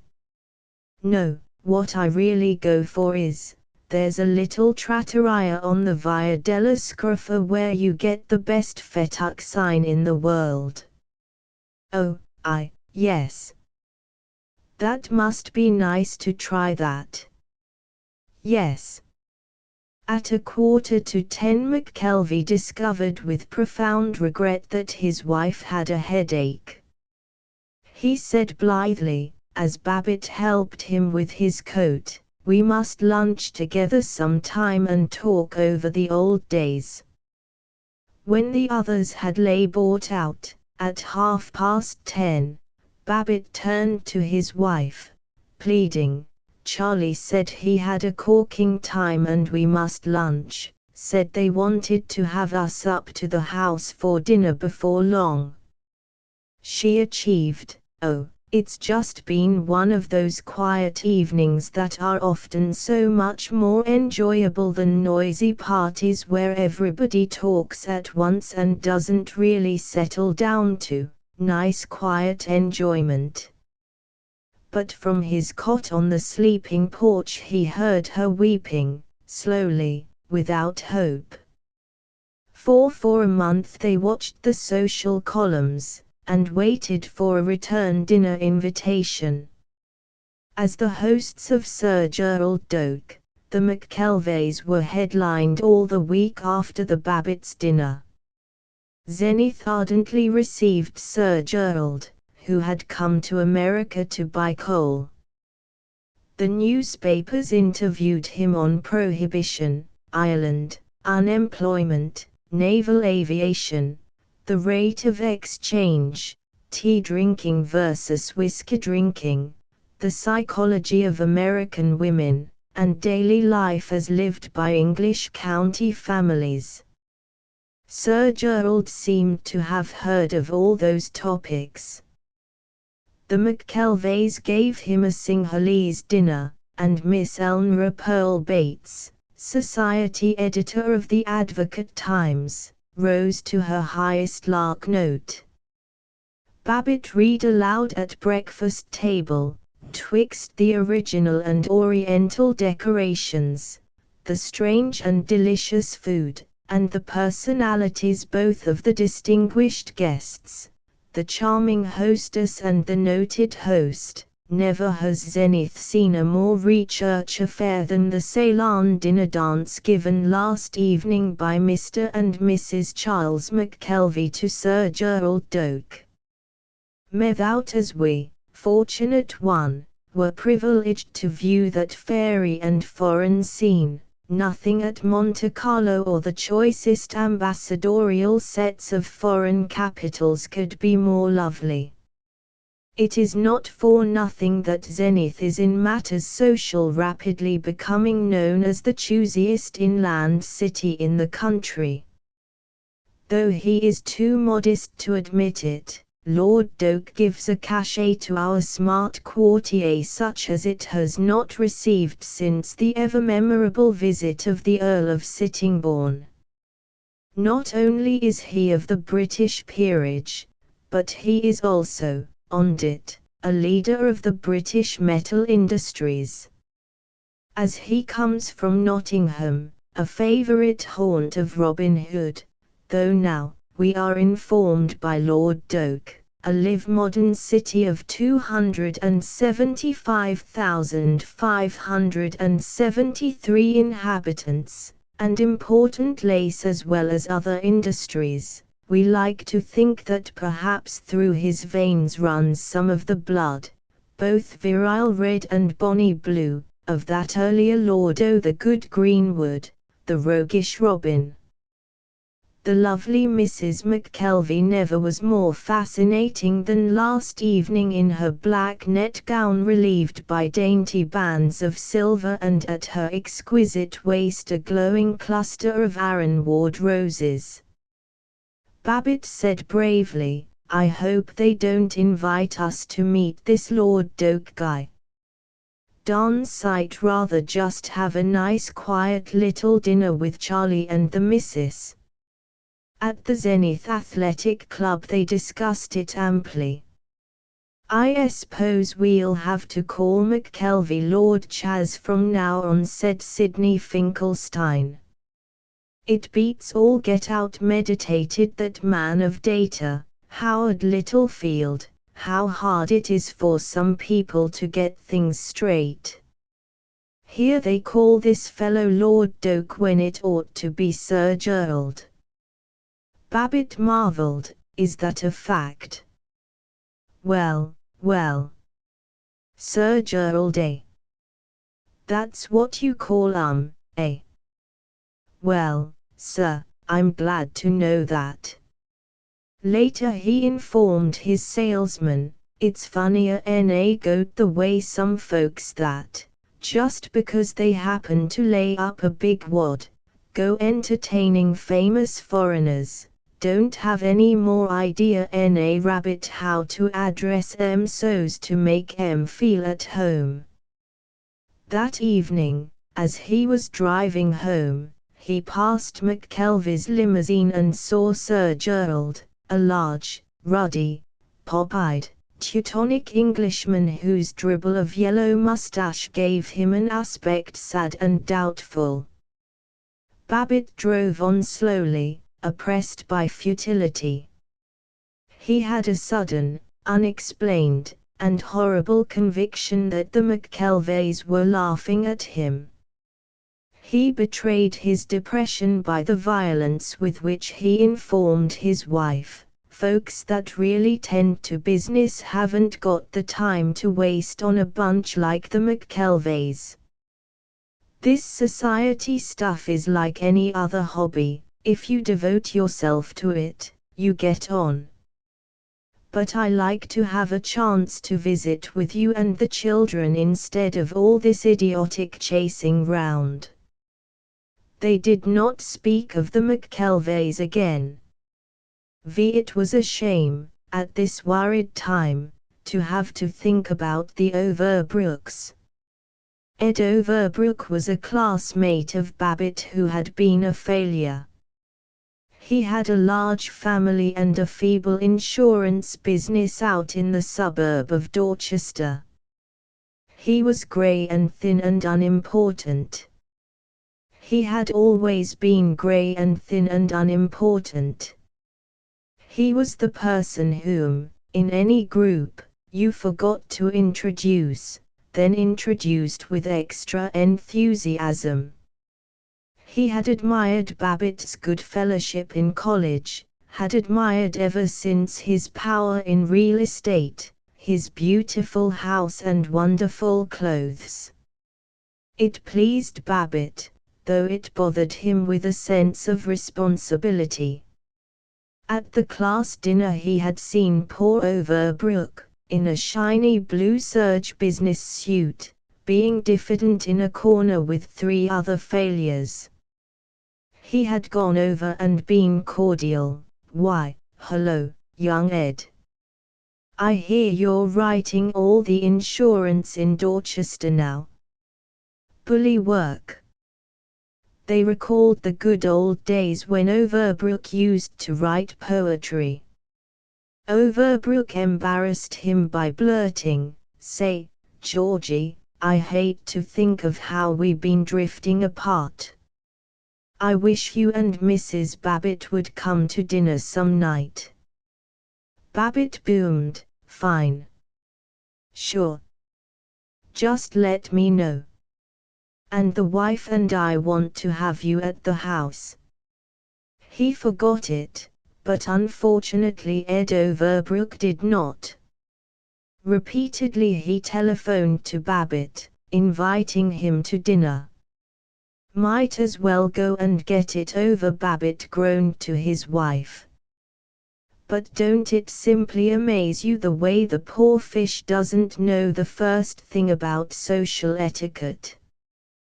Think of him phoning me, instead of his wife sitting down and writing us a regular bid. Well, I guess we're stuck for it. That's the trouble with all this class, brother Hoop-te-doodle. He accepted Overbrook's next plaintive invitation, for an evening 2 weeks off.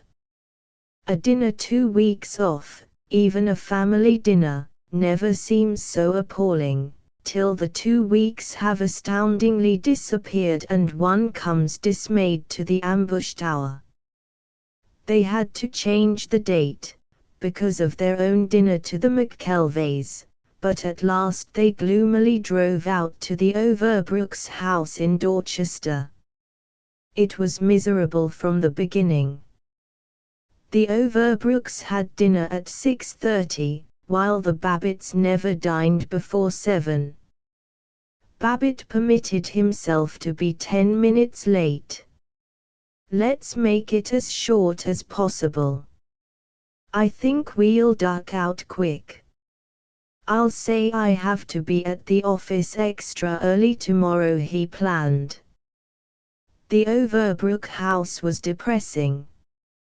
It was the second story of a wooden two-family dwelling, a place of baby carriages, old hats hung in the hall, cabbage smell, and a family Bible on the parlor table. Ed Overbrook and his wife were as awkward and threadbare as usual, and the other guests were two dreadful families whose names Babbitt never caught and never desired to catch. But he was touched, and disconcerted, by the tactless way in which Overbrook praised him. "We're mighty proud to have old George here tonight. Of course you've all read about his speeches and oratory in the papers, and the boy's good-looking, too, eh? But what I always think of is back in college, and what a great old mixer he was, and one of the best swimmers in the class." Babbitt tried to be jovial, he worked at it, but he could find nothing to interest him in Overbrook's timorousness, the blankness of the other guests, or the drained stupidity of Mrs. Overbrook, with her spectacles, drab skin, and tight-drawn hair. He told his best Irish story, but it sank like soggy cake. Most bleary moment of all was when Mrs. Overbrook, peering out of her fog of nursing 8 children and cooking and scrubbing, tried to be conversational.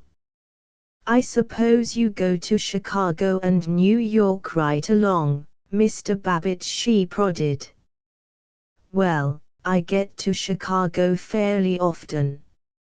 It must be awfully interesting. I suppose you take in all the theaters." "Well, to tell the truth, Mrs. Overbrook, thing that hits me best is a great big beefsteak at a Dutch restaurant in the Loop." They had nothing more to say. Babbitt was sorry, but there was no hope. The dinner was a failure. At 10, rousing out of the stupor of meaningless talk, he said as cheerily as he could, "'Fraid we got to be starting, Edie. I've got a fellow coming to see me early tomorrow." As Overbrook helped him with his coat, Babbitt said, "Nice to rub up on the old days. We must have lunch together, P.D.Q." Mrs. Babbitt sighed. On their drive home, it was pretty terrible. "But how Mr. Overbrook does admire you." "Yep. Poor cuss. Seems to think I'm a little tin archangel, and the best-looking man in Zenith." "Well, you're certainly not that, but, oh, Georgie, You don't suppose we have to invite them to dinner at our house now, do we? Ouch. Gore, I hope not. See here, now, George. You didn't say anything about it to Mr. Overbrook, did you? No. Gee. No. Honest, I didn't. Just made a bluff about having him to lunch sometime. Well. Oh, dear. I don't want to hurt their feelings. But I don't see how I could stand another evening like this one. And suppose somebody like Dr. and Mrs. Angus came in when we had the Overbrooks there, and thought they were friends of ours. For a week they worried, we really ought to invite Ed and his wife, poor devils. But as they never saw the Overbrooks, they forgot them, and after a month or two they said, that really was the best way, just to let it slide. It wouldn't be kind to them to have them here. They'd feel so out of place and hard up in our home. They did not speak of the Overbrooks again. Chapter 16. The certainty that he was not going to be accepted by the McKelveys made Babbitt feel guilty and a little absurd. But he went more regularly to the Elks. At a Chamber of Commerce luncheon he was oratorical regarding the wickedness of strikes, and again he saw himself as a prominent citizen. His clubs and associations were food comfortable to his spirit.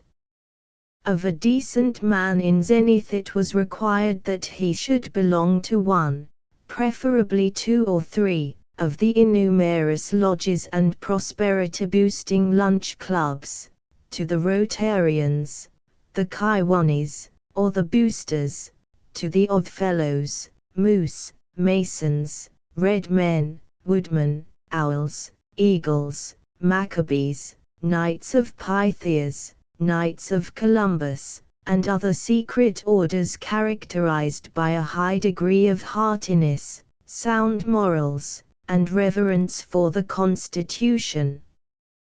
There were 4 reasons for joining these orders. It was the thing to do. It was good for business, since lodge brothers frequently became customers. It gave to Americans unable to become Gemrate or Commendatory such unctuous honorifics as Highworthy Recording Scribe and Grand Hugo to add to the commonplace distinctions of Colonel, Judge, and Professor. And it permitted the swaddled American husband to stay away from home for 1 evening a week. The lodge was his piazza, his pavement cafe. He could shoot pool and talk man talk and be obscene and valiant. Babbitt was what he called a joiner for all these reasons. Behind the gold and scarlet banner of his public achievements was the dun background of office routine, leases, sales contracts, lists of properties to rent. The evenings of oratory and committees and lodges stimulated him like brandy, but every morning he was sandy-tongued. Week by week he accumulated nervousness. He was in open disagreement with his outside salesman, Stanley Graff, and once, though her charms had always kept him nickeringly polite to her, he snarled at Miss McGowan for changing his letters. But in the presence of Paul Riesling he relaxed. At least once a week they fled from maturity. On Saturday they played golf, jeering, as a golfer, "You're a fine tennis player," or they motored all Sunday afternoon, stopping at village lunchrooms to sit on high stools at a counter and drink coffee from thick cups. Sometimes Paul came over in the evening with his violin, and even Zilla was silent as the lonely man who had lost his way and forever crept down unfamiliar roads spun out his dark soul in music. Nothing gave Babbitt more purification and publicity than his labors for the Sunday school. His church, the Chatham Road Presbyterian, was one of the largest and richest, one of the most oaken and velvety, in Zenith. The pastor was the Reverend John Jennison Drew, M.A., D.D., LL.D. The M.A. and the D.D. were from Elbert University, Nebraska, the LL.D. from Waterbury College, Oklahoma. He was eloquent, efficient, and versatile. He presided at meetings for the denunciation of unions or the elevation of domestic service, and confided to the audiences that as a poor boy he had carried newspapers. For the Saturday edition of the Evening Advocate he wrote editorials on the manly man's religion and the dollars and cents value of Christianity, which were printed in bold type surrounded by a wiggly border. He often said that he was proud to be known as primarily a businessman and that he certainly was not going to permit the old Satan to monopolize all the pep and punch. He was a thin, rustic-faced young man with gold spectacles and a bang of dull brown hair, but when he hurled himself into oratory he glowed with power. He admitted that he was too much the scholar and poet to imitate the evangelist, Mike Monday, yet he had once awakened his fold to new life, and to larger collections, by the challenge, "My brethren, the real cheapskate is the man who won't lend to the Lord." He had made his church a true community center. It contained everything but a bar. It had a nursery, a Thursday evening supper with a short bright missionary lecture afterward, a gymnasium, a fortnightly motion picture show, a library of technical books for young workmen, though, unfortunately, no young workman ever entered the church except to wash the windows or repair the furnace, and a sewing circle which made short little pants for the children of the poor while Mrs. Drew read aloud from earnest novels. Though Dr. Drew's theology was Presbyterian, his church building was gracefully Episcopalian. As he said, it had the most perdurable features of those noble ecclesiastical monuments of grand old England which stand as symbols of the eternity of faith, religious and civil. It was built of cheery iron spot brick in an improved Gothic style, and the main auditorium had indirect lighting from electric globes in lavish alabaster bowls. On a December morning when the Babbitts went to church, Dr. John Jennison Drew was unusually eloquent. The crowd was immense. 10 brisk young ushers, in morning coats with white roses, were bringing folding chairs up from the basement. There was an impressive musical program, conducted by Sheldon Smith, educational director of the YMCA, who also sang the offertory. Babbitt cared less for this, because some misguided person had taught young Mr. Smith to smile, smile, smile while he was singing, but with all the appreciation of a fellow orator he admired Dr. Drew's sermon. It had the intellectual quality which distinguished the Chatham Road congregation from the grubby chapels on Smith Street. At this abundant harvest time of all the year Dr. Drew chanted, "When, though stormy the sky and laborious the path to the drudging wayfarer, yet the hovering and bodiless spirit swoops back o'er all the labors and desires of the past 12 months. Oh, then it seems to me there sounds behind all our apparent failures the golden chorus of greeting from those passed happily on, and lo, on the dim horizon we see behind dolorous clouds the mighty mass of mountains, mountains of melody, mountains of mirth, mountains of might. I certainly do like a sermon with culture and thought in it, meditated Babbitt. At the end of the service he was delighted when the pastor, actively shaking hands at the door, twittered, "Oh, Brother Babbitt, can you wait a jiffy? Want your advice?" "Sure, Doctor." "You bet. Drop into my office. I think you'll like the cigars there." Babbitt did like the cigars. He also liked the office, which was distinguished from other offices only by the spirited change of the familiar wall placard to "This is the Lord's busy day." Chum Frink came in, then William W. Eathorn. Mr. Eathorn was the 70-year-old president of the First State Bank of Zenith. He still wore the delicate patches of side whiskers which had been the uniform of bankers in 1870.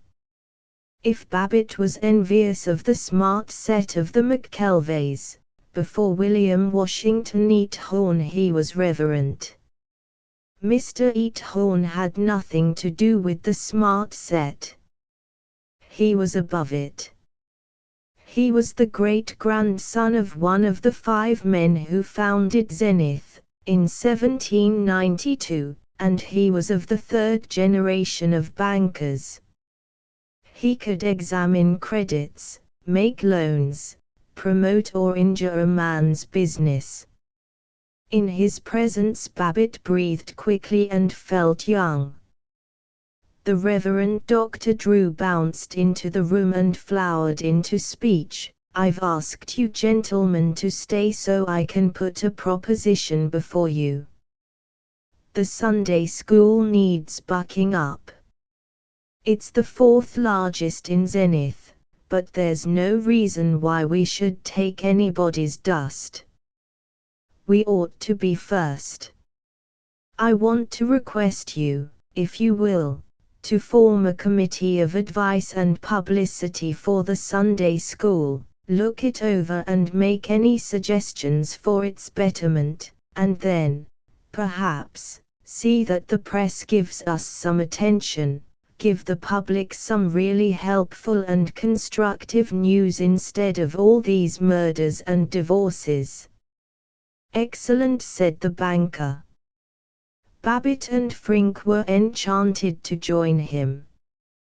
3. If you had asked Babbitt what his religion was, he would have answered in sonorous Boosters Club rhetoric, "My religion is to serve my fellow men, to honor my brother as myself, and to do my bit to make life happier for one and all." If you had pressed him for more detail, he would have announced, "I'm a member of the Presbyterian Church, and naturally, I accept its doctrines."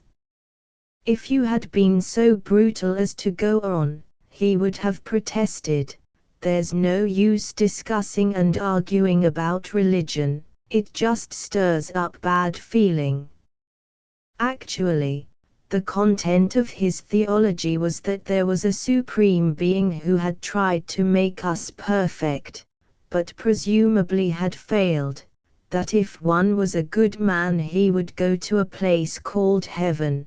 Babbitt unconsciously pictured it as rather like an excellent hotel with a private garden, but if one was a bad man, that is, if he murdered or committed burglary or used cocaine or had mistresses or sold non-existent real estate, he would be punished. Babbitt was uncertain, however, about what he called this business of hell. He explained to Ted, "Of course I'm pretty liberal, I don't exactly believe in a fire and brimstone hell. Stands to reason, though, that a fellow can't get away with all sorts of vice and not get nicked for it, see how I mean?" Upon this theology he rarely pondered. The kernel of his practical religion was that it was respectable, and beneficial to one's business, to be seen going to services, that the church kept the worst elements from being still worse, and that the pastor's sermons, however dull they might seem at the time of taking, yet had a voodoo-stick power which did a fellow good, kept him in touch with higher things. His first investigations for the Sunday School Advisory Committee did not inspire him. He liked the busy folks' Bible class, composed of mature men and women and addressed by the old-school physician, Dr. T. Atkins Jordan, in a sparkling style comparable to that of the more refined humorous after-dinner speakers. But when he went down to the junior classes he was disconcerted. He heard Sheldon Smith, educational director of the YMCA and leader of the church choir, a pale but strenuous young man with curly hair and a smile, teaching a class of 16-year-old boys. Smith lovingly admonished them, "Now, fellows, I'm going to have a heart-to-heart talk evening at my house next Thursday. We'll get off by ourselves and be frank about our secret worries. You can just tell old Sheldy anything, like all the fellows do at the Y. I'm going to explain frankly about the horrible practices a kiddie falls into unless he's guided by a big brother, and about the perils and glory of sex." Old Sheldy beamed damply, the boys looked ashamed, and Babbitt didn't know which way to turn his embarrassed eyes. Less annoying but also much duller were the minor classes which were being instructed in philosophy and Oriental ethnology by earnest spinsters. Most of them met in the highly varnished Sunday school room, but there was an overflow to the basement, which was decorated with varicose water pipes and lighted by small windows high up in the oozing wall. What Babbitt saw, however, was the first Congregational Church of Catawba. He was back in the Sunday school of his boyhood.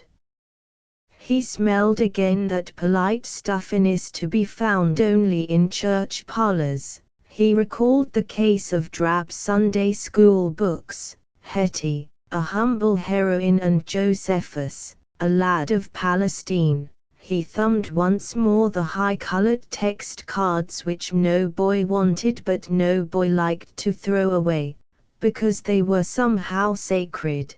He was tortured by the stumbling rote of 35 years ago, as in the vast Zenith church he listened to. "Now, Edgar, you read the next verse. What does it mean when it says it's easier for a camel to go through a needle's eye? What does this teach us?" "Clarence, please don't wiggle so. If you had studied your lesson you wouldn't be so fidgety. Now, Earl, what is the lesson Jesus was trying to teach his disciples?" "The one thing I want you to especially remember, boys, is the words, 'With God all things are possible.' Just think of that always, Clarence. Please pay attention. Just say 'with God all things are possible' whenever you feel discouraged, and, Alec, will you read the next verse? If you'd pay attention you wouldn't lose your place." Drone, drone, drone, gigantic bees that boomed in a cavern of drowsiness.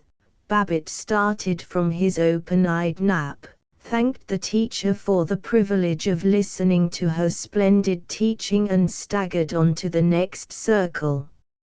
After 2 weeks of this he had no suggestions whatever for the Reverend Dr. Drew. Then he discovered a world of Sunday school journals, an enormous and busy domain of weeklies and monthlies which were as technical, as practical and forward-looking, as the real estate columns or the shoe trade magazines. He bought half a dozen of them at a religious bookshop and till after midnight he read them and admired. He found many lucrative tips on focusing appeals, scouting for new members and getting prospects to sign up with the Sunday school.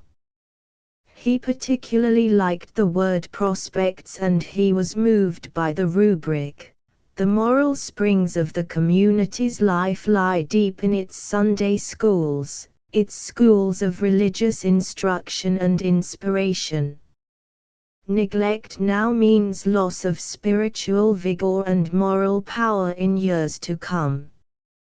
Facts like the above, followed by a straight-arm appeal, will reach folks who can never be laughed or jollied into doing their part. Babbitt admitted, "That's so. I used to skin out of the Ole Sunday school at Catawba every chance I got, but same time, I wouldn't be where I am today, maybe, if it hadn't been for its training in moral power. And all about the Bible. Great literature. Have to read some of it again, one of these days." How scientifically the Sunday school could be organized he learned from an article in the Westminster Adult Bible class. The second vice president looks after the fellowship of the class. She chooses a group to help her. These become ushers. Everyone who comes gets a glad hand. No one goes away a stranger. One member of the group stands on the doorstep and invites passers-by to come in. Perhaps most of all Babbitt appreciated the remarks by William H. Ridgway in the Sunday School Times. If you have a Sunday school class without any pep and get up and go in it, that is, without interest, that is uncertain in attendance, that acts like a fellow with the spring fever, let old Dr. Ridgway write you a prescription. RX invite the bunch for supper. The Sunday school journals were as well-rounded as they were practical. They neglected none of the arts. As to music, the Sunday School Times advertised that C. Harold Loden, known to thousands through his sacred compositions, had written a new masterpiece, entitled Yearning for You. The poem, by Harry D. Kerr, is one of the daintiest you could imagine and the music is indescribably beautiful. Critics are agreed that it will sweep the country. May be made into a charming sacred song by substituting the hymn words, "I heard the voice of Jesus say." Even manual training was adequately considered. Babbitt noted an ingenious way of illustrating the resurrection of Jesus Christ, model for pupils to make. Tomb with rolling door. Use a square covered box turned upside down. Pull the cover forward a little to form a groove at the bottom. Cut a square door, also cut a circle of cardboard to more than cover the door. Cover the circular door and the tomb thickly with stiff mixture of sand, flour and water and let it dry. It was the heavy circular stone over the door the women found rolled away on Easter morning. This is the story we are to go tell. In their advertisements, the Sunday school journals were thoroughly efficient. Babbitt was interested in a preparation which takes the place of exercise for sedentary men by building up depleted nerve tissue, nourishing the brain and the digestive system. He was edified to learn that the selling of Bibles was a hustling and strictly competitive industry, and as an expert on hygiene he was pleased by the Sanitary Communion Outfit Company's announcement of an improved and satisfactory outfit throughout, including highly polished beautiful mahogany tray. This tray eliminates all noise, is lighter and more easily handled than others, and is more in keeping with the furniture of the church than a tray of any other material. For he dropped the pile of Sunday school journals. He pondered, now, there's a real he world. Corking. Ashamed I haven't sat in more. Fellow, that's an influence in the community. Shame if he doesn't take part in a real virile hustling religion. Sort of Christianity Incorporated, you might say. But with all reverence. Some folks might claim these Sunday school fans are undignified and unspiritual and so on. Sure. Always some skunk to spring things like that. Knocking and sneering and tearing down, so much easier than building up. But me, I certainly hand it to these magazines. They've brought Ole George F. Babbitt into camp, and that's the answer to the critics. The more manly and practical a fellow is, the more he ought to lead the enterprising Christian life. Me for it. Cut out this carelessness and boozing and, roan. Where the devil you been? This is a fine time o' night to be coming in. Chapter 17. There are but 3 or 4 old houses in Floral Heights, and in Floral Heights an old house is one which was built before 1880. The largest of these is the residence of William Washington Eathorne, President of the First State Bank. The Eathorne Mansion preserves the memory of the nice parts of Zenith as they appeared from 1860 to 1900. It is a red brick immensity with grey sandstone lintels and a roof of slate in courses of red, green, and dyspeptic yellow. There are 2 anemic towers, one roofed with copper, the other crowned with cast iron ferns. The porch is like an open tomb. It is supported by squat granite pillars above which hang frozen cascades of brick. At one side of the house is a huge stained glass window in the shape of a keyhole. But the house has an effect not at all humorous.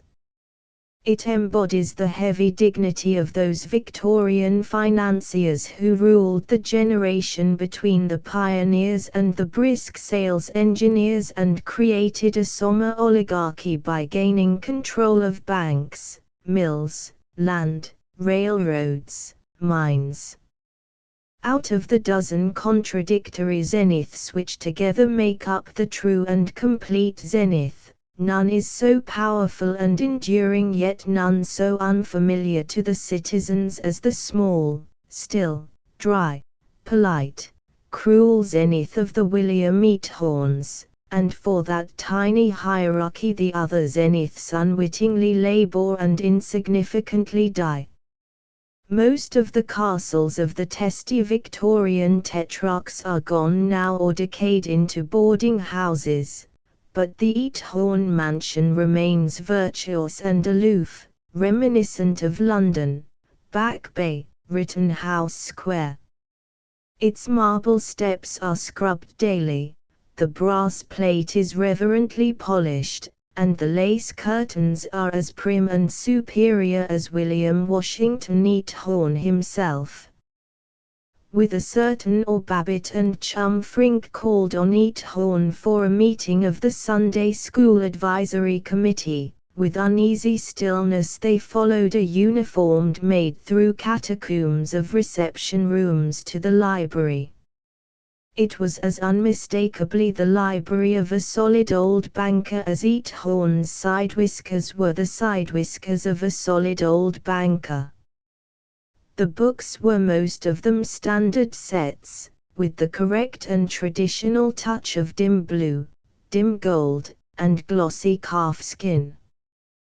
The fire was exactly correct and traditional, a small, quiet, steady fire, reflected by polished fire irons. The oak desk was dark and old and altogether perfect, the chairs were gently supercilious. Neathorne's inquiries as to the healths of Mrs. Babbitt, Miss Babbitt, and the other children were softly paternal, but Babbitt had nothing with which to answer him. It was indecent to think of using the house tricks, ole socks, which gratified Virgil Gunch and Frink and Howard Littlefield, men who till now had seemed successful and urbane. Babbitt and Frink sat politely, and politely did Neathorne observe, opening his thin lips just wide enough to dismiss the words, "Gentlemen, before we begin our conference, you may have felt the cold in coming here, so good of you to save an old man the journey, shall we perhaps have a whiskey toddy?" So well trained was Babbitt in all the conversation that befits a good fellow that he almost disgraced himself with rather than make trouble, and always providin' there ain't any enforcement officers hiding in the waste basket. The words died choking in his throat. He bowed in flustered obedience. So did chum Frink. Neathorne rang for the maid.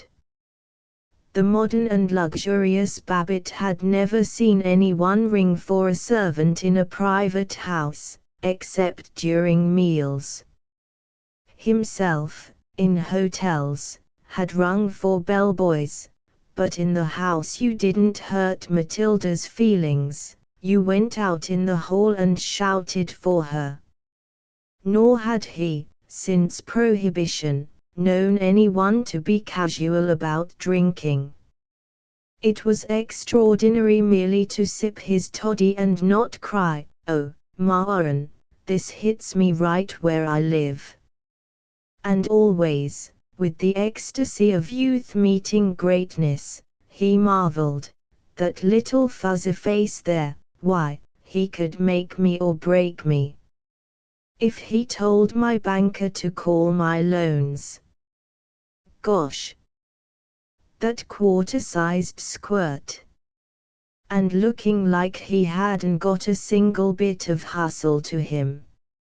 I wonder, do we boosters throw too many fits about pep?"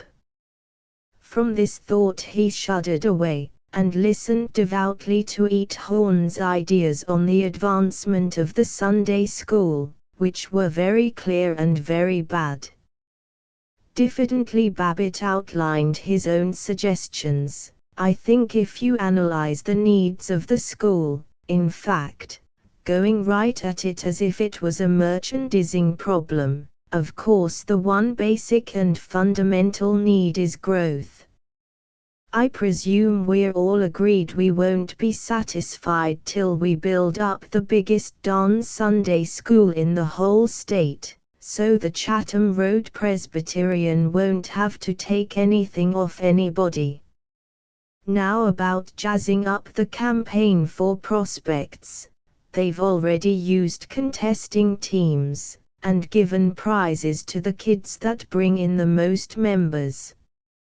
And they made a mistake there. The prizes were a lot of folderls and doodads like poetry books and illustrated testaments, instead of something a real live kid would want to work for, like real cash or a speedometer for his motorcycle. Course I suppose it's all fine and dandy to illustrate the lessons with these decorated bookmarks and blackboard drawings and so on, but when it comes down to real hustling, getting out and drumming up customers, or members, I mean, why, you got to make it worth a fellow's while. Now, I want to propose 2 stunts. First, divide the Sunday school into 4 armies, depending on age. Everybody gets a military rank in his own army according to how many members he brings in, and the duffers that lie down on us and don't bring in any, they remain privates. The pastor and superintendent rank as generals.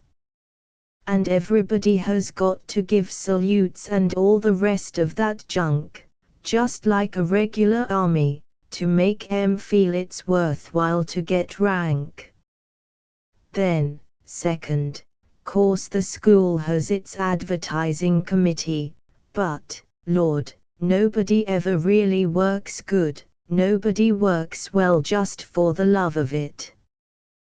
The thing to do is to be practical and up to date, and hire a real paid press agent for the Sunday school, some newspaper fellow who can give part of his time. Sure, you bet, said Chum Frink. Think of the nice juicy bits he could get in. Babbitt crowed. Not only the big, salient, vital facts about how fast the Sunday school, and the collection, is growing, but a lot of humorous gossip and kidding, about how some blowhard fell down on his pledge to get new members, or the good time the Sacred Trinity class of girls had at their New Year's party. And on the side, if he had time, the press agent might even boost the lessons themselves. Do a little advertising for all the Sunday schools in town, in fact.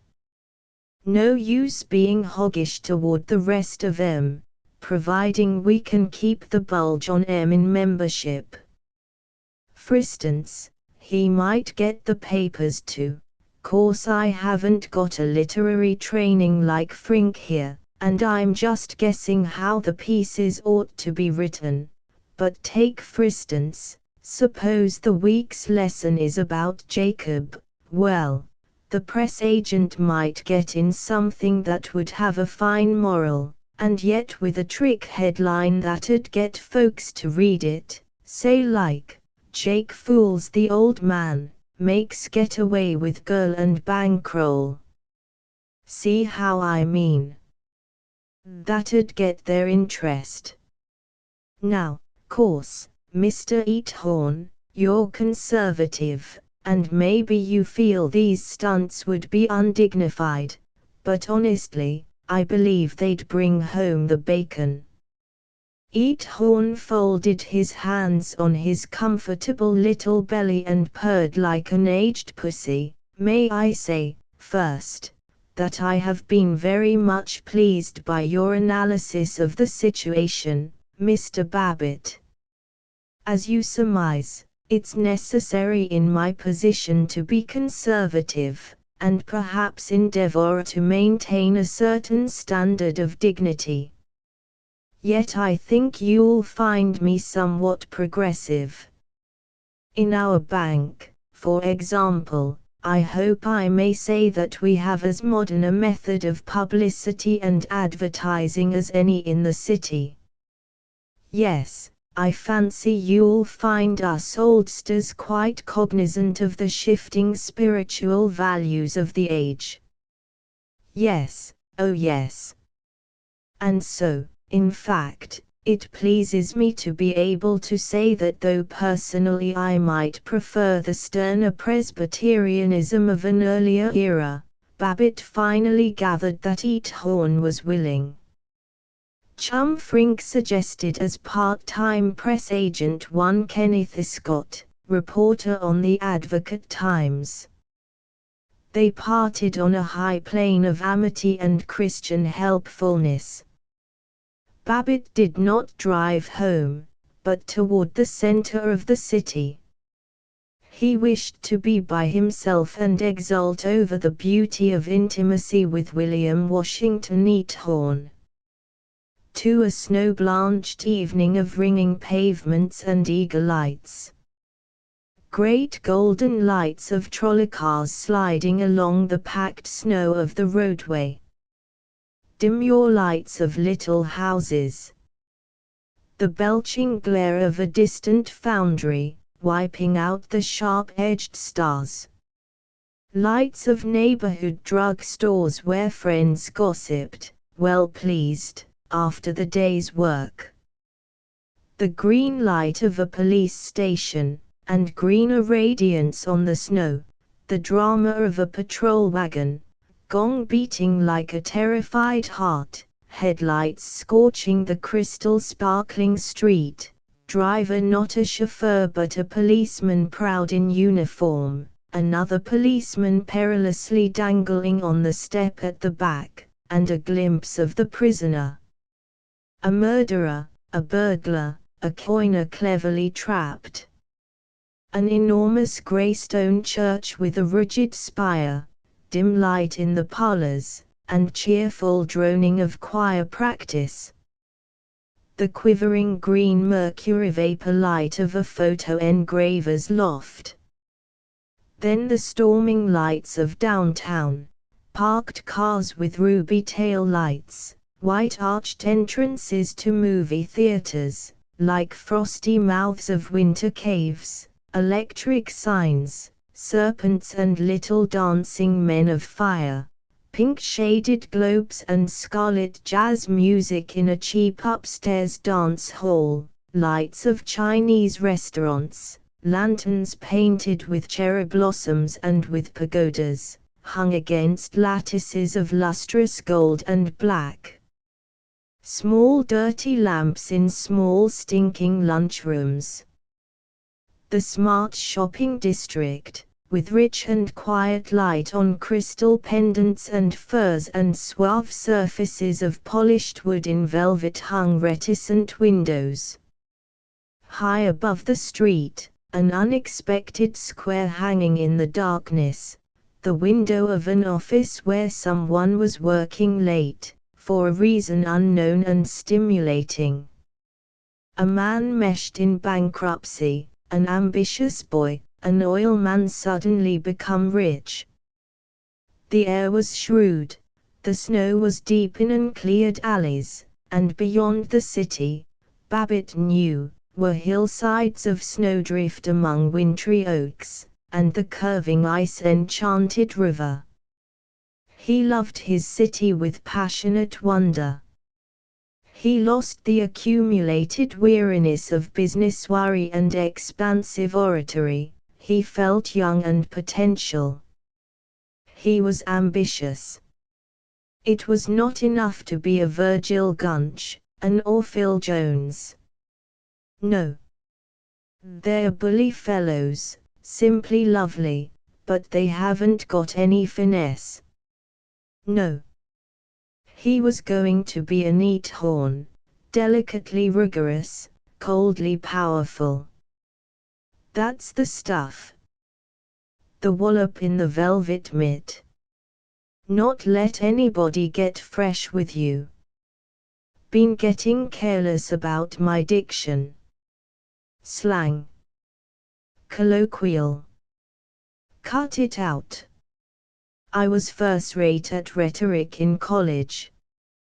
Themes on, anyway, not bad. Had too much of this hoop-te-doodle and Goodfellow stuff. Why couldn't I organize a bank of my own someday? And Ted succeed me.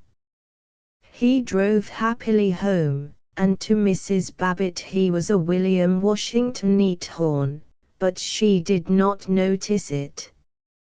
3 young Kenneth Scott, reporter on the Advocate-Times, was appointed press agent of the Chatham Road Presbyterian Sunday School.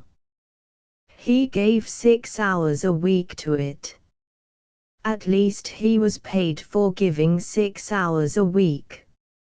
He had friends on the press and the Gazette, and he was not, officially, known as a press agent. He procured a trickle of insinuating items about neighborliness and the Bible, about class suppers, jolly but educational, and the value of the prayer life in attaining financial success.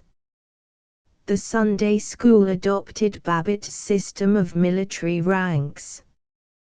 Quickened by this spiritual refreshment, it had a boom. It did not become the largest school in Zenith.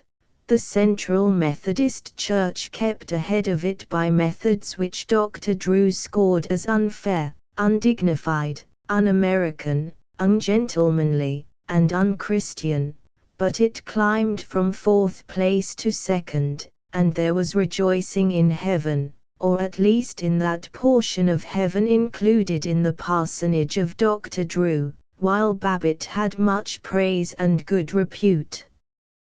He had received the rank of colonel on the general staff of the school. He was plumply pleased by salutes on the street from unknown small boys. His ears were tickled to ruddy ecstasy by hearing himself called colonel, and if he did not attend Sunday school merely to be thus exalted, certainly he thought about it all the way there. He was particularly pleasant to the press agent, Kenneth Scott. He took him to lunch at the athletic club and had him at the house for dinner. Like many of the cocksure young men who forage about cities in apparent contentment and who express their cynicism in supercilious slang, Scott was shy and lonely. His shrewd starveling face broadened with joy at dinner, and he blurted, "Gee whilikins, Mrs. Babbitt, if you knew how good it is to have home eats again." Scott and Verona liked each other. All evening they talked about ideas. They discovered that they were radicals. True, they were sensible about it. They agreed that all communists were criminals, that this vers libre was tomorrow, and that while there ought to be universal disarmament, of course Great Britain and the United States must, on behalf of oppressed small nations, keep a navy equal to the tonnage of all the rest of the world. But they were so revolutionary that they predicted, to Babbitt's irritation, that there would someday be a third party which would give trouble to the Republicans and Democrats. Scott shook hands with Babbitt 3 times, at parting. Babbitt mentioned his extreme fondness for Eathorne. Within a week 3 newspapers presented accounts of Babbitt's sterling labors for religion, and all of them tactfully mentioned William Washington Eathorne as his collaborator. Nothing had brought Babbitt quite so much credit at the Elks, the Athletic Club, and the Boosters. His friends had always congratulated him on his oratory, but in their praise was doubt, for even in speeches advertising the city there was something highbrow and degenerate, like writing poetry. But now Phil Jones shouted across the athletic dining room, "Here's the new director of the First State Bank." Grover Butterboth, the eminent wholesaler of plumbers' supplies, chuckled, "Wonder you mix with common folks," after holding Eathorne's hand. And Emil Wengert, the jeweler, was at last willing to discuss buying a house in Dorchester. For when the Sunday school campaign was finished, Babbitt suggested to Kenneth Scott, "Say, How about doing a little boosting for Doc Drew personally? Scott grinned. You trust the doc to do a little boosting for himself, Mr. Babbitt. There's hardly a week goes by without his ringing up the paper to say if we'll chase a reporter up to his study, he'll let us in on the story about the swell sermon he's going to preach on the wickedness of short skirts, or the authorship of the Pentateuch. Don't you worry about him. There's just one better publicity grabber in town, and that's this Dora Gibson Tucker that runs the Child Welfare and the Americanization League, and the only reason she's got Drew beaten is because she has got some brains. Well, now Kenneth, I don't think you ought to talk that way about the doctor. A preacher has to watch his interests, hasn't he? You remember that in the Bible about being diligent in the Lord's business, or something. All right, I'll get something in if you want me to, Mr. Babbitt, but I'll have to wait till the managing editor is out of town, and then Black Jack the city editor. Thus it came to pass that in the Sunday Advocate Times, under a picture of Dr. Drew at his earnestest, with eyes alert, jaw as granite, and rustic lock flamboyant, appeared an inscription, a wood pulp tablet conferring 24 hours immortality, the Reverend Dr.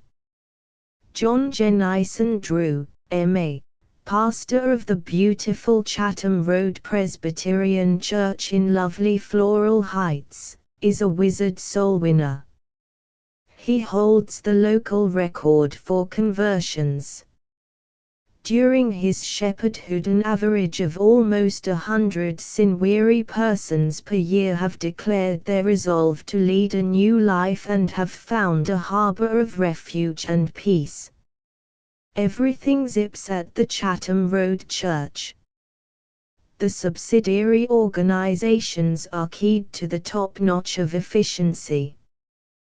Dr. Drew is especially keen on good congregational singing. Bright cheerful hymns are used at every meeting, and the special sing services attract lovers of music and professionals from all parts of the city. On the popular lecture platform as well as in the pulpit, Dr. Drew is a renowned word painter, and during the course of the year he receives literally scores of invitations to speak at varied functions both here and elsewhere. Babbitt let Dr. Drew know that he was responsible for this tribute. Dr. Drew called him brother and shook his hand a great many times. During the meetings of the advisory committee, Babbitt had hinted that he would be charmed to invite Eathorn to dinner, but Eathorn had murmured, "So nice of you, old man, now, almost never go out." Surely Eathorn would not refuse his own pastor. Babbitt said boyishly to Drew, "Say, Doctor, now we've put this thing over, strikes me it's up to the Dominie to blow the three of us to a dinner." "Bully." "You bet." "Delighted," cried Dr. Drew, in his manliest way. Someone had once told him that he talked like the late President Roosevelt. "And, say, Doctor, be sure and get Mr. Eathorn to come. Insist on it. It's, I think he sticks around home too much for his own health." Eathorn came. It was a friendly dinner. Babbitt spoke gracefully of the stabilizing and educational value of bankers to the community. They were, he said, the pastors of the fold of commerce. For the first time Eathorn departed from the topic of Sunday schools, and asked Babbitt about the progress of his business. Babbitt answered modestly, almost filially.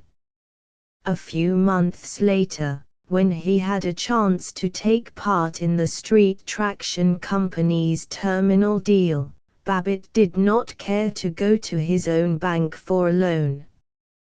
It was rather a quiet sort of deal and, if it had come out, the public might not have understood. He went to his friend Mr. Eathorne, he was welcomed, and received the loan as a private venture, and they both profited in their pleasant new association. After that, Babbitt went to church regularly, except on spring Sunday mornings which were obviously meant for motoring. He announced to Ted, "I tell you, boy, there's no stronger bulwark of sound conservatism than the evangelical church, and no better place to make friends who'll help you to gain your rightful place in the community than in your own church home." Chapter 18. Though he saw them twice daily, though he knew and amply discussed every detail of their expenditures, yet for weeks together Babbitt was no more conscious of his children than of the buttons on his coat sleeves. The admiration of Kenneth Scott made him aware of Verona. She had become secretary to Mr. Gruensberg of the Gruensberg Leather Company. She did her work with the thoroughness of a mind which reveres details and never quite understands them, but she was one of the people who give an agitating impression of being on the point of doing something desperate, of leaving a job or a husband, without ever doing it. Babbitt was so hopeful about Scott's hesitant ardors that he became the playful parent. When he returned from the Elks he peered coyly into the living room and gurgled, "Has our Kenny been here tonight?" He never credited Verona's protest, "Why, Ken and I are just good friends, and we only talk about ideas. I won't have all this sentimental nonsense, that would spoil everything." It was Ted who most worried Babbitt. With conditions in Latin and English but with a triumphant record in manual training, basketball, and the organization of dances, Ted was struggling through his senior year in the East Side High School. At home he was interested only when he was asked to trace some subtle ill in the ignition system of the car. He repeated to his tut-tutting father that he did not wish to go to college or law school, and Babbitt was equally disturbed by this shiftlessness and by Ted's relations with Eunice Littlefield, next door.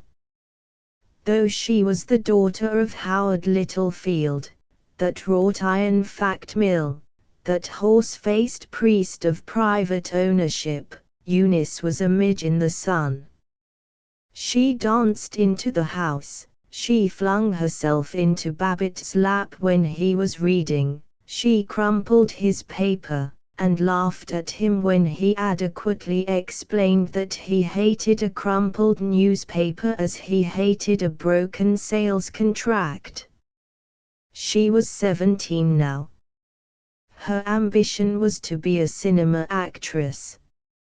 She did not merely attend the showing of every feature film, she also read the motion picture magazines, those extraordinary symptoms of the age of pep, monthlies and weeklies gorgeously illustrated with portraits of young women who had recently been manicure girls, not very skillful manicure girls, and who, unless their every grimace had been arranged by a director, could not have acted in the Easter cantata of the Central Methodist Church, magazines reporting, quite seriously, in interviews.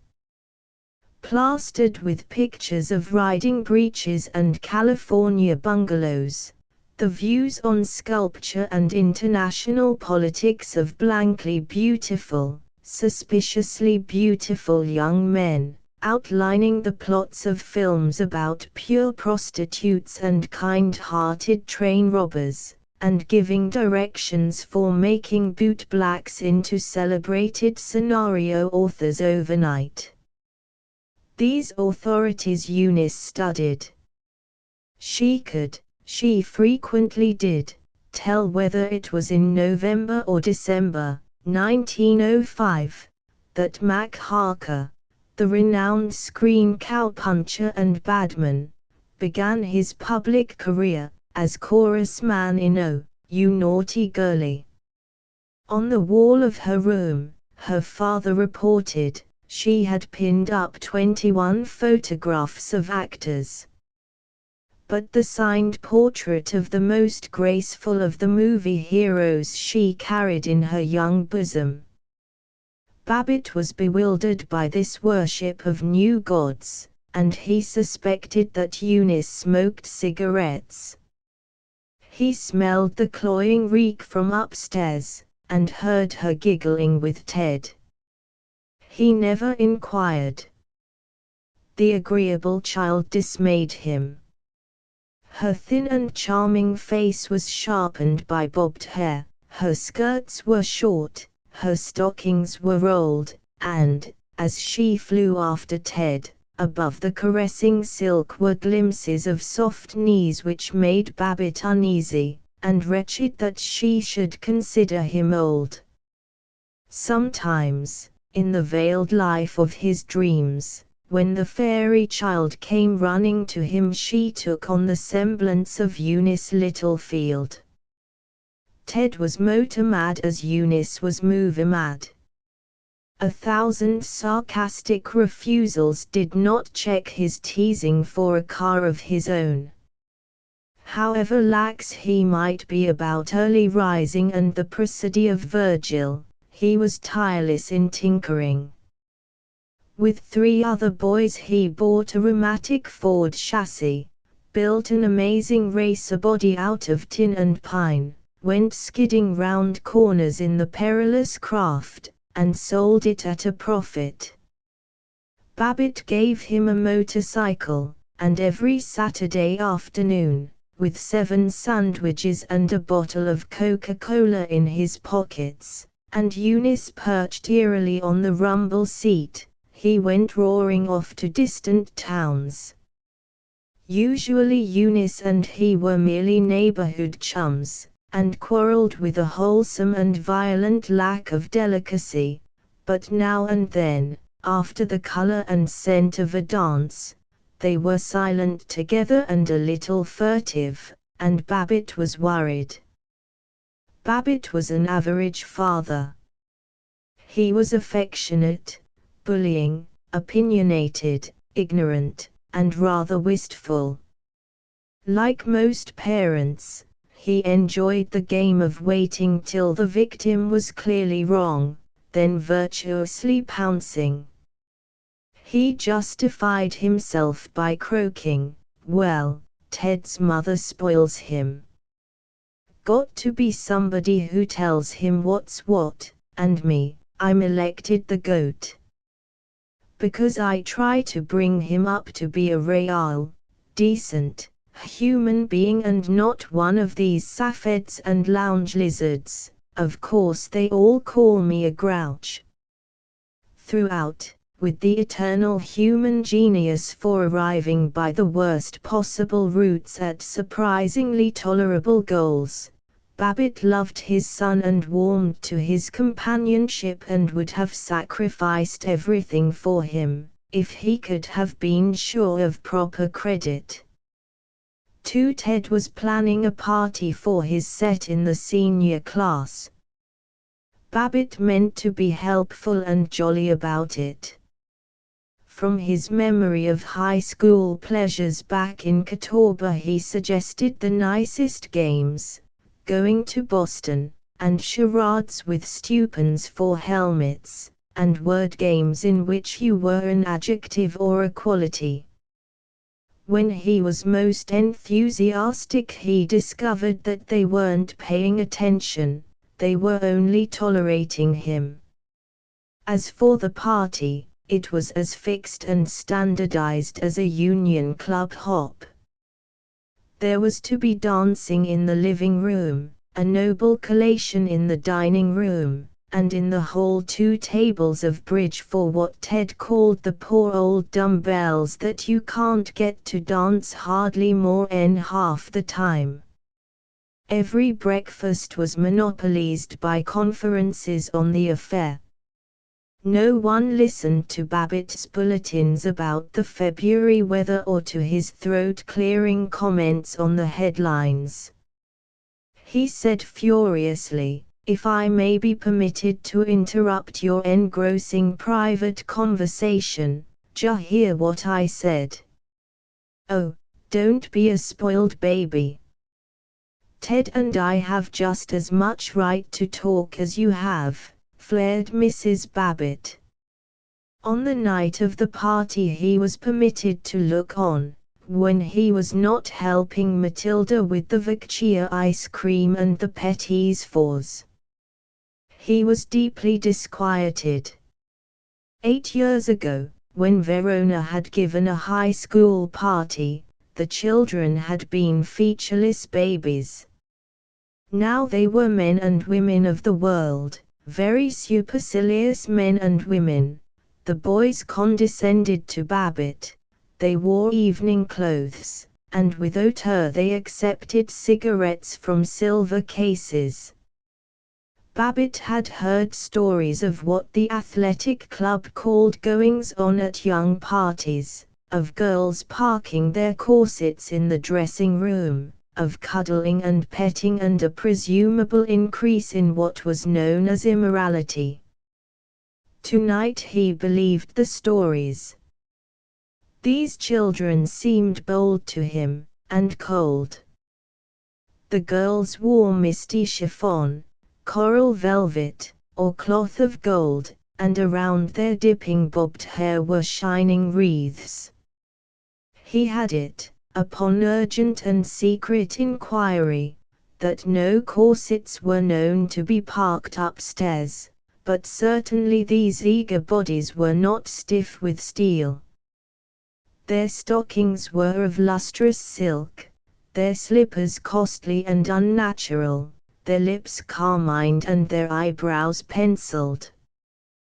They danced cheek to cheek with the boys, and Babbitt sickened with apprehension and unconscious envy.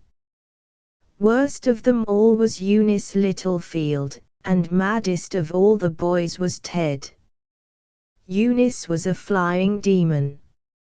She slid the length of the room, her tender shoulders swayed, her feet were deft as a weaver's shuttle, she laughed, and enticed Babbitt to dance with her. Then he discovered the annex to the party. The boys and girls disappeared occasionally, and he remembered rumors of their drinking together from hip pocket flasks. He tiptoed round the house, and in each of the dozen cars waiting in the street he saw the points of light from cigarettes, from each of them heard high giggles. He wanted to denounce them but, standing in the snow, peering round the dark corner, he did not dare. He tried to be tactful. When he had returned to the front hall he coaxed the boys, "Say, if any of you fellows are thirsty, there's some dandy ginger ale." "Oh, thanks," they condescended. He sought his wife, in the pantry, and exploded, "I'd like to go in there and throw some of those young pups out of the house. They talk down to me like I was the butler." "I'd like to, I know," she sighed, "only everybody says, all the mothers tell me, unless you stand for them, if you get angry because they go out to their cars to have a drink, they won't come to your house anymore, and we wouldn't want Ted left out of things, would we?" He announced that he would be enchanted to have Ted left out of things, and hurried in to be polite, lest Ted be left out of things. But, he resolved, if he found that the boys were drinking, he would, well, he'd hand em something that would surprise em. While he was trying to be agreeable to large-shouldered young bullies, he was earnestly sniffing at them. Twice he caught the reek of Prohibition-time whiskey, but then, it was only twice, Dr. Howard Littlefield lumbered in. He had come, in a mood of solemn parental patronage, to look on. Ted and Eunice were dancing, moving together like one body. Littlefield gasped. He called Eunice. There was a whispered duologue, and Littlefield explained to Babbitt that Eunice's mother had a headache and needed her. She went off in tears. Babbitt looked after them furiously. That little devil! Getting Ted into trouble. And Littlefield, the conceited old gasbag, acting like it was Ted that was the bad influence. Later he smelled whiskey on Ted's breath. After the civil farewell to the guests, the row was terrific, a thorough family scene, like an avalanche, devastating and without reticences. Babbitt thundered, Mrs. Babbitt wept, Ted was unconvincingly defiant, and Verona in confusion as to whose side she was taking. For several months there was coolness between the Babbitts and the Littlefields, each family sheltering their lamb from the wolf cub next door. Babbitt and Littlefield still spoke in pontifical periods about motors and the Senate, but they kept bleakly away from mention of their families. Whenever Eunice came to the house she discussed with pleasant intimacy the fact that she had been forbidden to come to the house, and Babbitt tried, with no success whatever, to be fatherly and advisory with her. 3 Gosh all fish hooks! Ted wailed to Eunice, as they wolfed hot chocolate, lumps of nugget, and an assortment of glass nuts, in the mosaic splendor of the Royal Drug Store. It gets me why Dad doesn't just pass out from being so pokey. Every evening he sits there, about half asleep, and if Ron or I say, oh, come on, let's do something, he doesn't even take the trouble to think about it. He just yawns and says, no, this suits me right here. He doesn't know there's any fun going on anywhere. I suppose he must do some thinking, same as you and I do, but gosh, there's no way of telling it. I don't believe that outside of the office and playing a little bum golf on Saturday he knows there's anything in the world to do except just keep sitting there every night, not wanting to go anywhere, not wanting to do anything, thinking us kids are crazy, sitting there, Lord. For if he was frightened by Ted's slackness, Babbitt was not sufficiently frightened by Verona. She was too safe. She lived too much in the neat little airless room of her mind. Kenneth Escott and she were always underfoot. When they were not at home, conducting their cautiously radical courtship over sheets of statistics, they were trudging off to lectures by authors and Hindu philosophers and Swedish lieutenants. Gosh, Babbitt wailed to his wife, as they walked home from the Fogartis Bridge party, it gets me how Ron and that fellow can be so pokey. They sit there night after night, whenever he isn't working, and they don't know there's any fun in the world. All talk and discussion, Lord.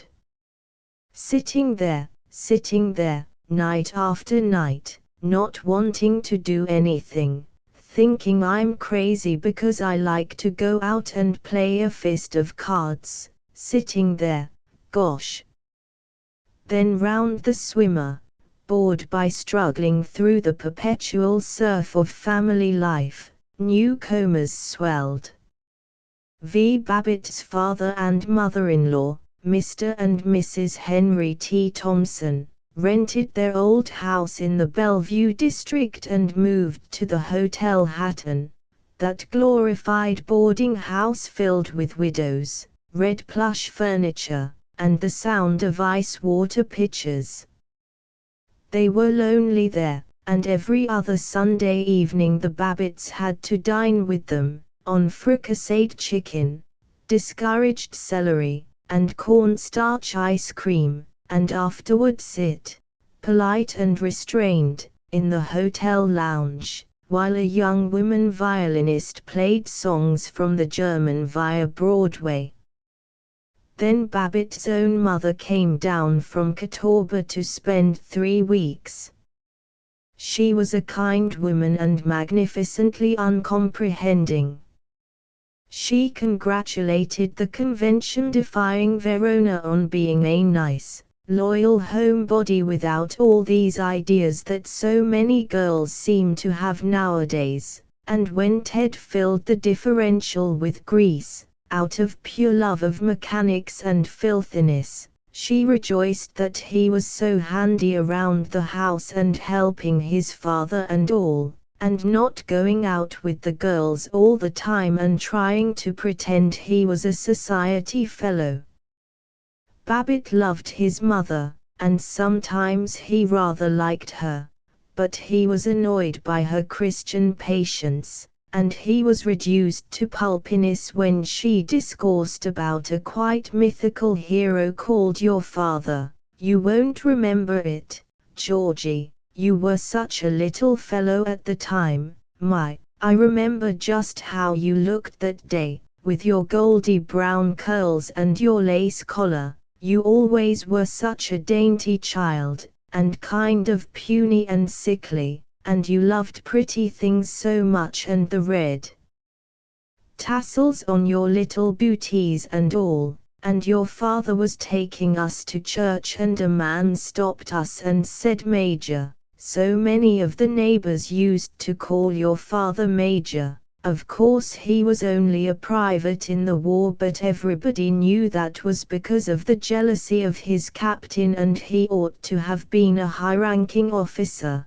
He had that natural ability to command that so very, very few men have, and this man came out into the road and held up his hand and stopped the buggy and said, Major, he said, there's a lot of the folks around here that have decided to support Colonel Scannell for Congress, and we want you to join us.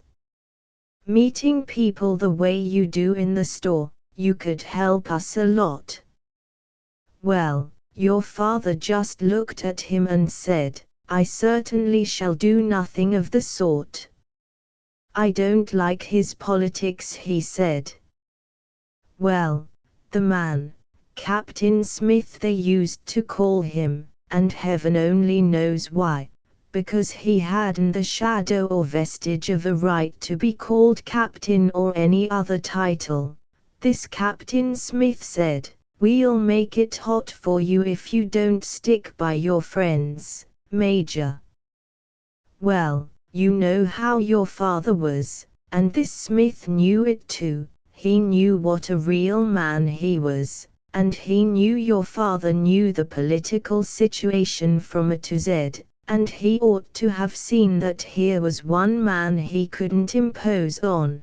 But he went on trying to and hinting and trying till your father spoke up and said to him, Captain Smith, he said, I have a reputation around these parts for being one who is amply qualified to mind his own business and let other folks mind theirs, and with that He drove on and left the fellow standing there in the road like a bump on a log. Babbitt was most exasperated when she revealed his boyhood to the children. He had, it seemed, been fond of barley sugar, had worn the loveliest little pink bow in his curls and corrupted his own name to Goo-Goo. He heard, though he did not officially hear, Ted admonishing Tinker, "Come on now, kid, stick the lovely pink bow in your curls and beat it down to breakfast, or Goo-Goo will jaw your head off." Babbitt's half-brother, Martin, with his wife and youngest baby, came down from Catawba for 2 days. Martin bred cattle and ran the dusty general store. He was proud of being a freeborn independent American of the good old Yankee stock. He was proud of being honest, blunt, ugly, and disagreeable. His favorite remark was, "How much did you pay for that?" He regarded Verona's books, Babbitt's silver pencil, and flowers on the table as citified extravagances, and said so.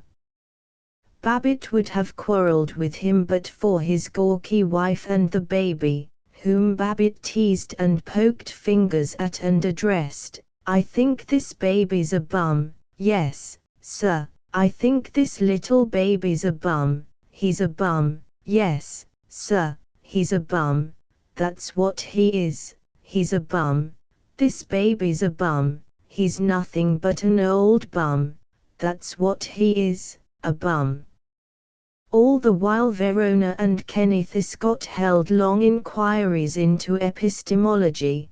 Ted was a disgraced rebel, and Tinker, aged 11, was demanding that she be allowed to go to the movies thrice a week, like all the girls.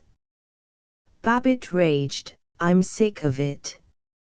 Having to carry 3 generations. Whole damn bunch lean on me. Pay half of mother's income, listen to Henry T., listen to Myra's worrying, be polite to Mart, and get called an old grouch for trying to help the children. All of them depending on me and picking on me and not a damn one of them grateful. No relief, and no credit, and no help from anybody. And to keep it up for, good Lord, how long?" He enjoyed being sick in February. He was delighted by their consternation that he, the Rock, should give way. He had eaten a questionable clam. For 2 days he was languorous and petted and esteemed. He was allowed to snarl, "Oh, let me alone," without reprisals. He lay on the sleeping porch and watched the winter sun slide along the taut curtains, turning their ruddy khaki to pale blood red. The shadow of the draw rope was dense black, in an enticing ripple on the canvas. He found pleasure in the curve of it, sighed as the fading light blurred it. He was conscious of life, and a little sad. With no Virgil Gunches before whom to set his face in resolute optimism, he beheld, and half admitted that he beheld, his way of life as incredibly mechanical. Mechanical business, a brisk selling of badly built houses. Mechanical religion, a dry, hard church, shut off from the real life of the streets, inhumanly respectable as a top hat. Mechanical golf and dinner parties and bridge and conversation. Save with Paul Riesling, mechanical friendships, backslapping and jocular, never daring to essay the test of quietness. He turned uneasily in bed. He saw the years, the brilliant winter days and all the long sweet afternoons which were meant for summery meadows, lost in such brittle pretentiousness.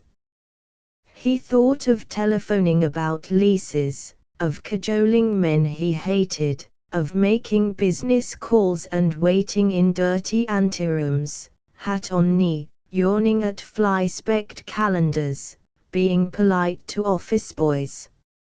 "I don't hardly want to go back to work," he prayed. "I'd like to, I don't know." But he was back next day, busy and of doubtful temper. Chapter 19. The Zenith Street Traction Company planned to build car repair shops in the suburb of Dorchester, but when they came to buy the land they found it held, on options, by the Babbitt Thompson Realty Company. The purchasing agent, the first vice president, and even the president of the traction company protested against the Babbitt price. They mentioned their duty toward stockholders. They threatened an appeal to the courts, though somehow the appeal to the courts was never carried out and the officials found it wiser to compromise with Babbitt. Carbon copies of the correspondence are in the company's files, where they may be viewed by any public commission. Just after this, Babbitt deposited $3,000 in the bank. The purchasing agent of the street traction company bought a $5,000 car. The first vice president built a home in Devon Woods, and the president was appointed minister to a foreign country. To obtain the options, to tie up one man's land without letting his neighbor know, had been an unusual strain on Babbitt. It was necessary to introduce rumors about planning garages and stores, to pretend that he wasn't taking any more options, to wait and look as bored as a poker player at a time when the failure to secure a key lot threatened his whole plan. To all this was added a nerve-jabbing quarrel with his secret associates in the deal. They did not wish Babbitt and Thompson to have any share in the deal except as brokers. Babbitt rather agreed. Ethics of the business, broker ought to strictly represent his principals and not get in on the buying, he said to Thompson. Ethics, rats. Think I'm going to see that bunch of holy grafters get away with the swag and us not climb in, snorted old Henry. Well, I don't like to do it. Kind of double-crossing. It ain't. It's triple-crossing. It's the public that gets double-crossed. Well, now we've been ethical and got it out of our systems, the question is where we can raise a loan to handle some of the property for ourselves, on the QT. We can't go to our bank for it. Might come out. I could see old Eathorn. He's close as the tomb. That's the stuff. Eathorn was glad, he said, to invest in character to make Babbitt the loan and see to it that the loan did not appear on the books of the bank. Thus certain of the options which Babbitt and Thompson obtained were on parcels of real estate which they themselves owned, though the property did not appear in their names. In the midst of closing this splendid deal, which stimulated business and public confidence by giving an example of increased real estate activity, Babbitt was overwhelmed to find that he had a dishonest person working for him. The dishonest one was Stanley Graff, the outside salesman. For some time Babbitt had been worried about Graff. He did not keep his word to tenants. In order to rent a house he would promise repairs which the owner had not authorized. It was suspected that he juggled inventories of furnished houses so that when the tenant left he had to pay for articles which had never been in the house and the price of which Graff put into his pocket. Babbitt had not been able to prove these suspicions, and though he had rather planned to discharge Graff, he had never quite found time for it. Now into Babbitt's private room charged a red-faced man, panting, "Look here. I've come to raise particular merry hell, and unless you have that fellow pinched, I will." "What's, calm down, oh man. What's trouble?" "Trouble? Ha. Here's the trouble, sit down and take it easy. They can hear you all over the building. This fellow Graff you got working for you, he leases me a house. I was in yesterday and signs the lease, all okay, and he was to get the owner's signature and mail me the lease last night. Well, and he did. This morning I comes down to breakfast and the girl says a fellow had come to the house right after the early delivery and told her he wanted an envelope that had been mailed by mistake, big long envelope with Babbitt Thompson in the corner of it. Sure enough, there it was, so she lets him have it. And she describes the fellow to me, and it was this Graff. So I phones to him and he, the poor fool, he admits it. He says after my lease was all signed he got a better offer from another fellow and he wanted my lease back. Now what you going to do about it? Your name is William Vonnie, W.K. Vonnie. Oh, yes. That was the Garrison house. Babbitt sounded the buzzer. When Miss McGowan came in, he demanded, "Graff gone out?" "Yes, sir." "Will you look through his desk and see if there is a lease made out to Mr. Vonnie on the Garrison house?" To Vonnie, "Can't tell you how sorry I am this happened. Needless to say, I'll fire Graff the minute he comes in. And of course your lease stands. But there's one other thing I'd like to do.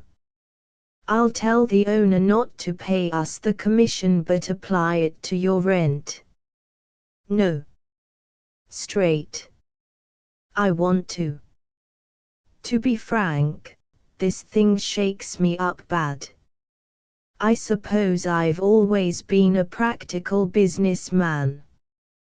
Probably I've told one or two fairy stories in my time, when the occasion called for it, you know, sometimes you have to lay things on thick, to impress boneheads.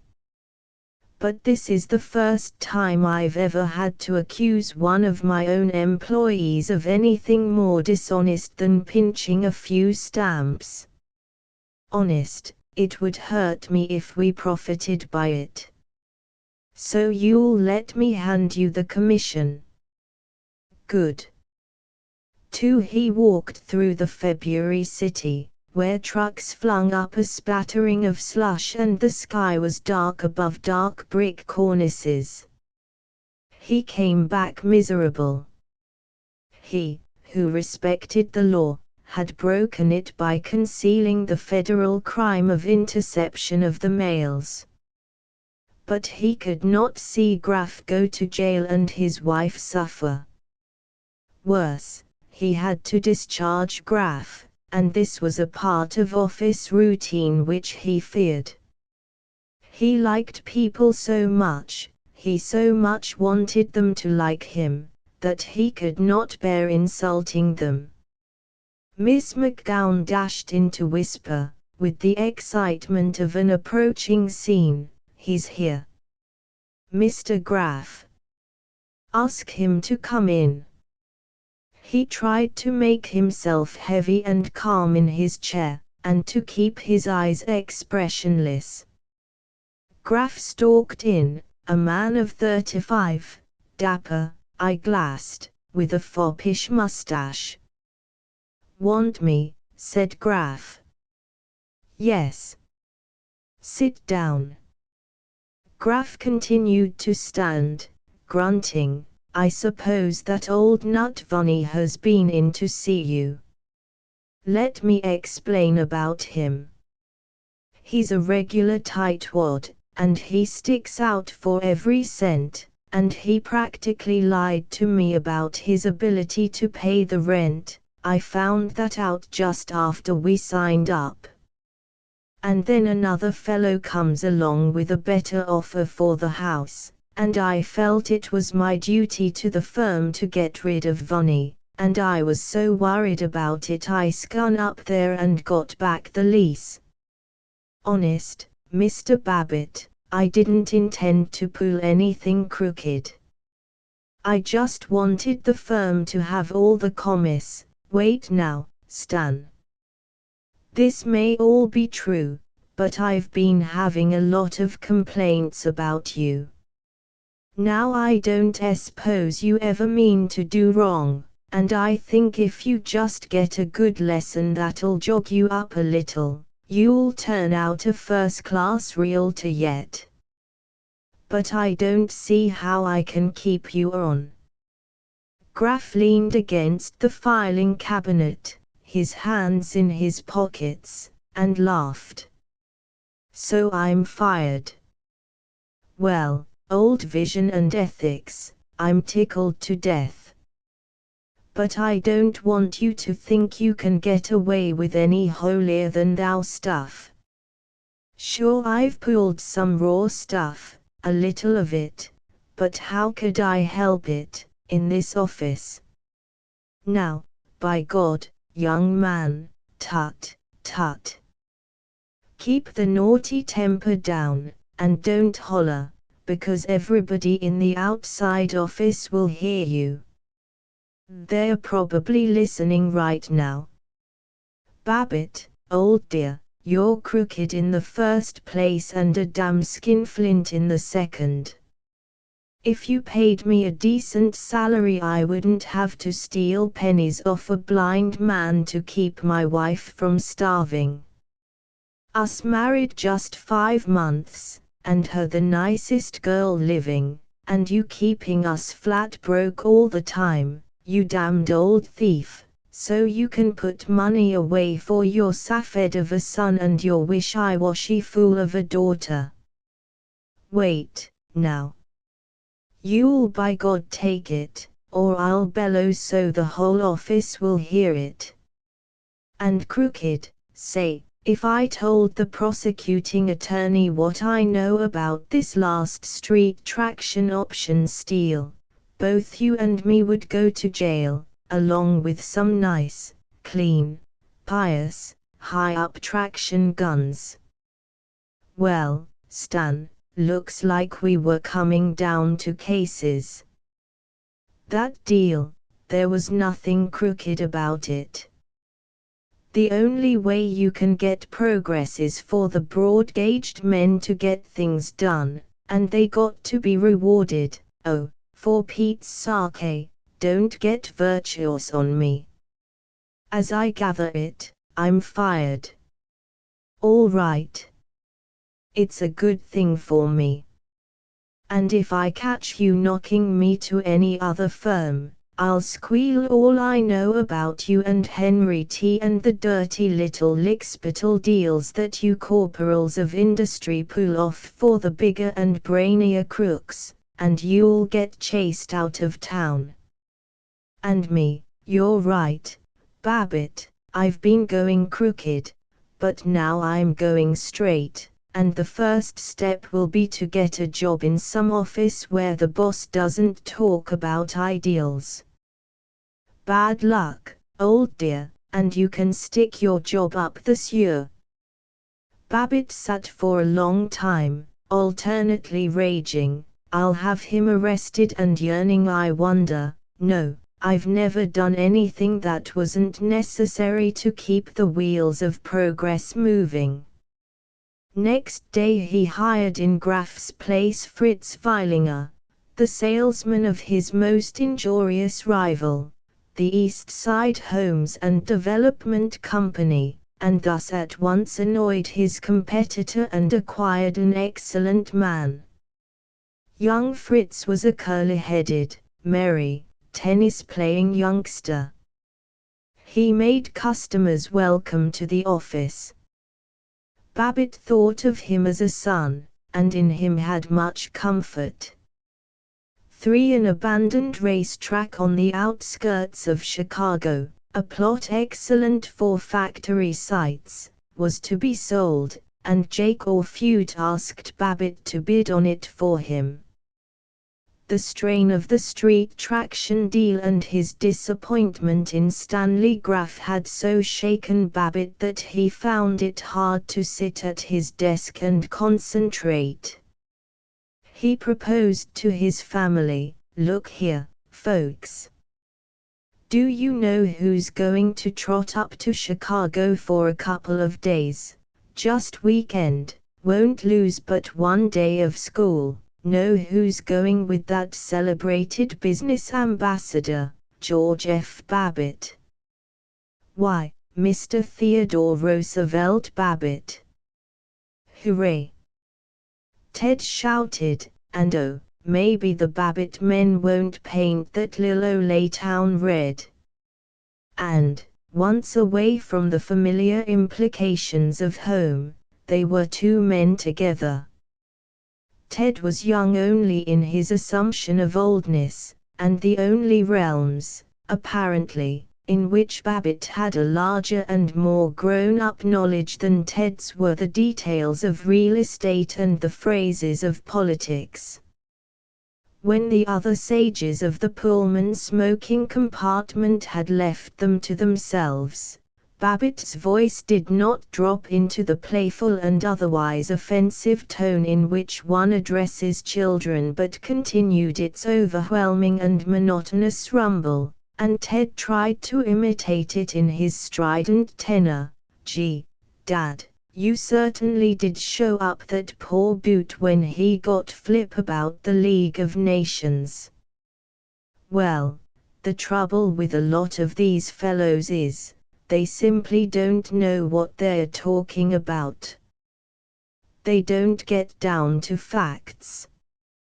What do you think of Kenny Scott?"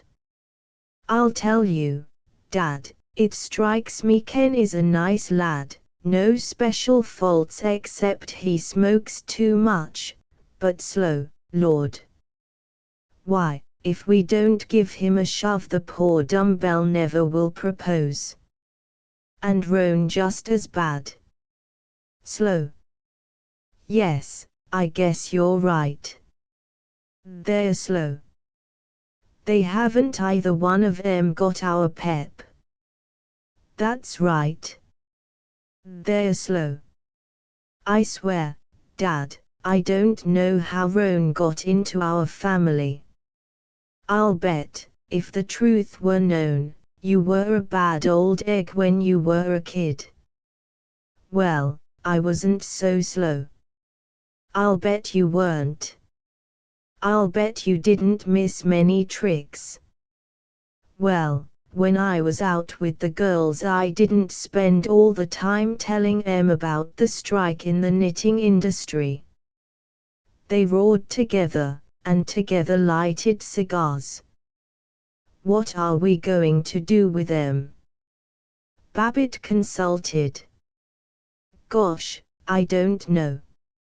I swear, sometimes I feel like taking Ken aside and putting him over the jumps and saying to him, 'Young fella me lad, are you going to marry young Roan, or are you going to talk her to death? Here you are getting on toward 30, and you're only making 20 or 25 a week. When you going to develop a sense of responsibility and get a raise? If there's anything that George F. or I can do to help you, call on us, but show a little speed, anyway. Well, at that, it might not be so bad if you or I talked to him, except he might not understand. He's one of these highbrows. He can't come down to cases and lay his cards on the table and talk straight out from the shoulder, like you or I can. That's right, he's like all these highbrows. That's so, like all of them. That's a fact. They sighed, and were silent and thoughtful and happy. The conductor came in. He had once called at Babbitt's office, to ask about houses. "Are you, Mr. Babbitt? We going to have you with us to Chicago? This your boy?" "Yes, this is my son Ted." "Well now, what do you know about that? Here I been thinking you were a youngster yourself, not a day over 40, hardly, and you with this great big fellow." 40. Why, brother, I'll never see 45 again. Is that a fact? Wouldn't hardly a thought it. Yes, sir, it's a bad giveaway for the old man when he has to travel with a young whale like Ted here. You're right, it is. To Ted, I suppose you're in college now? Proudly, no, not till next fall. I'm just kind of giving the difference rent colleges the once over now. As the conductor went on his affable way, a huge watch chain jingling against his blue chest, Babbitt and Ted gravely considered colleges. They arrived at Chicago late at night. They lay abed in the morning, rejoicing. Pretty nice not to have to get up and get down to breakfast, heh. They were staying at the modest Eden Hotel, because Zenith businessmen always stayed at the Eden, but they had dinner in the brocade and crystal Versailles room of the Regency Hotel. Babbitt ordered Blue Point oysters with cocktail sauce, a tremendous steak with a tremendous platter of French fried potatoes, 2 pots of coffee, apple pie with ice cream for both of them and, for Ted, an extra piece of mince pie. Hot stuff. Some feed, young fella. Ted admired. Ha! You stick around with me, old man, and I'll show you a good time. They went to a musical comedy and nudged each other at the matrimonial jokes and the prohibition jokes.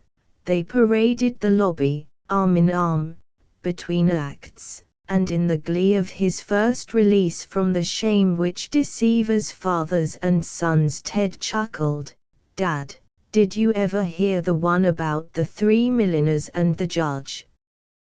When Ted had returned to Zenith, Babbitt was lonely. As he was trying to make alliance between Orpheut and certain Milwaukee interests which wanted the racetrack plot, most of his time was taken up in waiting for telephone calls. Sitting on the edge of his bed, holding the portable telephone, asking wearily, "Mr. Sagen not in yet?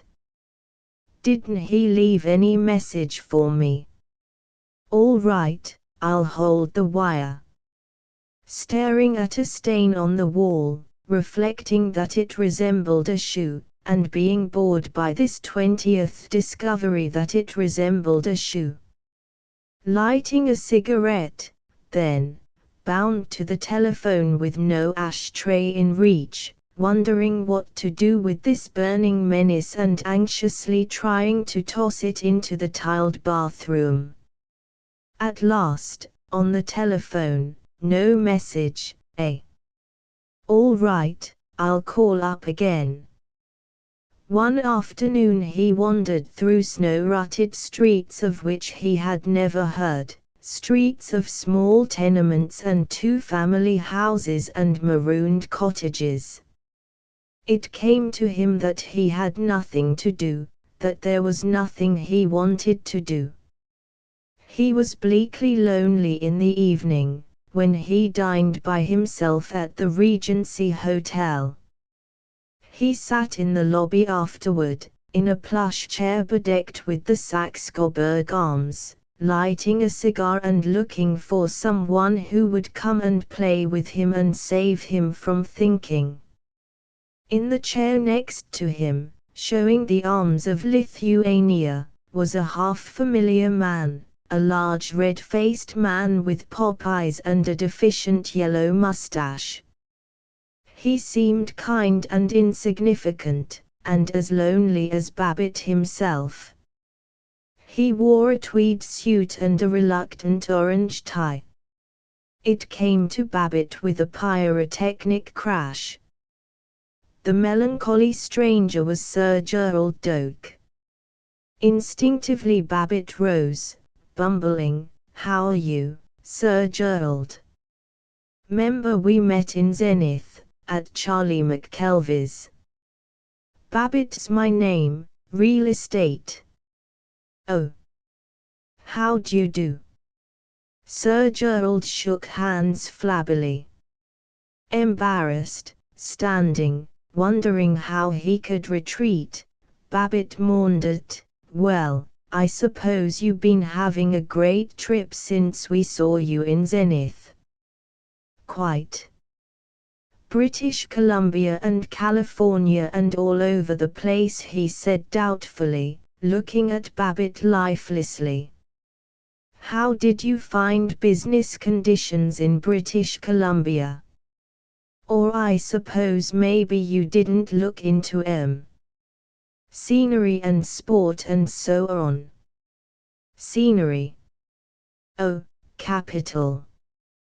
But business conditions, you know, Mr. Babbitt, they're having almost as much unemployment as we are."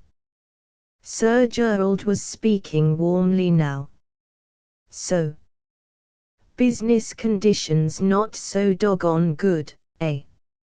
"No, business conditions weren't at all what I'd hoped to find them." "Not good, eh?" "No, not really good." "That's a darn shame." "Well, I suppose you're waiting for somebody to take you out to some big shindig, Sir Gerald." "Shindig? Oh. Shindig? No, to tell you the truth, I was wondering what the deuce I could do this evening. Don't know a soul in Chicago. I wonder if you happen to know whether there's a good theater in this city." "Good? Why say, they're running Grand Opera right now. I guess maybe you'd like that." "Eh? Eh? Went to the opera once in London.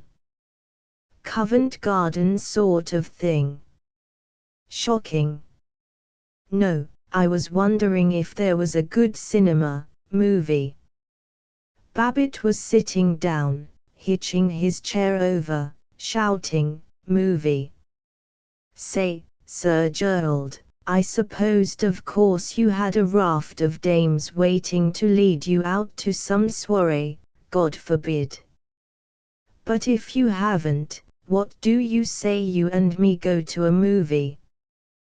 There's a peach of a film at the Grantham, Bill Hart in a bandit picture." "Righto. Just a moment while I get my coat."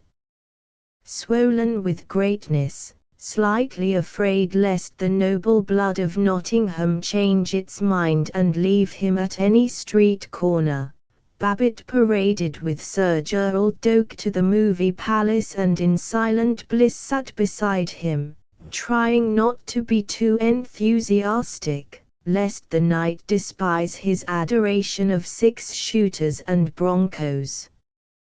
At the end Sir Gerald murmured, "Jolly good picture, this. So awfully decent of you to take me. Haven't enjoyed myself so much for weeks. All these hostesses, they never let you go to the cinema." "The devil you say." Babbitt's speech had lost the delicate refinement and all the broad ease with which he had adorned it, and become hearty and natural. "Well, I'm tickled to death you liked it, Sir Gerald." They crawled past the knees of fat women into the aisle. They stood in the lobby waving their arms in the rite of putting on overcoats. Babbitt hinted, "Say, how about a little something to eat? I know a place where we could get a swell rabbit, and we might dig up a little drink, that is, if you ever touch the stuff." "Rather. But why don't you come to my room? I've some scotch, not half bad." "Oh, I don't want to use up all your hooch. It's darn nice of you, but you probably want to hit the hay." Sir Gerald was transformed. He was beefily yearning. "Oh really, now, I haven't had a decent evening for so long.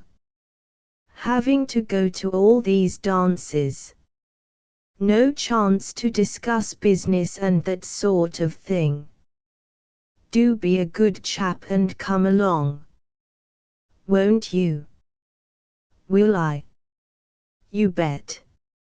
I just thought maybe, say, by golly, it does do a fellow good, don't it, to sit and visit about business conditions, after he's been to these balls and masquerades and banquets and all that society stuff.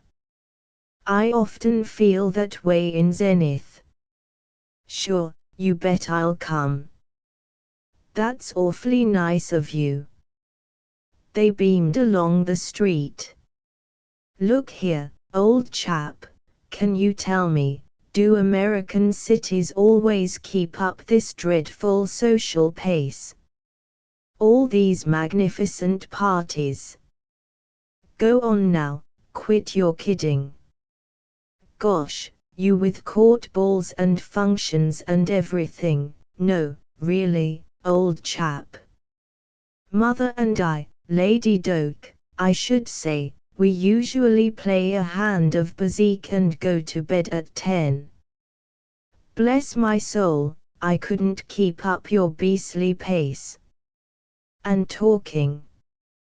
All your American women, they know so much, culture and that sort of thing. This Mrs. McKelvey, your friend, yeah, old Lucille. Good kid. She asked me which of the galleries I liked best in Florence. Or was it in Firenze? Never been in Italy in my life. And primitives. Did I like primitives? Do you know what the deuce a primitive is? Me. I should say not. But I know what a discount for cash is. Rather. So do I, by George. But primitives. Yeah. Primitives. They laughed with the sound of a booster's luncheon. Sir Gerald's room was, except for his ponderous and durable English bags, very much like the room of George F. Babbitt, and quite in the manner of Babbitt he disclosed a huge whiskey flask, looked proud and hospitable, and chuckled, "Say, when, old chap." It was after the third drink that Sir Gerald proclaimed, "How do you Yankees get the notion that writing chaps like Bertrand Shaw and this Wells represent us? The real business England, we think those chaps are traitors." Both our countries have their comic old aristocracy, you know, old county families, hunting people and all that sort of thing, and we both have our wretched labor leaders, but we both have a backbone of sound businessmen who run the whole show. You bet. Here's to the real guys. I'm with you. Here's to ourselves. It was after the fourth drink that Sir Gerald asked humbly, "What do you think of North Dakota mortgages?" But it was not till after the fifth that Babbitt began to call him Jerry, and Sir Gerald confided, "I say, do you mind if I pull off my boots?" and ecstatically stretched his knightly feet, his poor, tired, hot, swollen feet out on the bed. After the sixth, Babbitt irregularly arose. "Well, I better be hiking along. Jerry, you're a regular human being. I wish to thunder we'd been better acquainted in Zenith. Look it.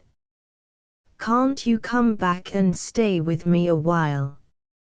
So sorry, must go to New York tomorrow. Most awfully sorry, old boy. I haven't enjoyed an evening so much since I've been in the States. Real talk. Not all this social rot. I'd never have let them give me the beastly title, and I didn't get it for nothing, if I'd thought I'd have to talk to women about primitives and polo. Goodish thing to have in Nottingham, though, annoyed the mayor most frightfully when I got it, and of course the missus likes it. But nobody calls me Jerry now," he was almost weeping. "And nobody in the States has treated me like a friend till tonight. Goodbye, old chap, goodbye. Thanks awfully. Don't mention it, Jerry. And remember, whenever you get to Zenith, the latch string is always out. And don't forget, old boy, if you ever come to Nottingham, Mother and I will be frightfully glad to see you. I shall tell the fellows in Nottingham your ideas about visions and real guys, at our next Rotary Club luncheon."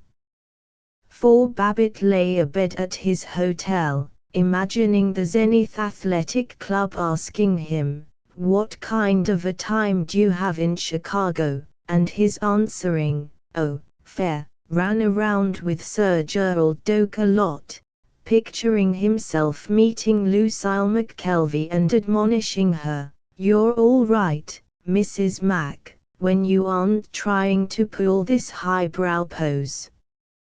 It's just as Gerald Doak says to me in Chicago, oh, yes, Jerry's an old friend of mine. The wife and I are thinking of running over to England to stay with Jerry in his castle, next year, and he said to me, Georgie, old bean, I like Lucille first rate, but you and me, George, we got to make her get over this highty-tighty hoop-tee-diddle way she's got." But that evening a thing happened which wrecked his pride.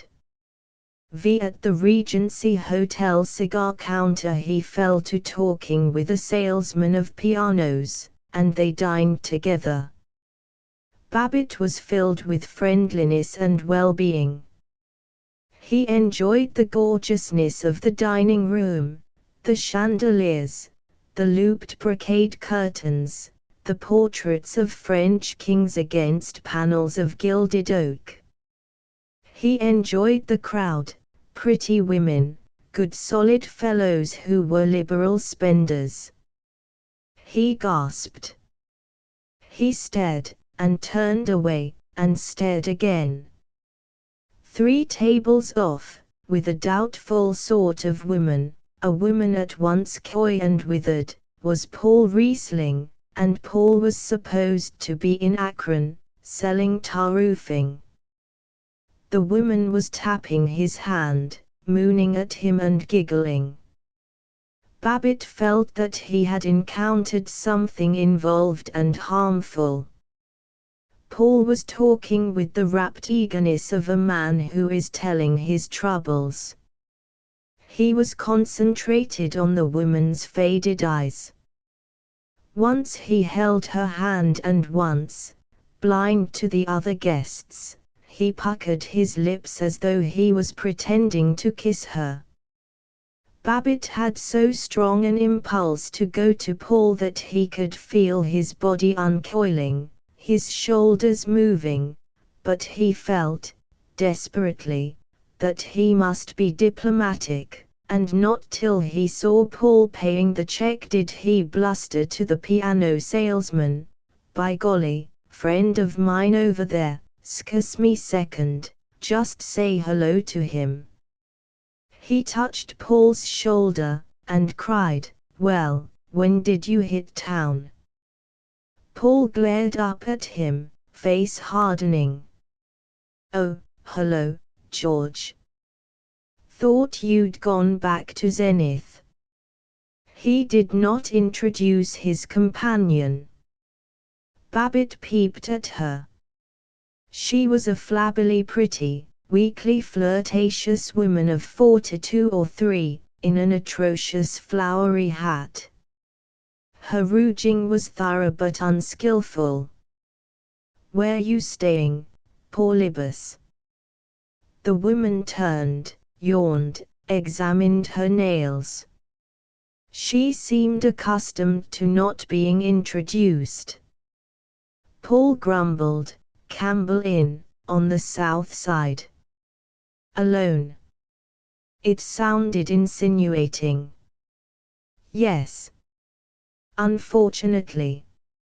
Furiously Paul turned toward the woman, smiling with a fondness sickening to Babbitt.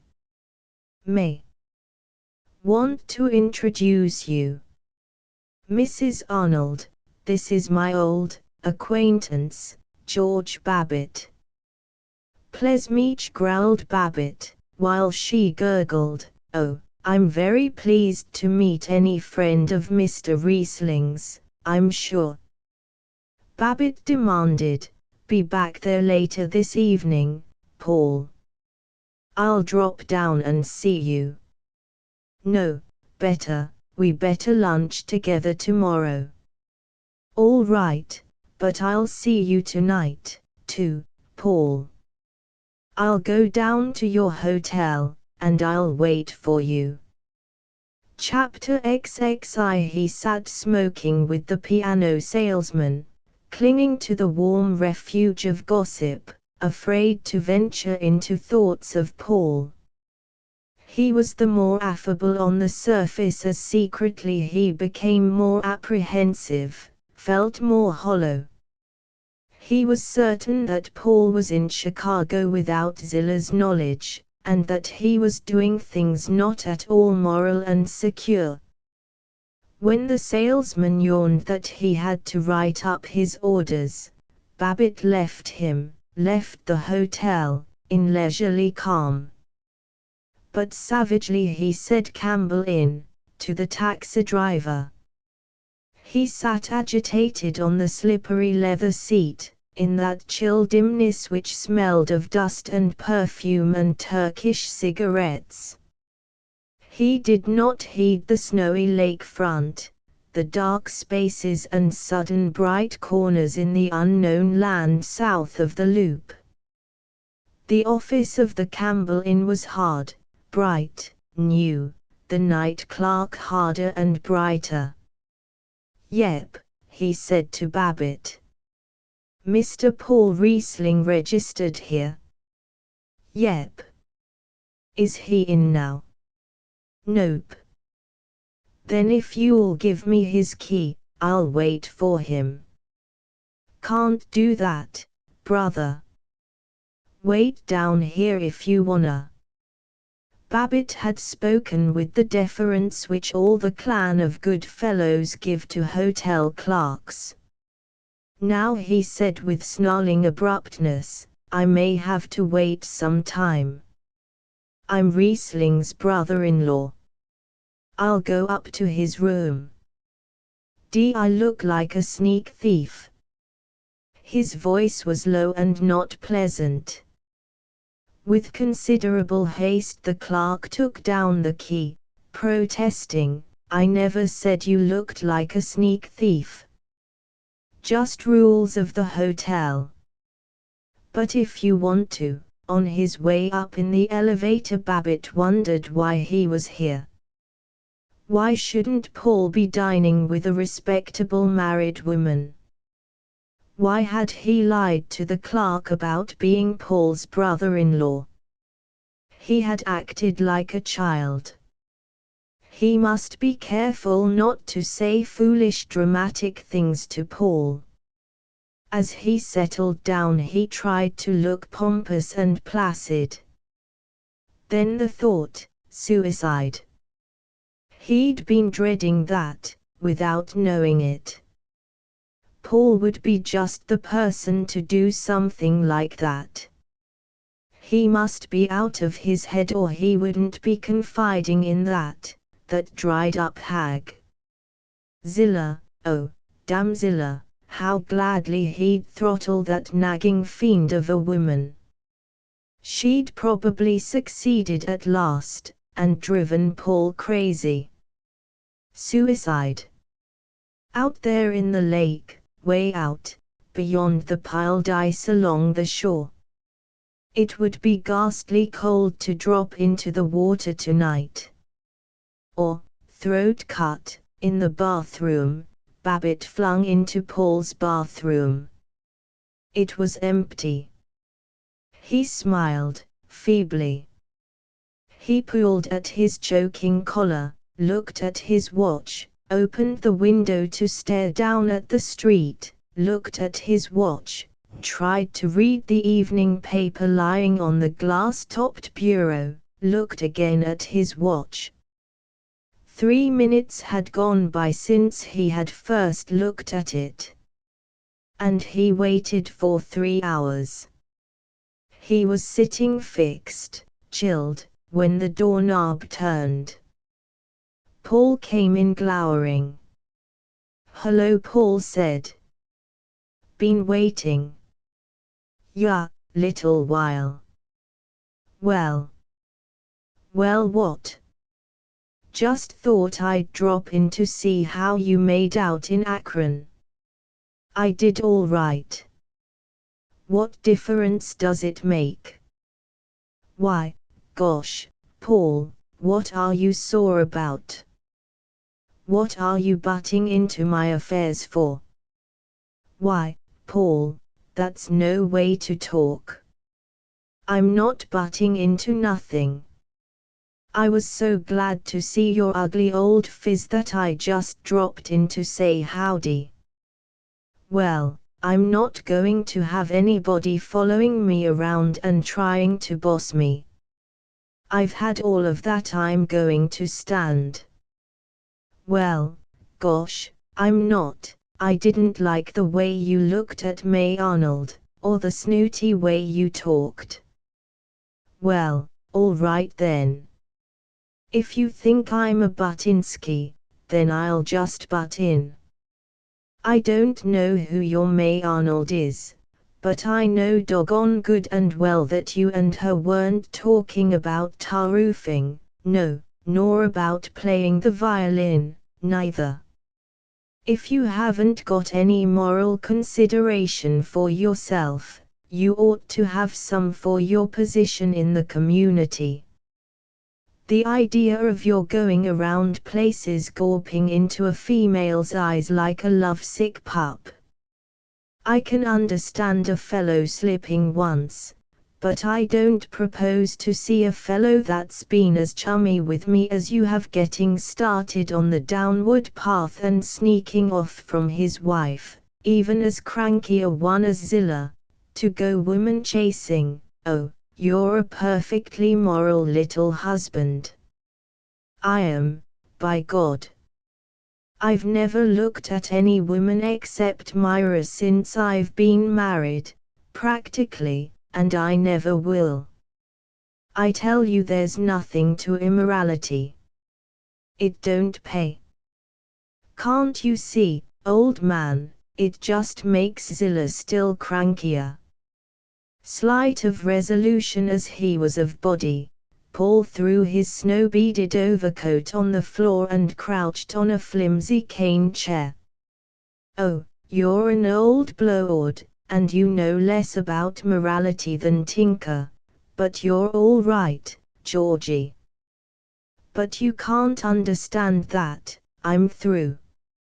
I can't go Zilla's hammering any longer. She's made up her mind that I'm a devil, and regular Inquisition. Torture. She enjoys it.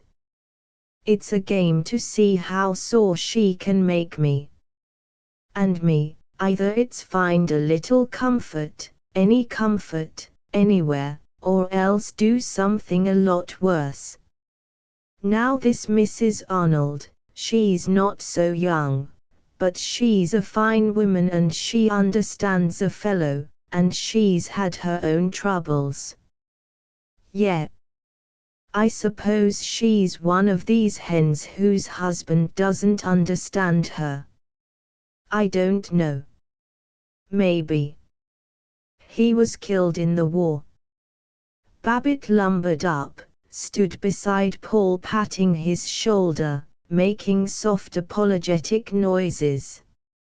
Honest, George, she's a fine woman, and she's had one hell of a time. We manage to jolly each other up a lot. We tell each other we're the dandiest pair on earth. Maybe we don't believe it, but it helps a lot to have somebody with whom you can be perfectly simple, and not all this discussing, explaining, and that's as far as you go. It is not. Go on. Say it. Well, I can't say I like it, but, with a burst which left him feeling large and shining with generosity, it's none of my darn business. I'll do anything I can for you, if there's anything I can do. There might be. I judge from Zilla's letters that VE been forwarded from Akron that she's getting suspicious about my staying away so long. She'd be perfectly capable of having me shadowed, and of coming to Chicago and busting into a hotel dining room and bawling me out before everybody. I'll take care of Zilla. I'll hand her a good fair story when I get back to Zenith. I don't know, I don't think you better try it. You're a good fellow, but I don't know that diplomacy is your strong point. Babbitt looked hurt, then irritated. I mean with women. With women, I mean. Course they got to go some to beat you in business diplomacy, but I just mean with women. Zilla may do a lot of rough talking, but she's pretty shrewd. She'd have the story out of you in no time. Well, all right, but Babbitt was still pathetic at not being allowed to play secret agent. Paul soothed. Course maybe you might tell her you'd been in Akron and seen me there. Why, sure, you bet.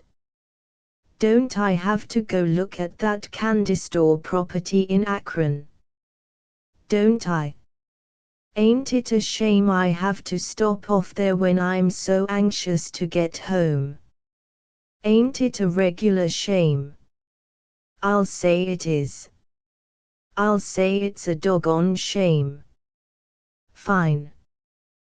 But for glory hallelujah's sake, don't go putting any fancy fixings on the story. When men lie they always try to make it too artistic, and that's why women get suspicious. And, let's have a drink, Georgie. I've got some gin and a little vermouth. The Paul who normally refused a second cocktail took a second now, and a third. He became red-eyed and thick-tongued. He was embarrassingly jocular and salacious. In the taxicab Babbitt incredulously found tears crowding into his eyes. Too, he had not told Paul of his plan, but he did stop at Akron, between trains, for the one purpose of sending to Zilla a postcard with "had to come here for the day," ran into Paul. In Zenith he called on her. If for public appearances Zilla was overcoiffed, overpainted, and resolutely corseted, for private misery she wore a filthy blue dressing gown and torn stockings thrust into streaky pink satin mules. Her face was sunken. She seemed to have but half as much hair as Babbitt remembered, and that half was stringy. She sat in a rocker amid a debris of candy boxes and cheap magazines, and she sounded dolorous when she did not sound derisive. But Babbitt was exceedingly breezy. Well, Zill, old dear, having a good loaf while hubby's away. That's the idea. I'll bet a hat Myra never got up till 10, while I was in Chicago. Say, could I borrow your thermos? Just dropped in to see if I could borrow your thermos bottle. We're going to have a toboggan party, want to take some coffee MIT. Oh, did you get my card from Akron, saying I'd run into Paul? Yes. What was he doing? How do you mean? He unbuttoned his overcoat, sat tentatively on the arm of a chair. You know how I mean. She slapped the pages of a magazine with an irritable clatter. I suppose he was trying to make love to some hotel waitress or manicure girl or somebody. Hang it, you're always letting on that Paul goes round chasing skirts. He doesn't, in the first place, and if he did, it would probably be because you keep hinting at him and dinging at him so much. I hadn't meant to, Zilla, but since Paul is away, in Akron, he really is in Akron. I know he has some horrible woman that he writes to in Chicago. Didn't I tell you I saw him in Akron? What were you trying to do? Make me out a liar? No, but I get so worried. Now, there you are. That's what gets me. Here you love Paul, and yet you plague him and cuss him out as if you hated him. I simply can't understand why it is that the more some folks love people, the harder they try to make them miserable. You love Ted and Roan, I suppose, and yet you nag them. Oh. Well. That's different. Besides, I don't nag 'em.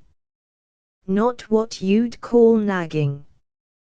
But Z's saying, now, here's Paul, the nicest, most sensitive critter on God's green earth.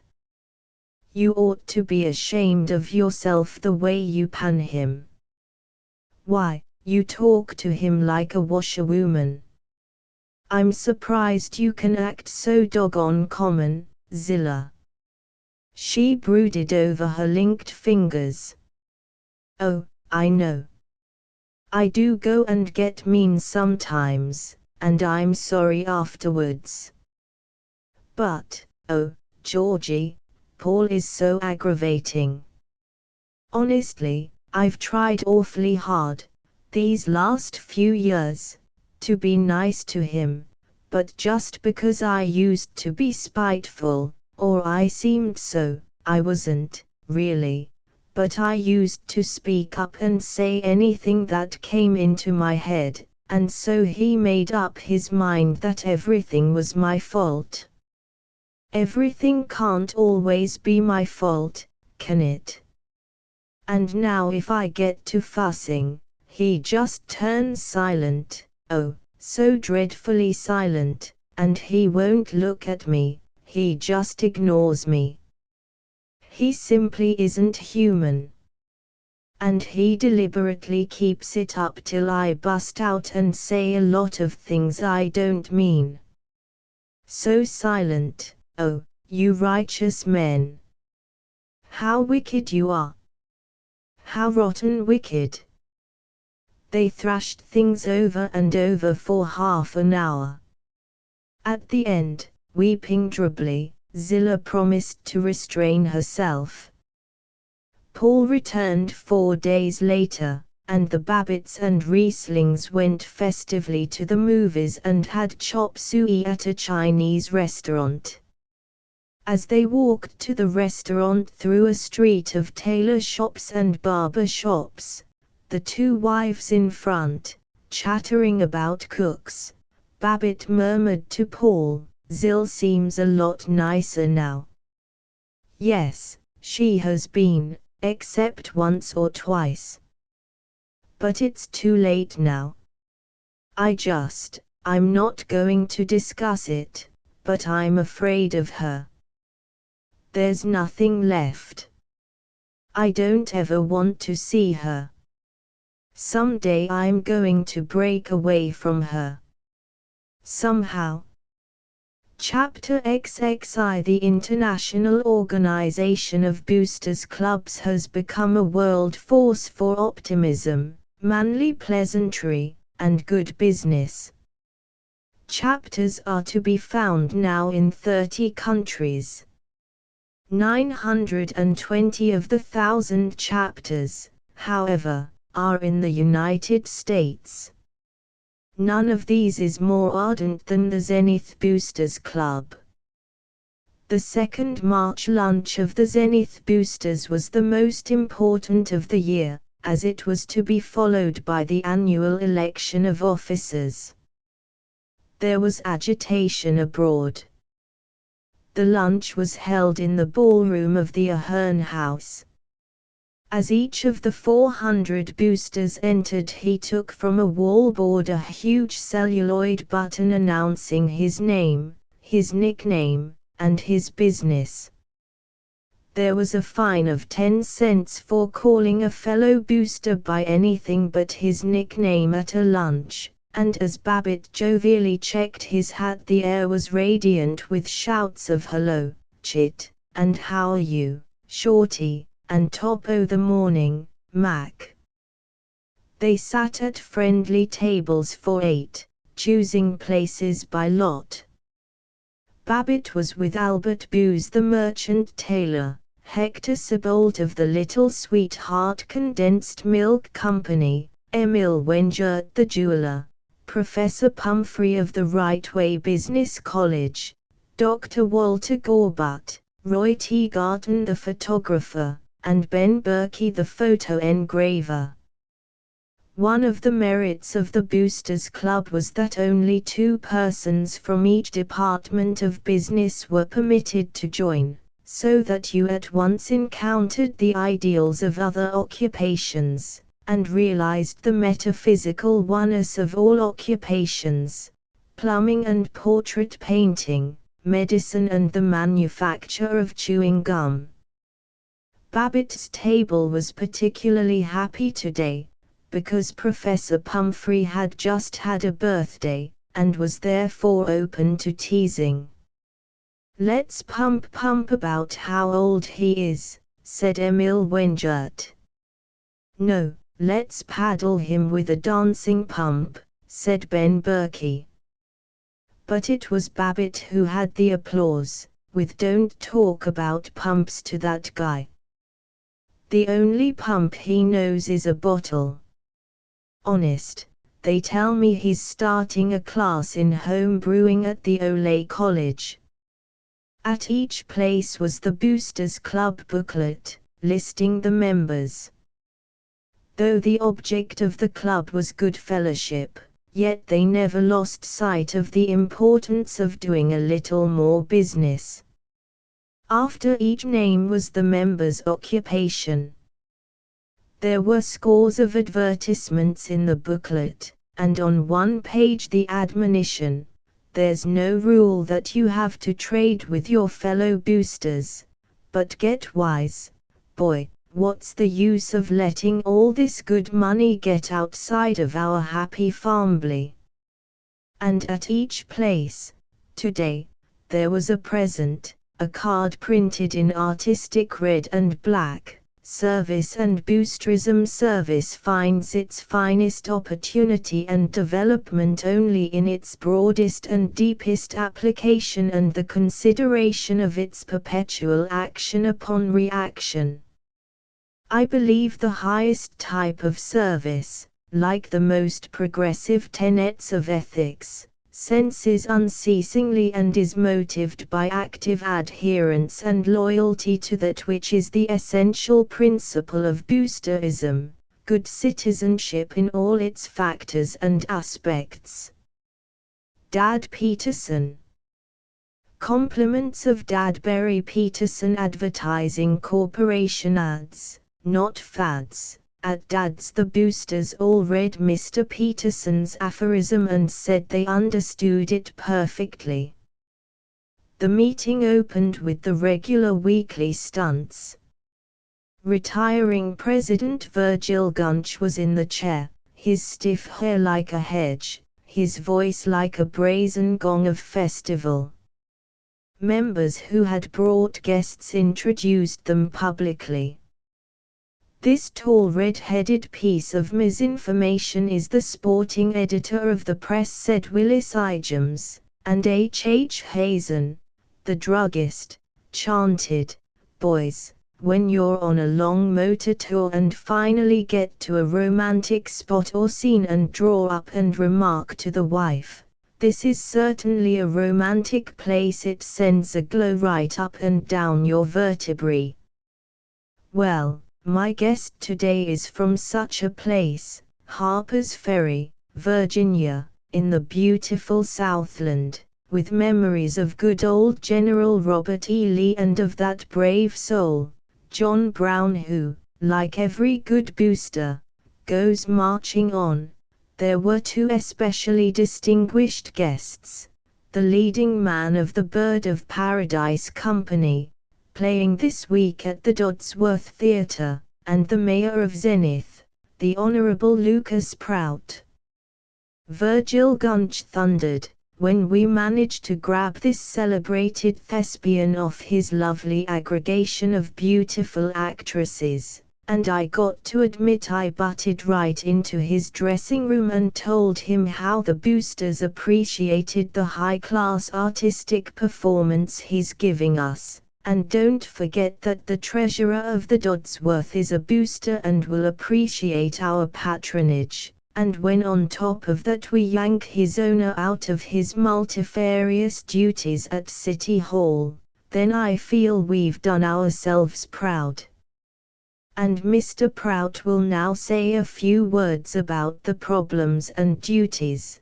By rising vote the boosters decided which was the handsomest and which the ugliest guest, and to each of them was given a bunch of carnations, donated, President Gunch noted, by Brother Booster H. G. Yaja, the Jennifer Avenue florist. Each week, in rotation, 4 boosters were privileged to obtain the pleasures of generosity and of publicity by donating goods or services to 4 fellow members, chosen by lot. There was laughter, this week, when it was announced that one of the contributors was Barnabas Joy, the undertaker. Everybody whispered, "I can think of a couple good guys to be buried if his donation is a free funeral." Through all these diversions the boosters were lunching on chicken croquettes, peas, fried potatoes, coffee, apple pie, and American cheese. Gunch did not lump the speeches. Presently he called on the visiting secretary of the Zenith Rotary Club, a rival organization. The secretary had the distinction of possessing state motor car license number 5. The Rotary secretary laughingly admitted that wherever he drove in the state so low a number created a sensation, and though it was pretty nice to have the honor, yet traffic cops remembered it only too darn well, and sometimes he didn't know but what he'd almost as soon have just plain B56,876 or something like that. Only let any doggone booster try to get number 5 away from a live Rotarian next year, and watch the fur fly. And if they'd permit him, he'd wind up by calling for a cheer for the boosters and Rotarians and the Kiwanis all together. Babbitt sighed to Professor Pumphrey, "Be pretty nice to have as low a number as that. Everybody'd say, he must be an important guy. Wonder how he got it. I'll bet he wined and dined the superintendent of the Motor License Bureau to a fare well." Then Chum Frink addressed them, "Some of you may feel that it's out of place here to talk on a strictly highbrow and artistic subject, but I want to come out flat-footed and ask you boys to okay the proposition of a symphony orchestra for Zenith.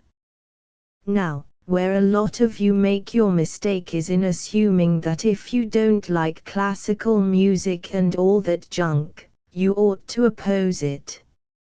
Now, I want to confess that, though I'm a literary guy by profession, I don't care a rap for all this long-haired music.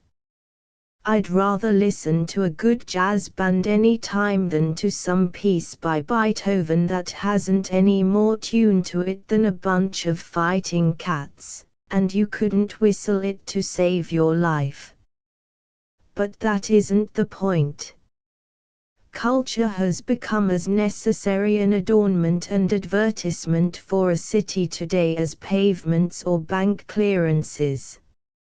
It's culture, in theaters and art galleries and so on, that brings thousands of visitors to New York every year and, to be frank, for all our splendid attainments we haven't yet got the culture of a New York or Chicago or Boston, or at least we don't get the credit for it.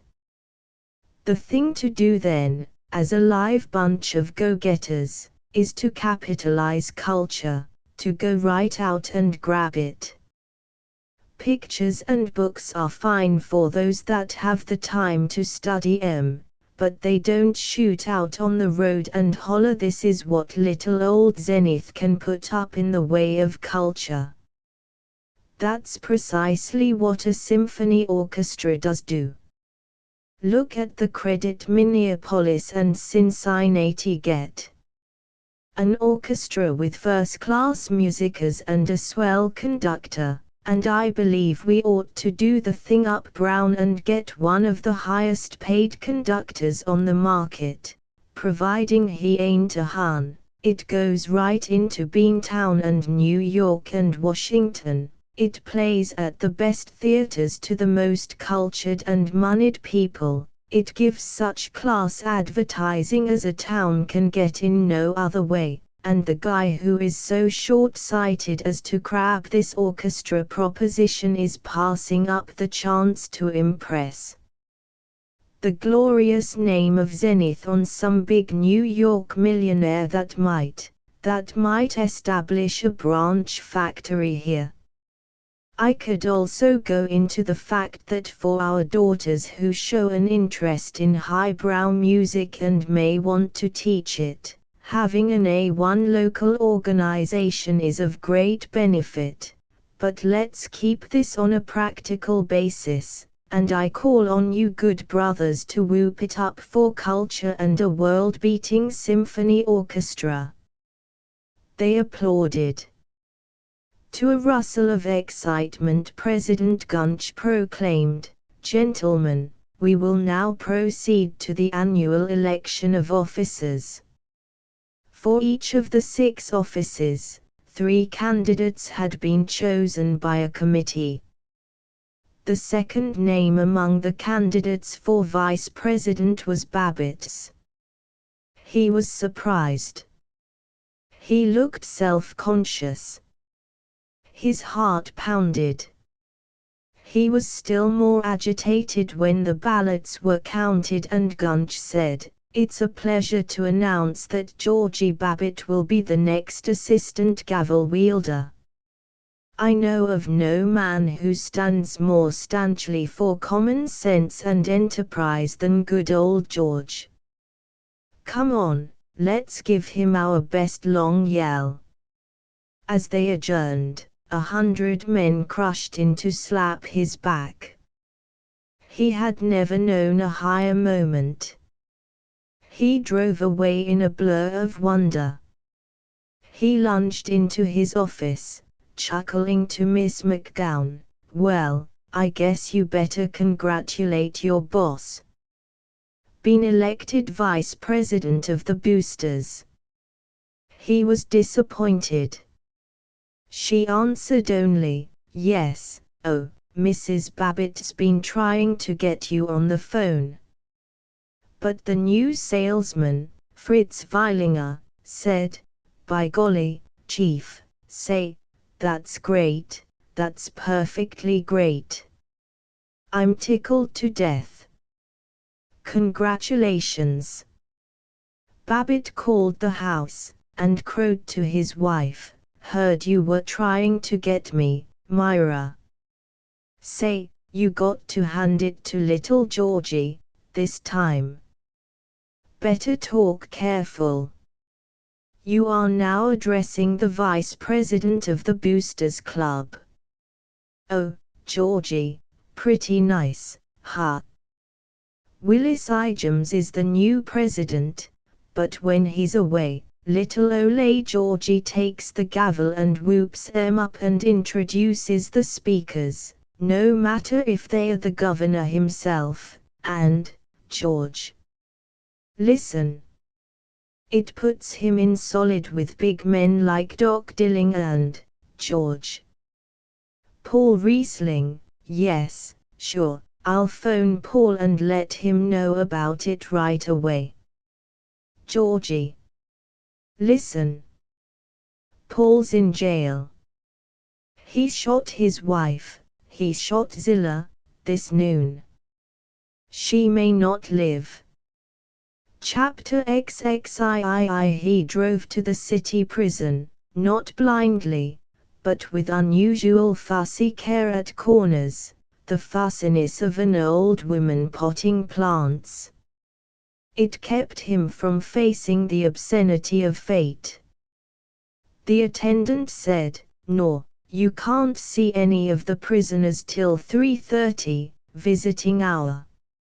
It was 3. For half an hour Babbitt sat looking at a calendar and a clock on a whitewashed wall.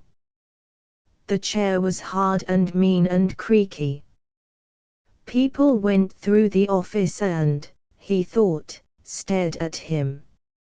He felt a belligerent defiance which broke into a wincing fear of this machine which was grinding Paul, exactly at 3:30 he sent in his name. The attendant returned with Riesling says he don't want to see you. You're crazy. You didn't give him my name. Tell him it's George wants to see him, George Babbitt. Yeah, I told him, all right. He said he didn't want to see you. Then take me in anyway. Nothing doing. If you ain't his lawyer, if he don't want to see you, that's all there is to it. But, my God, say, let me see the warden. He's busy. Come on, now, you. Babbitt reared over him. The attendant hastily changed to a coaxing "You can come back and try tomorrow.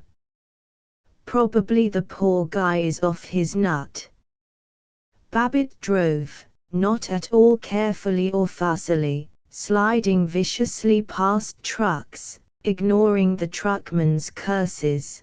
To the city hall, he stopped with a grind of wheels against the curb, and ran up the marble steps to the office of the Honorable Mr. Lucas Prout, the mayor. He bribed the mayor's doorman with $1. He was instantly inside, demanding, "You remember me, Mr. Prout? Babbitt, vice president of the Boosters, campaigned for you. Say, have you heard about Paul Riesling? Well, I want an order on the warden or whatever you call of the city prison to take me back and see him." "Good. Thanks."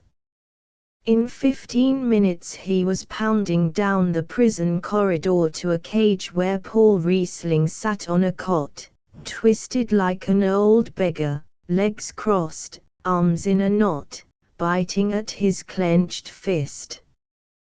Paul looked up blankly as the keeper unlocked the cell, admitted Babbitt, and left them together. He spoke slowly, "Go on.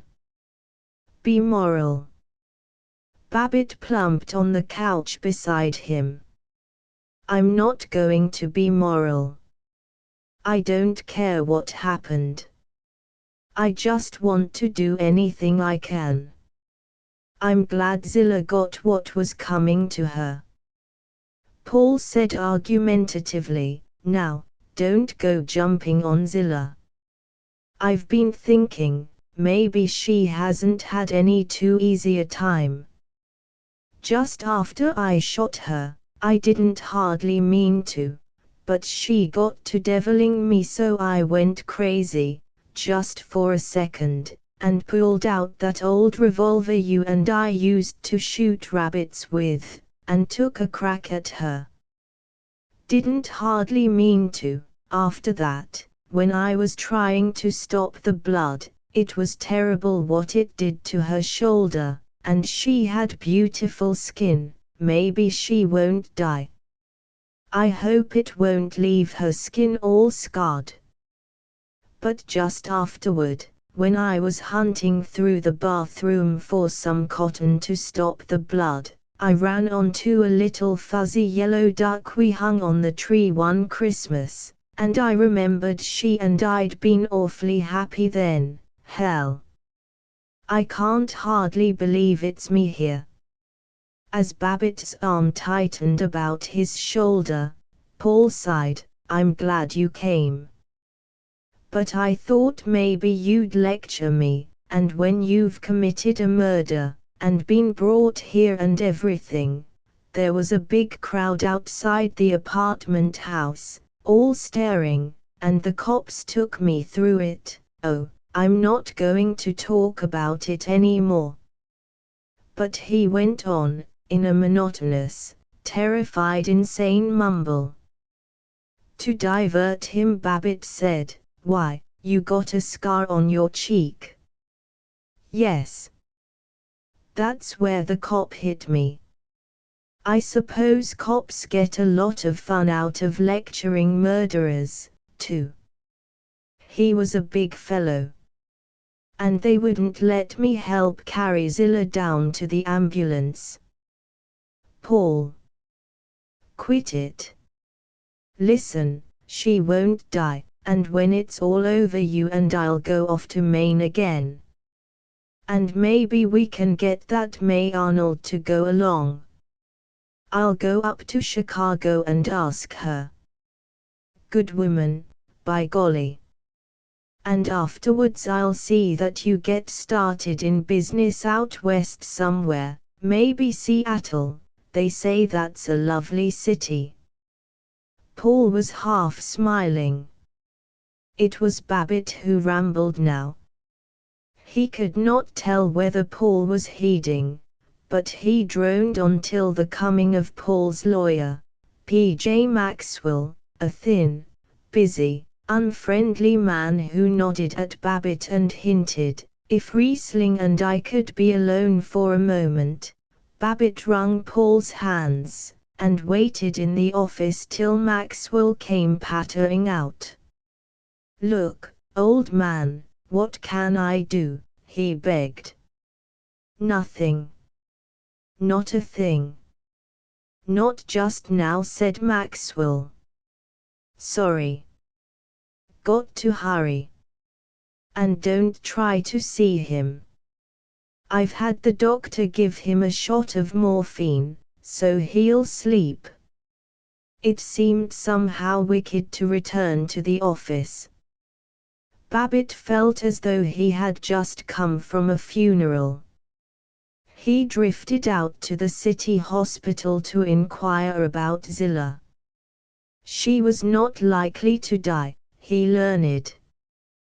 The bullet from Paul's huge old .44 Army revolver had smashed her shoulder and torn upward and out. He wandered home and found his wife radiant with the horrified interest we have in the tragedies of our friends. "Of course Paul isn't altogether to blame, but this is what comes of his chasing after other women instead of bearing his cross in a Christian way," she exulted. He was too languid to respond as he desired. He said what was to be said about the Christian bearing of crosses, and went out to clean the car. Dully, patiently, he scraped linty grease from the drip pan, gouged at the mud caked on the wheels. He used up many minutes in washing his hands, scoured them with gritty kitchen soap, rejoiced in hurting his plump knuckles. Damn soft hands, like a woman's. Ah! At dinner, when his wife began the inevitable, he bellowed, "I forbid any of you to say a word about Paul. I'll tend to all the talking about this that's necessary, hear me? There's going to be one house in this scandal-mongering town tonight that isn't going to spring the holier-than-thou. And throw those filthy evening papers out of the house." But he himself read the papers, after dinner. Before 9 he set out for the house of lawyer Maxwell. He was received without cordiality. "Well," said Maxwell, "I want to offer my services in the trial. I've got an idea. Why couldn't I go on the stand and swear I was there, and she pulled the gun first and he wrestled with her and the gun went off accidentally? And perjure yourself?" "Ha! Yes, I suppose it would